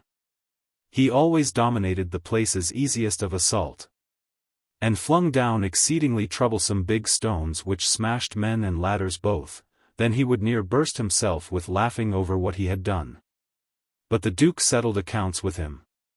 He went and found the famous cannoneer, Jean Le Lorraine, and said, "Train your gun, kill me this demon." He did it with the first shot. He hit the Englishman fair in the breast and knocked him backward into the city. The enemy's resistance was so effective and so stubborn that our people began to show signs of doubt and dismay. Seeing this, Joan raised her inspiring battle cry and descended into the fosse herself, the dwarf helping her and the paladin sticking bravely at her side with the standard. She started up a scaling ladder, but a great stone flung from above came crashing down upon her helmet and stretched her, wounded and stunned, upon the ground. But only for a moment. The dwarf stood her upon her feet, and straightway she started up the ladder again, crying, "To the assault, friends, to the assault, the English are ours. It is the appointed hour." There was a grand rush, and a fierce roar of war cries, and we swarmed over the ramparts like ants. The garrison fled, we pursued, Jargeau was ours. The Earl of Suffolk was hemmed in and surrounded, and the Duc d'Alençon and the Bastard of Orleans demanded that he surrender himself. But he was a proud nobleman and came of a proud race. He refused to yield his sword to subordinates, saying, "I will die rather. I will surrender to the Maid of Orleans alone, and to no other." And so he did. And was courteously and honorably used by her. His two brothers retreated, fighting step by step, toward the bridge, we pressing their despairing forces and cutting them down by scores. Arrived on the bridge, the slaughter still continued. Alexander de la Pole was pushed overboard or fell over, and was drowned. 1,100 men had fallen. John de la Pole decided to give up the struggle. But he was nearly as proud and particular as his brother of Suffolk as to whom he would surrender to. The French officer nearest at hand was Guillaume Renaud, who was pressing him closely. Sir John said to him, "Are you a gentleman?" "Yes." "And a knight?" "No." Then Sir John knighted him himself there on the bridge, giving him the accolade with English coolness and tranquillity in the midst of that storm of slaughter and mutilation. And then bowing with high courtesy took the sword by the blade and laid the hilt of it in the man's hand in token of surrender. Ah, yes, a proud tribe, those de la Poles. It was a grand day, a memorable day, a most splendid victory. We had a crowd of prisoners, but Joan would not allow them to be hurt. We took them with us and marched into Orleans next day through the usual tempest of welcome and joy. And this time there was a new tribute to our leader. From everywhere in the packed streets the new recruits squeezed their way to her side to touch the sword of Joan of Arc, and draw from it somewhat of that mysterious quality which made it invincible. Chapter 28. Joan foretells her doom. The troops must have a rest. 2 days would be allowed for this. The morning of the 14th I was writing from Joan's dictation in a small room which she sometimes used as a private office when she wanted to get away from officials and their interruptions. Catherine Boucher came in and sat down and said, "Joan, dear, I want you to talk to me." "Indeed, I am not sorry for that, but glad. What is in your mind?" "This. I scarcely slept last night, for thinking of the dangers you are running. The Paladin told me how you made the Duke stand out of the way when the cannonballs were flying all about, and so saved his life. Well, that was right, wasn't it?" "Right? Yes. But you stayed there yourself.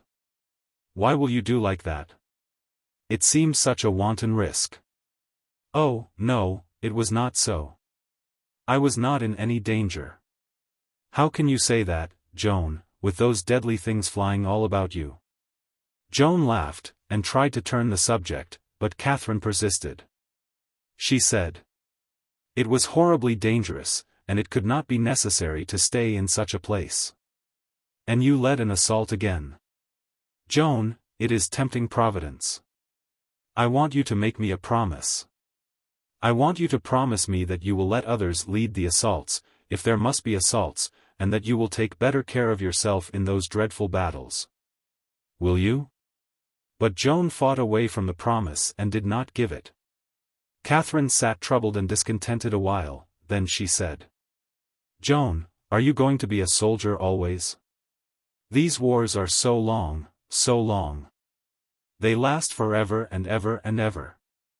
There was a glad flash in Joan's eye as she cried, "This campaign will do all the really hard work that is in front of it in the next 4 days. The rest of it will be gentler, oh, far less bloody. Yes, in 4 days France will gather another trophy like the redemption of Orleans and make her second long step toward freedom." Catherine started, and so did I. Then she gazed long at Joan like one in a trance, murmuring, for days, as if to herself and unconsciously. Finally she asked, in a low voice that had something of awe in it, "Joan, tell me, how is it that you know that? For you do know it, I think." "Yes," said Joan, dreamily, I know. I shall strike, and strike again. And before the 4th day is finished I shall strike yet again." She became silent. We sat wondering and still. This was for a whole minute, she looking at the floor and her lips moving but uttering nothing. Then came these words, but hardly audible, "And in 1,000 years the English power in France will not rise up from that blow." It made my flesh creep. It was uncanny. She was in a trance again, I could see it, just as she was that day in the pastures of Domremy when she prophesied about us boys in the war and afterward did not know that she had done it. She was not conscious now, but Catherine did not know that, and so she said, in a happy voice, "Oh, I believe it, and I am so glad. Then you will come back and bide with us all your life long, and we will love you so, and honor you." A scarcely perceptible spasm flitted across Joan's face, and the dreamy voice muttered, "Before 2 years are sped I shall die a cruel death." I sprang forward with a warning hand up. That is why Catherine did not scream. She was going to do that, I saw it plainly. Then I whispered her to slip out of the place, and say nothing of what had happened. I said Joan was asleep and dreaming. Catherine whispered back, and said, "Oh, I am so grateful that it is only a dream." It sounded like prophecy. And she was gone. Like prophecy. I knew it was prophecy, and I sat down crying, as knowing we should lose her. Soon she started, shivering slightly, and came to herself, and looked around and saw me crying there, and jumped out of her chair and ran to me all in a whirl of sympathy and compassion. And put her hand on my head, and said, "My poor boy. What is it? Look up and tell me." I had to tell her a lie, I grieved to do it, but there was no other way. I picked up an old letter from my table, written by heaven knows who, about some matter heaven knows what, and told her I had just gotten it from Père Fronte. and that in it said the children's fairy tree had been chopped down by some miscreant or other, and I got no further. She snatched the letter from my hand and searched it up and down and all over, turning it this way and that, and sobbing great sobs, and the tears flowing down her cheeks. And ejaculating all the time, "Oh, cruel, cruel! How could any be so heartless? Ah, poor arbre fée de Burlemont gone, and we children loved it so. Show me the place where it says it." And I, still lying, showed her the pretended fatal words on the pretended fatal page, and she gazed at them through her tears, and said she could see herself that they were hateful. Ugly words, they had the very look of it. Then we heard a strong voice down the corridor announcing, "His Majesty's messenger, with dispatches for Her Excellency the Commander-in-Chief of the Armies of France." Chapter 29. Fierce Talbot reconsiders. I knew she had seen the vision of the tree. But when? I could not know. Doubtless before she had lately told the king to use her, for that she had but 1 year left to work in. It had not occurred to me at the time, but the conviction came upon me now that at that time she had already seen the tree. It had brought her a welcome message. That was plain, otherwise she could not have been so joyous and light-hearted as she had been these latter days. The death warning had nothing dismal about it for her. No, it was remission of exile, it was leave to come home. Yes, she had seen the tree. No one had taken the prophecy to heart which she made to the king, and for a good reason, no doubt. No one wanted to take it to heart, all wanted to banish it away and forget it. And all had succeeded, and would go on to the end placid and comfortable. All but me alone. I must carry my awful secret without any to help me. A heavy load, a bitter burden, and would cost me a daily heartbreak. She was to die, and so soon. I had never dreamed of that. How could I, and she so strong and fresh and young, and every day earning a new right to a peaceful and honored old age? For at that time I thought old age valuable. I do not know why, but I thought so. All young people think it, I believe, they being ignorant and full of superstitions. She had seen the tree. All that miserable night those ancient verses went floating back and forth through my brain. And when, in exile wandering, we shall fainting yearn for glimpse of thee, oh, rise upon our sight. But at dawn the bugles and the drums burst through the dreamy hush of the morning, and it was turn out all. Mount and ride. For there was red work to be done. We marched to Mung without halting. There we carried the bridge by assault, and left a force to hold it, the rest of the army marching away next morning toward Beaugency, where the Lion Talbot, the terror of the French, was in command. When we arrived at that place, the English retired into the castle and we sat down in the abandoned town. Talbot was not at the moment present in person, for he had gone away to watch for and welcome Fastolfe and his reinforcement of 5,000 men. Joan placed her batteries and bombarded the castle till night.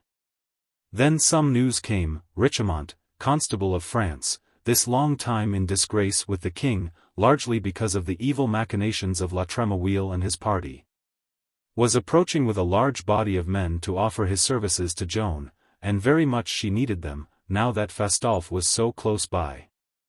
Richemont had wanted to join us before, when we first marched on Orleans. But the foolish king, slave of those paltry advisers of his, warned him to keep his distance and refused all reconciliation with him. I go into these details because they are important. Important because they lead up to the exhibition of a new gift in Joan's extraordinary mental makeup, statesmanship. It is a sufficiently strange thing to find that great quality in an ignorant country girl of 17 and a half, but she had it. Joan was for receiving Richemont cordially, and so was La Hire and the 2 young Lavals and other chiefs, but the Lieutenant General, d'Alençon, strenuously and stubbornly opposed it. He said he had absolute orders from the king to deny and defy Richemont, and that if they were overridden he would leave the army. This would have been a heavy disaster, indeed. But Joan set herself the task of persuading him that the salvation of France took precedence of all minor things, even the commands of a sceptred ass, and she accomplished it. She persuaded him to disobey the king in the interest of the nation, and to be reconciled to Count Richemont and welcome him. That was statesmanship, and of the highest and soundest sort. Whatever thing men call great, look for it in Joan of Arc, and there you will find it.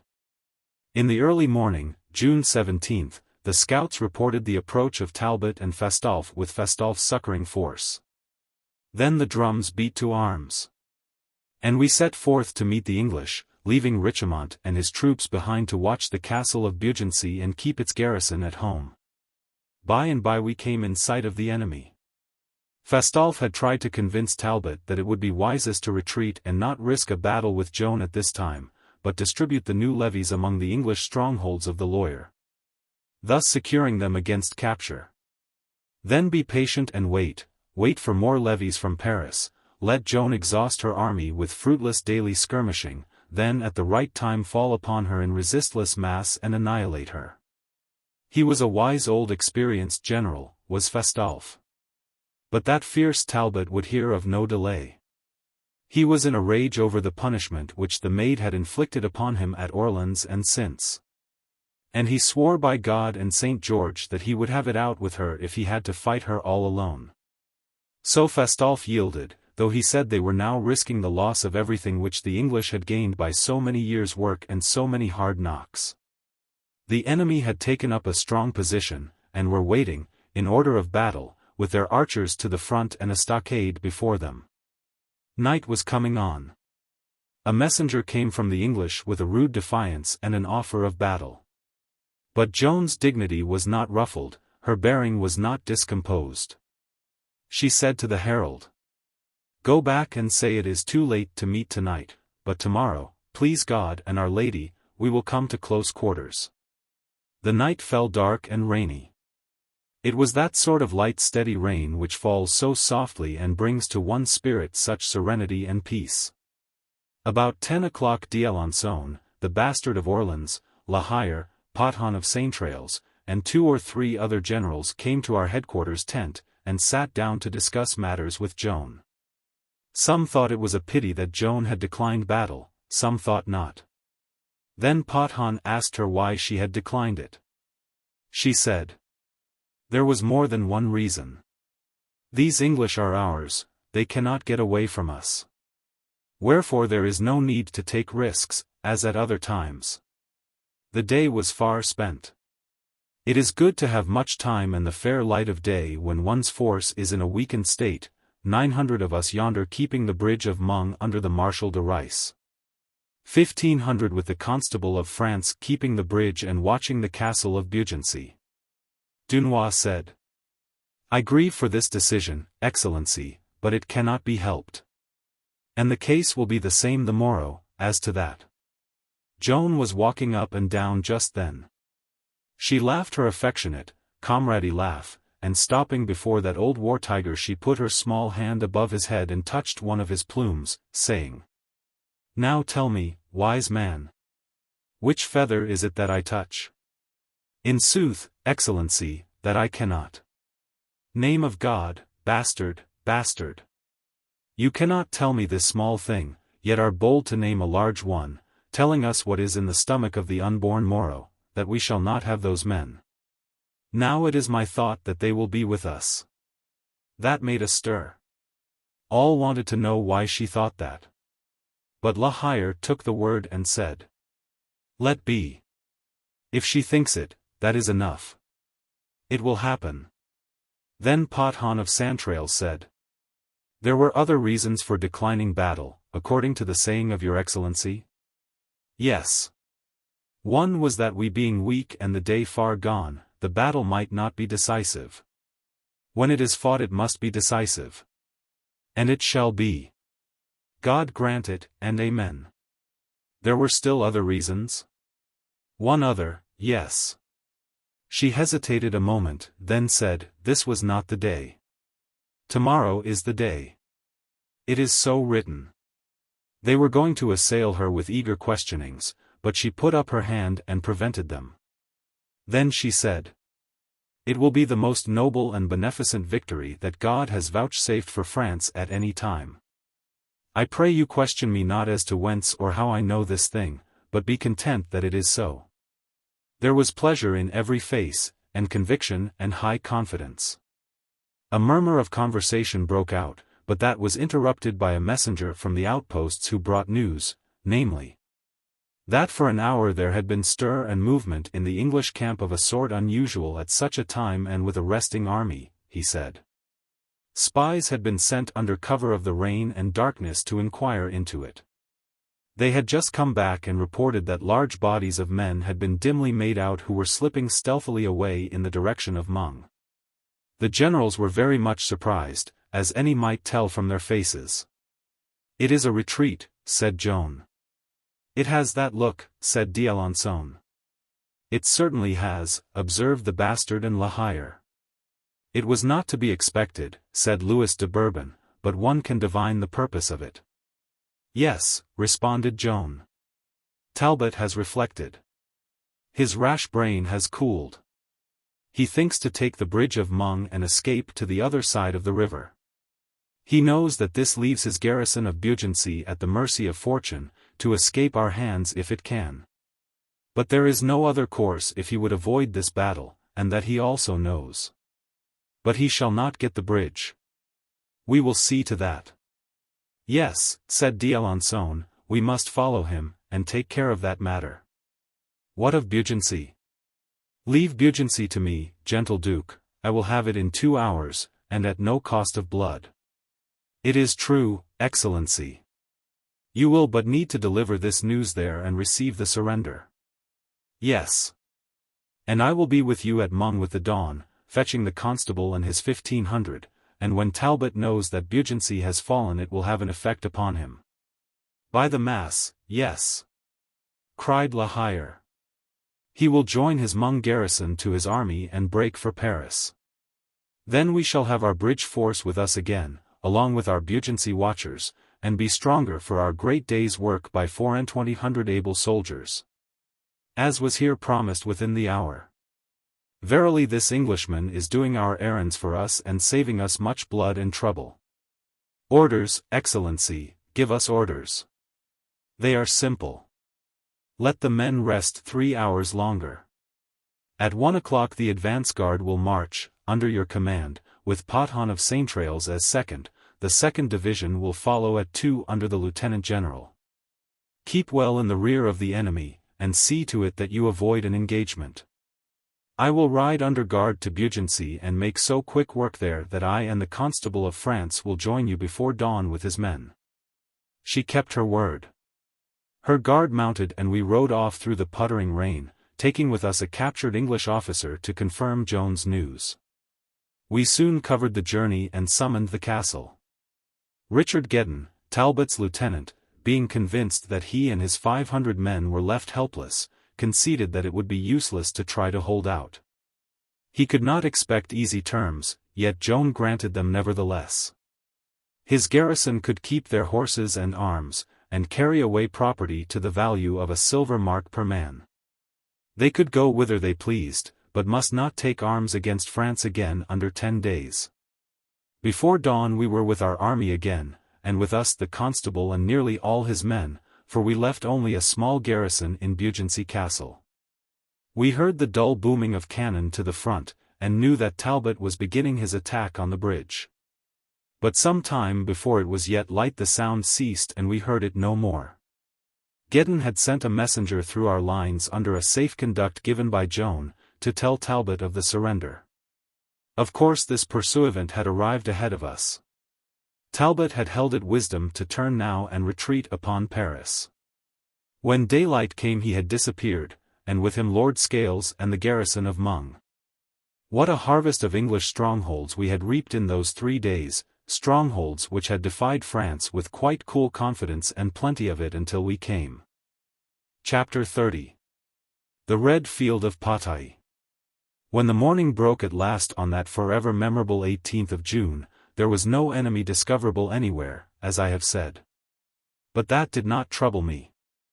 I knew we should find him, and that we should strike him. Strike him the promised blow, the one from which the English power in France would not rise up in 1,000 years, as Joan had said in her trance. The enemy had plunged into the wide plains of La Beaucie, a roadless waste covered with bushes, with here and there bodies of forest trees, a region where an army would be hidden from view in a very little while. We found the trail in the soft wet earth and followed it. It indicated an orderly march, no confusion, no panic. But we had to be cautious. In such a piece of country we could walk into an ambush without any trouble. Therefore Joan sent bodies of cavalry ahead under La Hire, Paladin, and other captains, to feel the way. Some of the other officers began to show uneasiness. This sort of hide-and-go-seek business troubled them and made their confidence a little shaky. Joan divined their state of mind and cried out impetuously, "Name of God, what would you? We must smite these English, and we will. They shall not escape us. Though they were hung to the clouds we would get them." By and by we were nearing Patay. It was about a league away. Now at this time our reconnaissance, feeling its way in the bush, frightened a deer, and it went bounding away and was out of sight in a moment. Then hardly a minute later a dull great shout went up in the distance toward Patay. It was the English soldiery. They had been shut up in a garrison so long on mouldy food that they could not keep their delight to themselves when this fine fresh meat came springing into their midst. Poor creature, it had wrought damage to a nation which loved it well. For the French knew where the English were now, whereas the English had no suspicion of where the French were. La Hire halted where he was, and sent back the tidings. Joan was radiant with joy. The Duc d'Alençon said to her, "Very well, we have found them, shall we fight them? Have you good spurs, Prince?" "Why? Will they make us run away?" "Nenny, en nom de Dieu. These English are ours, they are lost. They will fly. Who overtakes them will need good spurs. Forward, close up." By the time we had come up with La Hire the English had discovered our presence. Talbot's force was marching in 3 bodies. First his advance guard, then his artillery. Then his battle corps a good way in the rear. He was now out of the bush and in a fair open country. He at once posted his artillery, his advance guard, and 500 picked archers along some hedges where the French would be obliged to pass, and hoped to hold this position till his battle corps could come up. Sir John Fastolfe urged the battle corps into a gallop. Joan saw her opportunity and ordered La Hire to advance, which La Hire promptly did, launching his wild riders like a storm wind, his customary fashion. The Duke and the Bastard wanted to follow, but Joan said, "Not yet, wait." So they waited, impatiently, and fidgeting in their saddles. But she was ready, gazing straight before her, measuring, weighing, calculating, by shades, minutes, fractions of minutes, seconds, with all her great soul present, in eye, and set of head. And noble pose of body, but patient, steady, master of herself and of the situation. And yonder, receding, plumes lifting and falling, streamed the thundering charge of La Hire's godless crew. La Hire's great figure dominating it and his sword stretched aloft like a flagstaff. "Oh, Satan and his hellions, see them go!" Somebody muttered it in deep admiration. And now he was closing up on Fastolfe's rushing corps. And now he struck it hard, and broke its order. It lifted the Duke and the Bastard in their saddles to see it, and they turned, trembling with excitement, to Joan, saying, "Now!" But she put up her hand, still gazing, weighing, calculating, and said again, "Wait, not yet." Fastolfe's hard-driven battle corps raged on like an avalanche toward the waiting advance guard. Suddenly these conceived the idea that it was flying in panic before Joan, and so in that instant it broke and swarmed away in a mad panic itself, with Talbot storming and cursing after it. Now was the golden time. Joan drove her spurs home and waved the advance with her sword. "Follow me," she cried, and bent her head to her horse's neck and sped away like the wind. We went down into the confusion of that flying rout, and for 3 long hours we cut and hacked and stabbed. At last the bugles sang, "Halt!" The Battle of Patay was won. Joan of Arc dismounted, and stood surveying that awful field, lost in thought. Presently she said, "The praise is to God. He has smitten with a heavy hand this day." After a little she lifted her face, and looking afar off, said, with the manner of one who is thinking aloud, "In 1,000 years, 1,000 years, the English power in France will not rise up from this blow." She stood again a time thinking, then she turned toward her grouped generals, and there was a glory in her face and a noble light in her eye, and she said, "Oh, friends, friends, do you know? Do you comprehend? France is on the way to be free." "And had never been, but for Joan of Arc," said La Hire, passing before her and bowing low, the others following and doing likewise. He muttering as he went, "I will say it though I be damned for it." Then battalion after battalion of our victorious army swung by, wildly cheering. And they shouted, "Live forever, Maid of Orleans, live forever," while Joan, smiling, stood at the salute with her sword. This was not the last time I saw the Maid of Orleans on the Red Field of Patay. Toward the end of the day I came upon her where the dead and dying lay stretched all about in heaps and winrows. Our men had mortally wounded an English prisoner who was too poor to pay a ransom, and from a distance she had seen that cruel thing done, and had galloped to the place and sent for a priest, and now she was holding the head of her dying enemy in her lap, and easing him to his death with comforting soft words, just as his sister might have done. And the womanly tears running down her face all the time. 3. Chapter 31. France begins to live again. Joan had said true, France was on the way to be free. The war called the 100 Years' War was very sick today. Sick on its English side, for the very first time since its birth, 91 years gone by. Shall we judge battles by the numbers killed and the ruin wrought? Or shall we not rather judge them by the results which flowed from them?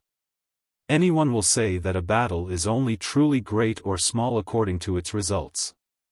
Yes, anyone will grant that, for it is the truth. Judged by results. Patay's place is with the few supremely great and imposing battles that have been fought since the peoples of the world first resorted to arms for the settlement of their quarrels. So judged, it is even possible that Patay has no peer among that few just mentioned, but stand alone, as the supremest of historic conflicts. For when it began France lay gasping out the remnant of an exhausted life, her case wholly hopeless in the view of all political physicians. When it ended, 3 hours later, she was convalescent. Convalescent, and nothing requisite but time and ordinary nursing to bring her back to perfect health. The dullest physician of them all could see this, and there was none to deny it. Many death-sick nations have reached convalescence through a series of battles, a procession of battles, a weary tale of wasting conflicts stretching over years. But only one has reached it in a single day and by a single battle. That nation is France, and that battle Patay. Remember it and be proud of it, for you are French, and it is the stateliest fact in the long annals of your country. There it stands, with its head in the clouds. And when you grow up you will go on pilgrimage to the field of Patay, and stand uncovered in the presence of, what? A monument with its head in the clouds? Yes. For all nations in all times have built monuments on their battlefields to keep green the memory of the perishable deed that was wrought there and of the perishable name of him who wrought it. And will France neglect Patay and Joan of Arc? Not for long. And will she build a monument scaled to their rank as compared with the world's other fields and heroes? Perhaps, if there be room for it under the arch of the sky. But let us look back a little, and consider certain strange and impressive facts. The 100 Years' War began in 1337. It raged on, year after year and year after year, and at last England stretched France prone with that fearful blow at Crécy. But she rose and struggled on, year after year, and at last again she went down under another devastating blow, Poitiers. She gathered her crippled strength once more, and the war raged on, and still on, year after year, decade after decade. Children were born, grew up, married, died, the war raged on. Their children in turn grew up, married, died, the war raged on, their children, growing, saw France struck down again. This time under the incredible disaster of Agincourt, and still the war raged on, year after year, and in time these children married in their turn. France was a wreck, a ruin, a desolation. The half of it belonged to England, with none to dispute or deny the truth, the other half belonged to nobody, in 3 months would be flying the English flag. The French king was making ready to throw away his crown and flee beyond the seas. Now came the ignorant country-maid out of her remote village and confronted this hoary war, this all-consuming conflagration that had swept the land for 3 generations. Then began the briefest and most amazing campaign that is recorded in history. In 7 weeks it was finished. In 7 weeks she hopelessly crippled that gigantic war that was 91 years old. At Orleans she struck it a staggering blow, on the field of Patay she broke its back. Think of it. Yes, one can do that, but understand it? Ah, that is another matter. None will ever be able to comprehend that stupefying marvel. 7 weeks, with here and there a little bloodshed. Perhaps the most of it, in any single fight, at Patay, where the English began 6,000 strong and left 2,000 dead upon the field. It is said and believed that in 3 battles alone, Crécy, Poitiers, and Agincourt, near 100,000 Frenchmen fell, without counting the 1,000 other fights of that long war. The dead of that war make a mournful long list, an interminable list. Of men slain in the field the count goes by tens of thousands. Of innocent women and children slain by bitter hardship and hunger it goes by that appalling term, millions. It was an ogre, that war. An ogre that went about for near 100 years, crunching men and dripping blood from its jaws. And with her little hand that child of 17 struck him down. And yonder he lies stretched on the field of Patay, and will not get up any more while this old world lasts. Chapter 32. The joyous news flies fast. The great news of Patay was carried over the whole of France in 20 hours, people said. I do not know as to that. But one thing is sure, anyway, the moment a man got it he flew shouting and glorifying God and told his neighbor, and that neighbor flew with it to the next homestead. And so on without resting the word traveled, and when a man got it in the night, at what hour soever, he jumped out of his bed and bore the blessed message along. And the joy that went with it was like the light that flows across the land when an eclipse is receding from the face of the sun. And, indeed, you may say that France had lain in an eclipse this long time. Yes, buried in a black gloom which these beneficent tidings were sweeping away now before the onrush of their white splendor. The news beat the flying enemy to Yeovil, and the town rose against its English masters and shut the gates against their brethren. It flew to Mont Pippo, to Saint Simon, and to this, that, and the other English fortress, and straightway the garrison applied the torch and took to the fields and the woods. A detachment of our army occupied Meung and pillaged it. When we reached Orleans that Taux was as much as 50 times insaner with joy than we had ever seen it before, which is saying much. Night had just fallen, and the illuminations were on so wonderful a scale that we seemed to plough through seas of fire. And as to the noise, the hoarse cheering of the multitude, the thundering of cannon, the clash of bells, indeed, there was never anything like it. And everywhere rose a new cry that burst upon us like a storm when the column entered the gates, and never more ceased, "Welcome to Joan of Arc, way for the Saviour of France." And there was another cry, "Crécy is avenged. Poitiers is avenged. Agincourt is avenged, Patay shall live forever." Mad? Why, you never could imagine it in the world. The prisoners were in the center of the column.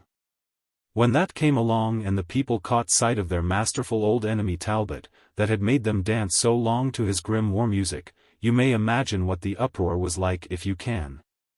For I cannot describe it. They were so glad to see him that presently they wanted to have him out and hang him, so Joan had him brought up to the front to ride in her protection.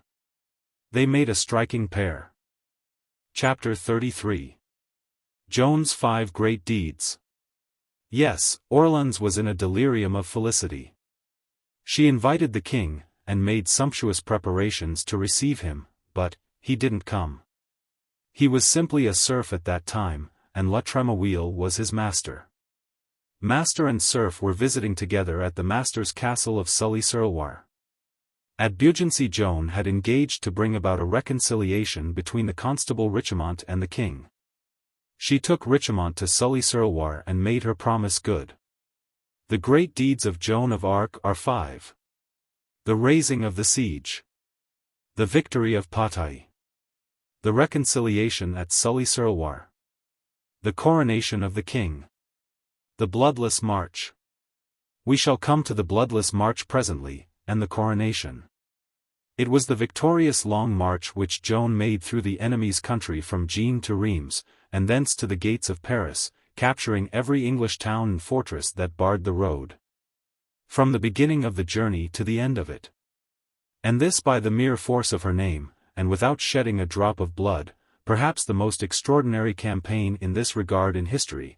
This is the most glorious of her military exploits. The reconciliation was one of Joan's most important achievements.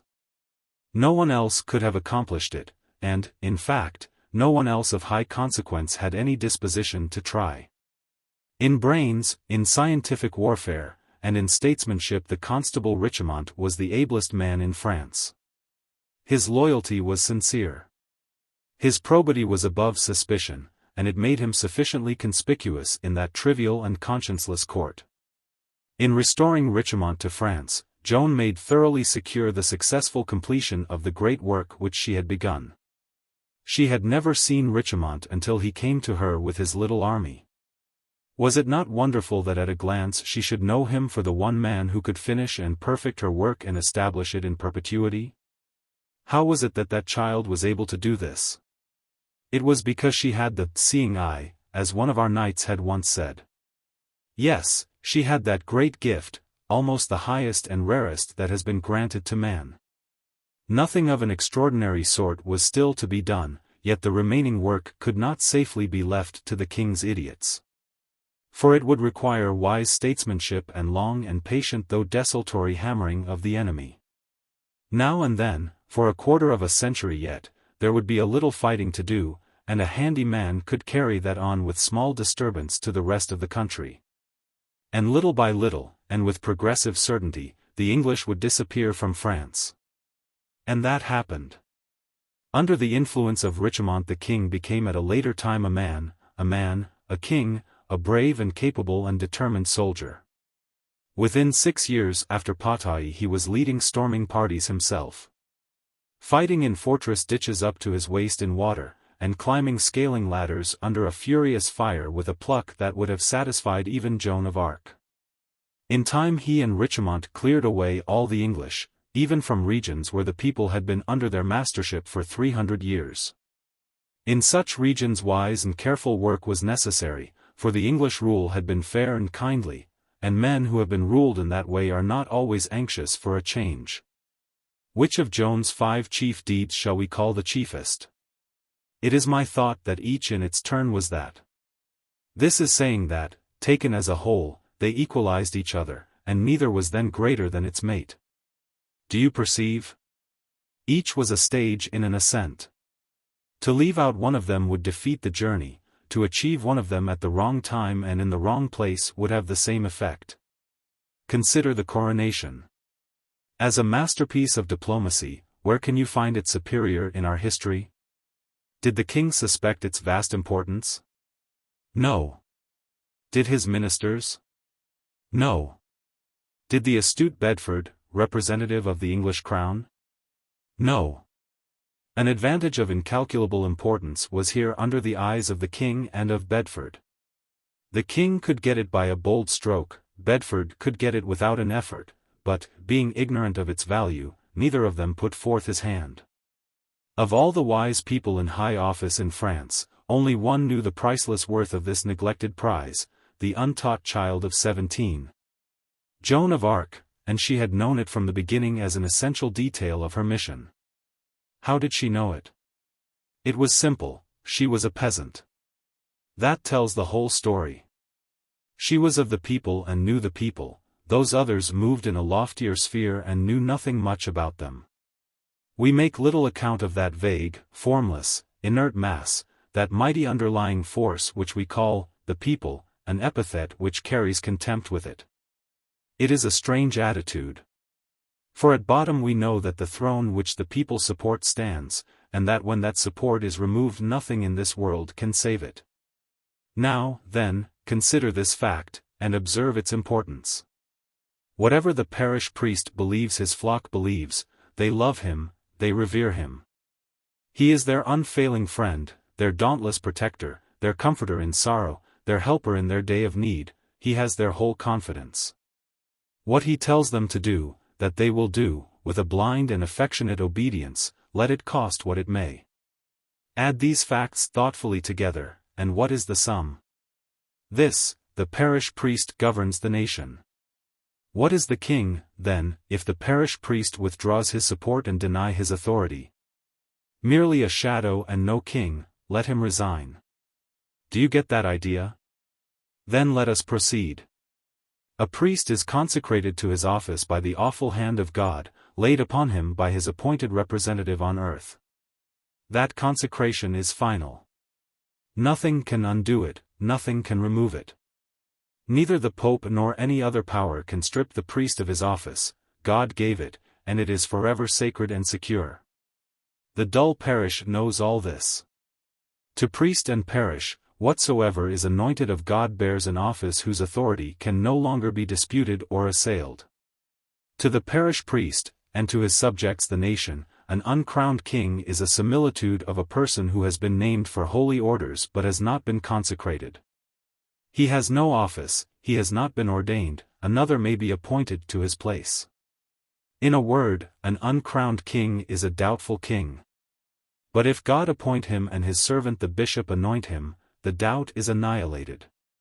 The priest and the parish are his loyal subjects straightway, and while he lives they will recognize no king but him. To Joan of Arc, the peasant girl, Charles VII was no king until he was crowned. To her he was only the dauphin, that is to say, the heir. If I have ever made her call him king, it was a mistake. She called him the dauphin, and nothing else until after the coronation. It shows you as in a mirror, for Joan was a mirror in which the lowly hosts of France were clearly reflected, that to all that vast underlying force called the people, he was no king but only dauphin before his crowning. And was indisputably and irrevocably king after it. Now you understand what a colossal move on the political chessboard the coronation was. Bedford realized this by and by, and tried to patch up his mistake by crowning his king. But what good could that do? None in the world. Speaking of chess, Joan's great acts may be likened to that game. Each move was made in its proper order, and it was great and effective because it was made in its proper order and not out of it. Each, at the time made, seemed the greatest move. But the final result made them all recognizable as equally essential and equally important. This is the game, as played. Joan moves to Orleans and Patay, check. Then moves the reconciliation, but does not proclaim check, it being a move for position, and to take effect later. Next she moves the coronation, check. Next, the bloodless march, check. Final move, after her death, the reconciled Constable Richemont to the French king's elbow, checkmate. Chapter 34. The Jests of the Burgundians. The campaign of the lawyer had as good as opened the road to Reims. There was no sufficient reason now why the coronation should not take place. The coronation would complete the mission which Joan had received from heaven, and then she would be forever done with war, and would fly home to her mother and her sheep. And never stir from the hearthstone and happiness any more. That was her dream, and she could not rest, she was so impatient to see it fulfilled. She became so possessed with this matter that I began to lose faith in her two prophecies of her early death, and, of course, when I found that faith wavering I encouraged it to waver all the more. The king was afraid to start to Reims, because the road was mile-posted with English fortresses, so to speak. Joan held them in light esteem and not things to be afraid of in the existing modified condition of English confidence. And she was right. As it turned out, the march to Reims was nothing but a holiday excursion. Joan did not even take any artillery along, she was so sure it would not be necessary. We marched from Jean 12,000 strong. This was the 29th of June. The Maid rode by the side of the king, on his other side was the Duc d'Alençon. After the Duke followed 3 other princes of the blood. After these followed the Bastard of Orleans, the Marshal de Boussac, and the Admiral of France. After these came La Hire, Saintrailles, Tremouille, and a long procession of knights and nobles. We rested 3 days before Auxerre. The city provisioned the army, and a deputation waited upon the king, but we did not enter the place. Saint Florentin opened its gates to the king. On the 4th of July we reached Saint Phal, and yonder lay Troyes before us, a town which had a burning interest for us boys. For we remembered how 7 years before, in the pastures of Domremy, the Sunflower came with his black flag and brought us the shameful news of the Treaty of Troyes, that treaty which gave France to England, and a daughter of our royal line in marriage to the butcher of Agincourt. That poor town was not to blame, of course, yet we flushed hot with that old memory, and hoped there would be a misunderstanding here, for we dearly wanted to storm the place and burn it. It was powerfully garrisoned by English and Burgundian soldiery, and was expecting reinforcements from Paris. Before night we camped before its gates and made rough work with a sortie which marched out against us. Joan summoned Troyes to surrender. Its commandant, seeing that she had no artillery, scoffed at the idea, and sent her a grossly insulting reply. 5 days we consulted and negotiated. No result. The king was about to turn back now and give up. He was afraid to go on, leaving this strong place in his rear. Then La Hire put in a word, with a slap in it for some of his Majesty's advisers. The Maid of Orleans undertook this expedition of her own motion. And it is my mind that it is her judgment that should be followed here, and not that of any other, let him be of whatsoever breed and standing he may. There was wisdom and righteousness in that. So the king sent for the maid, and asked her how she thought the prospect looked. She said, without any tone of doubt or question in her voice, "In 3 days' time the place is ours." The smug chancellor put in a word now. If we were sure of it we would wait her 6 days. 6 days, forsooth. Name of God, man, we will enter the gates tomorrow. Then she mounted, and rode her lines, crying out, "Make preparation, to your work, friends, to your work. We assault at dawn." She worked hard that night, slaving away with her own hands like a common soldier. She ordered fascines and faggots to be prepared and thrown into the fosse, thereby to bridge it. And in this rough labor she took a man's share. At dawn she took her place at the head of the storming force and the bugles blew the assault. At that moment a flag of truce was flung to the breeze from the walls, and Troyes surrendered without firing a shot. The next day the king with Joan at his side and the Paladin bearing her banner entered the town in state at the head of the army. And a goodly army it was now, for it had been growing ever bigger and bigger from the first. And now a curious thing happened. By the terms of the treaty made with the town the garrison of English and Burgundian soldiery were to be allowed to carry away their goods with them. This was well, for otherwise how would they buy the wherewithal to live? Very well. These people were all to go out by the one gate, and at the time set for them to depart we young fellows went to that gate, along with the dwarf, to see the march out. Presently here they came in an interminable file, the foot soldiers in the lead. As they approached one could see that each bore a burden of a bulk and weight to sorely tax his strength. And we said among ourselves, truly these folk are well off for poor common soldiers. When they were come nearer, what do you think? Every rascal of them had a French prisoner on his back. They were carrying away their goods, you see, their property, strictly according to the permission granted by the treaty. Now think how clever that was, how ingenious. What could a body say? What could a body do? For certainly these people were within their right. These prisoners were property, nobody could deny that. My dears, if those had been English captives, conceive of the richness of that booty. For English prisoners had been scarce and precious for 100 years. Whereas it was a different matter with French prisoners. They had been overabundant for a century. The possessor of a French prisoner did not hold him long for ransom, as a rule, but presently killed him to save the cost of his keep. This shows you how small was the value of such a possession in those times. When we took Troyes, a calf was worth 30 francs, a sheep 16, a French prisoner 8. It was an enormous price for those other animals, a price which naturally seems incredible to you. It was the war, you see. It worked two ways, it made meat dear and prisoners cheap. Well, here were these poor Frenchmen being carried off. What could we do? Very little of a permanent sort, but we did what we could. We sent a messenger flying to Joan, and we and the French guards halted the procession for a parley, to gain time, you see. A big Burgundian lost his temper and swore a great oath that none should stop him, he would go, and would take his prisoner with him. But we blocked him off, and he saw that he was mistaken about going, he couldn't do it. He exploded into the maddest cursings and revilings, then, and, unlashing his prisoner from his back, stood him up, all bound and helpless. Then drew his knife, and said to us with a light of sarcastic triumph in his eye. I may not carry him away, you say, yet he is mine, none will dispute it. Since I may not convey him hence, this property of mine, there is another way.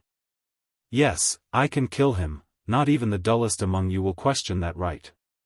Ah, you had not thought of that, vermin. That poor starved fellow begged us with his piteous eyes to save him, then spoke, and said he had a wife and little children at home. Think how it wrung our heartstrings. But what could we do? The Burgundian was within his right. We could only beg and plead for the prisoner. Which we did. And the Burgundian enjoyed it. He stayed his hand to hear more of it, and laugh at it. That stung. Then the dwarf said, Prithee, young sirs, let me beguile him, for when a matter requiring permission is to the fore, I have indeed a gift in that sort, as any will tell you that know me well.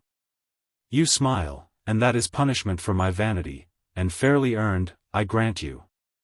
Still, if I may toy a little, just a little, saying which he stepped to the Burgundian and began a fair soft speech, all of goodly and gentle tenor, and in the midst he mentioned the maid. And was going on to say how she out of her good heart would prize and praise this compassionate deed which he was about to. It was as far as he got. The Burgundian burst into his smooth oration with an insult levelled at Joan of Arc. We sprang forward, but the dwarf, his face all livid, brushed us aside and said, in a most grave and earnest way, I crave your patience. Am not I her guard of honor? This is my affair. And saying this he suddenly shot his right hand out and gripped the great Burgundian by the throat, and so held him upright on his feet. You have insulted the maid, he said. And the maid is France. The tongue that does that earns a long furlough. One heard the muffled cracking of bones. The Burgundian's eyes began to protrude from their sockets and stare with a leaden dullness at vacancy. The color deepened in his face and became an opaque purple. His hands hung down limp, his body collapsed with a shiver, every muscle relaxed its tension and ceased from its function.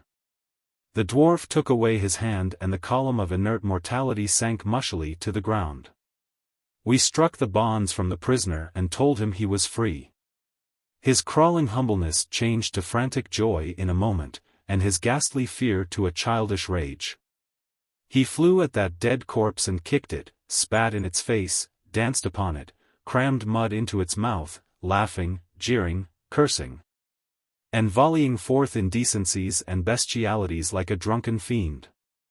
It was a thing to be expected, soldiering makes few saints. Many of the onlookers laughed, others were indifferent, none was surprised. But presently in his mad caperings the freedman capered within reach of the waiting file, and another Burgundian promptly slipped a knife through his neck, and down he went with a death shriek. His brilliant artery blood spurting 10 feet as straight and bright as a ray of light. There was a great burst of jolly laughter all around from friend and foe alike, and thus closed one of the pleasantest incidents of my checkered military life. And now came Joan hurrying, and deeply troubled. She considered the claim of the garrison, then said, "You have right upon your side. It is plain. It was a careless word to put in the treaty, and covers too much. But ye may not take these poor men away. They are French, and I will not have it. The king shall ransom them, every one. Wait till I send you word from him, and hurt no hair of their heads, for I tell you, I who speak, that would cost you very dear." That settled it. The prisoners were safe for one while, anyway. Then she rode back eagerly and required that thing of the king, and would listen to no paltering and no excuses. So the king told her to have her way, and she rode straight back and bought the captives free in his name and let them go. Chapter 35. The heir of France is crowned. It was here we saw again the Grand Master of the king's household, in whose castle Joan was guest when she tarried at Chinon in those first days of her coming out of her own country. She made him bailiff of Troyes now by the king's permission. And now we marched again, Chalons surrendered to us. And there by Chalons in a talk, Joan, being asked if she had no fears for the future, said yes. 1. Treachery. Who would believe it? Who could dream it? And yet in a sense it was prophecy. Truly, man is a pitiful animal. We marched, kept on marching. And at last, on the 16th of July, we came in sight of our goal, and saw the great cathedral towers of Reims rise out of the distance. Huzzah after huzzah swept the army from van to rear. And as for Joan of Arc, there where she sat her horse gazing, clothed all in white armor, dreamy, beautiful, and in her face a deep, deep joy, a joy not of earth. Oh, she was not flesh. She was a spirit. Her sublime mission was closing in flawless triumph. Tomorrow she could say, "It is finished, let me go free." We camped, and the hurry and rush and turmoil of the grand preparations began. The archbishop and a great deputation arrived.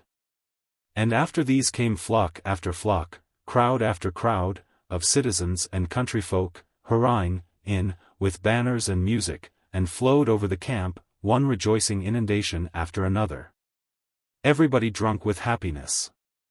And all night long Reims was hard at work, hammering away, decorating the town, building triumphal arches and clothing the ancient cathedral within and without in a glory of opulent splendors. We moved betimes in the morning. The coronation ceremonies would begin at 9 and last 5 hours. We were aware that the garrison of English and Burgundian soldiers had given up all thought of resisting the Maid. And that we should find the gates standing hospitably open and the whole city ready to welcome us with enthusiasm. It was a delicious morning, brilliant with sunshine, but cool and fresh and inspiring. The army was in great form, and fine to see, as it uncoiled from its lair fold by fold, and stretched away on the final march of the peaceful coronation campaign. Joan, on her black horse, with the lieutenant general and the personal staff grouped about her, took post for a final review and a goodbye. For she was not expecting to ever be a soldier again, or ever serve with these or any other soldiers any more after this day. The army knew this, and believed it was looking for the last time upon the girlish face of its invincible little chief, its pet, its pride, its darling, whom it had ennobled in its private heart with nobilities of its own creation, call her Daughter of God, Savior of France, Victory's Sweetheart, the Page of Christ. Together with still softer titles which were simply naive and frank endearment such as men are used to confer upon children whom they love. And so one saw a new thing now, a thing bred of the emotion that was present there on both sides. Always before, in the march past, the battalions had gone swinging by in a storm of cheers, heads up and eyes flashing, the drums rolling, the bands braying paeans of victory. But now there was nothing of that. But for one impressive sound, one could have closed his eyes and imagined himself in a world of the dead. That one sound was all that visited the ear in the summer stillness, just that one sound, the muffled tread of the marching host. As the serried masses drifted by, the men put their right hands up to their temples, palms to the front, in military salute, turning their eyes upon Joan's face in mute God bless you and farewell. And keeping them there while they could. They still kept their hands up in reverent salute many steps after they had passed by. Every time Joan put her handkerchief to her eyes you could see a little quiver of emotion crinkle along the faces of the files. The march past after a victory is a thing to drive the heart mad with jubilation, but this one was a thing to break it. We rode now to the king's lodgings, which was the archbishop's country palace, and he was presently ready, and we galloped off and took position at the head of the army. By this time the country people were arriving in multitudes from every direction and massing themselves on both sides of the road to get sight of Joan, just as had been done every day since our first day's march began. Our march now lay through the grassy plain, and those peasants made a dividing double border for that plain. They stretched right down through it, a broad belt of bright colors on each side of the road. For every peasant girl and woman in it had a white jacket on her body and a crimson skirt on the rest of her.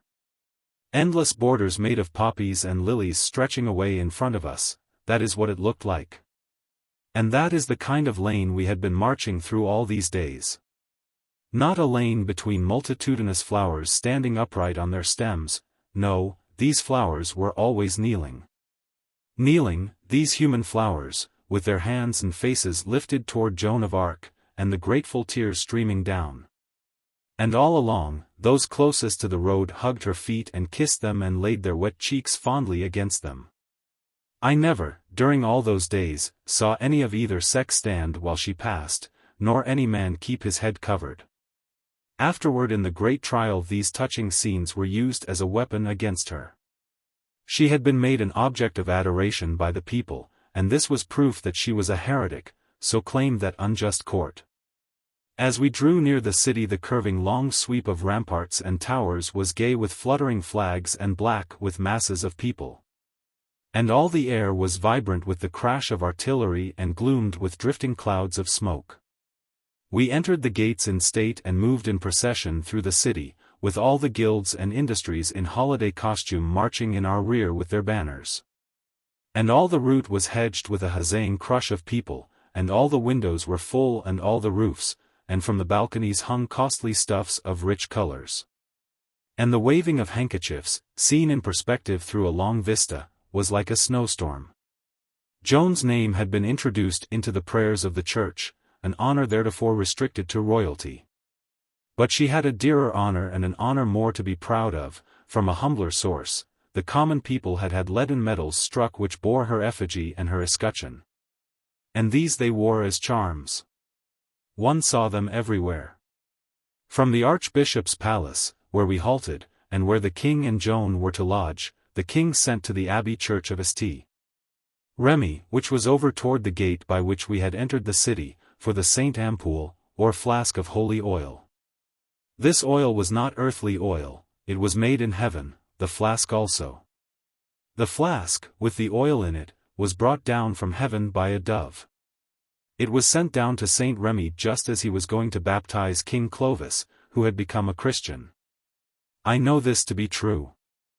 I had known it long before, for Père Fronte told me in Domremy. I cannot tell you how strange and awful it made me feel when I saw that flask and knew I was looking with my own eyes upon a thing which had actually been in heaven. A thing which had been seen by angels, perhaps. And by God himself of a certainty, for he sent it. And I was looking upon it, At one time I could have touched it. But I was afraid, for I could not know but that God had touched it. It is most probable that he had. From this flask Clovis had been anointed, and from it all the kings of France had been anointed since. Yes, ever since the time of Clovis, and that was 900 years. And so, as I have said, that flask of holy oil was sent for, while we waited. A coronation without that would not have been a coronation at all, in my belief. Now in order to get the flask, a most ancient ceremonial had to be gone through with, otherwise the Abbey of St. Remy, hereditary guardian in perpetuity of the oil, would not deliver it. So, in accordance with custom, the king deputed 5 great nobles to ride in solemn state and richly armed and accoutred, they and their steeds, to the abbey church as a guard of honor to the Archbishop of Reims and his canons, who were to bear the king's demand for the oil. When the 5 great lords were ready to start, they knelt in a row and put up their mailed hands before their faces, palm joined to palm, and swore upon their lives to conduct the sacred vessel safely, and safely restore it again to the church of St. Remy after the anointing of the king. The archbishop and his subordinates, thus nobly escorted, took their way to St. Remy. The archbishop was in grand costume, with his mitre on his head and his cross in his hand. At the door of St. Remy they halted and formed, to receive the holy vial. Soon one heard the deep tones of the organ and of chanting men, then one saw a long file of lights approaching through the dim church. And so came the abbot, in his sacerdotal panoply, bearing the vial, with his people following after. He delivered it, with solemn ceremonies, to the archbishop. Then the march back began, and it was most impressive. For it moved, the whole way, between 2 multitudes of men and women who lay flat upon their faces and prayed in dumb silence and in dread while that awful thing went by that had been in heaven. This august company arrived at the great west door of the cathedral, and as the archbishop entered a noble anthem rose and filled the vast building. The cathedral was packed with people in thousands. Only a wide space down the center had been kept free. Down this space walked the archbishop and his canons, and after them followed those 5 stately figures in splendid harness, each bearing his feudal banner, and riding. Oh, that was a magnificent thing to see. Riding down the cavernous vastness of the building through the rich lights streaming in long rays from the pictured windows, oh, there was never anything so grand. They rode clear to the choir, as much as 400 feet from the door, it was said. Then the archbishop dismissed them, and they made deep obeisance till their plumes touched their horses' necks. Then made those proud prancing, mincing and dancing creatures go backward all the way to the door, which was pretty to see, and graceful. Then they stood them on their hind feet and spun them around and plunged away and disappeared. For some minutes there was a deep hush, a waiting pause. A silence so profound that it was as if all those packed thousands there were steeped in dreamless slumber. Why, you could even notice the faintest sounds, like the drowsy buzzing of insects. Then came a mighty flood of rich strains from 400 silver trumpets, and then, framed in the pointed archway of the great west door, appeared Joan and the king. They advanced slowly, side by side, through a tempest of welcome, explosion after explosion of cheers and cries, mingled with the deep thunders of the organ and rolling tides of triumphant song from chanting choirs. Behind Joan and the king came the Paladin and the banner displayed. And a majestic figure he was, and most proud and lofty in his bearing, for he knew that the people were marking him and taking note of the gorgeous state dress which covered his armor. At his side was the Sire d'Albret, proxy for the Constable of France, bearing the sword of state. After these, in order of rank, came a body royally attired representing the lay peers of France. It consisted of 3 princes of the blood, and La Tremouille and the young de Laval brothers. These were followed by the representatives of the ecclesiastical peers, the Archbishop of Reims, and the bishops of Laon, Chalons, Orleans, and one other. Behind these came the grand staff, all our great generals and famous names, and everybody was eager to get a sight of them. Through all the din one could hear shouts all along that told you where 2 of them were, Live the Bastard of Orleans, Satan la hire forever. The august procession reached its appointed place in time, and the solemnities of the coronation began. They were long and imposing, with prayers, and anthems, and sermons, and everything that is right for such occasions, and Joan was at the king's side all these hours, with her standard in her hand. But at last came the grand act. The king took the oath, he was anointed with the sacred oil.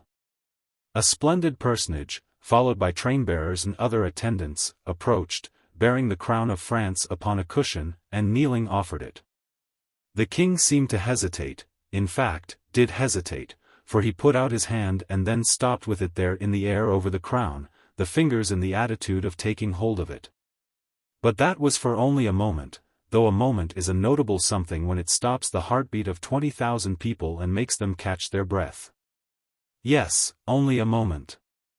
Then he caught Joan's eye, and she gave him a look with all the joy of her thankful great soul in it, then he smiled, and took the crown of France in his hand. And right finely and right royally lifted it up and set it upon his head. Then what a crash there was! All about us cries and cheers, and the chanting of the choirs and groaning of the organ, and outside the clamoring of the bells and the booming of the cannon. The fantastic dream, the incredible dream, the impossible dream of the peasant child stood fulfilled, the English power was broken, the heir of France was crowned. She was like one transfigured, so divine was the joy that shone in her face as she sank to her knees at the king's feet and looked up at him through her tears. Her lips were quivering, and her words came soft and low and broken. Now, O gentle king, is the pleasure of God accomplished according to his command that you should come to Rheims and receive the crown that belongeth of right to you, and unto none other. My work which was given me to do is finished, give me your peace, and let me go back to my mother, who is poor and old, and has need of me. The king raised her up, and there before all that host he praised her great deeds in most noble terms. And there he confirmed her nobility in titles, making her the equal of a count in rank, and also appointed a household and officers for her according to her dignity. And then he said, "You have saved the crown. Speak, require, demand, and whatsoever grace you ask it shall be granted, though it make the kingdom poor to meet it." Now that was fine, that was royal. Joan was on her knees again straightway, and said, "Then, O gentle king, if out of your compassion you will speak the word, I pray you give commandment that my village, poor and hard pressed by reason of war, may have its taxes remitted." It is so commanded. Say on. That is all. All? Nothing but that? It is all. I have no other desire. But that is nothing, less than nothing. Ask, do not be afraid. Indeed, I cannot, gentle king. Do not press me. I will not have aught else, but only this alone. The king seemed nonplussed, and stood still a moment, as if trying to comprehend and realize the full stature of this strange unselfishness. Then he raised his head and said, "She has won a kingdom and crowned its king, and all she asks and all she will take is this poor grace, and even this is for others, not for herself.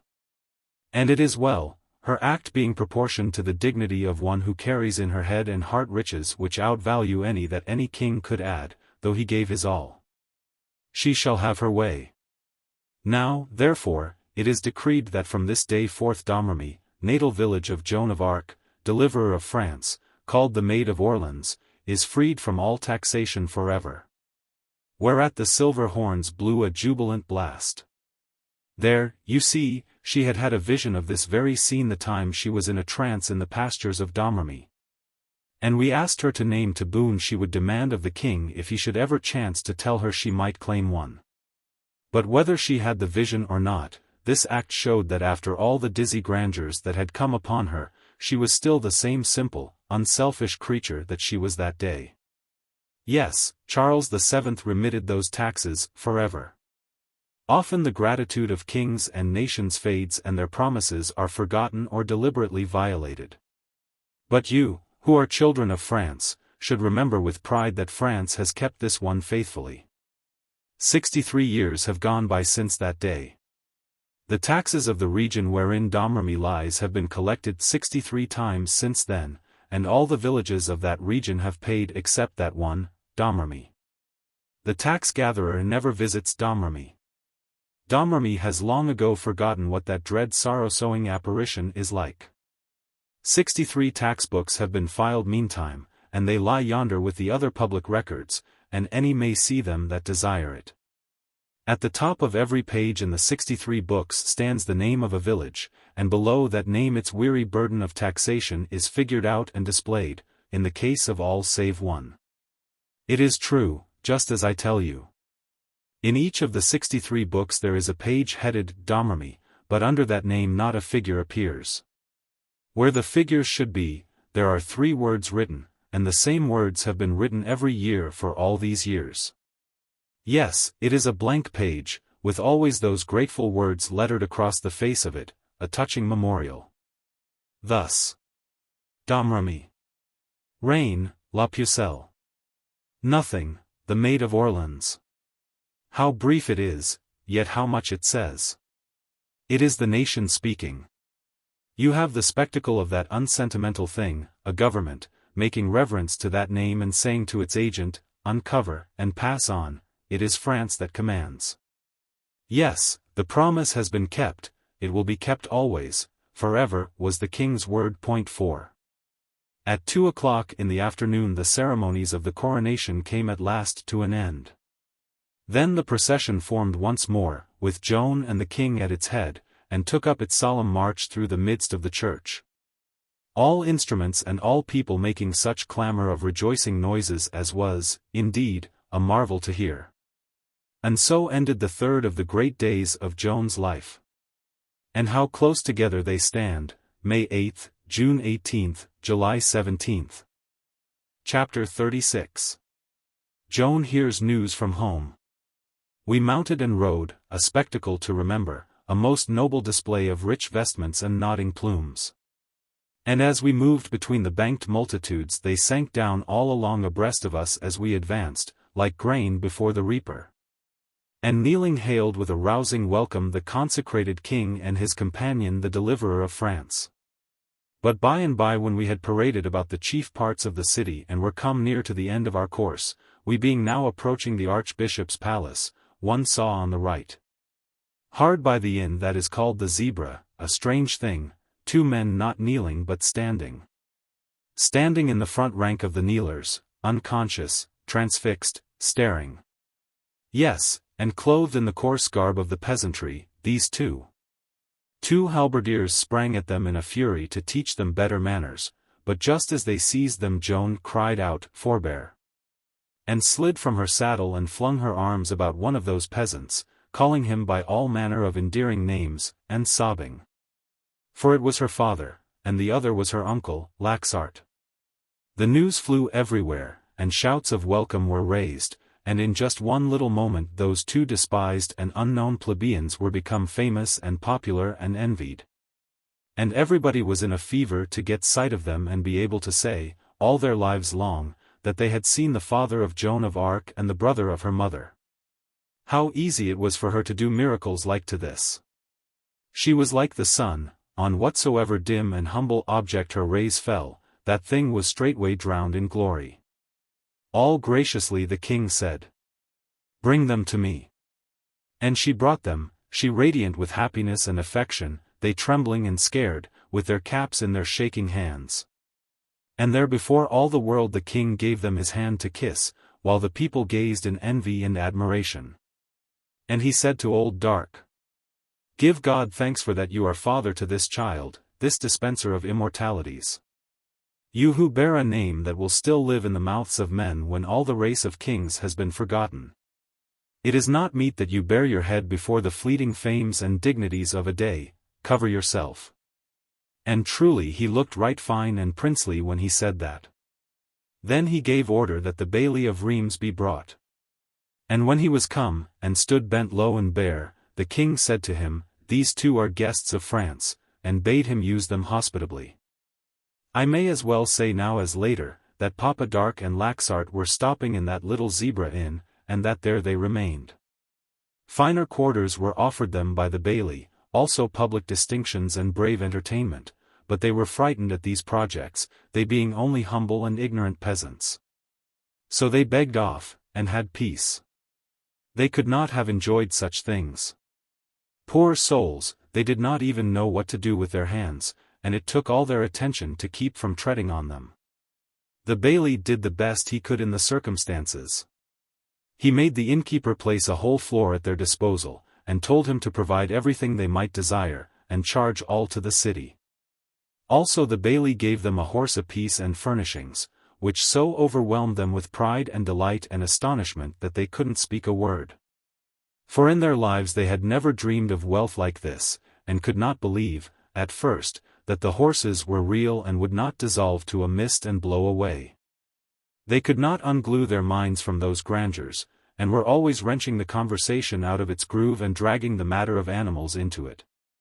So that they could say, "My horse," here, and "My horse," there and yonder and all around, and taste the words and lick their chops over them. And spread their legs and hitch their thumbs in their armpits. And feel as the good God feels when he looks out on his fleets of constellations ploughing the awful deeps of space and reflects with satisfaction that they are his, all his. Well, they were the happiest old children one ever saw, and the simplest. The city gave a grand banquet to the king and Joan in mid-afternoon, and to the court and the grand staff. And about the middle of it Père d'Arc and Laxart were sent for, but would not venture until it was promised that they might sit in a gallery and be all by themselves and see all that was to be seen and yet be unmolested. And so they sat there and looked down upon the splendid spectacle, and were moved till the tears ran down their cheeks to see the unbelievable honors that were paid to their small darling. And how naively serene and unafraid she sat there with those consuming glories beating upon her. But at last her serenity was broken up. Yes, it stood the strain of the king's gracious speech, and of d'Alençon's praiseful words, and the bastards. And even La Hire's thunderblast, which took the place by storm, but at last, as I have said, they brought a force to bear which was too strong for her. For at the close the king put up his hand to command silence, and so waited, with his hand up, till every sound was dead and it was as if one could almost feel the stillness, so profound it was. Then out of some remote corner of that vast place there rose a plaintive voice. And in tones most tender and sweet and rich came floating through that enchanted hush our poor old simple song, L'Arbre fait le Burlement. And then Joan broke down and put her face in her hands and cried. Yes, you see, all in a moment the pomps and grandeurs dissolved away and she was a little child again herding her sheep with the tranquil pastures stretched about her. And war and wounds and blood and death and the mad frenzy and turmoil of battle a dream. Ah, that shows you the power of music, that magician of magicians, who lifts his wand and says his mysterious word and all things real pass away and the phantoms of your mind walk before you clothed in flesh. That was the king's invention, that sweet and dear surprise. Indeed, he had fine things hidden away in his nature, though one seldom got a glimpse of them, with that scheming tremawheel and those others always standing in the light. And he so indolently content to save himself fuss and argument and let them have their way. At the fall of night we the Domremy contingent of the personal staff were with the father and uncle at the inn, in their private parlour, brewing generous drinks and breaking ground for a homely talk about Domremy and the neighbours, when a large parcel arrived from Joan to be kept till she came. And soon she came herself and sent her guard away, saying she would take one of her father's rooms and sleep under his roof, and so be at home again. We of the staff rose and stood, as was meet, until she made us sit. Then she turned and saw that the two old men had gotten up too, and were standing in an embarrassed and unmilitary way, which made her want to laugh, but she kept it in, as not wishing to hurt them, and got them to their seats and snuggled down between them, and took a hand of each of them upon her knees and nestled her own hands in them, and said, "Now we will have no more ceremony, but be kin and playmates as in other times.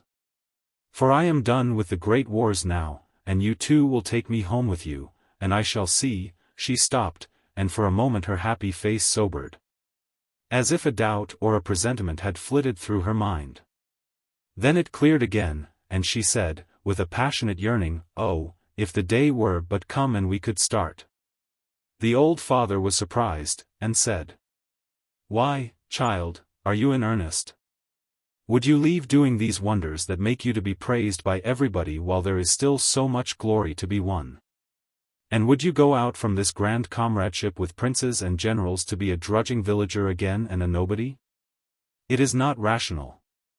No, said the uncle, Laxart, it is amazing to hear, and indeed not understandable.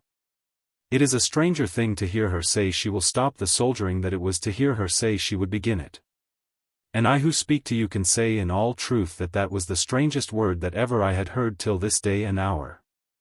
I would it could be explained. It is not difficult, said Joan. I was not ever fond of wounds and suffering, nor fitted by my nature to inflict them.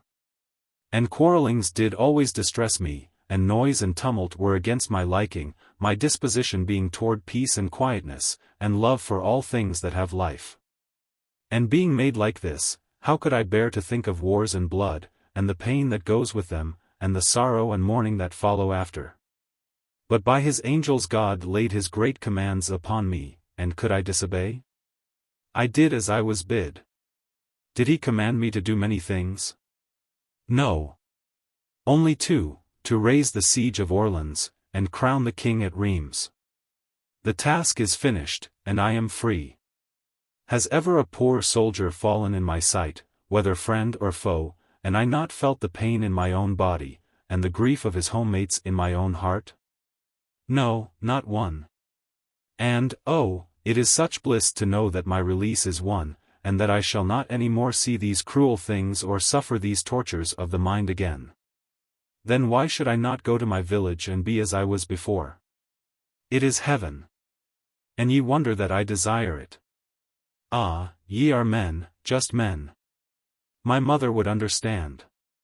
They didn't quite know what to say, so they sat still a while, looking pretty vacant. Then old Dark said, "Yes, your mother, that is true. I never saw such a woman. She worries, and worries, and worries, and wakes nights, and lies so, thinking, that is, worrying about you.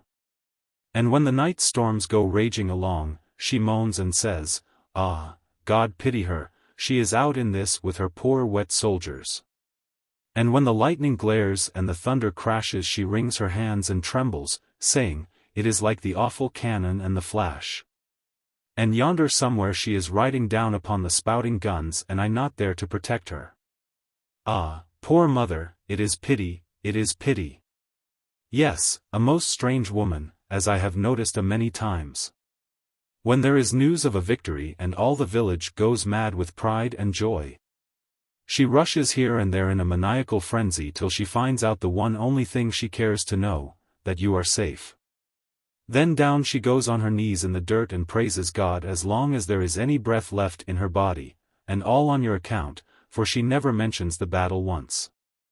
And always she says, now it is over, now France is saved, now she will come home, and always is disappointed and goes about mourning. Don't, father. It breaks my heart. I will be so good to her when I get home. I will do her work for her, and be her comfort, and she shall not suffer any more through me. There was some more talk of this sort, then Uncle Laxart said. You have done the will of God, dear, and are quits, it is true, and none may deny it, but what of the king? You are his best soldier. What if he command you to stay? That was a crusher, and sudden. It took Joan a moment or two to recover from the shock of it, then she said, quite simply and resignedly. The king is my lord. I am his servant. She was silent and thoughtful a little while, then she brightened up and said, cheerily, but let us drive such thoughts away, this is no time for them. Tell me about home.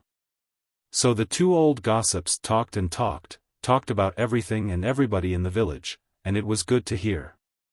Joan out of her kindness tried to get us into the conversation, but that failed, of course. She was the commander-in-chief, we were nobodies. Her name was the mightiest in France, we were invisible atoms, she was the comrade of princes and heroes, we of the humble and obscure. She held rank above all personages and all puissances whatsoever in the whole earth, by right of bearing her commission direct from God. To put it in one word, she was Joan of Arc, and when that is said, all is said. To us she was divine. Between her and us lay the bridgeless abyss which that word implies. We could not be familiar with her. No, you can see yourselves that that would have been impossible. And yet she was so human, too, and so good and kind and dear and loving and cheery and charming and unspoiled and unaffected. Those are all the words I think of now, but they are not enough. No, they are too few and colorless and meager to tell it all, or tell the half. Those simple old men didn't realize her, they couldn't. They had never known any people but human beings, and so they had no other standard to measure her by. To them, after their first little shyness had worn off, she was just a girl, that was all. It was amazing. It made one shiver, sometimes, to see how calm and easy and comfortable they were in her presence, and hear them talk to her exactly as they would have talked to any other girl in France. Why, that simple old laxart sat up there and droned out the most tedious and empty tale one ever heard, and neither he nor Papa Dark ever gave a thought to the badness of the etiquette of it. Or ever suspected that that foolish tale was anything but dignified and valuable history. There was not an atom of value in it, and whilst they thought it distressing and pathetic, it was in fact not pathetic at all, but actually ridiculous. At least it seemed so to me, and it seems so yet. Indeed, I know it was, because it made Joan laugh, and the more sorrowful it got the more it made her laugh. And the Paladin said that he could have laughed himself if she had not been there, and Noel Raingesson said the same. It was about old Laxart going to a funeral there at Domremy 2 or 3 weeks back. He had spots all over his face and hands, and he got Joan to rub some healing ointment on them, and while she was doing it, and comforting him, and trying to say pitying things to him, he told her how it happened. And first he asked her if she remembered that black bull calf that she left behind when she came away, and she said indeed she did, and he was a dear, and she loved him so, and was he well? And just drowned him in questions about that creature. And he said it was a young bull now, and very frisky, and he was to bear a principal hand at a funeral, and she said, the bull? And he said, no, myself, but said the bull did take a hand, but not because of his being invited, for he wasn't. But anyway he was away over beyond the fairy tree, and fell asleep on the grass with his Sunday funeral clothes on, and a long black rag on his hat and hanging down his back. And when he woke he saw by the sun how late it was, and not a moment to lose. And jumped up terribly worried, and saw the young bull grazing there, and thought maybe he could ride part way on him and gain time. So he tied a rope around the bull's body to hold on by, and put a halter on him to steer with, and jumped on and started. But it was all new to the bull, and he was discontented with it, and scurried around and bellowed and reared and pranced, and Uncle Laxart was satisfied. And wanted to get off and go by the next bull or some other way that was quieter, but he didn't dare try. And it was getting very warm for him, too, and disturbing and wearisome, and not proper for Sunday. But by and by the bull lost all his temper, and went tearing down the slope with his tail in the air and blowing in the most awful way. And just in the edge of the village he knocked down some beehives, and the bees turned out and joined the excursion, and soared along in a black cloud that nearly hid those other two from sight. And prodded them both, and jabbed them and speared them and spiked them, and made them bellow and shriek and bellow. And here they came roaring through the village like a hurricane, and took the funeral procession right in the center, and sent that section of it sprawling, and galloped over it. And the rest scattered apart and fled screeching in every direction, every person with a layer of bees on him, and not a rag of that funeral left but the corpse. And finally the bull broke for the river and jumped in, and when they fished Uncle Laxart out he was nearly drowned, and his face looked like a pudding with raisins in it. And then he turned around, this old simpleton, and looked a long time in a dazed way at Joan where she had her face in a cushion, dying, apparently. And says, "What do you reckon she is laughing at?" And old Dark stood looking at her the same way, sort of absently scratching his head. But had to give it up, and said he didn't know, must have been something that happened when we weren't noticing. Yes, both of those old people thought that that tale was pathetic. Whereas to my mind it was purely ridiculous, and not in any way valuable to anyone. It seemed so to me then, and it seems so to me yet. And as for history, it does not resemble history. For the office of history is to furnish serious and important facts that teach, whereas this strange and useless event teaches nothing, nothing that I can see, except not to ride a bull to a funeral. And surely no reflecting person needs to be taught that. Chapter 37. Again to arms. Now these were nobles, you know, by decree of the king, these precious old infants. But they did not realize it, they could not be called conscious of it. It was an abstraction, a phantom, to them it had no substance, their minds could not take hold of it. No, they did not bother about their nobility, they lived in their horses. The horses were solid. They were visible facts, and would make a mighty stir in Domremy. Presently something was said about the coronation, and old Dark said it was going to be a grand thing to be able to say, when they got home. That they were present in the very town itself when it happened. Joan looked troubled, and said, "Ah, that reminds me. You were here and you didn't send me word." "In the town, indeed. Why, you could have sat with the other nobles, and been welcome. And could have looked upon the crowning itself, and carried that home to tell. Ah, why did you use me so, and send me no word?" The old father was embarrassed, now, quite visibly embarrassed, and had the air of one who does not quite know what to say. But Joan was looking up in his face, her hands upon his shoulders, waiting. He had to speak, so presently he drew her to his breast, which was heaving with emotion. And he said, getting out his words with difficulty, "There, hide your face, child, and let your old father humble himself and make his confession. Don't you see, don't you understand? I could not know that these grandeurs would not turn your young head, it would be only natural. I might shame you before these great father. And then I was afraid, as remembering that cruel thing I said once in my sinful anger. Oh, appointed of God to be a soldier, and the greatest in the land. And in my ignorant anger I said I would drown you with my own hands if you unsexed yourself and brought shame to your name and family. Ah, how could I ever have said it, and you so good and dear and innocent? I was afraid, for I was guilty. You understand it now, my child, and you forgive? Do you see? Even that poor groping old land crab, with his skull full of pulp, had pride. Isn't it wonderful?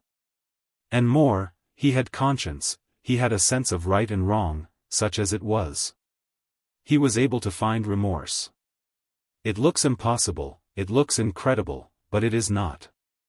I believe that some day it will be found out that peasants are people. Yes, beings in a great many respects like ourselves.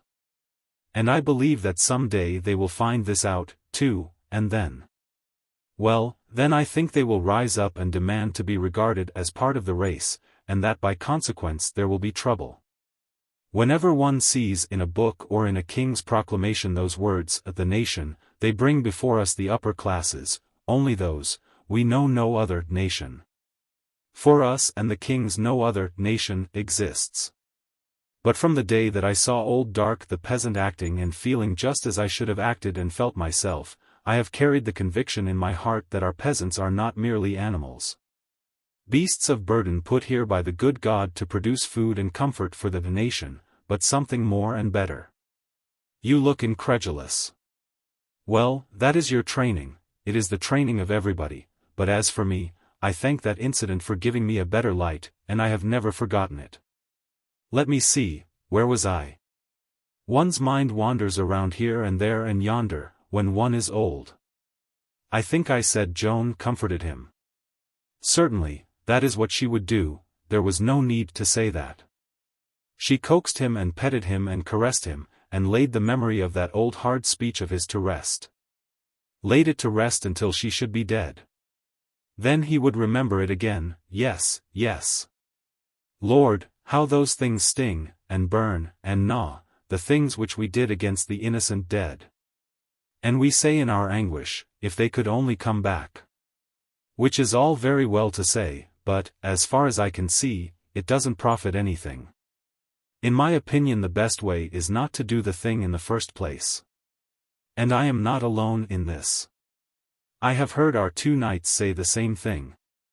And a man there in Orleans, no, I believe it was at Beaugency, or one of those places, it seems more as if it was at Beaugency than the others, this man said the same thing exactly.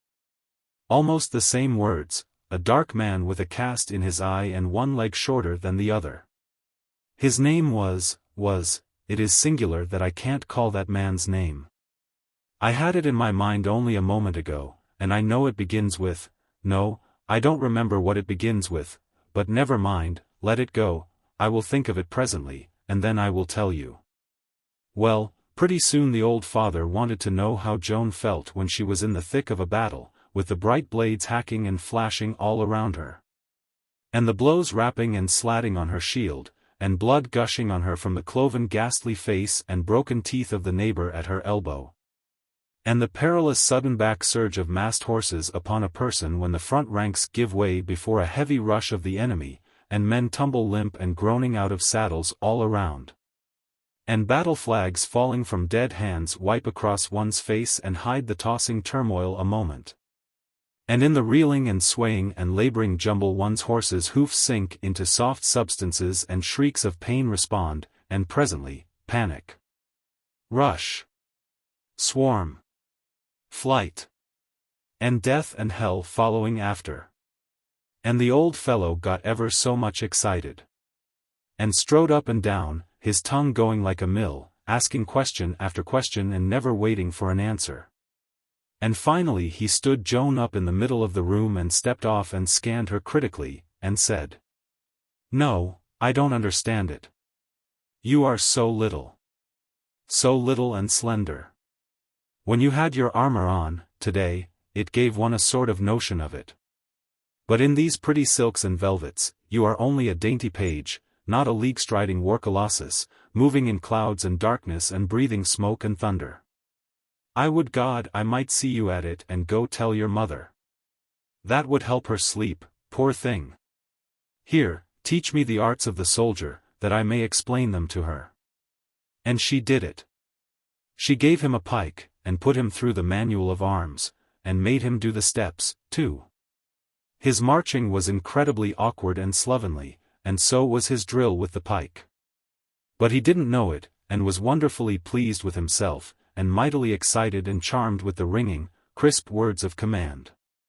I am obliged to say that if looking proud and happy when one is marching were sufficient, he would have been the perfect soldier. And he wanted a lesson in swordplay, and got it. But of course that was beyond him, he was too old. It was beautiful to see Joan handle the foils, but the old man was a bad failure. He was afraid of the things, and skipped and dodged and scrambled around like a woman who has lost her mind on account of the arrival of a bat.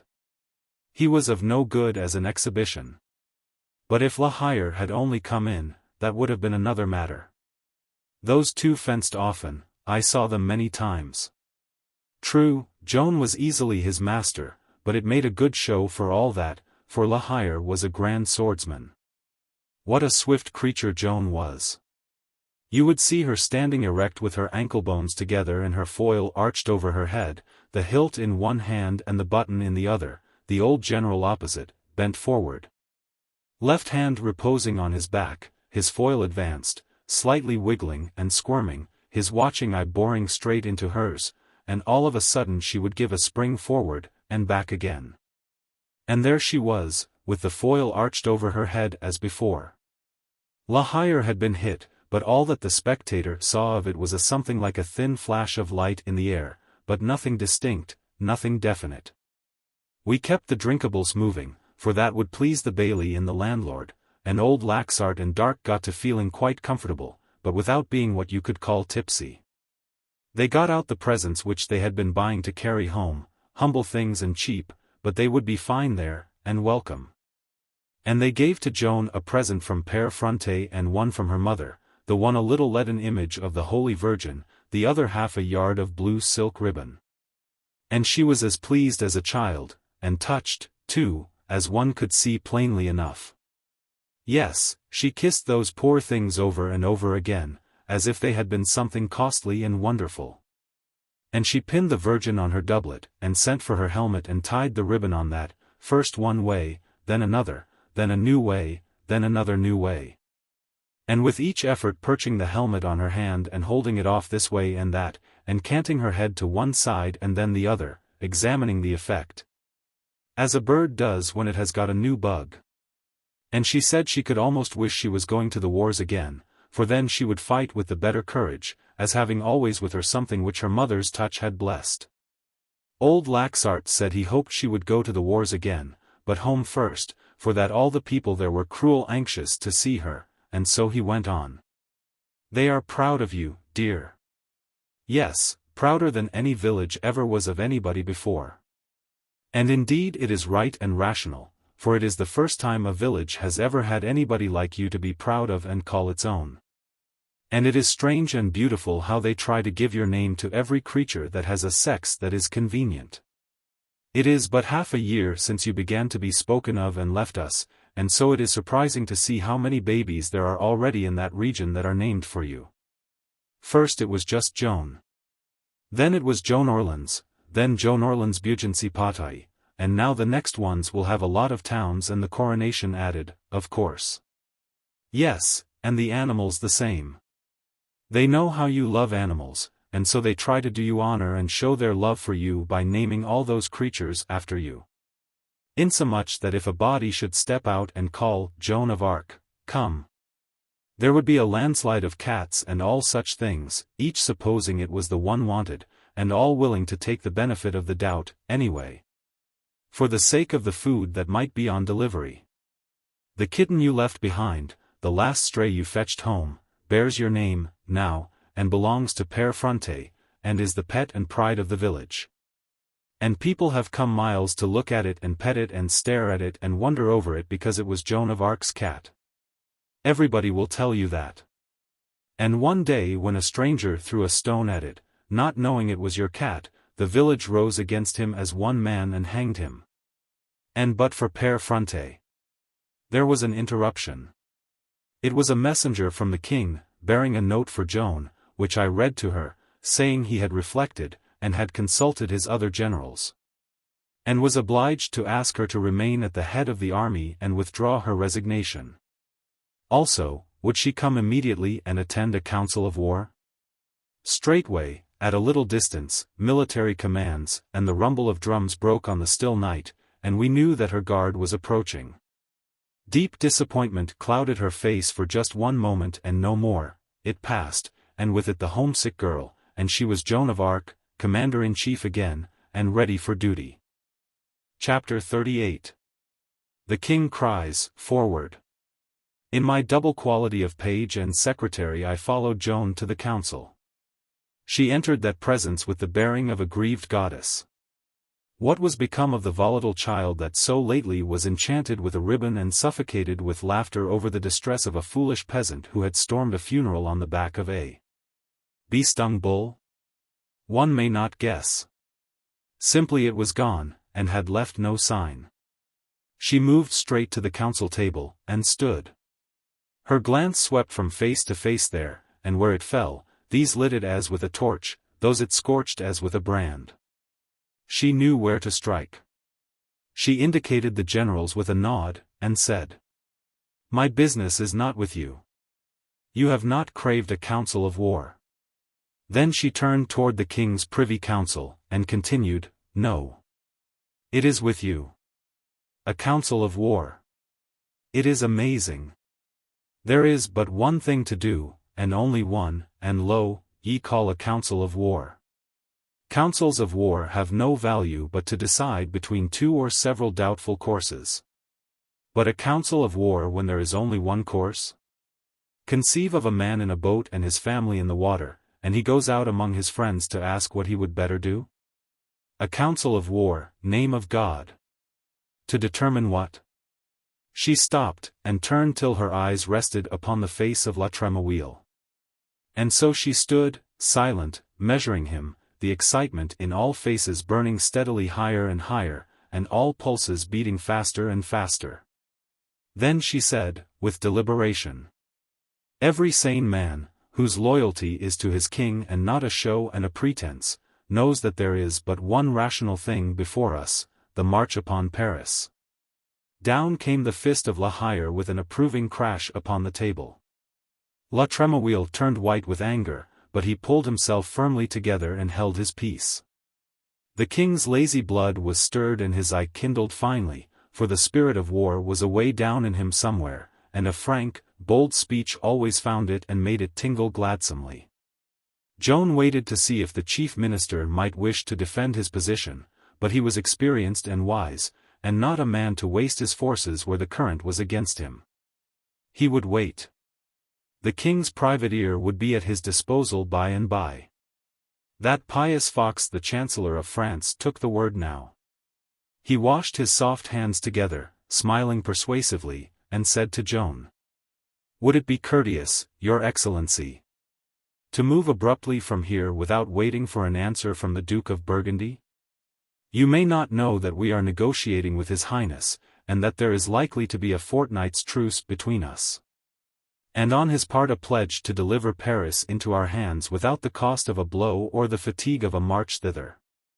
Joan turned to him and said, gravely, "This is not a confessional, my lord. You were not obliged to expose that shame here." The Chancellor's face reddened, and he retorted, "Shame? What is there shameful about it?" Joan answered in level, passionless tones. "One may describe it without hunting far for words. I knew of this poor comedy, my lord, although it was not intended that I should know. It is to the credit of the devisers of it that they tried to conceal it, this comedy whose text and impulse are describable in 2 words. The Chancellor spoke up with a fine irony in his manner. "Indeed? And will your Excellency be good enough to utter them? Cowardice and treachery." The fists of all the generals came down this time, and again the king's eye sparkled with pleasure. The Chancellor sprang to his feet and appealed to His Majesty. "Sire, I claim your protection." But the king waved him to his seat again, saying, "Peace." She had a right to be consulted before that thing was undertaken, since it concerned war as well as politics. It is but just that she be heard upon it now. The Chancellor sat down trembling with indignation, and remarked to Joan, "Out of charity I will consider that you did not know who devised this measure which you condemn in so candid language." "Save your charity for another occasion, my lord," said Joan, as calmly as before.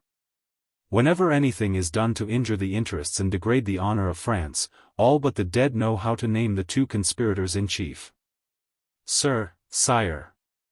This insinuation—" "It is not an insinuation, my lord," said Joan, placidly, "it is a charge. I bring it against the king's chief minister and his chancellor." Both men were on their feet now, insisting that the king modify Joan's frankness, but he was not minded to do it. His ordinary counsels were stale water, his spirit was drinking wine, now, and the taste of it was good.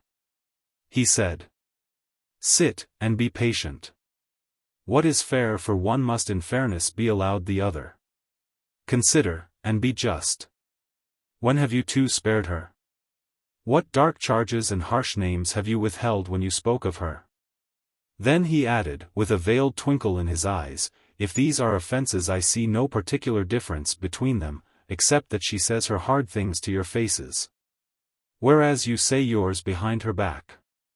He was pleased with that neat shot and the way it shriveled those 2 people up, and made La Hire laugh out loud and the other generals softly quake and chuckle.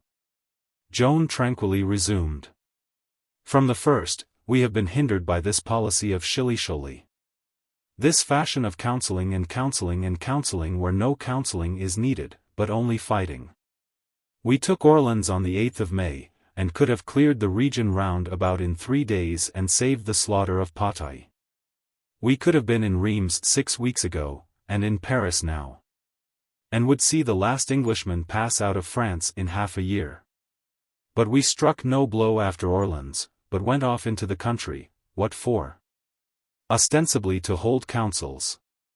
Really to give Bedford time to send reinforcements to Talbot, which he did, and Patay had to be fought. After Patay, more counseling, more waste of precious time. Oh, my king, would that you would be persuaded. She began to warm up, now. Once more we have our opportunity. If we rise and strike, all is well. Bid me march upon Paris. In 20 days it shall be yours, and in 6 months all France. Here is half a year's work before us. If this chance be wasted, I give you 20 years to do it in. Speak the word, O gentle king, speak but the one. I cry you mercy, interrupted the chancellor, who saw a dangerous enthusiasm rising in the king's face. March upon Paris? Does your excellency forget that the way bristles with English strongholds? That for your English strongholds, and Joan snapped her fingers scornfully. Whence have we marched in these last days? From Jean. And whither? To Reims. What bristled between? English strongholds. What are they now? French ones, and they never cost a blow. Here applause broke out from the group of generals, and Joan had to pause a moment to let it subside. Yes, English strongholds bristled before us, now French ones bristle behind us. What is the argument? A child can read it. The strongholds between us and Paris are garrisoned by no new breed of English, but by the same breed as those others, with the same fears, the same questionings, the same weaknesses. The same disposition to see the heavy hand of God descending upon them. We have but to march, on the instant, and they are ours. Paris is ours, France is ours. Give the word, O my king, command your servant to. Stay, cried the chancellor. It would be madness to put our affront upon His Highness the Duke of Burgundy. By the treaty which we have every hope to make with him. Oh, the treaty which we hope to make with him. He has scorned you for years, and defied you. Is it your subtle persuasions that have softened his manners and beguiled him to listen to proposals? No, it was blows, the blows which we gave him. That is the only teaching that sturdy rebel can understand. What does he care for wind?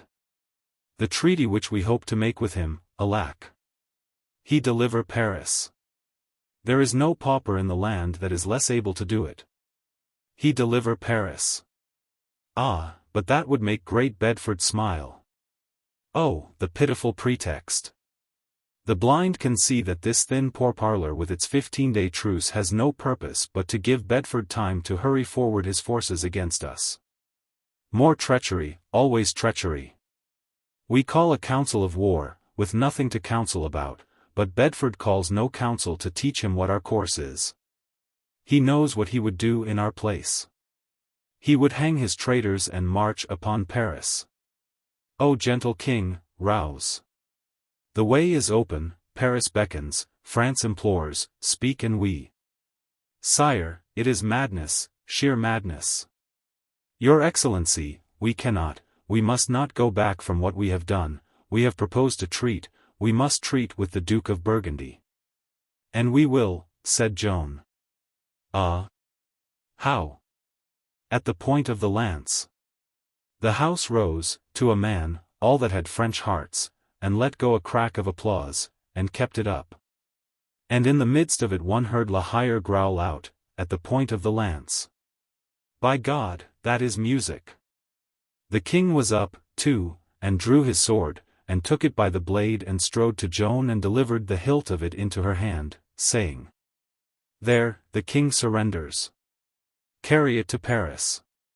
And so the applause burst out again, and the historical council of war that has bred so many legends was over. Chapter 39. We win, but the king balks. It was away past midnight, and had been a tremendous day in the matter of excitement and fatigue, but that was no matter to Joan when there was business on hand. She did not think of bed. The generals followed her to her official quarters, and she delivered her orders to them as fast as she could talk, and they sent them off to their different commands as fast as delivered. Wherefore the messengers galloping hither and thither raised a world of clatter and racket in the still streets. And soon were added to this the music of distant bugles and the roll of drums, notes of preparation, for the vanguard would break camp at dawn. The generals were soon dismissed, but I wasn't. Nor Joan, for it was my turn to work, now. Joan walked the floor and dictated a summons to the Duke of Burgundy to lay down his arms and make peace and exchange pardons with the king. Or, if he must fight, go fight the Saracens. Pardonnez-vous l'un à l'autre de bon cœur, interment, ainsi que doivent faire loyaux chrétiens, et s'il vous plaît de guerroyer, à contre les Saracens. It was long, but it was good, and had the sterling ring to it. It is my opinion that it was as fine and simple and straightforward and eloquent a state paper as she ever uttered. It was delivered into the hands of a courier, and he galloped away with it. The Joan dismissed me, and told me to go to the inn and stay, and in the morning give to her father the parcel which she had left there. It contained presents for the Domremy relatives and friends and a peasant dress which she had bought for herself. She said she would say goodbye to her father and uncle in the morning if it should still be their purpose to go, instead of tarrying a while to see the city. I didn't say anything, of course, but I could have said that wild horses couldn't keep those men in that town half a day. They waste the glory of being the first to carry the great news to Domremy, the taxes remitted forever, and hear the bells clang and clatter, and the people cheer and shout? Oh, not they. Patay and Orleans and the coronation were events which in a vague way these men understood to be colossal, but they were colossal mists, films, abstractions. This was a gigantic reality. When I got there, do you suppose they were abed? Quite the reverse. They and the rest were as mellow could be.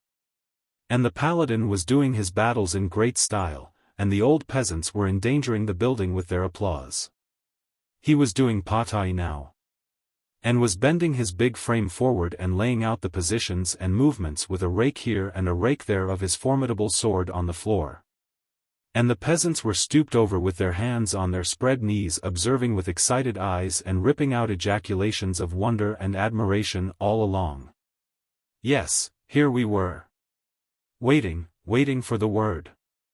Our horses fidgeting and snorting and dancing to get away, we lying back on the bridles till our bodies fairly slanted to the rear. The word rang out at last, go, and we went. Went? There was nothing like it ever seen. Where we swept by squads of scampering English, the mere wind of our passage laid them flat in piles and rows. Then we plunged into the ruck of Fastolf's frantic battle corps and tore through it like a hurricane, leaving a causeway of the dead stretching far behind, no tarrying, no slacking rein, but on. On. On. Far yonder in the distance lay our prey, Talbot and his host looming vast and dark like a storm cloud brooding on the sea. Down we swooped upon them, glooming all the air with a quivering pall of dead leaves flung up by the whirlwind of our flight. In another moment we should have struck them as world strikes world when disorbited constellations crash into the Milky Way. But by misfortune and the inscrutable dispensation of God I was recognized. Talbot turned white and shouting, "Save yourselves, it is the standard-bearer of Joan of Arc," drove his spurs home till they met in the middle of his horse's entrails, and fled the field with his billowing multitudes at his back. I could have cursed myself for not putting on a disguise. I saw reproach in the eyes of Her Excellency, and was bitterly ashamed. I had caused what seemed an irreparable disaster. Another might have gone aside to grieve, as not seeing any way to mend it. But I thank God I am not of those. Great occasions only summon as with a trumpet call the slumbering reserves of my intellect. I saw my opportunity in an instant, in the next I was away. Through the woods I vanished, like an extinguished light. Away around through the curtaining forest I sped, as if on wings, none knowing what was become of me, none suspecting my design. Minute after minute passed, on and on I flew, on, and still on, and at last with a great cheer I flung my banner to the breeze and burst out in front of Talbot. Oh, it was a mighty thought. That weltering chaos of distracted men whirled and surged backward like a tidal wave which has struck a continent, and the day was ours. Poor helpless creatures, they were in a trap. They were surrounded, they could not escape to the rear, for there was our army, they could not escape to the front, for there was I. Their hearts shriveled in their bodies, their hands fell listless at their sides. They stood still, and at our leisure we slaughtered them to a man. All except Talbot and Fastolfe, whom I saved and brought away, one under each arm. Well, there is no denying it, the Paladin was in great form that night. Such style! Such noble grace of gesture, such grandeur of attitude, such energy when he got going. Such steady rise, on such sure wing, such nicely graduated expenditures of voice according to the weight of the matter, such skillfully calculated approaches to his surprises and explosions. Such belief-compelling sincerity of tone and manner, such a climaxing peal from his brazen lungs. And such a lightning vivid picture of his mailed form and flaunting banner when he burst out before that despairing army. And oh, the gentle art of the last half of his last sentence, delivered in the careless and indolent tone of one who has finished his real story. And only adds a colorless and inconsequential detail because it has happened to occur to him in a lazy way. It was a marvel to see those innocent peasants. Why, they went all to pieces with enthusiasm, and roared out applauses fit to raise the roof and wake the dead. When they had cooled down at last and there was silence but for the heaving and panting, old Laxart said, admiringly, "As it seems to me, you are an army in your single person." "Yes, that is what he is," said Noel Raingesson, convincingly. "He is a terror, and not just in this vicinity. His mere name carries a shudder with it to distant lands, just his mere name. And when he frowns, the shadow of it falls as far as Rome, and the chickens go to roost an hour before schedule time. Yes, and some say, Noel Raingesson, you are preparing yourself for trouble. I will say just one word to you, and it will be to your advantage too. I saw that the usual thing had got a start. No man could prophesy when it would end. So I delivered Joan's message and went off to bed. Joan made her goodbyes to those old fellows in the morning, with loving embraces and many tears, and with a packed multitude for sympathizers. And they rode proudly away on their precious horses to carry their great news home. I had seen better riders, I will say that, for horsemanship was a new art to them. The vanguard moved out at dawn and took the road, with bands braying and banners flying. The second division followed at 8. Then came the Burgundian ambassadors, and lost us the rest of that day and the whole of the next. But Joan was on hand, and so they had their journey for their pains. The rest of us took the road at dawn, next morning, July 20th. And got how far? 6 leagues. Tremouille was getting in his sly work with the vacillating king, you see. The king stopped at St. Marcol and prayed 3 days. Precious time lost, for us, precious time gained for Bedford. He would know how to use it. We could not go on without the king, that would be to leave him in the conspirators' camp. Joan argued, reasoned, implored, and at last we got under way again. Joan's prediction was verified. It was not a campaign, it was only another holiday excursion. English strongholds lined our route, they surrendered without a blow. We garrisoned them with Frenchmen and passed on. Bedford was on the march against us with his new army by this time, and on the 25th of July the hostile forces faced each other and made preparation for battle. But Bedford's good judgment prevailed, and he turned and retreated toward Paris. Now was our chance. Our men were in great spirits. Will you believe it? Our poor stick of a king allowed his worthless advisers to persuade him to start back for Jean, whence he had set out when we first marched for Reims and the coronation. And we actually did start back. The 15-day truce had just been concluded with the Duke of Burgundy, and we would go and tarry at Jean until he should deliver Paris to us without a fight. We marched to Bray, then the king changed his mind once more, and with it his face toward Paris. Joan dictated a letter to the citizens of Reims to encourage them to keep heart in spite of the truce, and promising to stand by them. She furnished them the news herself that the king had made this truce, and in speaking of it she was her usual frank self. She said she was not satisfied with it, and didn't know whether she would keep it or not, that if she kept it, it would be solely out of tenderness for the king's honor. All French children know those famous words. How naive they are. De cette trêve que a été faite, je ne suis pas contente, et je ne sais si je la tiendrai. Si je la tiens, ce sera seulement pour garder l'honneur du roi.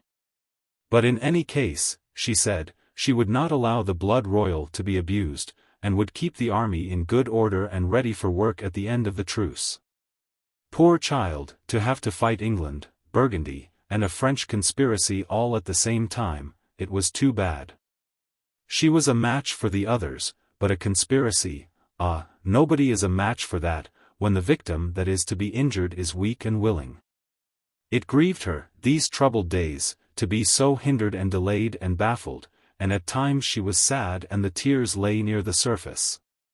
Once, talking with her good old faithful friend and servant, the bastard of Orleans, she said,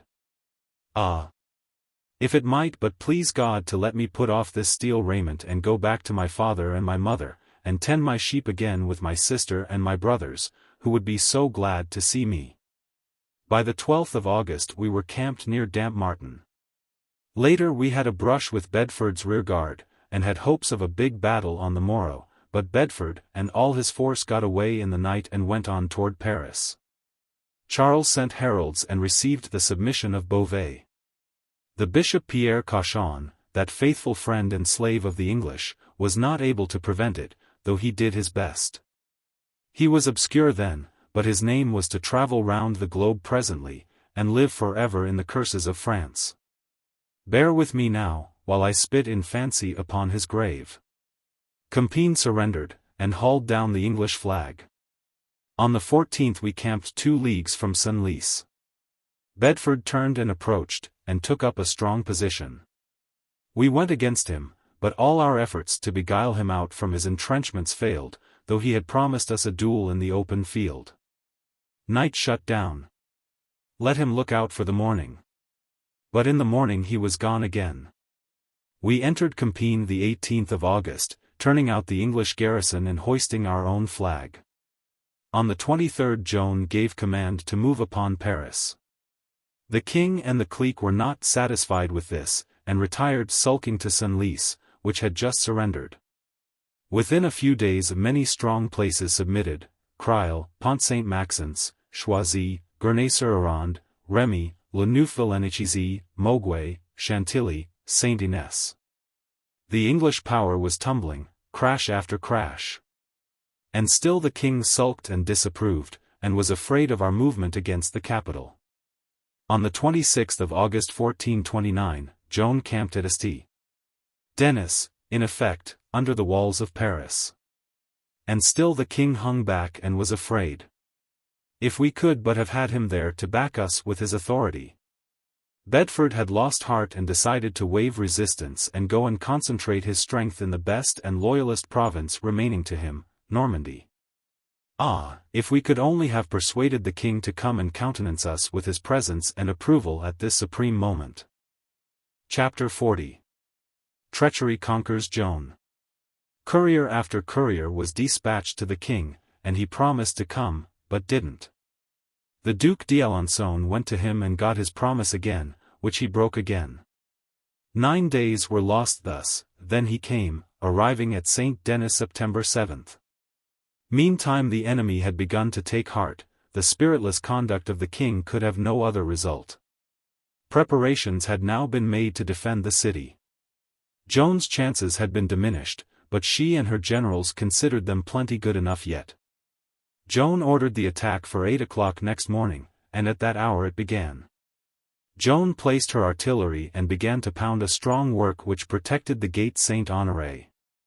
When it was sufficiently crippled the assault was sounded at noon, and it was carried by storm.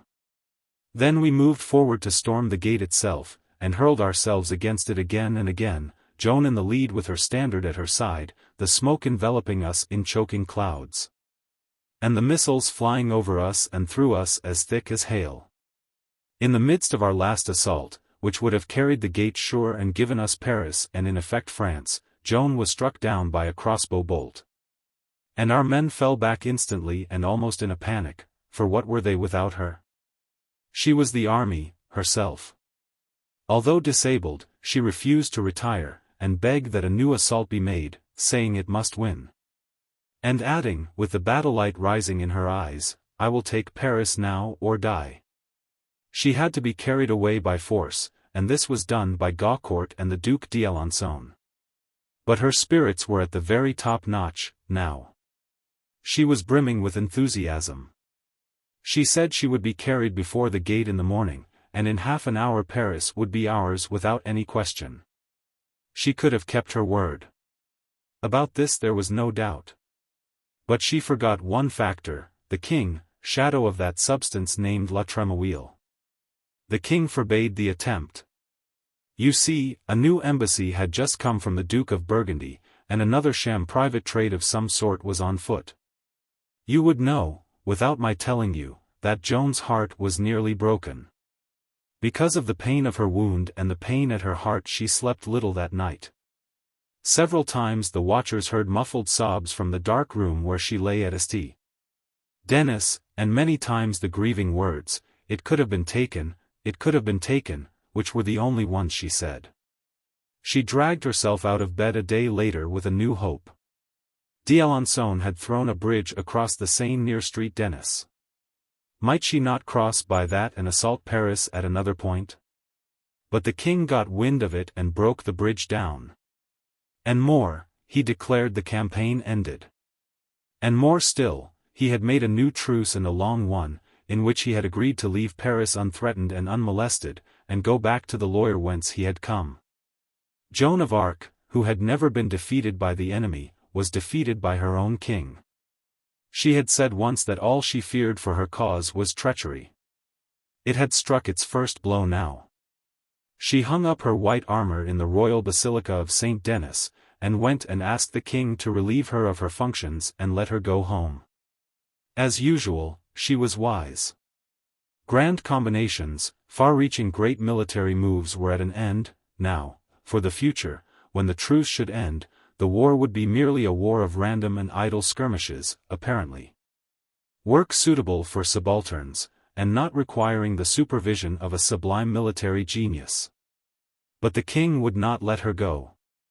The truce did not embrace all France. There were French strongholds to be watched and preserved. He would need her.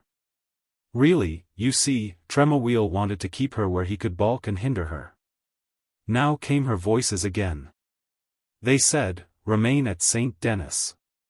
There was no explanation. They did not say why.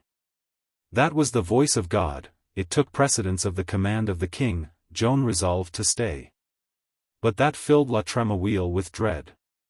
She was too tremendous a force to be left to herself, she would surely defeat all his plans. He beguiled the king to use compulsion. Joan had to submit, because she was wounded and helpless. In the great trial she said she was carried away against her will, and that if she had not been wounded it could not have been accomplished. Ah, she had a spirit, that slender girl. A spirit to brave all earthly powers and defy them.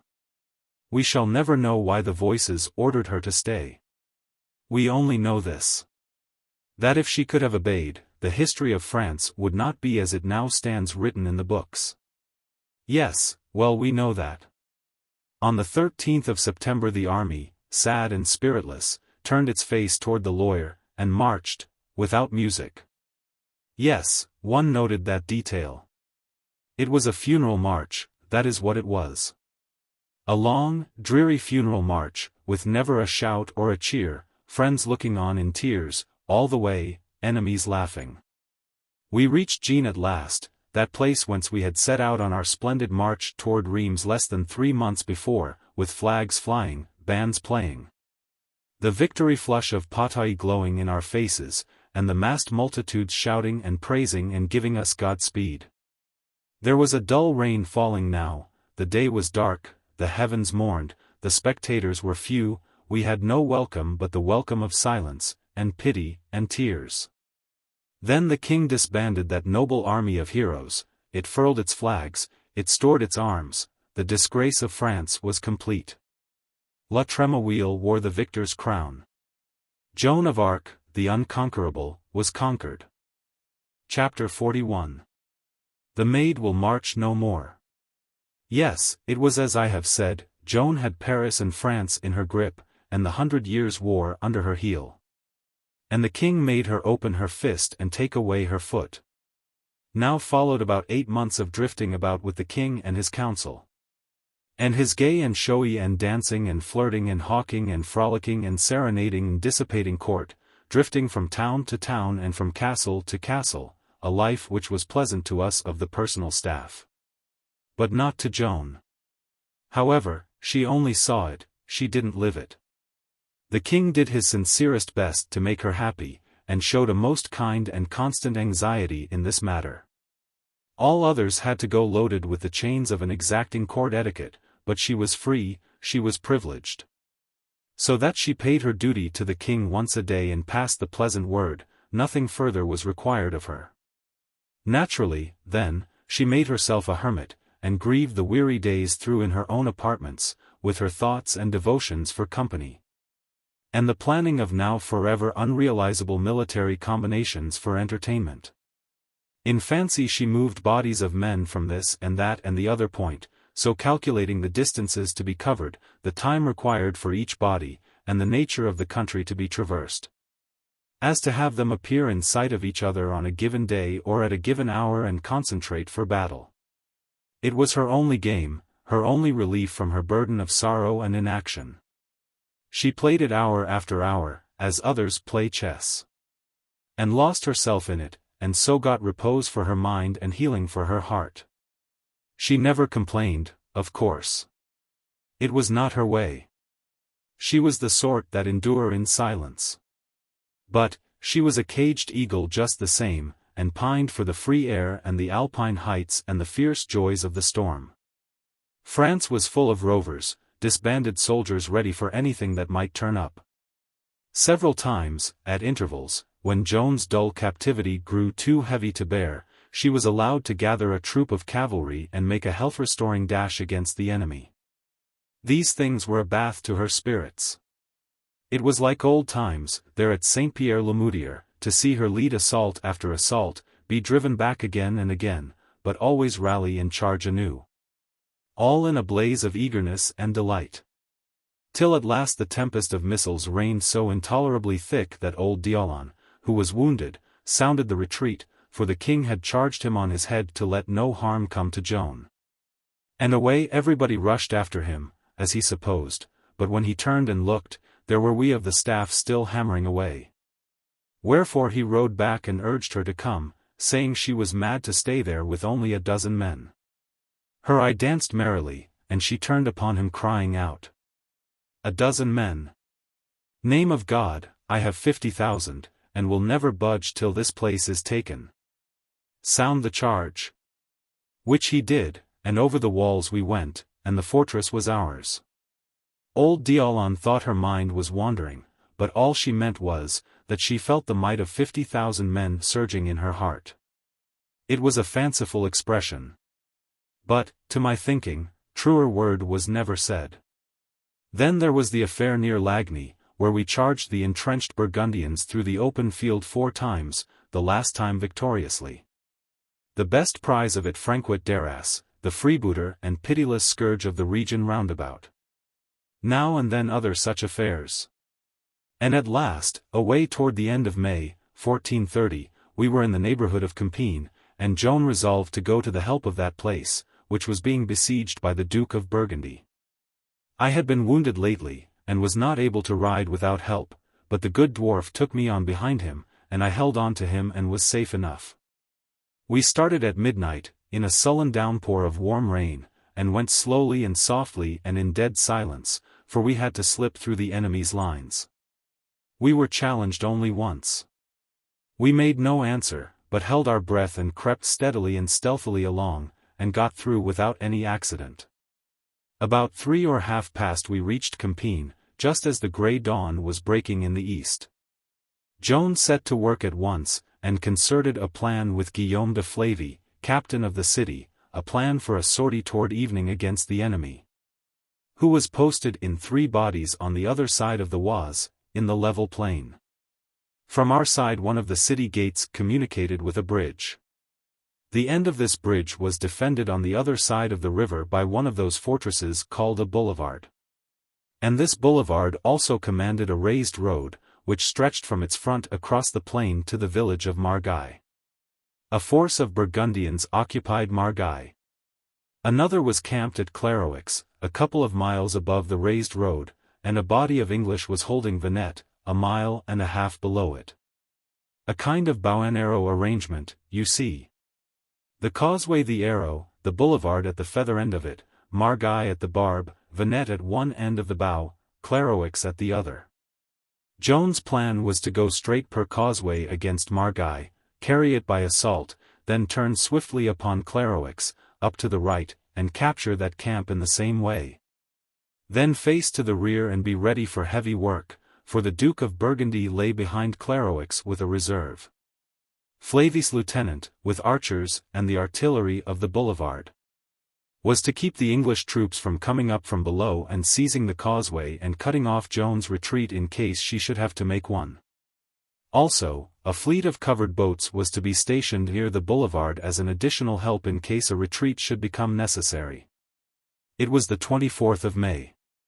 At 4 in the afternoon Joan moved out at the head of 600 cavalry, on her last march in this life. It breaks my heart. I had got myself helped up onto the walls, and from there I saw much that happened, the rest was told me long afterward by our 2 knights and other eyewitnesses. Joan crossed the bridge, and soon left the boulevard behind her and went skimming away over the raised road with her horsemen clattering at her heels. She had on a brilliant silver-gilt cape over her armor, and I could see it flap and flare and rise and fall like a little patch of white flame. It was a bright day, and one could see far and wide over that plain. Soon we saw the English force advancing, swiftly and in handsome order, the sunlight flashing from its arms. Joan crashed into the Burgundians at Margay and was repulsed. Then she saw the other Burgundians moving down from Clairvaux. Joan rallied her men and charged again, and was again rolled back. 2 assaults occupy a good deal of time, and time was precious here. The English were approaching the road now from Venette, but the boulevard opened fire on them and they were checked. Joan heartened her men with inspiring words and led them to the charge again in great style. This time she carried Margay with a hurrah. Then she turned at once to the right and plunged into the plan and struck the Clairvaux force, which was just arriving. Then there was heavy work, and plenty of it, the 2 armies hurling each other backward turnabout, and victory inclining first to the one, then to the other. Now all of a sudden there was a panic on our side. Some say one thing caused it, some another. Some say the cannonade made our front ranks think retreat was being cut off by the English, some say the rear ranks got the idea that Joan was killed. Anyway our men broke, and went flying in a wild rout for the causeway. Joan tried to rally them and face them around, crying to them that victory was sure, but it did no good, they divided and swept by her like a wave. Old d'Aulon begged her to retreat while there was yet a chance for safety, but she refused, so he seized her horse's bridle and bore her along with the wreck and ruin in spite of herself. And so along the causeway they came swarming, that wild confusion of frenzied men and horses, and the artillery had to stop firing, of course.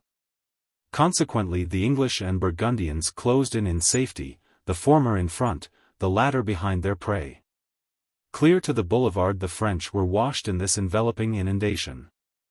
And there, cornered in an angle formed by the flank of the boulevard and the slope of the causeway, they bravely fought a hopeless fight, and sank down one by one. Flavy, watching from the city wall, ordered the gate to be closed and the drawbridge raised. This shut Joan out. The little personal guard around her thinned swiftly. Both of our good knights went down disabled, Joan's 2 brothers fell wounded, then Noel Raingesson, all wounded while loyally sheltering Joan from blows aimed at her. When only the dwarf and the paladin were left, they would not give up, but stood their ground stoutly, a pair of steel towers streaked and splashed with blood. And where the axe of one fell, and the sword of the other, an enemy gasped and died. And so fighting, and loyal to their duty to the last, good simple souls, they came to their honorable end. Peace to their memories. They were very dear to me. Then there was a cheer and a rush, and Joan, still defiant, still laying about her with her sword, was seized by her cape and dragged from her horse. She was borne away a prisoner to the Duke of Burgundy's camp, and after her followed the victorious army roaring its joy. The awful news started instantly on its round, from lip to lip it flew. And wherever it came it struck the people as with a sort of paralysis, and they murmured over and over again, as if they were talking to themselves, or in their sleep, the Maid of Orleans taken. Joan of Arc a prisoner, the savior of France lost to us. And would keep saying that over, as if they couldn't understand how it could be, or how God could permit it, poor creatures. You know what a city is like when it is hung from eaves to pavement with rustling black? Then you know what Tours was like, and some other cities. But can any man tell you what the mourning in the hearts of the peasantry of France was like? No, nobody can tell you that, and, poor dumb things, they could not have told you themselves, but it was there, indeed, yes. Why, it was the spirit of a whole nation hung with crape. The 24th of May. We will draw down the curtain now upon the most strange, and pathetic, and wonderful military drama that has been played upon the stage of the world. Joan of Arc will march no more. Book. Chapter 3. Trial and Martyrdom. Chapter 1. The Maid in Chains. I cannot bear to dwell at great length upon the shameful history of the summer and winter following the capture. For a while I was not much troubled, for I was expecting every day to hear that Joan had been put to ransom, and that the king, no, not the king, but grateful France, had come eagerly forward to pay it. By the laws of war she could not be denied the privilege of ransom. She was not a rebel. She was a legitimately constituted soldier, head of the armies of France by her king's appointment, and guilty of no crime known to military law. Therefore she could not be detained upon any pretext, if ransom were proffered. But day after day dragged by and no ransom was offered. It seems incredible, but it is true. Was that reptile Tremawheel busy at the king's ear? All we know is, that the king was silent, and made no offer and no effort in behalf of this poor girl who had done so much for him. But, unhappily, there was alacrity enough in another quarter. The news of the capture reached Paris the day after it happened. And the glad English and Burgundians deafened the world all the day and all the night with the clamor of their joy bells and the thankful thunder of their artillery. And the next day the Vicar-General of the Inquisition sent a message to the Duke of Burgundy requiring the delivery of the prisoner into the hands of the Church to be tried as an idolater. The English had seen their opportunity, and it was the English power that was really acting, not the Church. The Church was being used as a blind, a disguise. And for a forcible reason, the Church was not only able to take the life of Joan of Arc, but to blight her influence and the valor-breeding inspiration of her name. Whereas the English power could but kill her body. That would not diminish or destroy the influence of her name, it would magnify it and make it permanent. Joan of Arc was the only power in France that the English did not despise, the only power in France that they considered formidable. If the Church could be brought to take her life, or to proclaim her an idolater, a heretic, a witch, sent from Satan, not from heaven, it was believed that the English supremacy could be at once reinstated. The Duke of Burgundy listened, but waited. He could not doubt that the French king or the French people would come forward presently and pay a higher price than the English. He kept Joan a close prisoner in a strong fortress, and continued to wait, week after week. He was a French prince, and was at heart ashamed to sell her to the English. Yet with all his waiting no offer came to him from the French side. One day Joan played a cunning trick on her jailer, and not only slipped out of her prison, but locked him up in it. But as she fled away she was seen by a sentinel, and was caught and brought back. Then she was sent to Beaurevoir, a stronger castle. This was early in August, and she had been in captivity more than 2 months now. Here she was shut up in the top of a tower which was 60 feet high. She ate her heart there for another long stretch, about 3 months and a half. And she was aware, all these weary 5 months of captivity, that the English, under cover of the church, were dickering for her as one would dicker for a horse or a slave. And that France was silent, the king silent, all her friends the same. Yes, it was pitiful.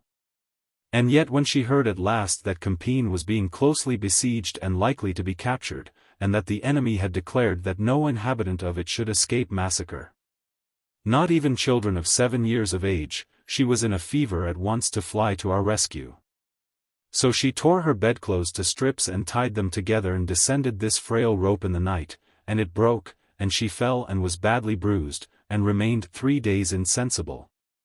Meantime neither eating nor drinking. And now came relief to us, led by the Count of Vendôme, and Compiègne was saved and the siege raised.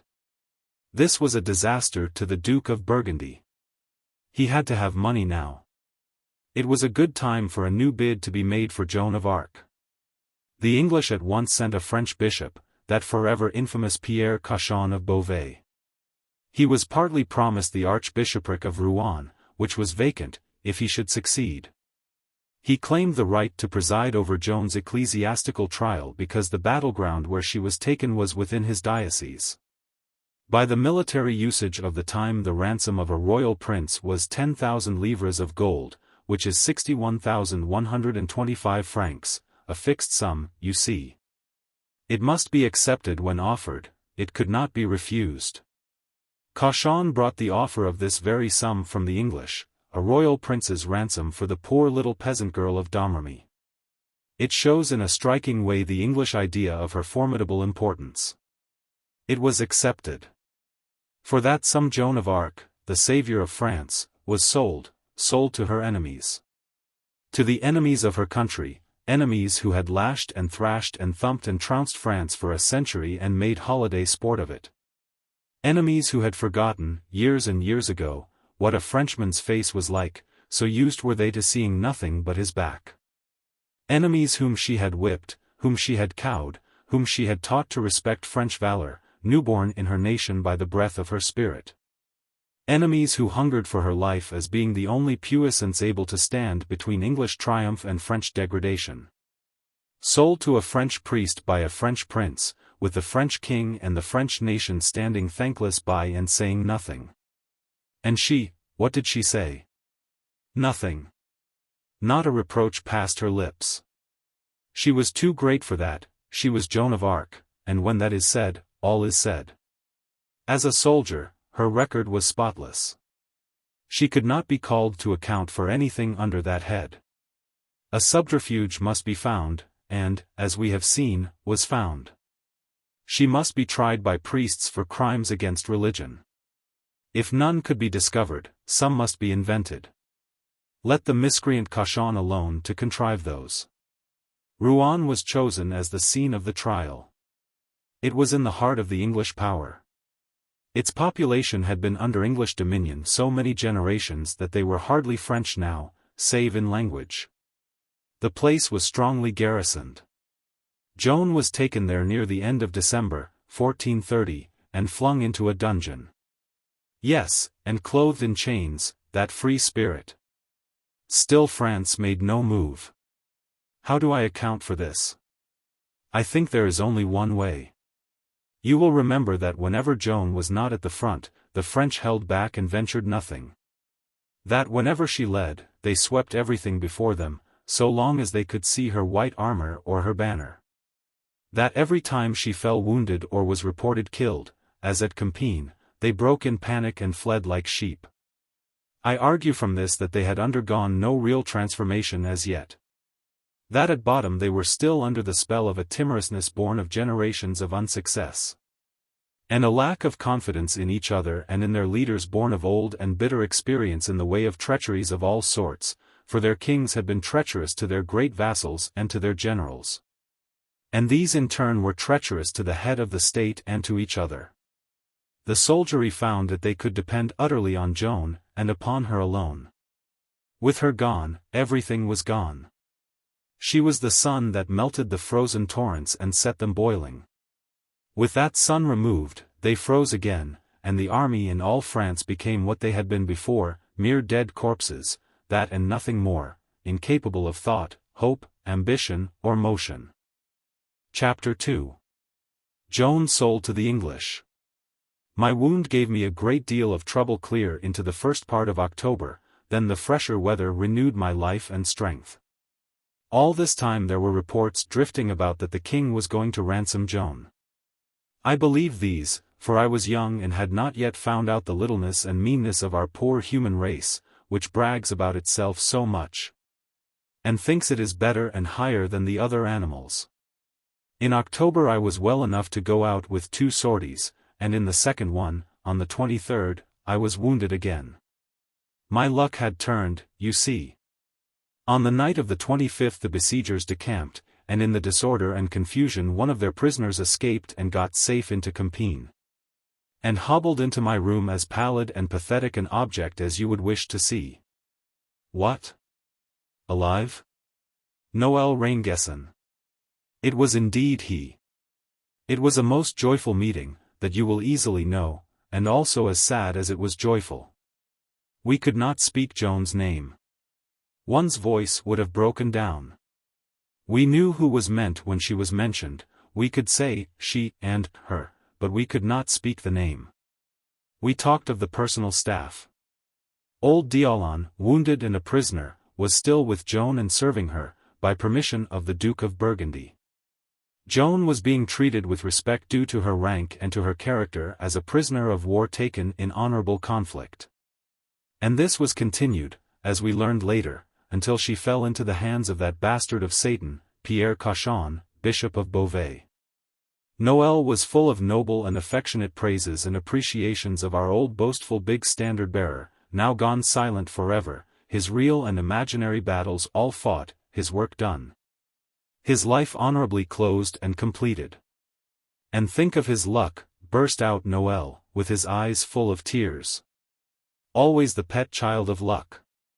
See how it followed him and stayed by him, from his first step all through, in the field or out of it, always a splendid figure in the public eye, courted and envied everywhere.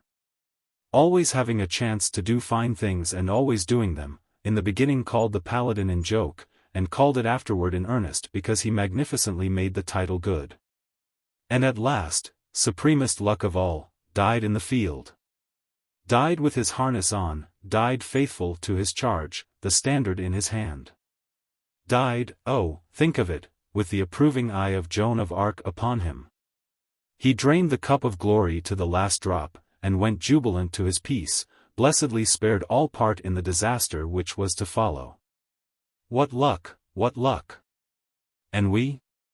What was our sin that we are still here, we who have also earned our place with the happy dead?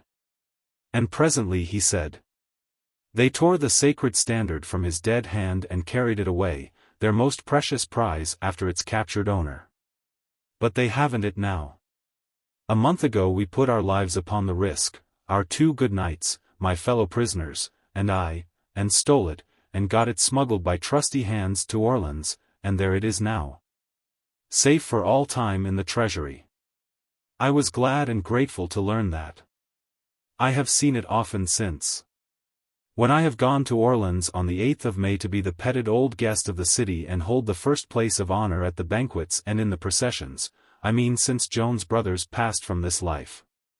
It will still be there, sacredly guarded by French love, 1,000 years from now, yes, as long as any shred of it hangs together. 5. 2 or 3 weeks after this talk came the tremendous news like a thunderclap, and we were aghast, Joan of Arc sold to the English. Not for a moment had we ever dreamed of such a thing.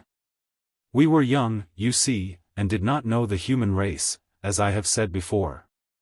We had been so proud of our country, so sure of her nobleness, her magnanimity, her gratitude. We had expected little of the king, but of France we had expected everything. Everybody knew that in various towns patriot priests had been marching in procession urging the people to sacrifice money, property, everything, and buy the freedom of their heaven-sent deliverer. That the money would be raised we had not thought of doubting. But it was all over now, all over. It was a bitter time for us. The heavens seemed hung with black, all cheer went out from our hearts. Was this comrade here at my bedside really Noel Raingesson, that light-hearted creature whose whole life was but one long joke, and who used up more breath in laughter than in keeping his body alive? No, no, that Noel I was to see no more. This one's heart was broken. He moved grieving about, and absently, like one in a dream, the stream of his laughter was dried at its source. Well, that was best. It was my own mood. We were company for each other. He nursed me patiently through the dull long weeks, and at last, in January, I was strong enough to go about again. Then he said, "Shall we go now?" Yes. There was no need to explain. Our hearts were in Rouen, we would carry our bodies there. All that we cared for in this life was shut up in that fortress. We could not help her, but it would be some solace to us to be near her, to breathe the air that she breathed, and look daily upon the stone walls that hid her. What if we should be made prisoners there? Well, we could but do our best, and let luck and fate decide what should happen. And so we started. We could not realize the change which had come upon the country. We seemed able to choose our own route and go whenever we pleased, unchallenged and unmolested. When Joan of Arc was in the field there was a sort of panic of fear everywhere, but now that she was out of the way, fear had vanished. Nobody was troubled about you or afraid of you, nobody was curious about you or your business, everybody was indifferent. We presently saw that we could take to the Seine, and not weary ourselves out with land travel. So we did it, and were carried in a boat to within a league of Rouen. Then we got ashore. Not on the hilly side, but on the other, where it is as level as a floor. Nobody could enter or leave the city without explaining himself. It was because they feared attempts at a rescue of Joan. We had no trouble. We stopped in the plain with a family of peasants and stayed a week, helping them with their work for board and lodging, and making friends of them. We got clothes like theirs, and wore them. When we had worked our way through their reserves and gotten their confidence, we found that they secretly harbored French hearts in their bodies. Then we came out frankly and told them everything, and found them ready to do anything they could to help us. Our plan was soon made, and was quite simple. It was to help them drive a flock of sheep to the market of the city. One morning early we made the venture in a melancholy drizzle of rain, and passed through the frowning gates unmolested. Our friends had friends living over a humble wine shop in a quaint tall building situated in one of the narrow lanes that run down from the cathedral to the river, and with these they bestowed us. And the next day they smuggled our own proper clothing and other belongings to us. The family that lodged us, the Pierruns, were French in sympathy, and we needed to have no secrets from them. Chapter 3. Weaving the net about her. It was necessary for me to have some way to gain bread for Noel and myself. And when the Pierruns found that I knew how to write, they applied to their confessor in my behalf, and he got a place for me with a good priest named Mansion, who was to be the chief recorder in the great trial of Joan of Arc now approaching. It was a strange position for me, clerk to the recorder, and dangerous if my sympathies and the late employment should be found out. But there was not much danger. Mansion was at bottom friendly to Joan and would not betray me, and my name would not, for I had discarded my surname and retained only my given one, like a person of low degree. I attended Mansion constantly straight along, out of January and into February, and was often in the citadel with him, in the very fortress where Joan was imprisoned. Though not in the dungeon where she was confined, and so did not see her, of course. Mansion told me everything that had been happening before my coming. Ever since the purchase of Joan, Cauchon had been busy packing his jury for the destruction of the Maid. Weeks and weeks he had spent in this bad industry. The University of Paris had sent him a number of learned and able and trusty ecclesiastics of the stripe he wanted. And he had scraped together a clergyman of like stripe and great fame here and there and yonder, until he was able to construct a formidable court numbering 100 distinguished names. French names they were, but their interests and sympathies were English. A great officer of the Inquisition was also sent from Paris, for the accused must be tried by the forms of the Inquisition. But this was a brave and righteous man, and he said squarely that this court had no power to try the case, wherefore he refused to act, and the same honest talk was uttered by 2 or 3 others. The Inquisitor was right. The case as here resurrected against Joan had already been tried long ago at Poitiers, and decided in her favor. Yes, and by a higher tribunal than this one, for at the head of it was an archbishop, he of Reims, Cauchon's own metropolitan. So here, you see, a lower court was impudently preparing to try and redecide a cause which had already been decided by its superior, a court of higher authority. Imagine it. No, the case could not properly be tried again. Cauchon could not properly preside in this new court, for more than one reason. Rouen was not in his diocese. Joan had not been arrested in her domicile, which was still Domremy, and finally this proposed judge was the prisoner's outspoken enemy, and therefore he was incompetent to try her. Yet all these large difficulties were gotten rid of. The territorial chapter of Rouen finally granted territorial letters to Cauchon, though only after a struggle and under compulsion. Force was also applied to the Inquisitor, and he was obliged to submit. So then, the little English king, by his representative, formally delivered Joan into the hands of the court, but with this reservation: if the court failed to condemn her, he was to have her back again. Ah, dear, what chance was there for that forsaken and friendless child? Friendless, indeed, it is the right word. For she was in a black dungeon, with 6 brutal common soldiers keeping guard night and day in the room where her cage was, for she was in a cage. An iron cage, and chained to her bed by neck and hands and feet. Never a person near her whom she had ever seen before, never a woman at all. Yes, this was, indeed, friendlessness.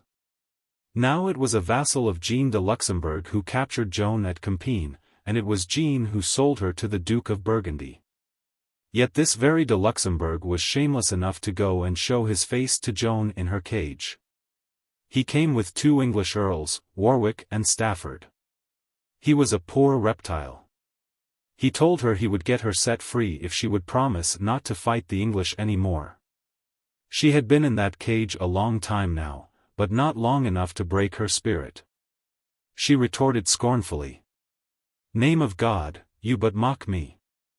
I know that you have neither the power nor the will to do it." He insisted. Then the pride and dignity of the soldier rose in Joan, and she lifted her chained hands and let them fall with a clash, saying, "See these. They know more than you, and can prophesy better. I know that the English are going to kill me, for they think that when I am dead they can get the kingdom of France. It is not so. Though there were 100,000 of them they would never get it." This defiance infuriated Stafford, and he, now think of it, he a free, strong man, she a chained and helpless girl, he drew his dagger and flung himself at her to stab her. But Warwick seized him and held him back. Warwick was wise. Take her life in that way? Send her to heaven stainless and undisgraced? It would make her the idol of France, and the whole nation would rise and march to victory and emancipation under the inspiration of her spirit. No, she must be saved for another fate than that. Well, the time was approaching for the great trial. For more than 2 months Cauchon had been raking and scraping everywhere for any odds and ends of evidence or suspicion or conjecture that might be usable against Joan, and carefully suppressing all evidence that came to hand in her favor. He had limitless ways and means and powers at his disposal for preparing and strengthening the case for the prosecution, and he used them all. But Joan had no one to prepare her case for her, and she was shut up in those stone walls and had no friend to appeal to for help. And as for witnesses, she could not call a single one in her defense. They were all far away, under the French flag, and this was an English court. They would have been seized and hanged if they had shown their faces at the gates of Rouen. No, the prisoner must be the sole witness, witness for the prosecution, witness for the defense. And with a verdict of death resolved upon before the doors were opened for the court's first sitting. When she learned that the court was made up of ecclesiastics in the interest of the English, she begged that in fairness an equal number of priests of the French party should be added to these. Cauchon scoffed at her message, and would not even deign to answer it. By the law of the Church, she being a minor under 21, it was her right to have counsel to conduct her case, advise her how to answer when questioned, and protect her from falling into traps set by cunning devices of the prosecution. She probably did not know that this was her right, and that she could demand it and require it, for there was none to tell her that, but she begged for this help, at any rate. Cauchon refused it. She urged and implored, pleading her youth and her ignorance of the complexities and intricacies of the law and of legal procedure. Cauchon refused again, and said she must get along with her case as best she might by herself. Ah, his heart was a stone. Cauchon prepared the process verbal. I will simplify that by calling it the Bill of Particulars. It was a detailed list of the charges against her, and formed the basis of the trial. Charges? It was a list of suspicions and public rumors, those were the words used. It was merely charged that she was suspected of having been guilty of heresies, witchcraft, and other such offences against religion. Now by the law of the Church, a trial of that sort could not be begun until a searching inquiry had been made into the history and character of the accused. And it was essential that the result of this inquiry be added to the process verbal and form a part of it. You remember that was the first thing they did before the trial at Poitiers. They did it again now. An ecclesiastic was sent to Domremy. There and all about the neighborhood he made an exhaustive search into Joan's history and character, and came back with his verdict. It was very clear. The searcher reported that he found Joan's character to be in every way what he would like his own sister's character to be. Just about the same report that was brought back to Poitiers, you see. Joan's was a character which could endure the minutest examination. This verdict was a strong point for Joan, you will say. Yes, it would have been if it could have seen the light. But Cauchon was awake, and it disappeared from the process verbal before the trial. People were prudent enough not to inquire what became of it. One would imagine that Cauchon was ready to begin the trial by this time. But no, he devised one more scheme for poor Joan's destruction, and it promised to be a deadly one. One of the great personages picked out and sent down by the University of Paris was an ecclesiastic named Nicolas Loiseleur. He was tall, handsome, grave, of smooth soft speech and courteous and winning manners. There was no seeming of treachery or hypocrisy about him, yet he was full of both. He was admitted to Joan's prison by night, disguised as a cobbler. He pretended to be from her own country, he professed to be secretly a patriot, he revealed the fact that he was a priest. She was filled with gladness to see one from the hills and plains that were so dear to her.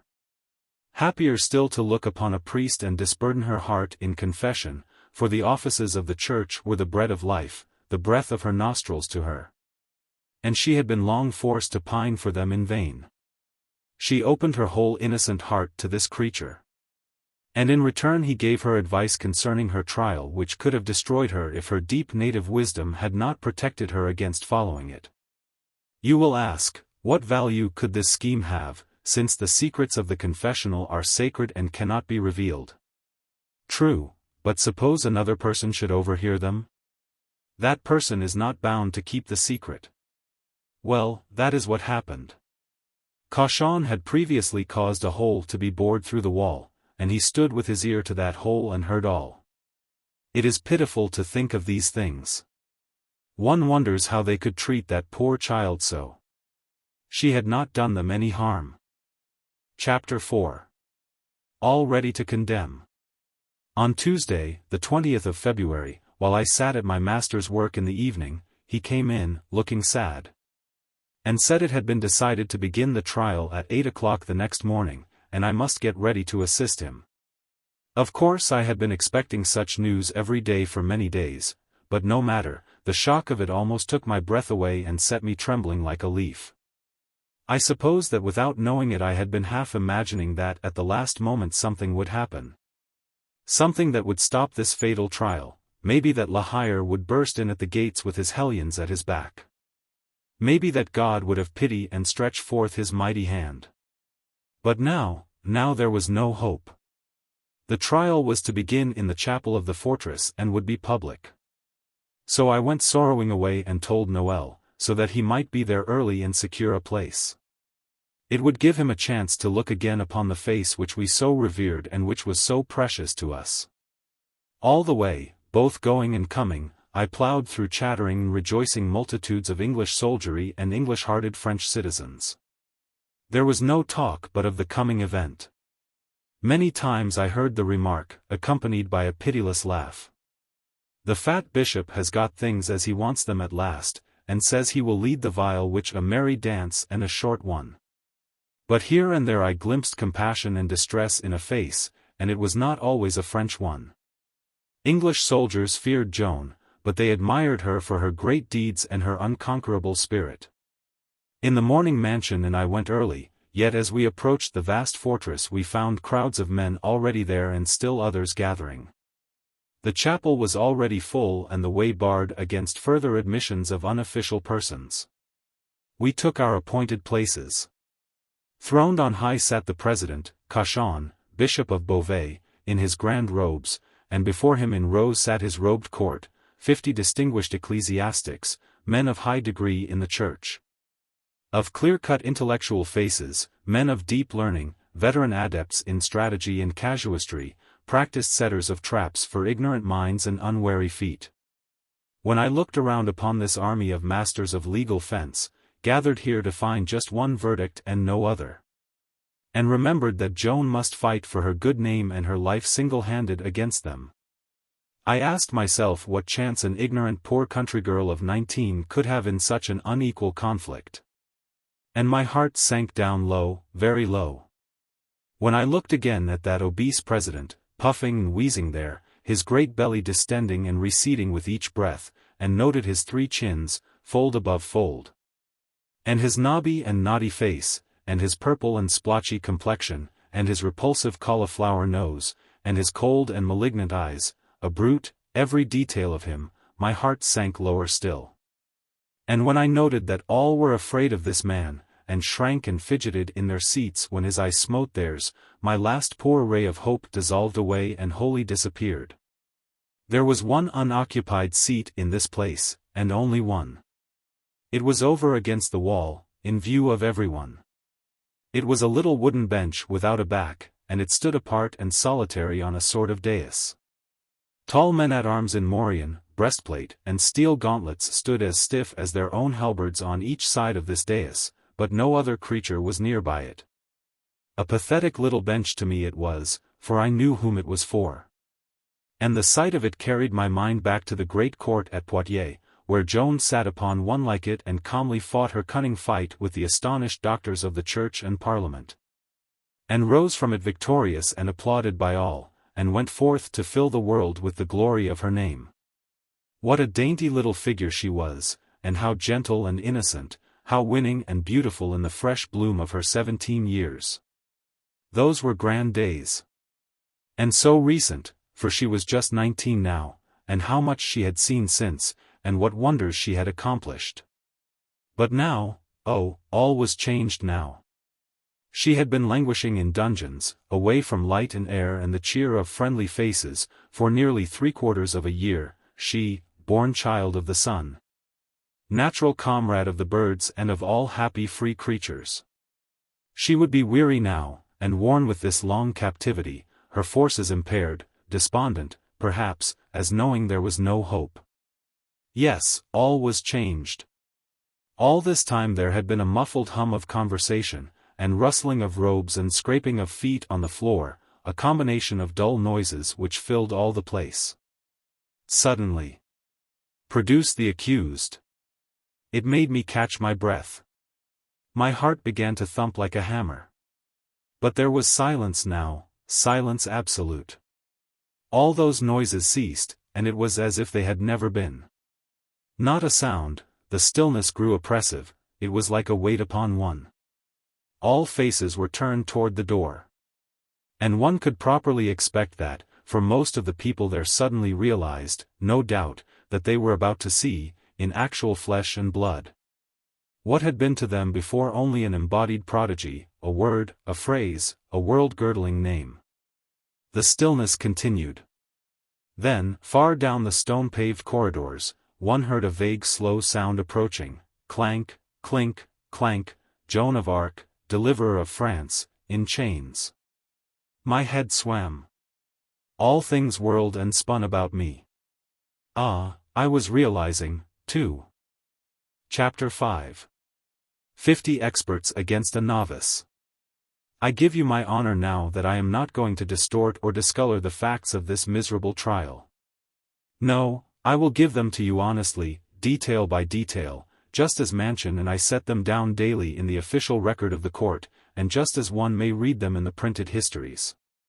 There will be only this difference, that in talking familiarly with you, I shall use my right to comment upon the proceedings and explain them as I go along, so that you can understand them better. Also, I shall throw in trifles which came under our eyes and have a certain interest for you and me, but were not important enough to go into the official record. 6. To take up my story now where I left off. We heard the clanking of Joan's chains down the corridors, she was approaching. Presently she appeared. A thrill swept the house, and one heard deep breaths drawn. 2 guardsmen followed her at a short distance to the rear. Her head was bowed a little, and she moved slowly, she being weak and her irons heavy. She had on men's attire, all black. A soft woolen stuff, intensely black, funereally black, not a speck of relieving color in it from her throat to the floor. A wide collar of this same black stuff lay in radiating folds upon her shoulders and breast, the sleeves of her doublet were full, down to the elbows, and tight thence to her manacled wrists. Below the doublet, tight black hose down to the chains on her ankles. Halfway to her bench she stopped, just where a wide shaft of light fell slanting from a window, and slowly lifted her face. Another thrill, it was totally colorless, white as snow, a face of gleaming snow set in vivid contrast upon that slender statue of somber unmitigated black. It was smooth and pure and girlish, beautiful beyond belief, infinitely sad and sweet. But, dear, dear. When the challenge of those untamed eyes fell upon that judge, and the droop vanished from her form and it straightened up soldierly and noble, my heart leaped for joy.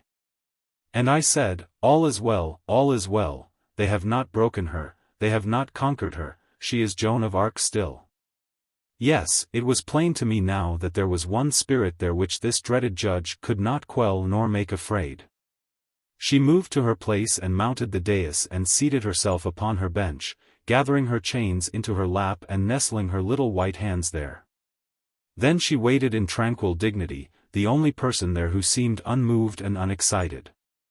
A bronzed and brawny English soldier, standing at martial ease in the front rank of the citizen spectators, did now most gallantly and respectfully put up his great hand and give her the military salute.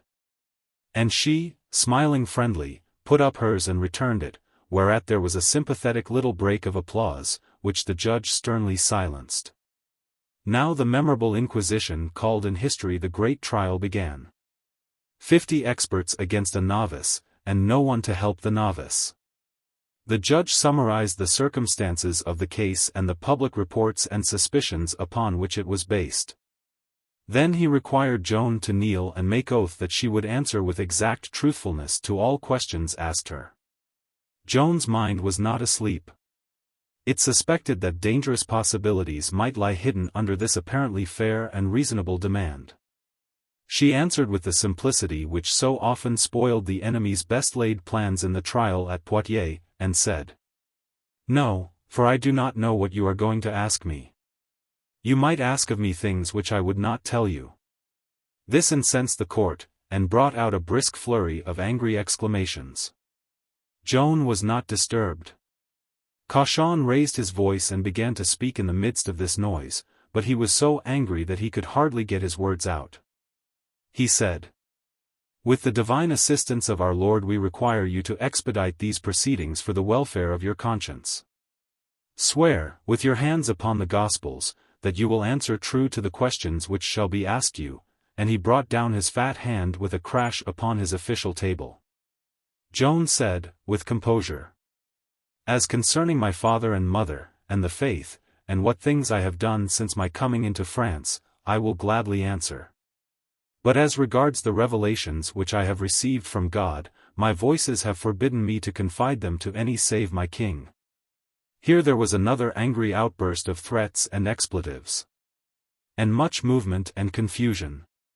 So she had to stop, and wait for the noise to subside. Then her waxen face flushed a little and she straightened up and fixed her eye on the judge. And finished her sentence in a voice that had the old ring to it. "And I will never reveal these things though you cut my head off." Well, maybe you know what a deliberative body of Frenchmen is like. The judge and half the court were on their feet in a moment, and all shaking their fists at the prisoner, and all storming and vituperating at once, so that you could hardly hear yourself think. They kept this up several minutes, and because Joan sat untroubled and indifferent they grew madder and noisier all the time. Once she said, with a fleeting trace of the old-time mischief in her eye and manner, "Prithee, speak one at a time, fair lords, then I will answer all of you." At the end of 3 whole hours of furious debating over the oath, the situation had not changed a jot. The bishop was still requiring an unmodified oath, Joan was refusing for the 20th time to take any except the one which she had herself proposed. There was a physical change apparent, but it was confined to the court and judge. They were hoarse, droopy, exhausted by their long frenzy, and had a sort of haggard look in their faces, poor men, whereas Joan was still placid and reposeful and did not seem noticeably tired. The noise quieted down, there was a waiting pause of some moments' duration. Then the judge surrendered to the prisoner, and with bitterness in his voice told her to take the oath after her own fashion. Joan sunk at once to her knees. And as she laid her hands upon the Gospels, that big English soldier set free his mind. By God, if she were but English, she were not in this place another half a second. It was the soldier in him responding to the soldier in her. But what a stinging rebuke it was, what an arraignment of French character and French royalty. Would that he could have uttered just that one phrase in the hearing of Orleans. I know that that grateful city, that adoring city, would have risen to the last man and the last woman, and marched upon Rouen. Some speeches that shame a man and humble him, burn themselves into the memory and remain there. That one is burned into mine. After Joan had made oath, Cauchon asked her name, and where she was born, and some questions about her family, also what her age was. She answered these. Then he asked her how much education she had. "I have learned from my mother the Pater Noster, the Ave Maria, and the Belief. All that I know was taught me by my mother." Questions of this unessential sort dribbled on for a considerable time. Everybody was tired out by now, except Joan. The tribunal prepared to rise.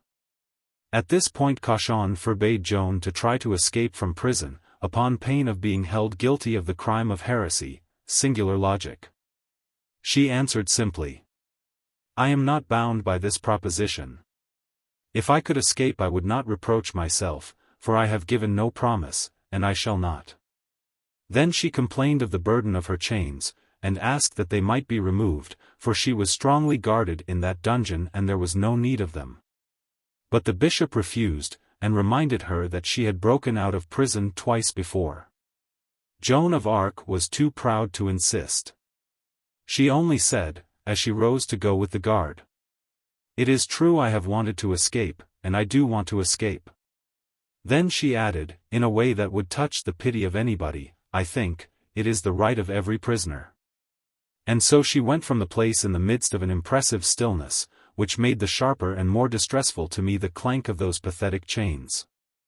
What presence of mind she had! One could never surprise her out of it.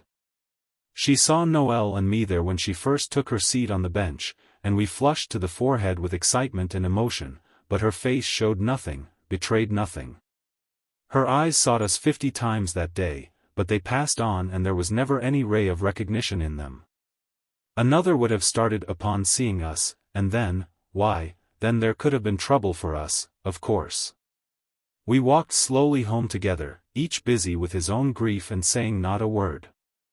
Chapter 6. The maid baffles her persecutors. That night Mansion told me that all through the day's proceedings Cauchon had had some clerks concealed in the embrasure of a window who were to make a special report garbling Joan's answers and twisting them from their right meaning. Ah, that was surely the cruelest man and the most shameless that has lived in this world. But his scheme failed. Those clerks had human hearts in them, and their base work revolted them, and they turned to and boldly made a straight report. Whereupon Cauchon cursed them and ordered them out of his presence with a threat of drowning, which was his favorite and most frequent menace. The matter had gotten abroad and was making great and unpleasant talk, and Cauchon would not try to repeat this shabby game right away. It comforted me to hear that. When we arrived at the citadel next morning, we found that a change had been made. The chapel had been found too small. The court had now removed to a noble chamber situated at the end of the great hall of the castle. The number of judges was increased to 62, one ignorant girl against such odds, and none to help her. The prisoner was brought in. She was as white as ever, but she was looking no whit worse than she looked when she had first appeared the day before. Isn't it a strange thing? Yesterday she had sat 5 hours on that backless bench with her chains in her lap, baited, badgered, persecuted by that unholy crew. Without even the refreshment of a cup of water, for she was never offered anything. And if I have made you know her by this time you will know without my telling you that she was not a person likely to ask favors of those people. And she had spent the night caged in her wintry dungeon with her chains upon her, yet here she was, as I say, collected, unworn, and ready for the conflict. Yes, and the only person there who showed no signs of the wear and worry of yesterday. And her eyes, ah, you should have seen them and broken your hearts. Have you seen that veiled deep glow, that pathetic hurt dignity? That unsubdued and unsubduable spirit that burns and smolders in the eye of a caged eagle and makes you feel mean and shabby under the burden of its mute reproach? Her eyes were like that. How capable they were, and how wonderful. Yes, at all times and in all circumstances they could express as by print every shade of the wide range of her moods. In them were hidden floods of gay sunshine, the softest and peacefulest twilights, and devastating storms and lightnings. Not in this world have there been others that were comparable to them. Such is my opinion, and none that had the privilege to see them would say otherwise than this which I have said concerning them. The séance began. And how did it begin, should you think? Exactly as it began before, with that same tedious thing which had been settled once, after so much wrangling. The bishop opened thus. You are required now, to take the oath pure and simple, to answer truly all questions asked you. Joan replied placidly. I have made oath yesterday, my lord. Let that suffice. The bishop insisted and insisted, with rising temper. Joan but shook her head and remained silent. At last she said, I made oath yesterday, it is sufficient. Then she sighed and said, of a truth, you do burden me too much. The bishop still insisted, still commanded, but he could not move her. At last he gave it up and turned her over for the day's inquest to an old hand at tricks and traps and deceptive plausibilities, Beaupère, a doctor of theology. Now notice the form of this sleek strategist's first remark, flung out in an easy, offhand way that would have thrown any unwatchful person off his guard. Now, Joan, the matter is very simple. Just speak up and frankly and truly answer the questions which I am going to ask you, as you have sworn to do. It was a failure. Joan was not asleep. She saw the artifice. She said, no. You could ask me things which I could not tell you, and would not.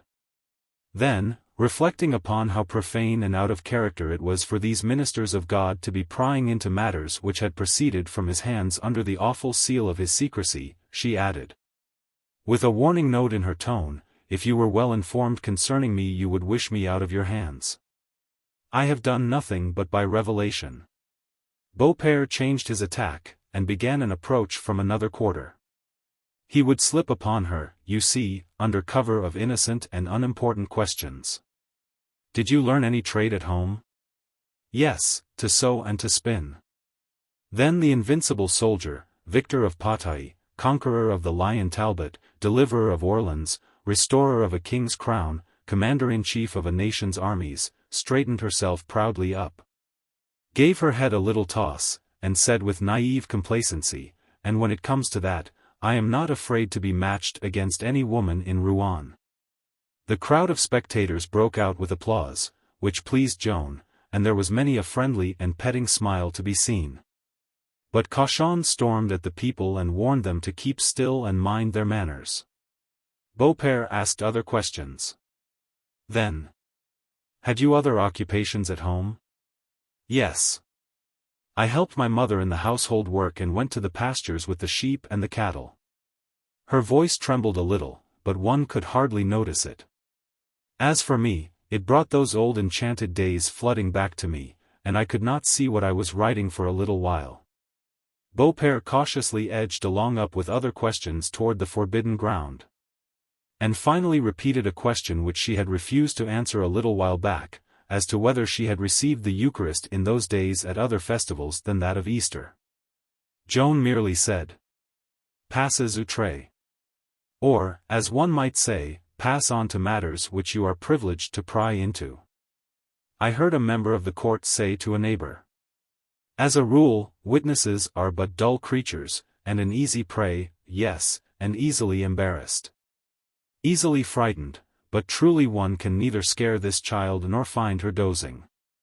Presently the house pricked up its ears and began to listen eagerly, for Beaupère began to touch upon Joan's voices, a matter of consuming interest and curiosity to everybody. His purpose was to trick her into heedless sayings that could indicate that the voices had sometimes given her evil advice, hence that they had come from Satan, you see. To have dealing with the devil, well, that would send her to the stake in brief order, and that was the deliberate end and aim of this trial. When did you first hear these voices?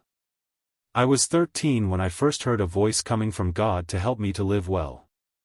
I was frightened. It came at midday, in my father's garden in the summer. Had you been fasting? Yes. The day before? No. From what direction did it come? From the right, from toward the church. Did it come with a bright light? Oh, indeed yes. It was brilliant. When I came into France I often heard the voices very loud. What did the voice sound like? It was a noble voice, and I thought it was sent to me from God. The third time I heard it I recognized it as being an angel's. You could understand it? Quite easily. It was always clear. What advice did it give you as to the salvation of your soul? It told me to live rightly, and be regular in attendance upon the services of the Church. And it told me that I must go to France. In what species of form did the voice appear? Joan looked suspiciously at the priest a moment, then said, tranquilly, as to that, I will not tell you. Did the voice seek you often? Yes. 2 or 3 times a week, saying, leave your village and go to France. Did your father know about your departure? No. The voice said, go to France. Therefore I could not abide at home any longer. What else did it say? That I should raise the siege of Orleans. Was that all? No, I was to go to Vaucouleurs, and Robert de Baudricourt would give me soldiers to go with me to France. And I answered, saying that I was a poor girl who did not know how to ride, neither how to fight. Then she told how she was balked and interrupted at Vaucouleurs, but finally got her soldiers, and began her march. How were you dressed? The court of Poitiers had distinctly decided and decreed that as God had appointed her to do a man's work, it was meet and no scandal to religion that she should dress as a man. But no matter, this court was ready to use any and all weapons against Joan, even broken and discredited ones, and much was going to be made of this one before this trial should end. I wore a man's dress, also a sword which Robert de Baudricourt gave me, but no other weapon. Who was it that advised you to wear the dress of a man? Joan was suspicious again. She would not answer. The question was repeated. She refused again. Answer. It is a command. Passes outre, was all she said. So Beaupère gave up the matter for the present. What did Baudricourt say to you when you left? He made them that were to go with me promise to take charge of me, and to me he said, Go, and let happen what may. Advienne que pourra. After a good deal of questioning upon other matters she was asked again about her attire. She said it was necessary for her to dress as a man. Did your voice advise it? Joan merely answered placidly. I believe my voice gave me good advice. It was all that could be got out of her, so the questions wandered to other matters, and finally to her first meeting with the king at Chinon. She said she chose out the king, who was unknown to her, by the revelation of her voices. All that happened at that time was gone over. Finally. Do you still hear those voices? They come to me every day. What do you ask of them? I have never asked of them any recompense but the salvation of my soul. Did the voice always urge you to follow the army? He is creeping upon her again. She answered. It required me to remain behind at Saint Denis. I would have obeyed if I had been free, but I was helpless by my wound, and the knights carried me away by force. When were you wounded? I was wounded in the moat before Paris, in the assault. The next question reveals what Beaupère had been leading up to. Was it a feast day? You see? The suggestion that a voice coming from God would hardly advise or permit the violation, by war and bloodshed, of a sacred day. Joan was troubled a moment, then she answered yes, it was a feast day. Now, then, tell me this, did you hold it right to make the attack on such a day? This was a shot which might make the first breach in a wall which had suffered no damage thus far. There was immediate silence in the court and intense expectancy noticeable all about. But Joan disappointed the house. She merely made a slight little motion with her hand, as when one brushes away a fly, and said with reposeful indifference. Passes outre. Smiles danced for a moment in some of the sternest faces there, and several men even laughed outright. The trap had been long and laboriously prepared, it fell, and was empty. The court rose. It had sat for hours, and was cruelly fatigued. Most of the time had been taken up with apparently idle and purposeless inquiries about the Chinon events, the exiled Duke of Orleans, Joan's first proclamation, and so on. But all this seemingly random stuff had really been sewn thick with hidden traps. But Joan had fortunately escaped them all, some by the protecting luck which attends upon ignorance and innocence, some by happy accident, the others by force of her best and surest helper. The clear vision and lightning intuitions of her extraordinary mind.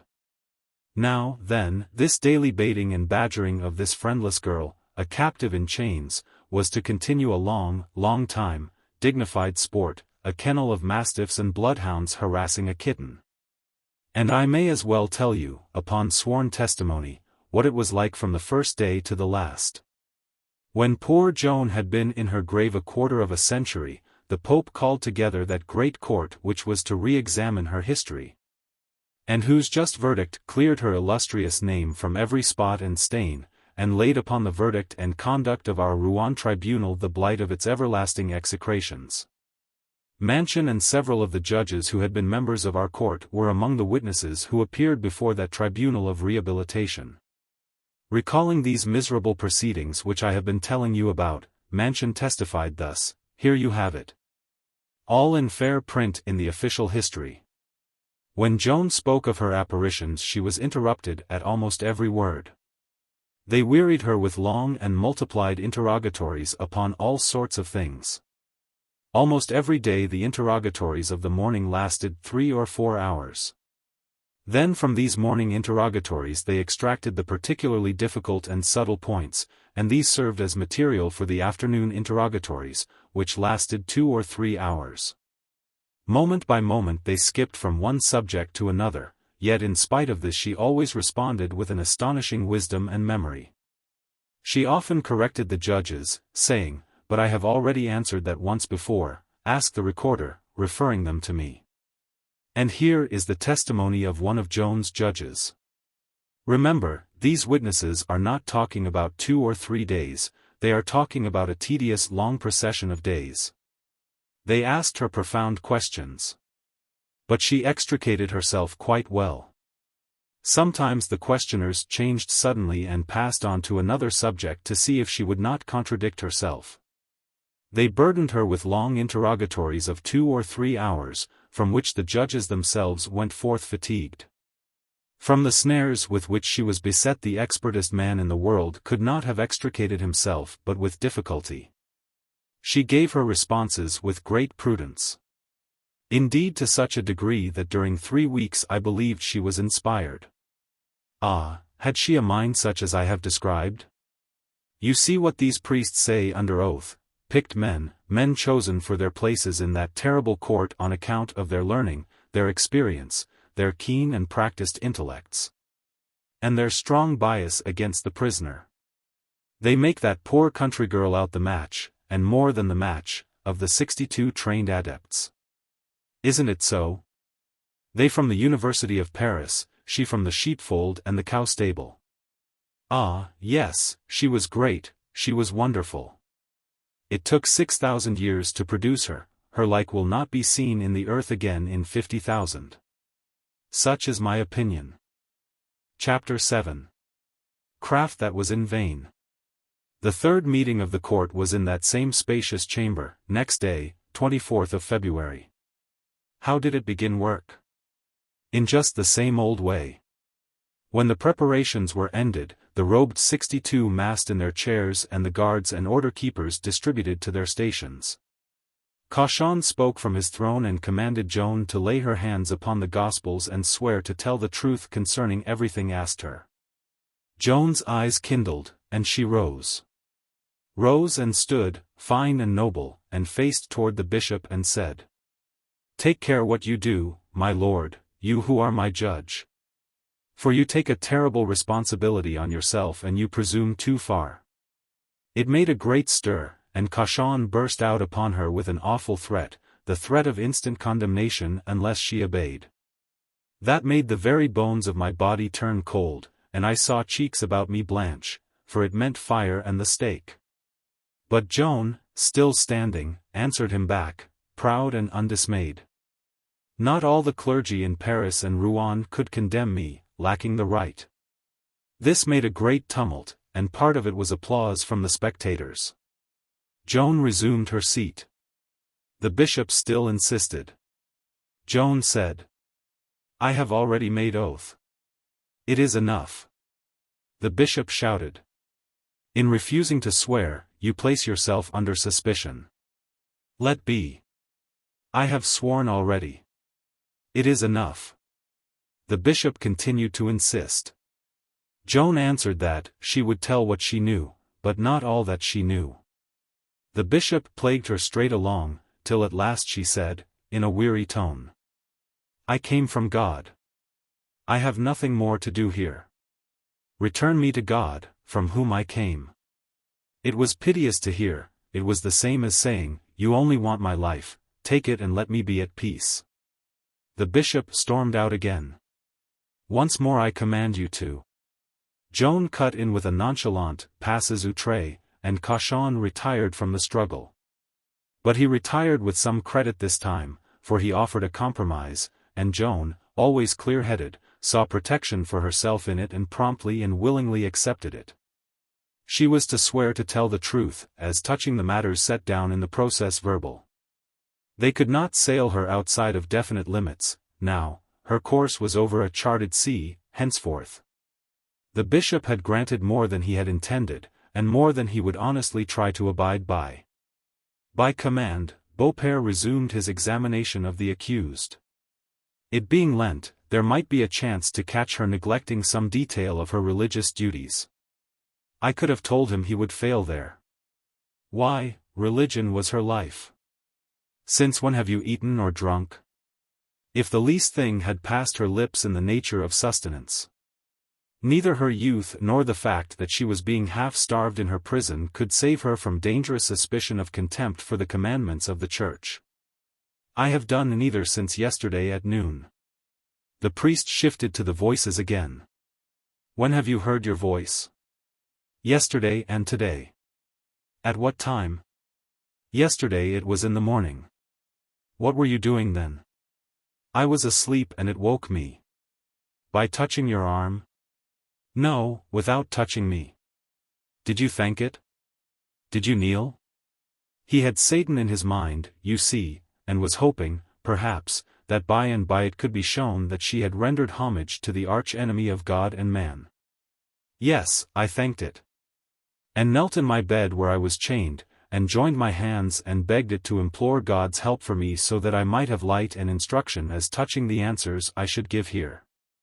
Then what did the voice say? It told me to answer boldly, and God would help me. Then she turned toward Cauchon and said, You say that you are my judge. Now I tell you again, take care what you do, for in truth I am sent of God and you are putting yourself in great danger. Beaupère asked her if the voice's counsels were not fickle and variable. No. It never contradicts itself. This very day it has told me again to answer boldly. Has it forbidden you to answer only part of what is asked you? I will tell you nothing as to that.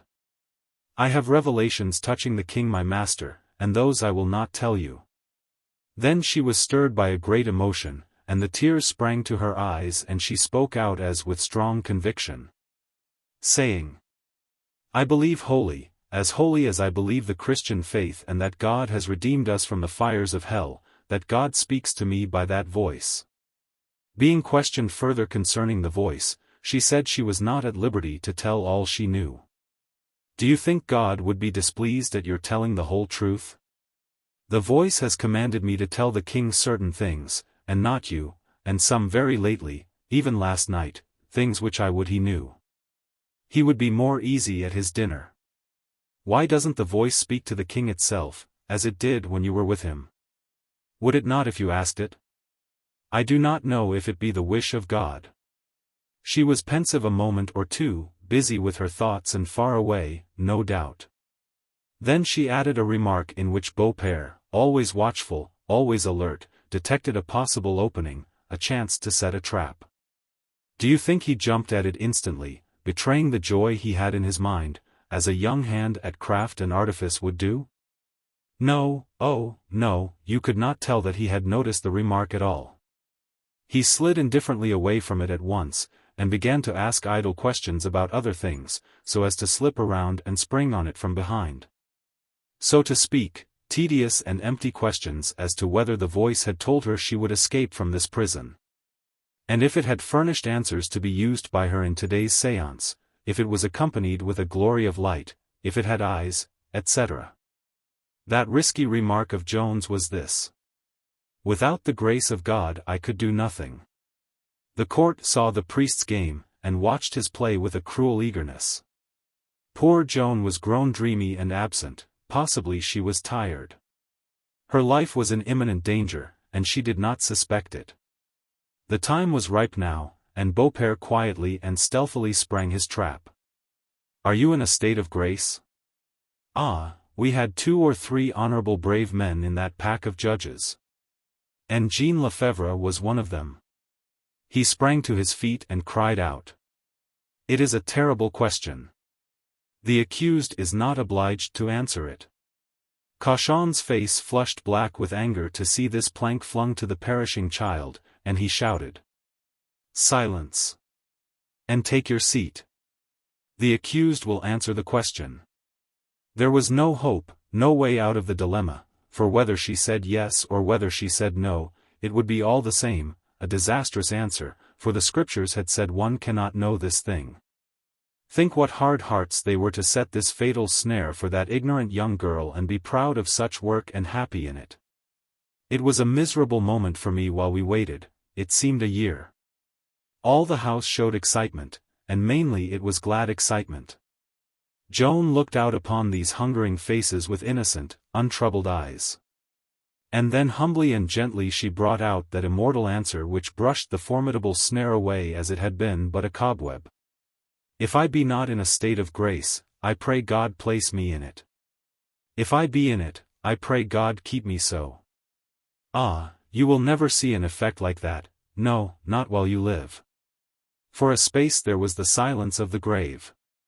Men looked wondering into each other's faces, and some were awed and crossed themselves, and I heard Lefebvre mutter. It was beyond the wisdom of man to devise that answer. Whence comes this child's amazing inspirations? Beaupère presently took up his work again, but the humiliation of his defeat weighed upon him, and he made but a rambling and dreary business of it, he not being able to put any heart in it. He asked Joan 1,000 questions about her childhood and about the oak wood, and the fairies, and the children's games and romps under our dear arbre fée de Berlemont.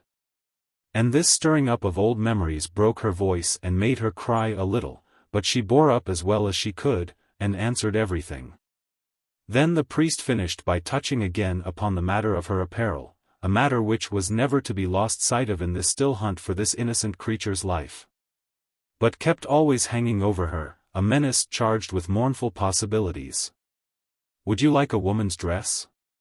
Indeed yes, if I may go out from this prison, but here, no. Chapter 8. Joan tells of her visions. The court met next on Monday the 27th. Would you believe it? The bishop ignored the contract limiting the examination to matters set down in the procès verbal and again commanded Joan to take the oath without reservations.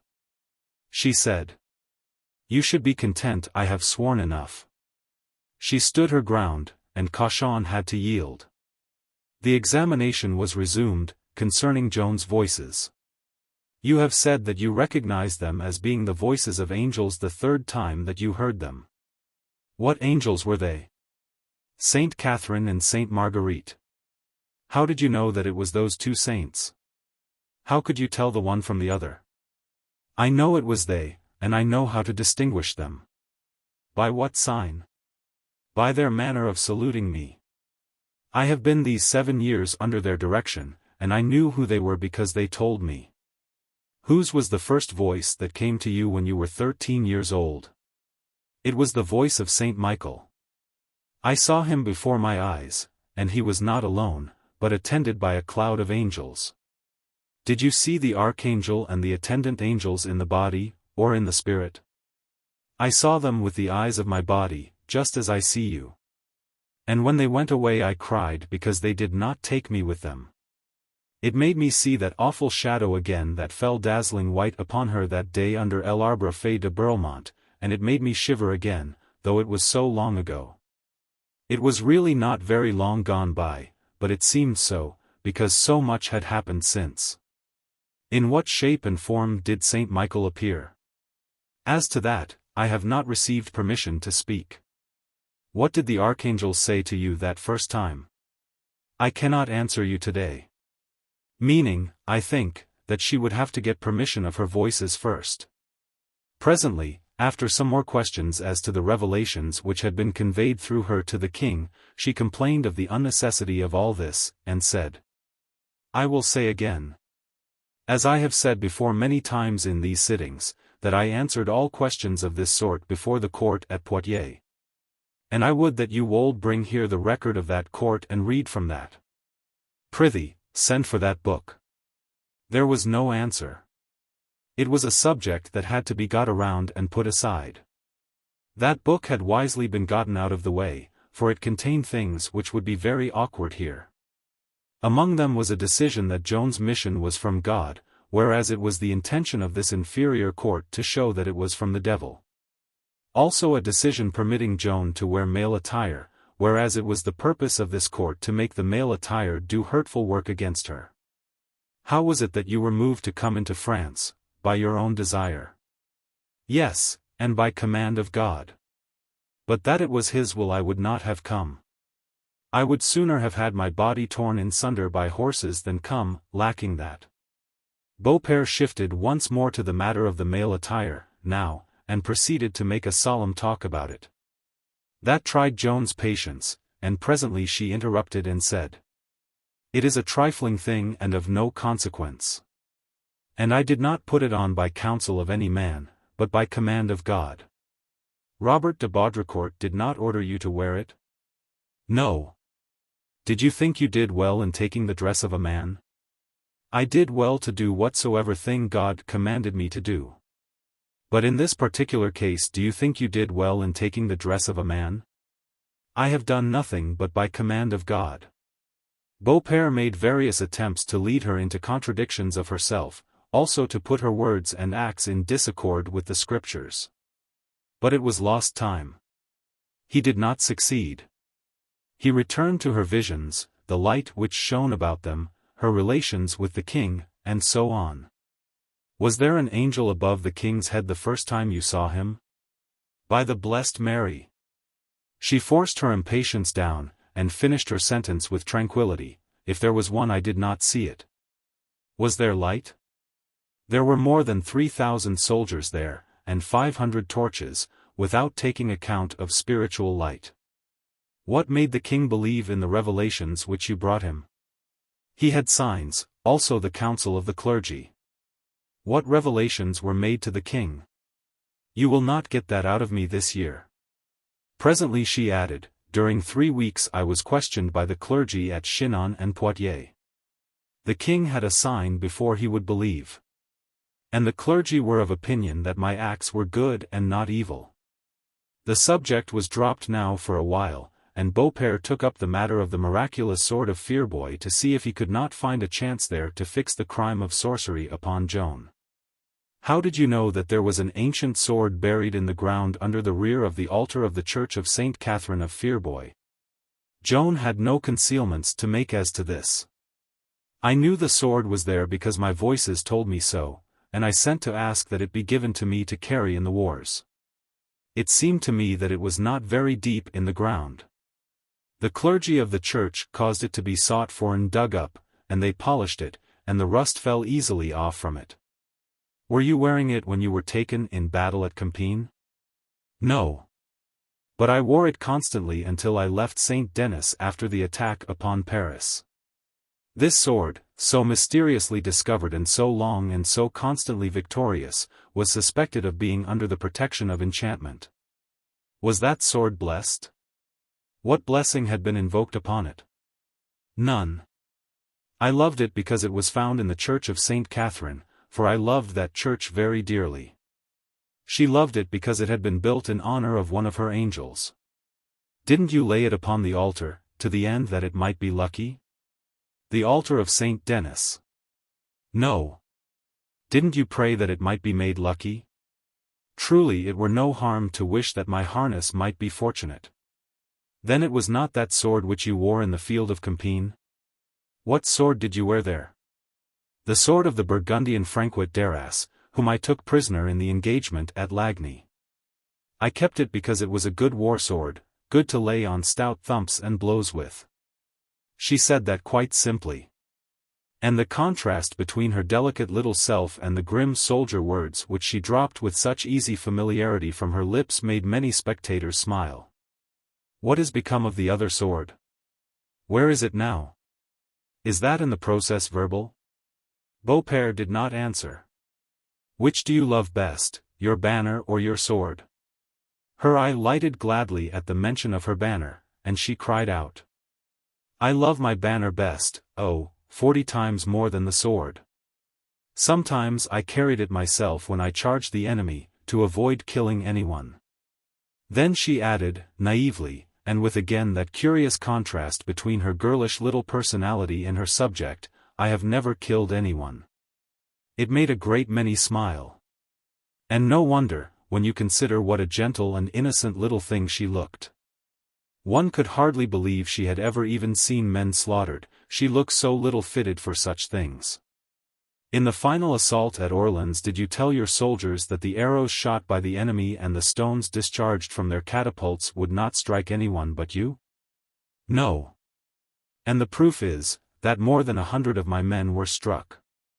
I told them to have no doubts and no fears, that they would raise the siege. I was wounded in the neck by an arrow in the assault upon the Bastille that commanded the bridge, but St. Catherine comforted me and I was cured in 15 days without having to quit the saddle and leave my work. Did you know that you were going to be wounded?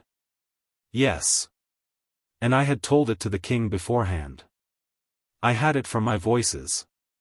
When you took Jargeau, why did you not put its commandant to ransom?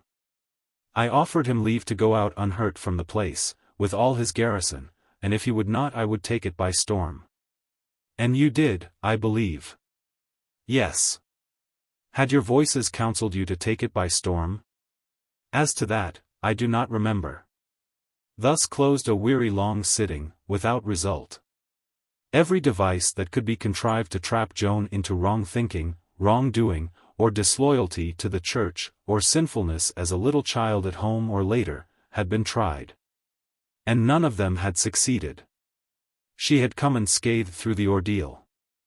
Was the court discouraged? No.